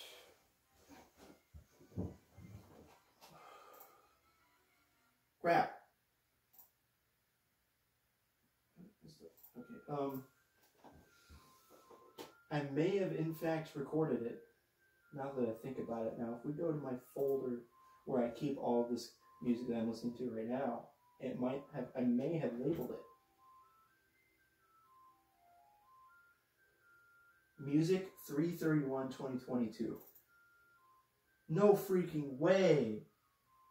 It is exactly the date that I got this music. Of course it had to be on the last day of the month. It was the last day of March. So all the music I've been listening to for the past while, I collected all that music on March 31st. So if we just ignore the fact that it was March 31st and say it was April 1st, that means it was April, May, June. I have listened to the same music for 3 months and still haven't gotten bored of it. You know why? Because there are a grand total of 20 soundtracks that I've only been listening to. I only listened to 19 of the 20, and 2 of those 19 were in the car. But then I just recently stopped listening to those 2 that were in the car because they were on one CD, and switched to the 20th one that I hadn't started listening to yet. But anyways, basically it's 20 different soundtracks. And 3 months in, I haven't gotten bored yet of this music. That's the key to not getting bored of music. Just give yourself so much music to listen to that it's really hard for you to get bored of it. There are 20 different soundtracks in my playlist. Well, it's not a playlist. It's arranged into 20 different playlists, and I only listen to, well, this morning I actually just added the 2 that were in the car back into my list.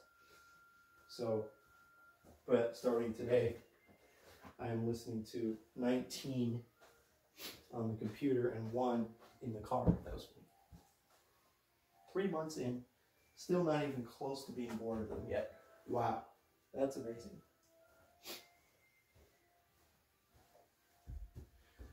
That's crazy. That's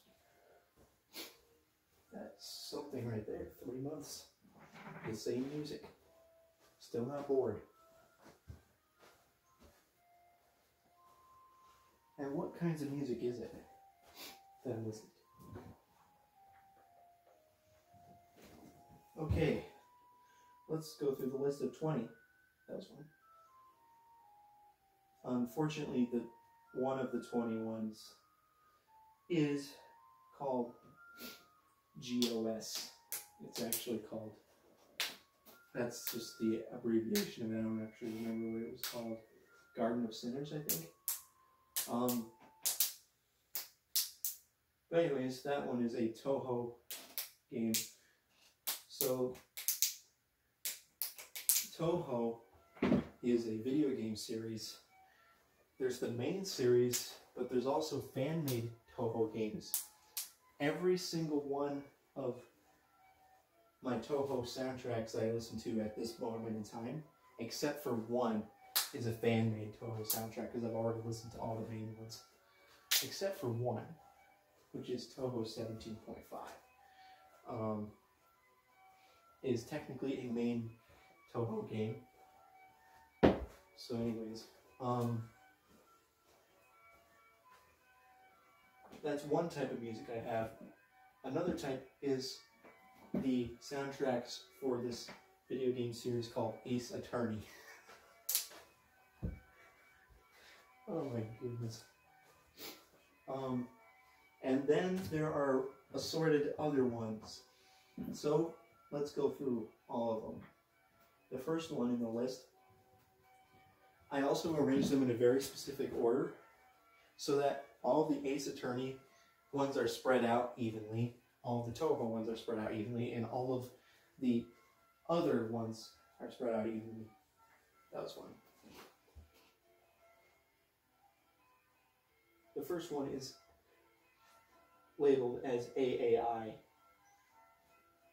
1. Maybe it's like Ace Attorney Investigation or something like that. It's like an Ace Attorney game that's like a spin-off game or something. The second one is labeled Armand, which is the name of the artist. And that one is actually the only one I have on my computer where I combined 3 different albums into one playlist, because all 3 of the albums are pretty short, so I combined them all into one playlist. Unfortunately, I was a stupid idiot and put them in the wrong order, but whatever. I never even bothered to change the order.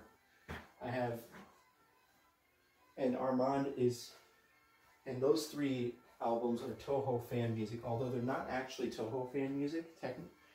It's labeled as Toho style music, but it's not actually Toho music. It's just music that happens to have the style that, or the creator of the music labeled it as Toho style music. But it's, okay, never mind. Now the next one is Deltarune Chapter 1. Which is one of the assorted random ones. So that one I actually had already listened to like a year or 2 ago, maybe even 3 years ago. But I'm re-listening to it this time. And Deltarune, you may know what it is, but it's a video game. Literally, I think all of my music is video game music that I listen to. Anyways, it's a video game soundtrack. Anyways, the next one is BIT. Now, I'm not gonna bother to try to figure out what the abbreviations or acronyms stand for. I'm just gonna say what I have them labeled as in my playlists. It's labeled as BIT. It's a Toho soundtrack. Well, it's not a soundtrack. It's a Toho style album where it seems to be a mix of remixes of existing Toho music and a few originals, which I actually didn't know when I originally downloaded it, but I'm fine with it because the remixes are actually of songs that I like, and then there's some original stuff, of course. That was hilarious. The next one is Ace Attorney 1 soundtrack. This next one is COUD, which I kind of just think of as cowed. It's a Toho style album, and it's actually an imaginary game. So basically the way they do it is they make music, and they, instead of making a game for the music, they make a YouTube video that has like images and like a story in it. But anyways, the next one is Crash Mom DS. Now you might be wondering, what the heck is Crash Mom? It's actually Mind Over Mutant. It's a literal, it's insane, but at this very late date, I'm still listening to one Crash Bandicoot soundtrack. That just goes to show how much I like that Crash Bandicoot soundtrack. And of all the Crash Bandicoot games that I could possibly like the soundtrack of, it just so happens to be Crash Mind Over Mutant DS. Which is like one of the worst selling Crash games of all time. But anyways, next one is Ace Attorney 2. The next one is MDF, another Toho style soundtrack. And that's one of the ones I was listening to in the car for these past 3 months. But just recently stopped listening to it in the car. And that one, I actually don't know if it's a real game or not. I just know it's a Toho style album. The next one is HSOB, which is one of the leftover ones from the last batch of music. And that's one that I listened to in the car in the last batch of music, and I still enjoy listening to it, so I'm still have it in the playlist. And HSOB is, I believe, a Toho fan game. Then the next one is Toho 17.5 soundtrack, which is a main official Toho game that recently came out. The next one is a Ace Attorney 3. The next one is HASWFS. Oh my goodness. That is a Toho style album. I believe it's just an album, it's not a real game. The next one is SSS, which is a Toho fan game, which I looked it up, and I think that Toho fan game is actually like one of the most popular, or most, maybe not the most popular, but like the most critically acclaimed Toho fan games or something. But anyways, that one is actually one of the old leftover ones from my last batch of music that I listened to in the car. The next one is EPA, which is a Toho style album that is similar to the Cowed one I mentioned earlier. Is made by the same group. 17, AJ is Ace Attorney game, but I don't know what it stands for. I don't know what AJ stands for. I just know it's like a Ace Attorney spin-off game. And then 18, SP is I believe it's a Toho style, or a Toho fan game. 19, Deltarune Chapter 2 is one of the ones that I was listening to in the car for the past few months, and then just recently stopped. That's one. And obviously, it's very self-explanatory. Deltarune Chapter 2 is a video game called Deltarune, and there's been 2 chapters released of the game. I have no idea how that's supposed to work, but okay then. And then 20, the final one, is labeled as Torte Strange. You might be completely confused what that is. Torte Strange is a playlist that I made that was in the last batch of music, and I still enjoy listening to it. Torte stands for Torte Le Magic, and that is a video game for which Zune created the soundtrack, and Zune is the guy who made the main Toho series, but he made the soundtrack for a different game called Torte Le Magic. And Strange stands for Strange Works, or Zune's Strange Works, which is a playlist of Zune tracks that were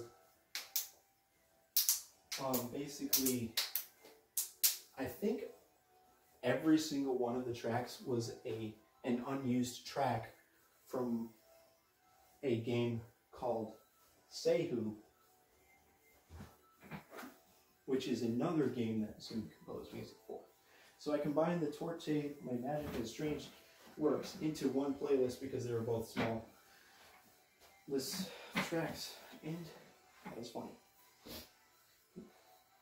And I just listened to all the ones that I'm listening to on my computer right now. The one I'm listening to in the car at this very moment is GOS, which I believe stands for Garden of Sinners, which is a Toho fan game soundtrack. And I have just went through every single music that I currently listen to. Actually, I listen to more music because I listen to, whenever I go to my mom's house, I've been listening to Glenn Gould, Mozart sonatas, and this random person, I don't remember her name, Haydn sonatas. That was fun. Okay. Well, I managed to waste even more time, so that was a lot of time that got wasted. I am so surprised it's only 47 minutes. What the heck is going on here? Hold on. This is very confusing. It was at like 58 minutes and now it's at 47 minutes? I don't get it. What? It was literally at 58 minutes. I remember looking at it and saying, oh, that's at 58 minutes. Now it's at 47? That doesn't make sense. It doesn't loop when it gets to 1 hour. What is going on here? Dang it, now I don't know. Oh, what's this one for? Holy crap, I remember when it was 2:04. This is going to be the longest vlog of all time.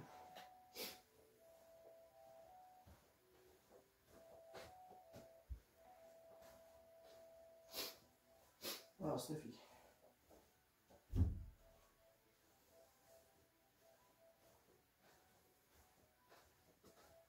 It's so funny how my vlogs have evolved. They've basically just turned into, they've gotten longer and longer and longer until they've completely destroyed the original purpose for what the vlogs were supposed to do.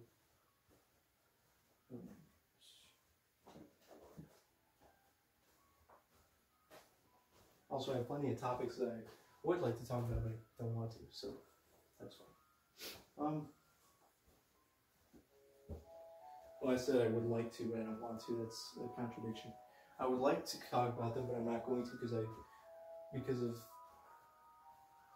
privacy. That was fun. Okay.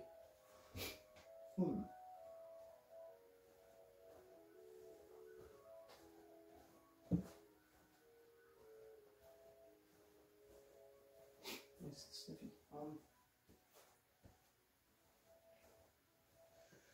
So, wow, this one.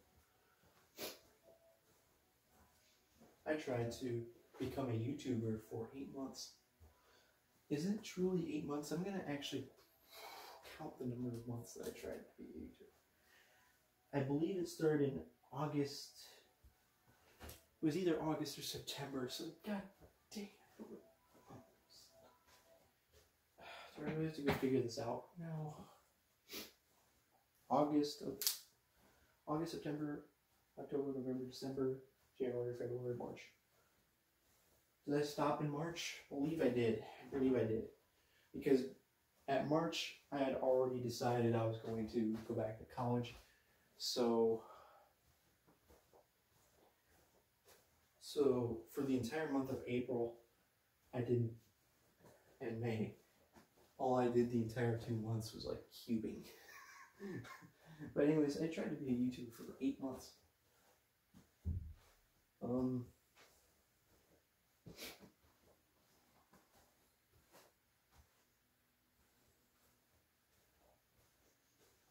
I epically failed. That was fun.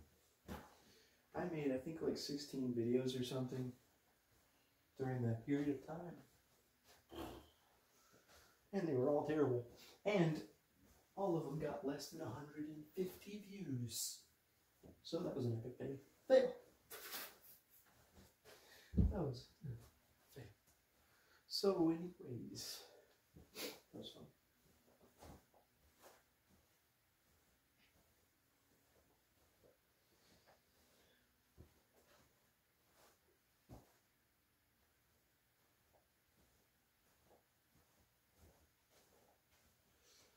Well, that'll work. And then guess what I did for April and March? May. I cubed. In April, I made a lot of good progress in my average. I pushed my average all the way down to like 7.8. And then in May, I basically didn't improve at all the entire month because my cube became terrible. My cube was terrible for that. No, actually, no. Because for April, I figured out that, April, I figured out that my GameCube was good, but then my GameCube broke at some point. Let's see, when did it break? It broke at a certain point. And then once I wasn't able to use my GameCube anymore, I was completely screwed. So, my Game 11, that is. So like the entire month of May was an epic fail because I didn't have a good cube, and I actually didn't manage to do a session every single day of that month, or I didn't keep to my original schedule that I had in April. And then guess when I finally got a good cube. The first day of classes, the exact same day. No, actually it was the day before that, on Sunday. The Sunday before my classes started, I got a good cube. And I did a session with that cube on Monday. Then I did a session with it the following Tuesday, and then I did a session with it about 2 weeks later, which was last Monday. And that was all 3 sessions I did with it.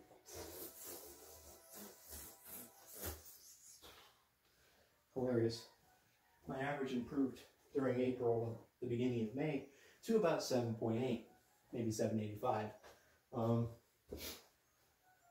I did have one session that averaged 7.70.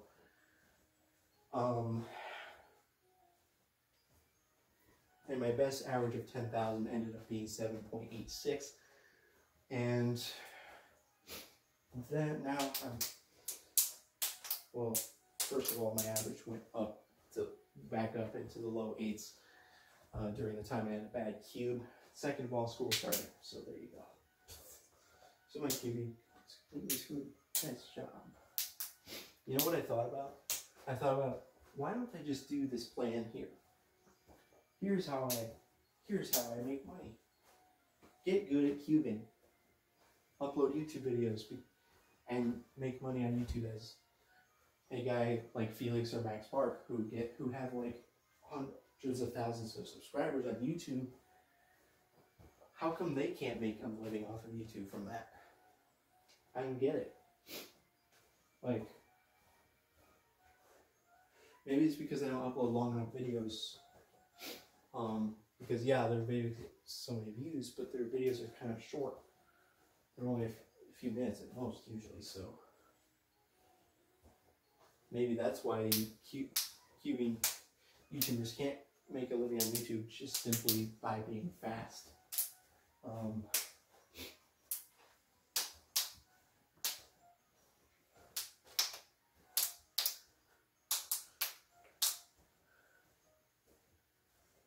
But I'm really curious to know how much money they make. How much money does Felix and Max Park make from and Timon? How much do they make from their YouTube videos? Really wonder. Because if that was a viable option, I would obviously go for that option, but it's not. I've never heard of a cuber who was able to make a living just by being fast at cubing.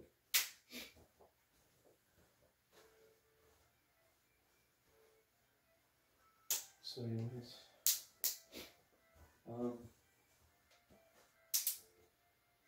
and my plan before was to make a living by making YouTube videos that were not just me cubing. They were like cubing video. They were like, well, cubing and also speedrunning. They weren't really video essays.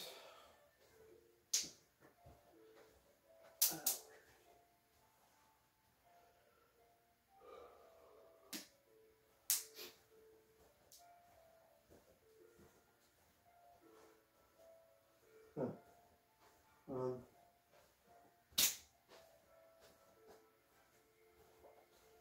know what? What was my last? It was a completely useless video because I gave up using ZBL shortly afterwards. I made 2 videos. One was, they were both about ZBL, or me learning ZBL. It's gonna be too cringe. I'm gonna stop watching after like 3 seconds.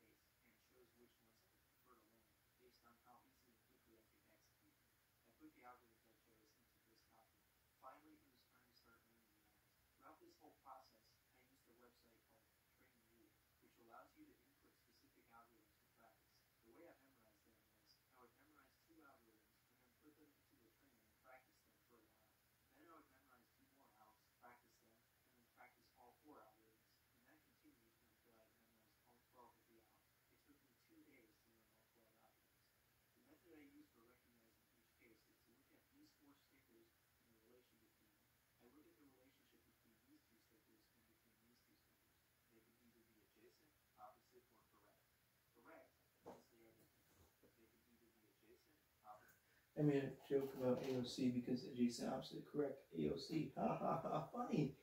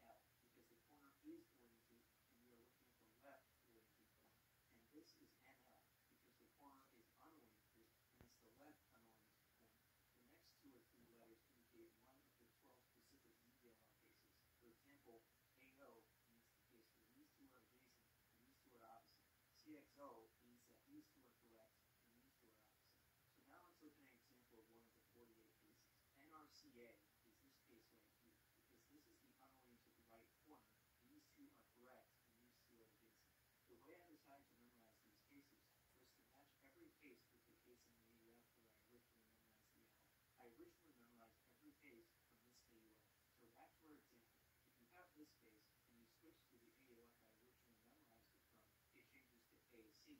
But here I have to explain that I didn't name every case after these letters. For this case, I actually named it bar right because it's a bar on the right. For all the cases where there's a bar, I have a name for them, such as this one, which I call F-firm, because F-firm is characterized by this bar of two stickers. Anyways, for every case where I'm looking at an AOF that I didn't originally memorize from, I associate this case with the case with the original AOF. So for the case I was talking about before, I had to memorize this phrase, NRCA is bar right. Another example is this case, NLAO is OXO. Obviously, I only had to do this for the 3 AOFs that were not the original AOF. And for this AOF, I only had to memorize 4 of the cases because the other 8 were very intuitive. That leaves 4 for this AOF, 12 for this one, and 12 for this one, a total of 28. 28 phrases that I have to memorize. Again, I don't recommend doing it this way, but what I did was use an app called Quizlet to make flashcards containing all these phrases. One side would have the AOF you were looking at, and the other side would have the AOF I had originally memorized.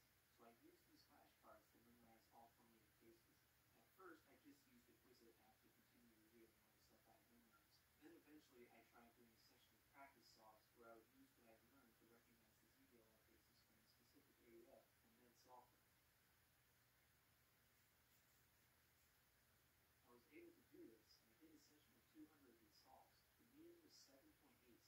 For reference, my average for doing CLL is about 3.3, so I eventually want my ZBLR time to go lower than that. I was at 7.86, so I had a long way to go. The next day, I did Quizlet practice for 30 minutes, and then did another session of 400 practice solves, and the mean improved to 6.14. The next day, I did 200 practice solves, and the mean was 5.04. And that concludes the 7 days. So obviously we failed to get our time under 3.3 because our times were averaging 5.04 by the end of the week. Not to mention that I didn't even complete the last step of matching these algorithms, which was to be able to predict the AUF to do after doing the algorithm. Because when you do the algorithm, it will solve the whole cube, but you might have to do a final term of the upper face, and since I can't predict that from any of these cases, I have to pause and see what the final term is after doing the algorithm. After doing this, I realized that the method I used to memorize the 48 different AUF positions for face recognition was not the most efficient method. This is because for many of the cases, I have to translate what I'm seeing into a series of letters and then do the algorithm. What I should have done instead is memorize directly what algorithm I have to do instead of memorizing a series of letters that would indicate what algorithm I have to do. This is what I'm ultimately working towards anyways, but I may as well just directly do this instead of including the unnecessary intermediate step of memorizing sequences of letters. So there you go. This was my attempt to master 12 ZBLR cases in a week. As you can see, I was unable to do this, but at least I made significant progress in or something. I don't want all this work to go to waste, but I'm going to continue trying to master these algorithms and then make another video about it. Anyways, that's it for this video. I hope you found this interesting, and I would really appreciate feedback. Goodbye. Oh, that was on March 3rd.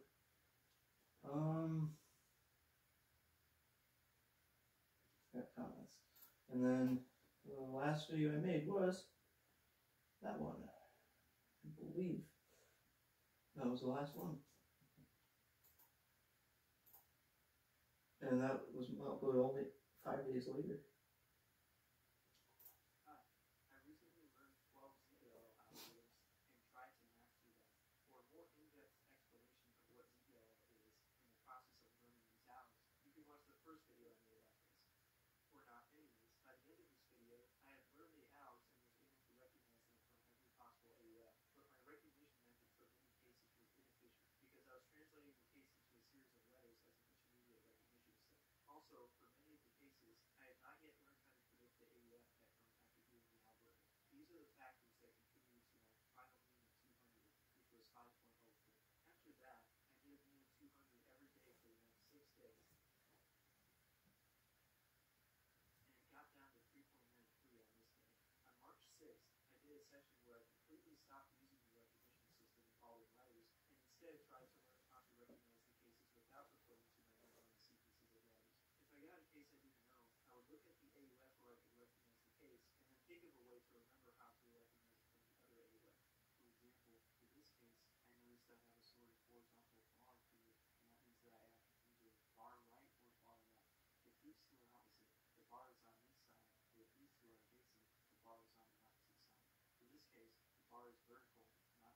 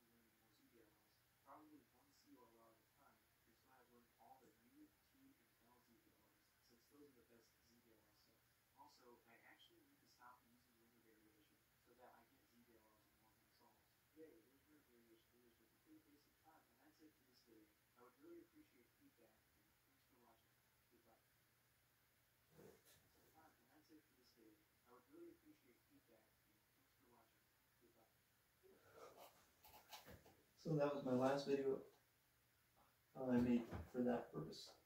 It was fun. Everybody's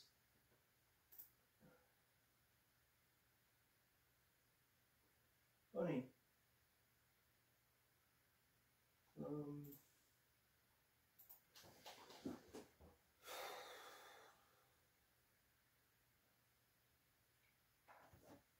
the vlogs.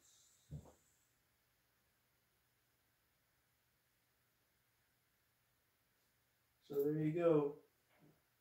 I managed to waste even more time. That was fun.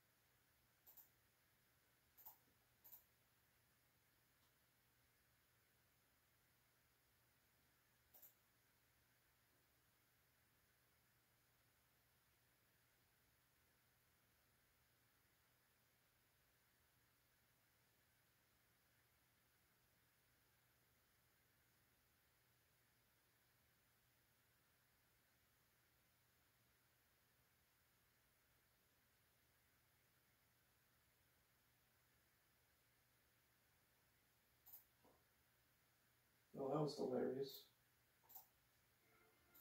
Let's take a look at my phone and see what the time says. And now it says 1 hour and 11 minutes. I have no idea why it kind of reset itself randomly. I don't know why it did that. Why on earth did it do that? I have no idea.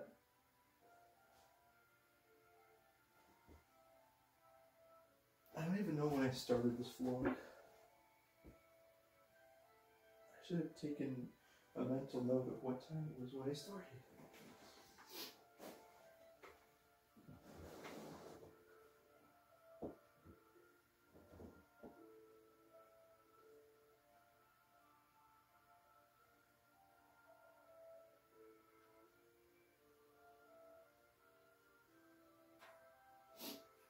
Oh, Sniffy.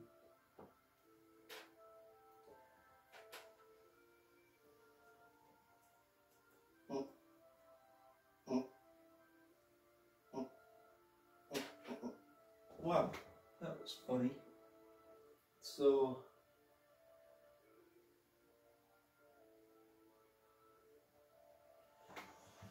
that was a hilariously long vlog. Anyways, bye.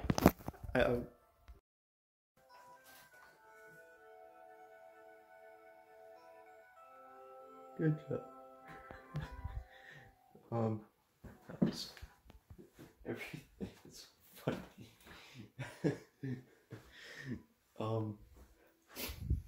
Now, Snippy, I completely finished my summer class. I'm just gonna first just show you my grades. That was funny. So I don't have my final grades yet, but I have a pretty good idea of what they're gonna be. So I really hate this interface because it, like, 3 out of these things that they're showing are not actual classes. The bottom 2 are not real classes, and the top one, Human Resource Management, was a class from last summer, and it's glitched out and it's still showing it for some reason, so completely ignore Human Resource Management. Unless you're interested in finding out what my grade in Human Resource Management was a whole year ago. But anyways, you can see my current grades in my 2 classes that I took this past summer that I just finished, which are Organizational Behavior and Management, Gender, and Race. And those are good. I'm assuming my final grade will be pretty similar to what those 2 are right there.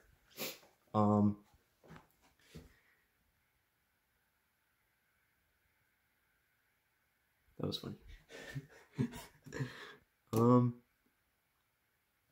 Whoa.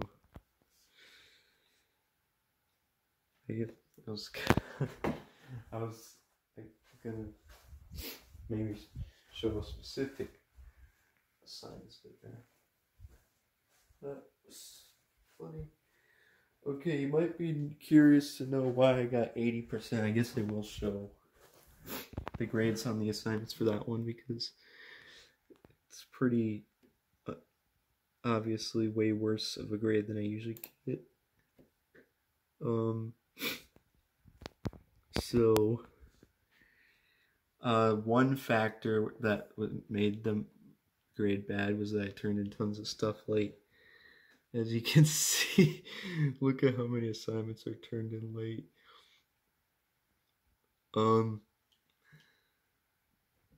How many of them were late? 1, 2, 3, 4, 5, 6, 7, 8, 9, 10. How many assignments were there total? Dang it, I don't feel like counting. But 10 of the assignments were turned in late. Now, the latest assignment to be turned in late was the team case analysis, and that was our team assignment that was also turned in late. But the only reason it was turned in late was because the team member on my team who was responsible for turning in the assignment got really sick at the exact moment that she was supposed to turn in the assignment, and she wasn't able to. So it's not exactly my fault, sounds to say, but and also I don't think we got any points off for it being late because the professor didn't mention the fact that it was late in the feedback. So that one doesn't exactly count. But anyways,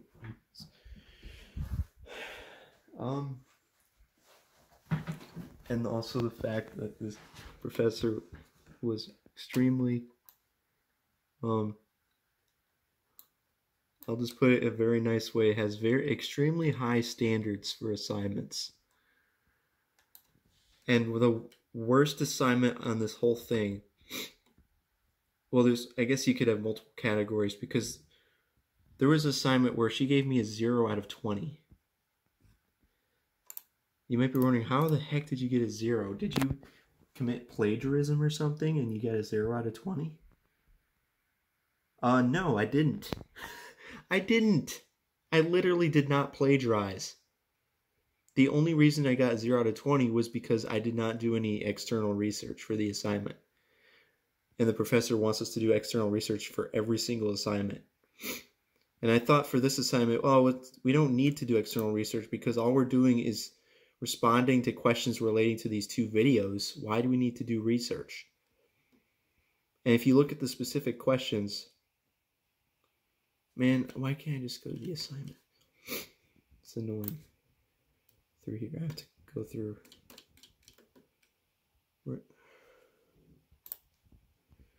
Like, look at the types of questions. So we had to watch these 2 videos. It was this assignment that I got 0. I remember doing this. Gotta be kidding me. I spent so long on this. I spent so many hours and it was all for nothing. Look at these questions. Write a 2 to 4 sentence summary of each video. Does that require research? No. You just have to watch the video and then summarize it. What's the central what is the central idea and or meaning of each video? Again, the same basic thing. Just watch the video and answer the question. How do the two videos connect? What ideas do they have in common? Oh, that doesn't need research either. What information in either video stood out to you the most? Do you need to do research for that? No, all you have to do is think about what stood out to you in the video and then write it down. That's it. And then number 5, how does this video relate to management, gender, and race issues? So that one you might be like, well, actually you do have to look up something for that, right? And it says, consider table 6.1 on page 152 of the Powell book. And she's literally giving you the source you can use for that question. So why did I use the source for the question? The reason is because the table in the that she was referring to in that textbook is not really related. It's not directly related to the topics of the videos. And I was like, how on earth am I supposed to use this as a source for answering this question? Or maybe it wasn't, no, it basically wasn't really related to the question. I don't feel like going back and looking at it to see why, but when I looked at the table, I thought to myself, this is not at all related to the question or the videos. Why is this supposed to be what we're using for that? And think about the question that is being asked. How does this video relate to management, gender, and race issues? Think about, do you need to do research for that?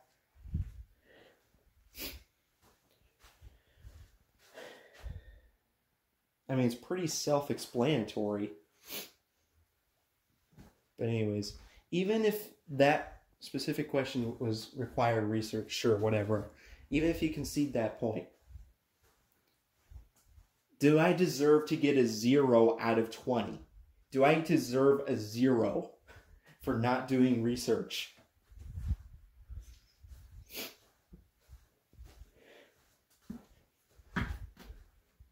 That's one. Oh. What was my worst assignment other than the 0 out of 20? I think it was actually, interestingly, probably the 14 out of 20, but that was just because it was late, so, or maybe the 15 out of 25. I would have to do math, because I got a 15 out of 25 on something, on our first written assignment, actually, 15 out of 25. That's a 60%, 14 out of 20, 70%. So yeah, the 15 out of 25 was the worst grade other than the 0. And that was like one of the first assignments in the class. I'm trying to see if there's anything worse than that. I don't think so.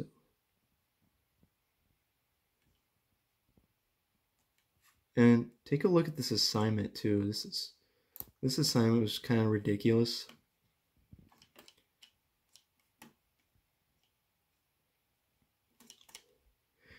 Fun fact, one of my teammates said that they literally just skipped that assignment that I got a 15 out of 25 on because they had already taken the class before. And they're like, this assignment is so much work, it's not even worth it. What? Okay, okay, below is a list of key terms for this lesson. So offer a complete and cited definition of each concept. Do not use dictionary, Wikipedia, or sources used in the lesson. Cite definitions correctly. Refrain from direct quotes unless necessary. Paraphrase information. What did you learn from the definition? How has the definition evolved over time? Are you kidding me? You have to find how every definition has evolved over time. And you might be thinking, oh, this is not so bad. But look at how many terms we have to do that for. I think there's like 15. 1, 2, 3, 4, 5, 6, 7, 8, 9, 10, 11, 12, 13, 14, 15. Yeah, there's 15 terms. Are you kidding me? For every single one of these terms, we have to paraphrase, we have to find a definition and then paraphrase the definition, cite the definition. What did you learn from the definition? How has the definition evolved over time? You have to figure out how the definition of every term has evolved over time. Where do you find that information? Like, do you want us to find the origin of every single word that exists? Okay, every single word in the list. How would you improve or alter this definition? Let's see here.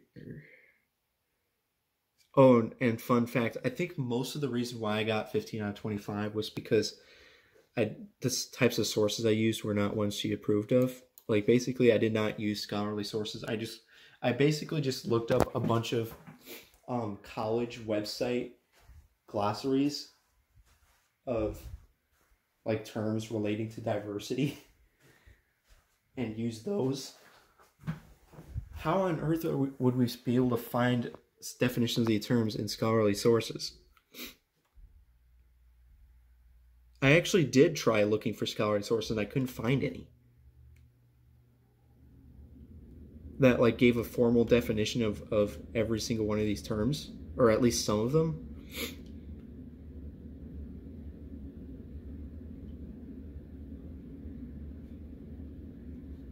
It says one source can be a textbook. Also, it was weird. The first part said you're not allowed to use sources in the lesson either. You had to find your own sources.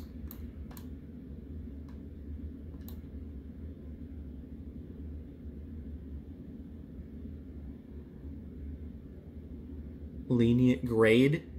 She said she gave me a lenient grade. Yeah, 15 out of 25. How lenient that is. That was literally the worst grade in the class other than the 0. How lenient. It was also turned in late, but I guess she didn't give me a late penalty. But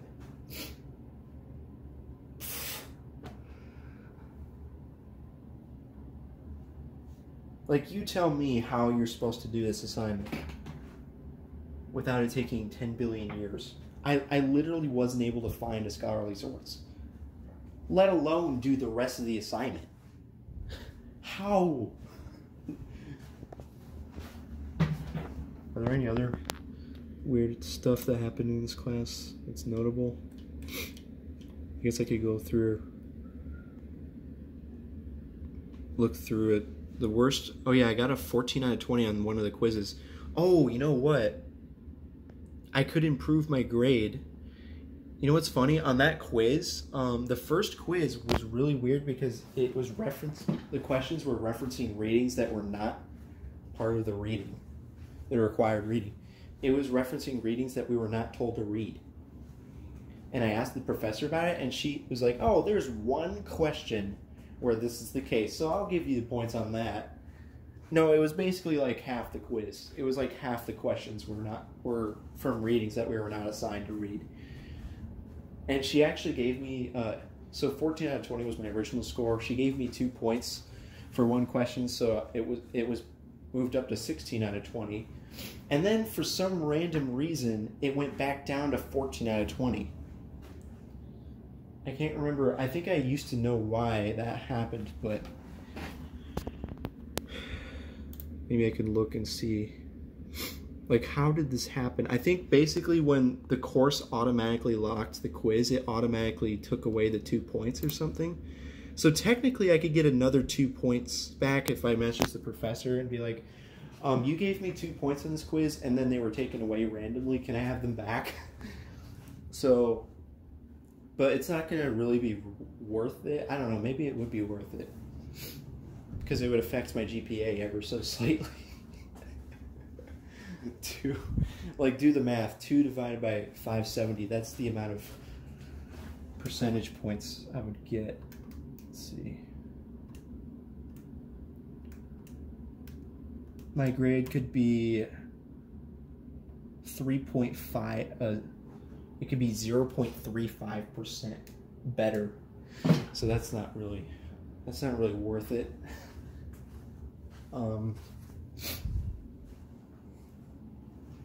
Not even a 0.5%. increase in my grade for that. So maybe I won't bother. But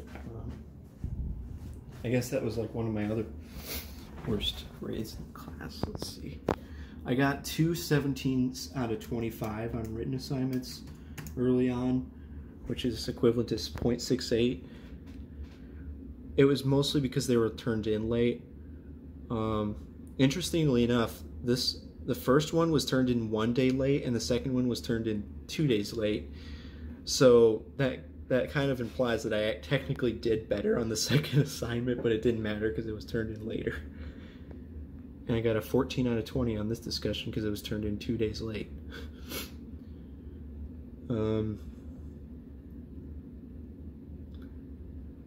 And here you will find the best grade I got on a written assignment the entire semester. That is the best out of every written assignment that I did for the entire semester. It is 28 out of 30, which is, I think, 93%. I did the calculation already. 28 out of 30. Yay. And also, she gave me a 20. I got a 20 out of 20 on one discussion post. And guess what? Out of every assignment that was a written assignment that the teacher graded manually, that discussion post where I got a 20 out of 20 is the only one where I got 100%. That's the only one. You gotta be kidding me. Okay. Oh, I snipped. Oh, and very good news is that I actually ended up getting 20 out of 20 on literally every quiz except for the first one. So that's pretty nice. The quizzes were pretty easy. They were just multiple choice and open book. So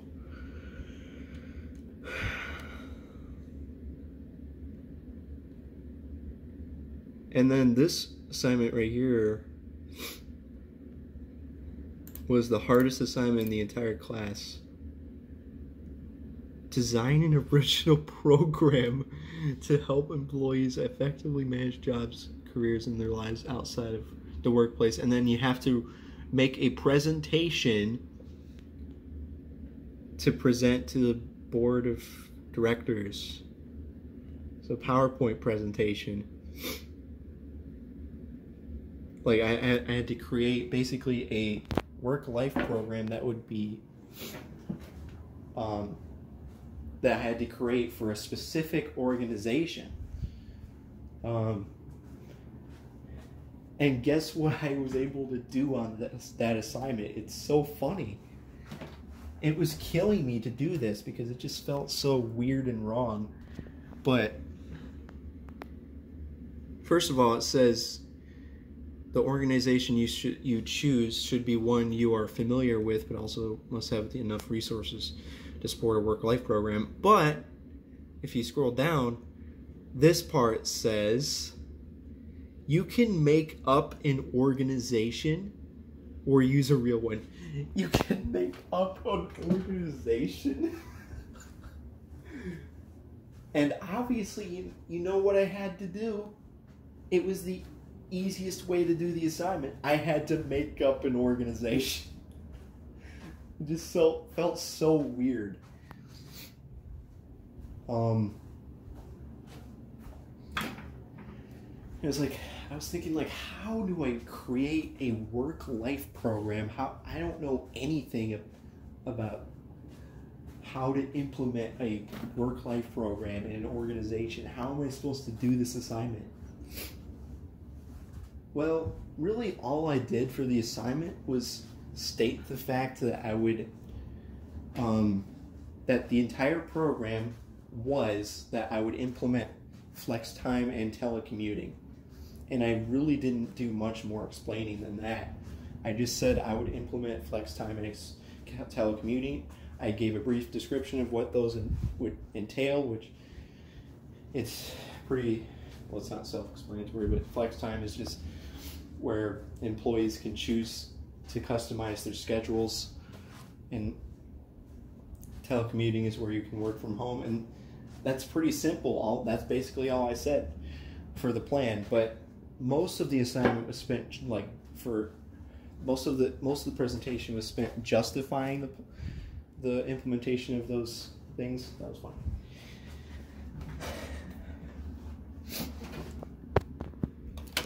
And this is how it came out. It was, oh my gosh. I can't believe I ended up getting a 45 out of 55. Like, I thought I did so badly. That's an 81%. And that's with the late, turning it in 1 day late. So if it was not turned in late, I guess it would be a 90%.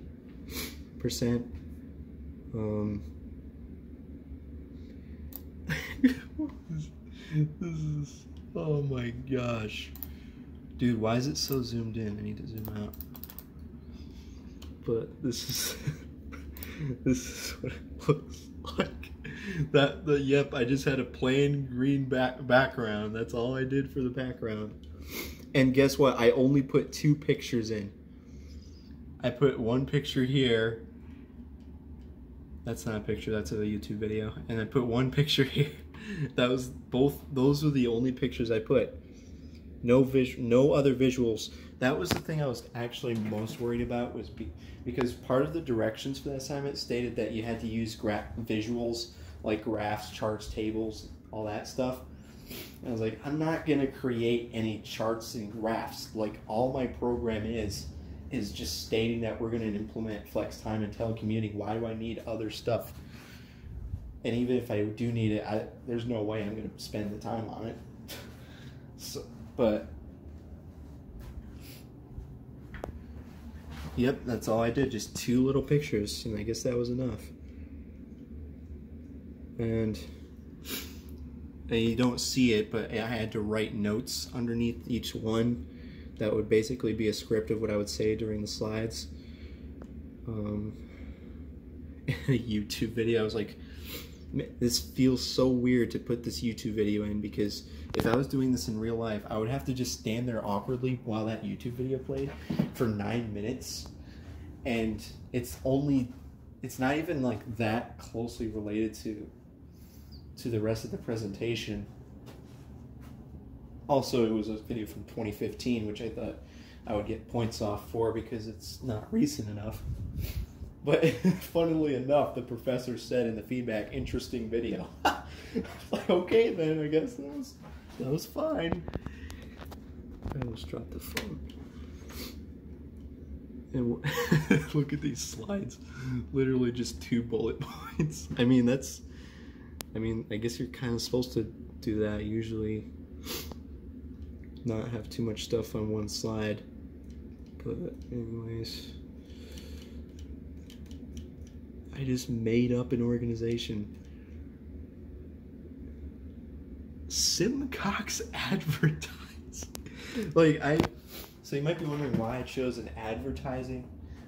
So I basically chose to make the organization an online advertising firm or whatever. And I wanted to just, basically what I did was I made the plan first and I did all the other work first. And then I made the organization, because I made up the organization so that the organization would fit with my plan. I didn't make the plan to fit an existing organization. I made up an organization to fit my plan. That's how I did the assignment. It's not exactly how you're supposed to do it, but it was just the easier way to do it. So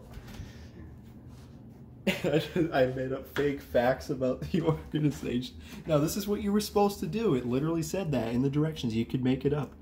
I made up fake facts about the organization. It's probably not even realistic. I actually did put a bit of time into trying to make it like realistic. Like, I tried to figure out what's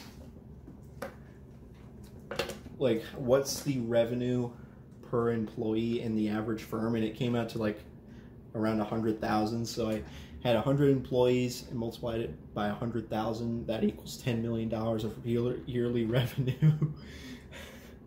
And the funniest thing is, I said 50%, 50%, because one of the requirements was I had to state what the demographics of the company were.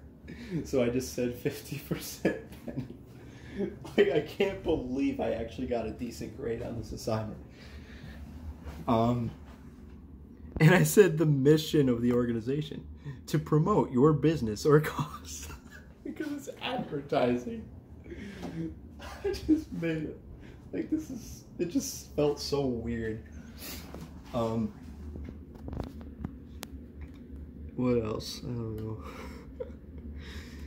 know. Wow.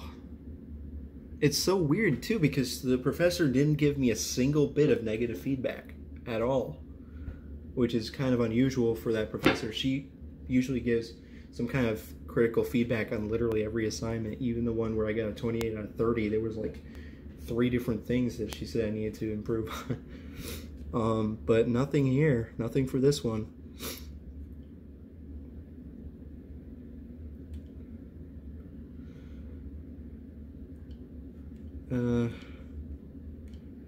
Anyways, this was the feedback. Now, she initially gave me a 0 on the assignment because I didn't turn it in on time, but then she gave me 45 out of 55 when I did turn it in. So she said valid points, fair use of note section, interesting video, late. Wow, okay. No negative feedback, although she did take off 10 points overall. She did give me only a 45 out of 55. If she hadn't taken off any points, it would have been more like a 49.5 out of 55. But I just spent so much time. And I was really stressed about that assignment. It was like, I consider that like one of the hardest assignments I've ever had to do. Just because of all the weird stuff where I had to like make up an organization. Now, if I wasn't allowed to make up an organization, oh my gosh, what the heck would I have done then? I mean, I guess it wasn't as hard in retrospect, but just the thought of doing it, I almost didn't do it. I was this close to just skipping the assignment altogether. But anyways. And then we have our team assignment. And yesterday I finished up the replies for this discussion, or not this discussion post. And then I wrote this discussion post and did the replies yesterday, so I'm completely done. The only assignment that has not yet been graded is this discussion post that I did yesterday. It won't be graded probably till Thursday or later. And I did the calculations. And as long as I get a 12 out of 20 or better on that last discussion post, I will get a B- in the class. And that is insane, considering all of the things that I messed up in that class. Like, I turned in 9 assignments late, and the professor was extremely harsh in her grading of every assignment that I did, and I still may end up with the B-, which is insane. And I was super close to quitting. I was really close to quitting it like 4 weeks into the course because of how hard it was. Anyways, that was fun.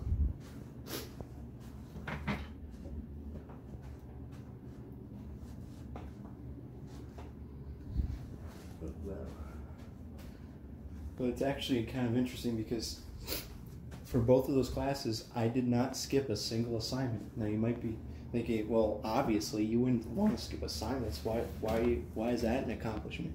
Well, actually, I've skipped assignments plenty of times in my previous classes. I used to skip assignments all the time.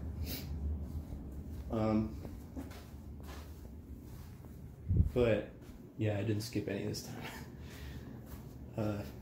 Stop. And also, you're probably wondering, what about the other class? Well, the other class was so easy, it's not even worth it to go over what happened in it, because most of it was just fine. It was mainly because the professor was much more of a lenient grader compared to the other professor.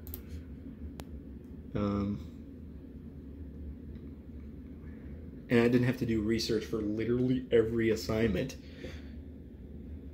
I don't know if I mentioned this already, but in that class where I got a B-, I had to do research for every single written assignment. And there was like an average of 2 assignments a week. Well, I don't know if that's... How many assignments was there? I'm not going to do the math. But it felt like there was like 2 written assignments per week on average, and I had to do research for every single one. This one, I didn't have to do research. I only had to do research for like 4 or 5 of the assignments. And you might also, you can notice I turned a ton of stuff late in this class too.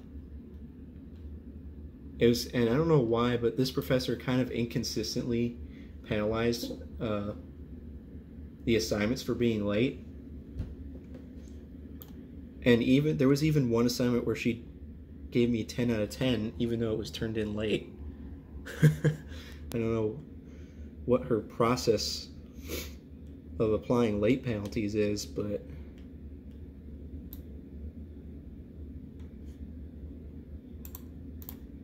I think 1.8 days late, and yet it's still a 10 out of 10. What was that? I don't know why she didn't penalize it for being late. Like, this one was late. I got a 6 out of 10. I actually got a 5 out of 10 on this one that was late, but I think maybe she gave me more of a penalty because it was a discussion post, plus the fact that it was like 5 days late. But I have a 93 in the class. Even though I have all those late assignments, it's still 93%. The only thing left to grade is that last exam. So, oh, this is the most cringe video on all the earth. So, the only 2 things I have left to wait for are that exam that needs to be graded and the last discussion post in the other class hours.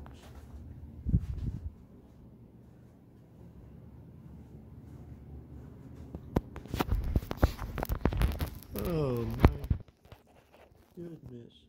This video is so cringe. So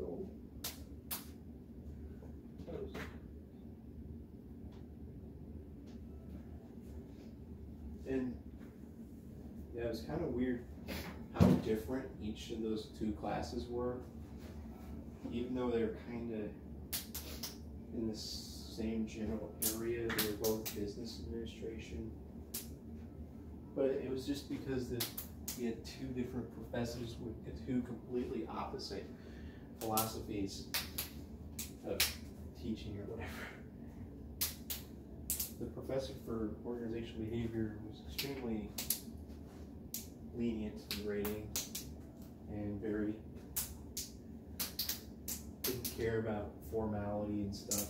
That was fun. I hate stuff. And she only took off very few points for my late assignments. Like, one assignment I turned in like 2 days late, and I got a 48 out of 50 on the assignment. So,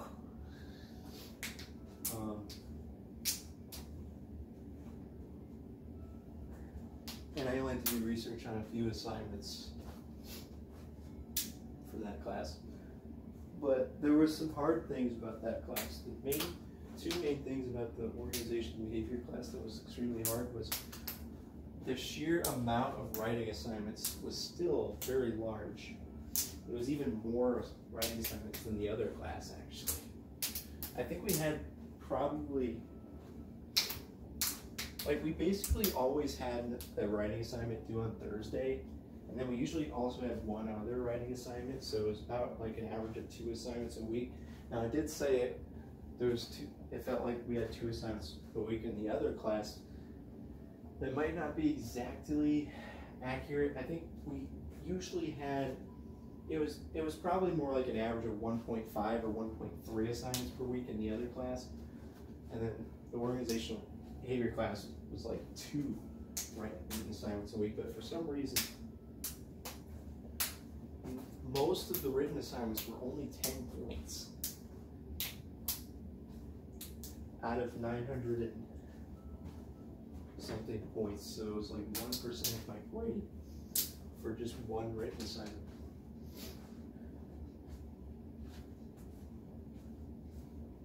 And then there were 4 written assignments that were 50 points instead of 10. And then there was also 4 group assignments. There was a lot of writing assignments in that class. So that was kind of hard to keep up with all those. And the other hard thing about the class was the exams, weirdly enough. You would think the exams are the easier part, but first of all, they were they were essay question exams, where every exam was basically had 4 essay questions in it. And secondly, the questions in those exams were kind of hard to answer. They weren't just like directly asking about information from the book. It was more like abstract thinking. That was fine. It was more like critical thinking stuff.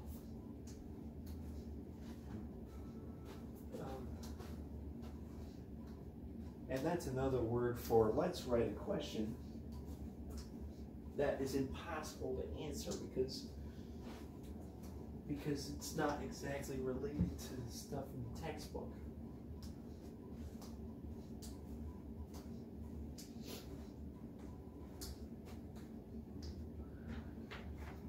So those exams were actually pretty hard, and I actually ended up getting basically like an 85% on 2 of the exams.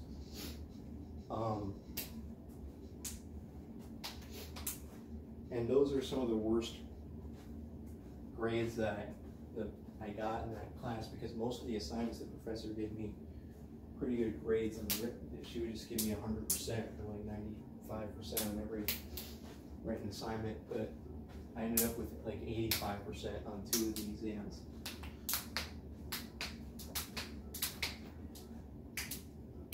So anyways, that's the explanation of organizational behavior. And I kind of already explained management gender grades.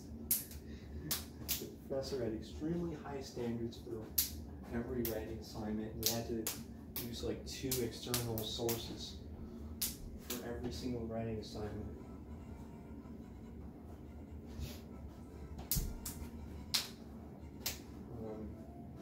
And she probably, the average grade that she gave me on those writing assignments was like 85%. On a few of the early assignments, she gave me like 70%. But then I kind of got better at doing the assignments, and then she gave me more like 85 to 90%. But most of the assignments, probably like half the assignments were turned in late, so they would get even more points taken off. And she even gave me a 0 out of 20 on one assignment because I didn't use any external sources. I didn't even commit plagiarism. I just didn't use any other sources. All I did was answer questions relating to the 2 videos that were asked about.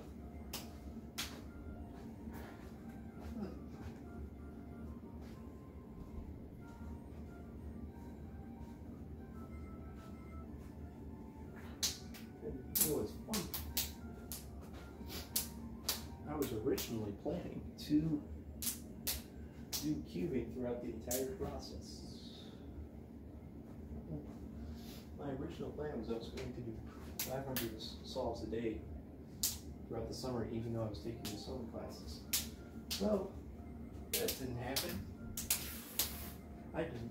I basically did no QB at all the entire semester because I could barely keep up with all those classes. I mean, you can tell how hard it was for me to keep up with all the late assignments I turned. All the assignments I turned in late. I literally turned in like 10 assignments late for each class, like 20 late assignments throughout the entire summer.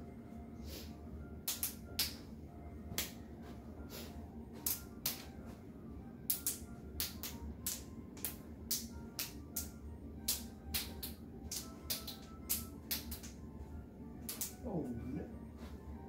Oh, it got so bad. It's only 2 classes. And you don't even have a job. Apparently, I'm just stupid.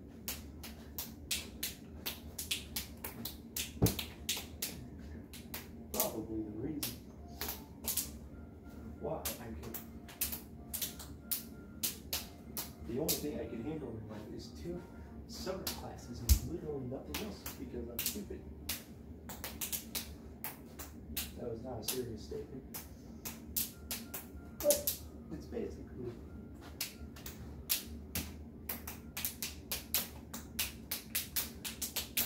It may not be that I'm stupid. It's more has to do with the fact that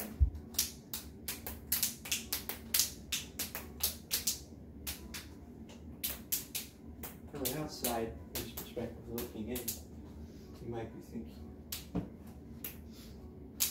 this guy literally has no other responsibilities in his life except 2 college classes.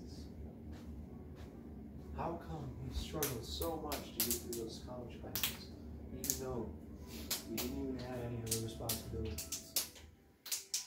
He must be lazy.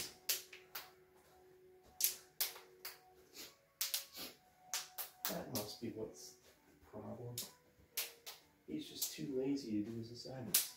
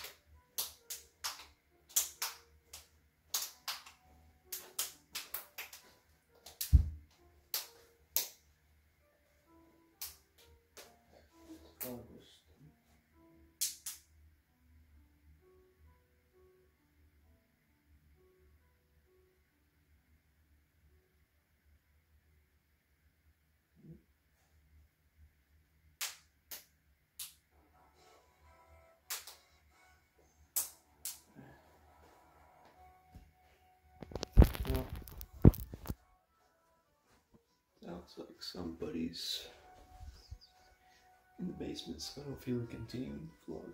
Anyways, bye.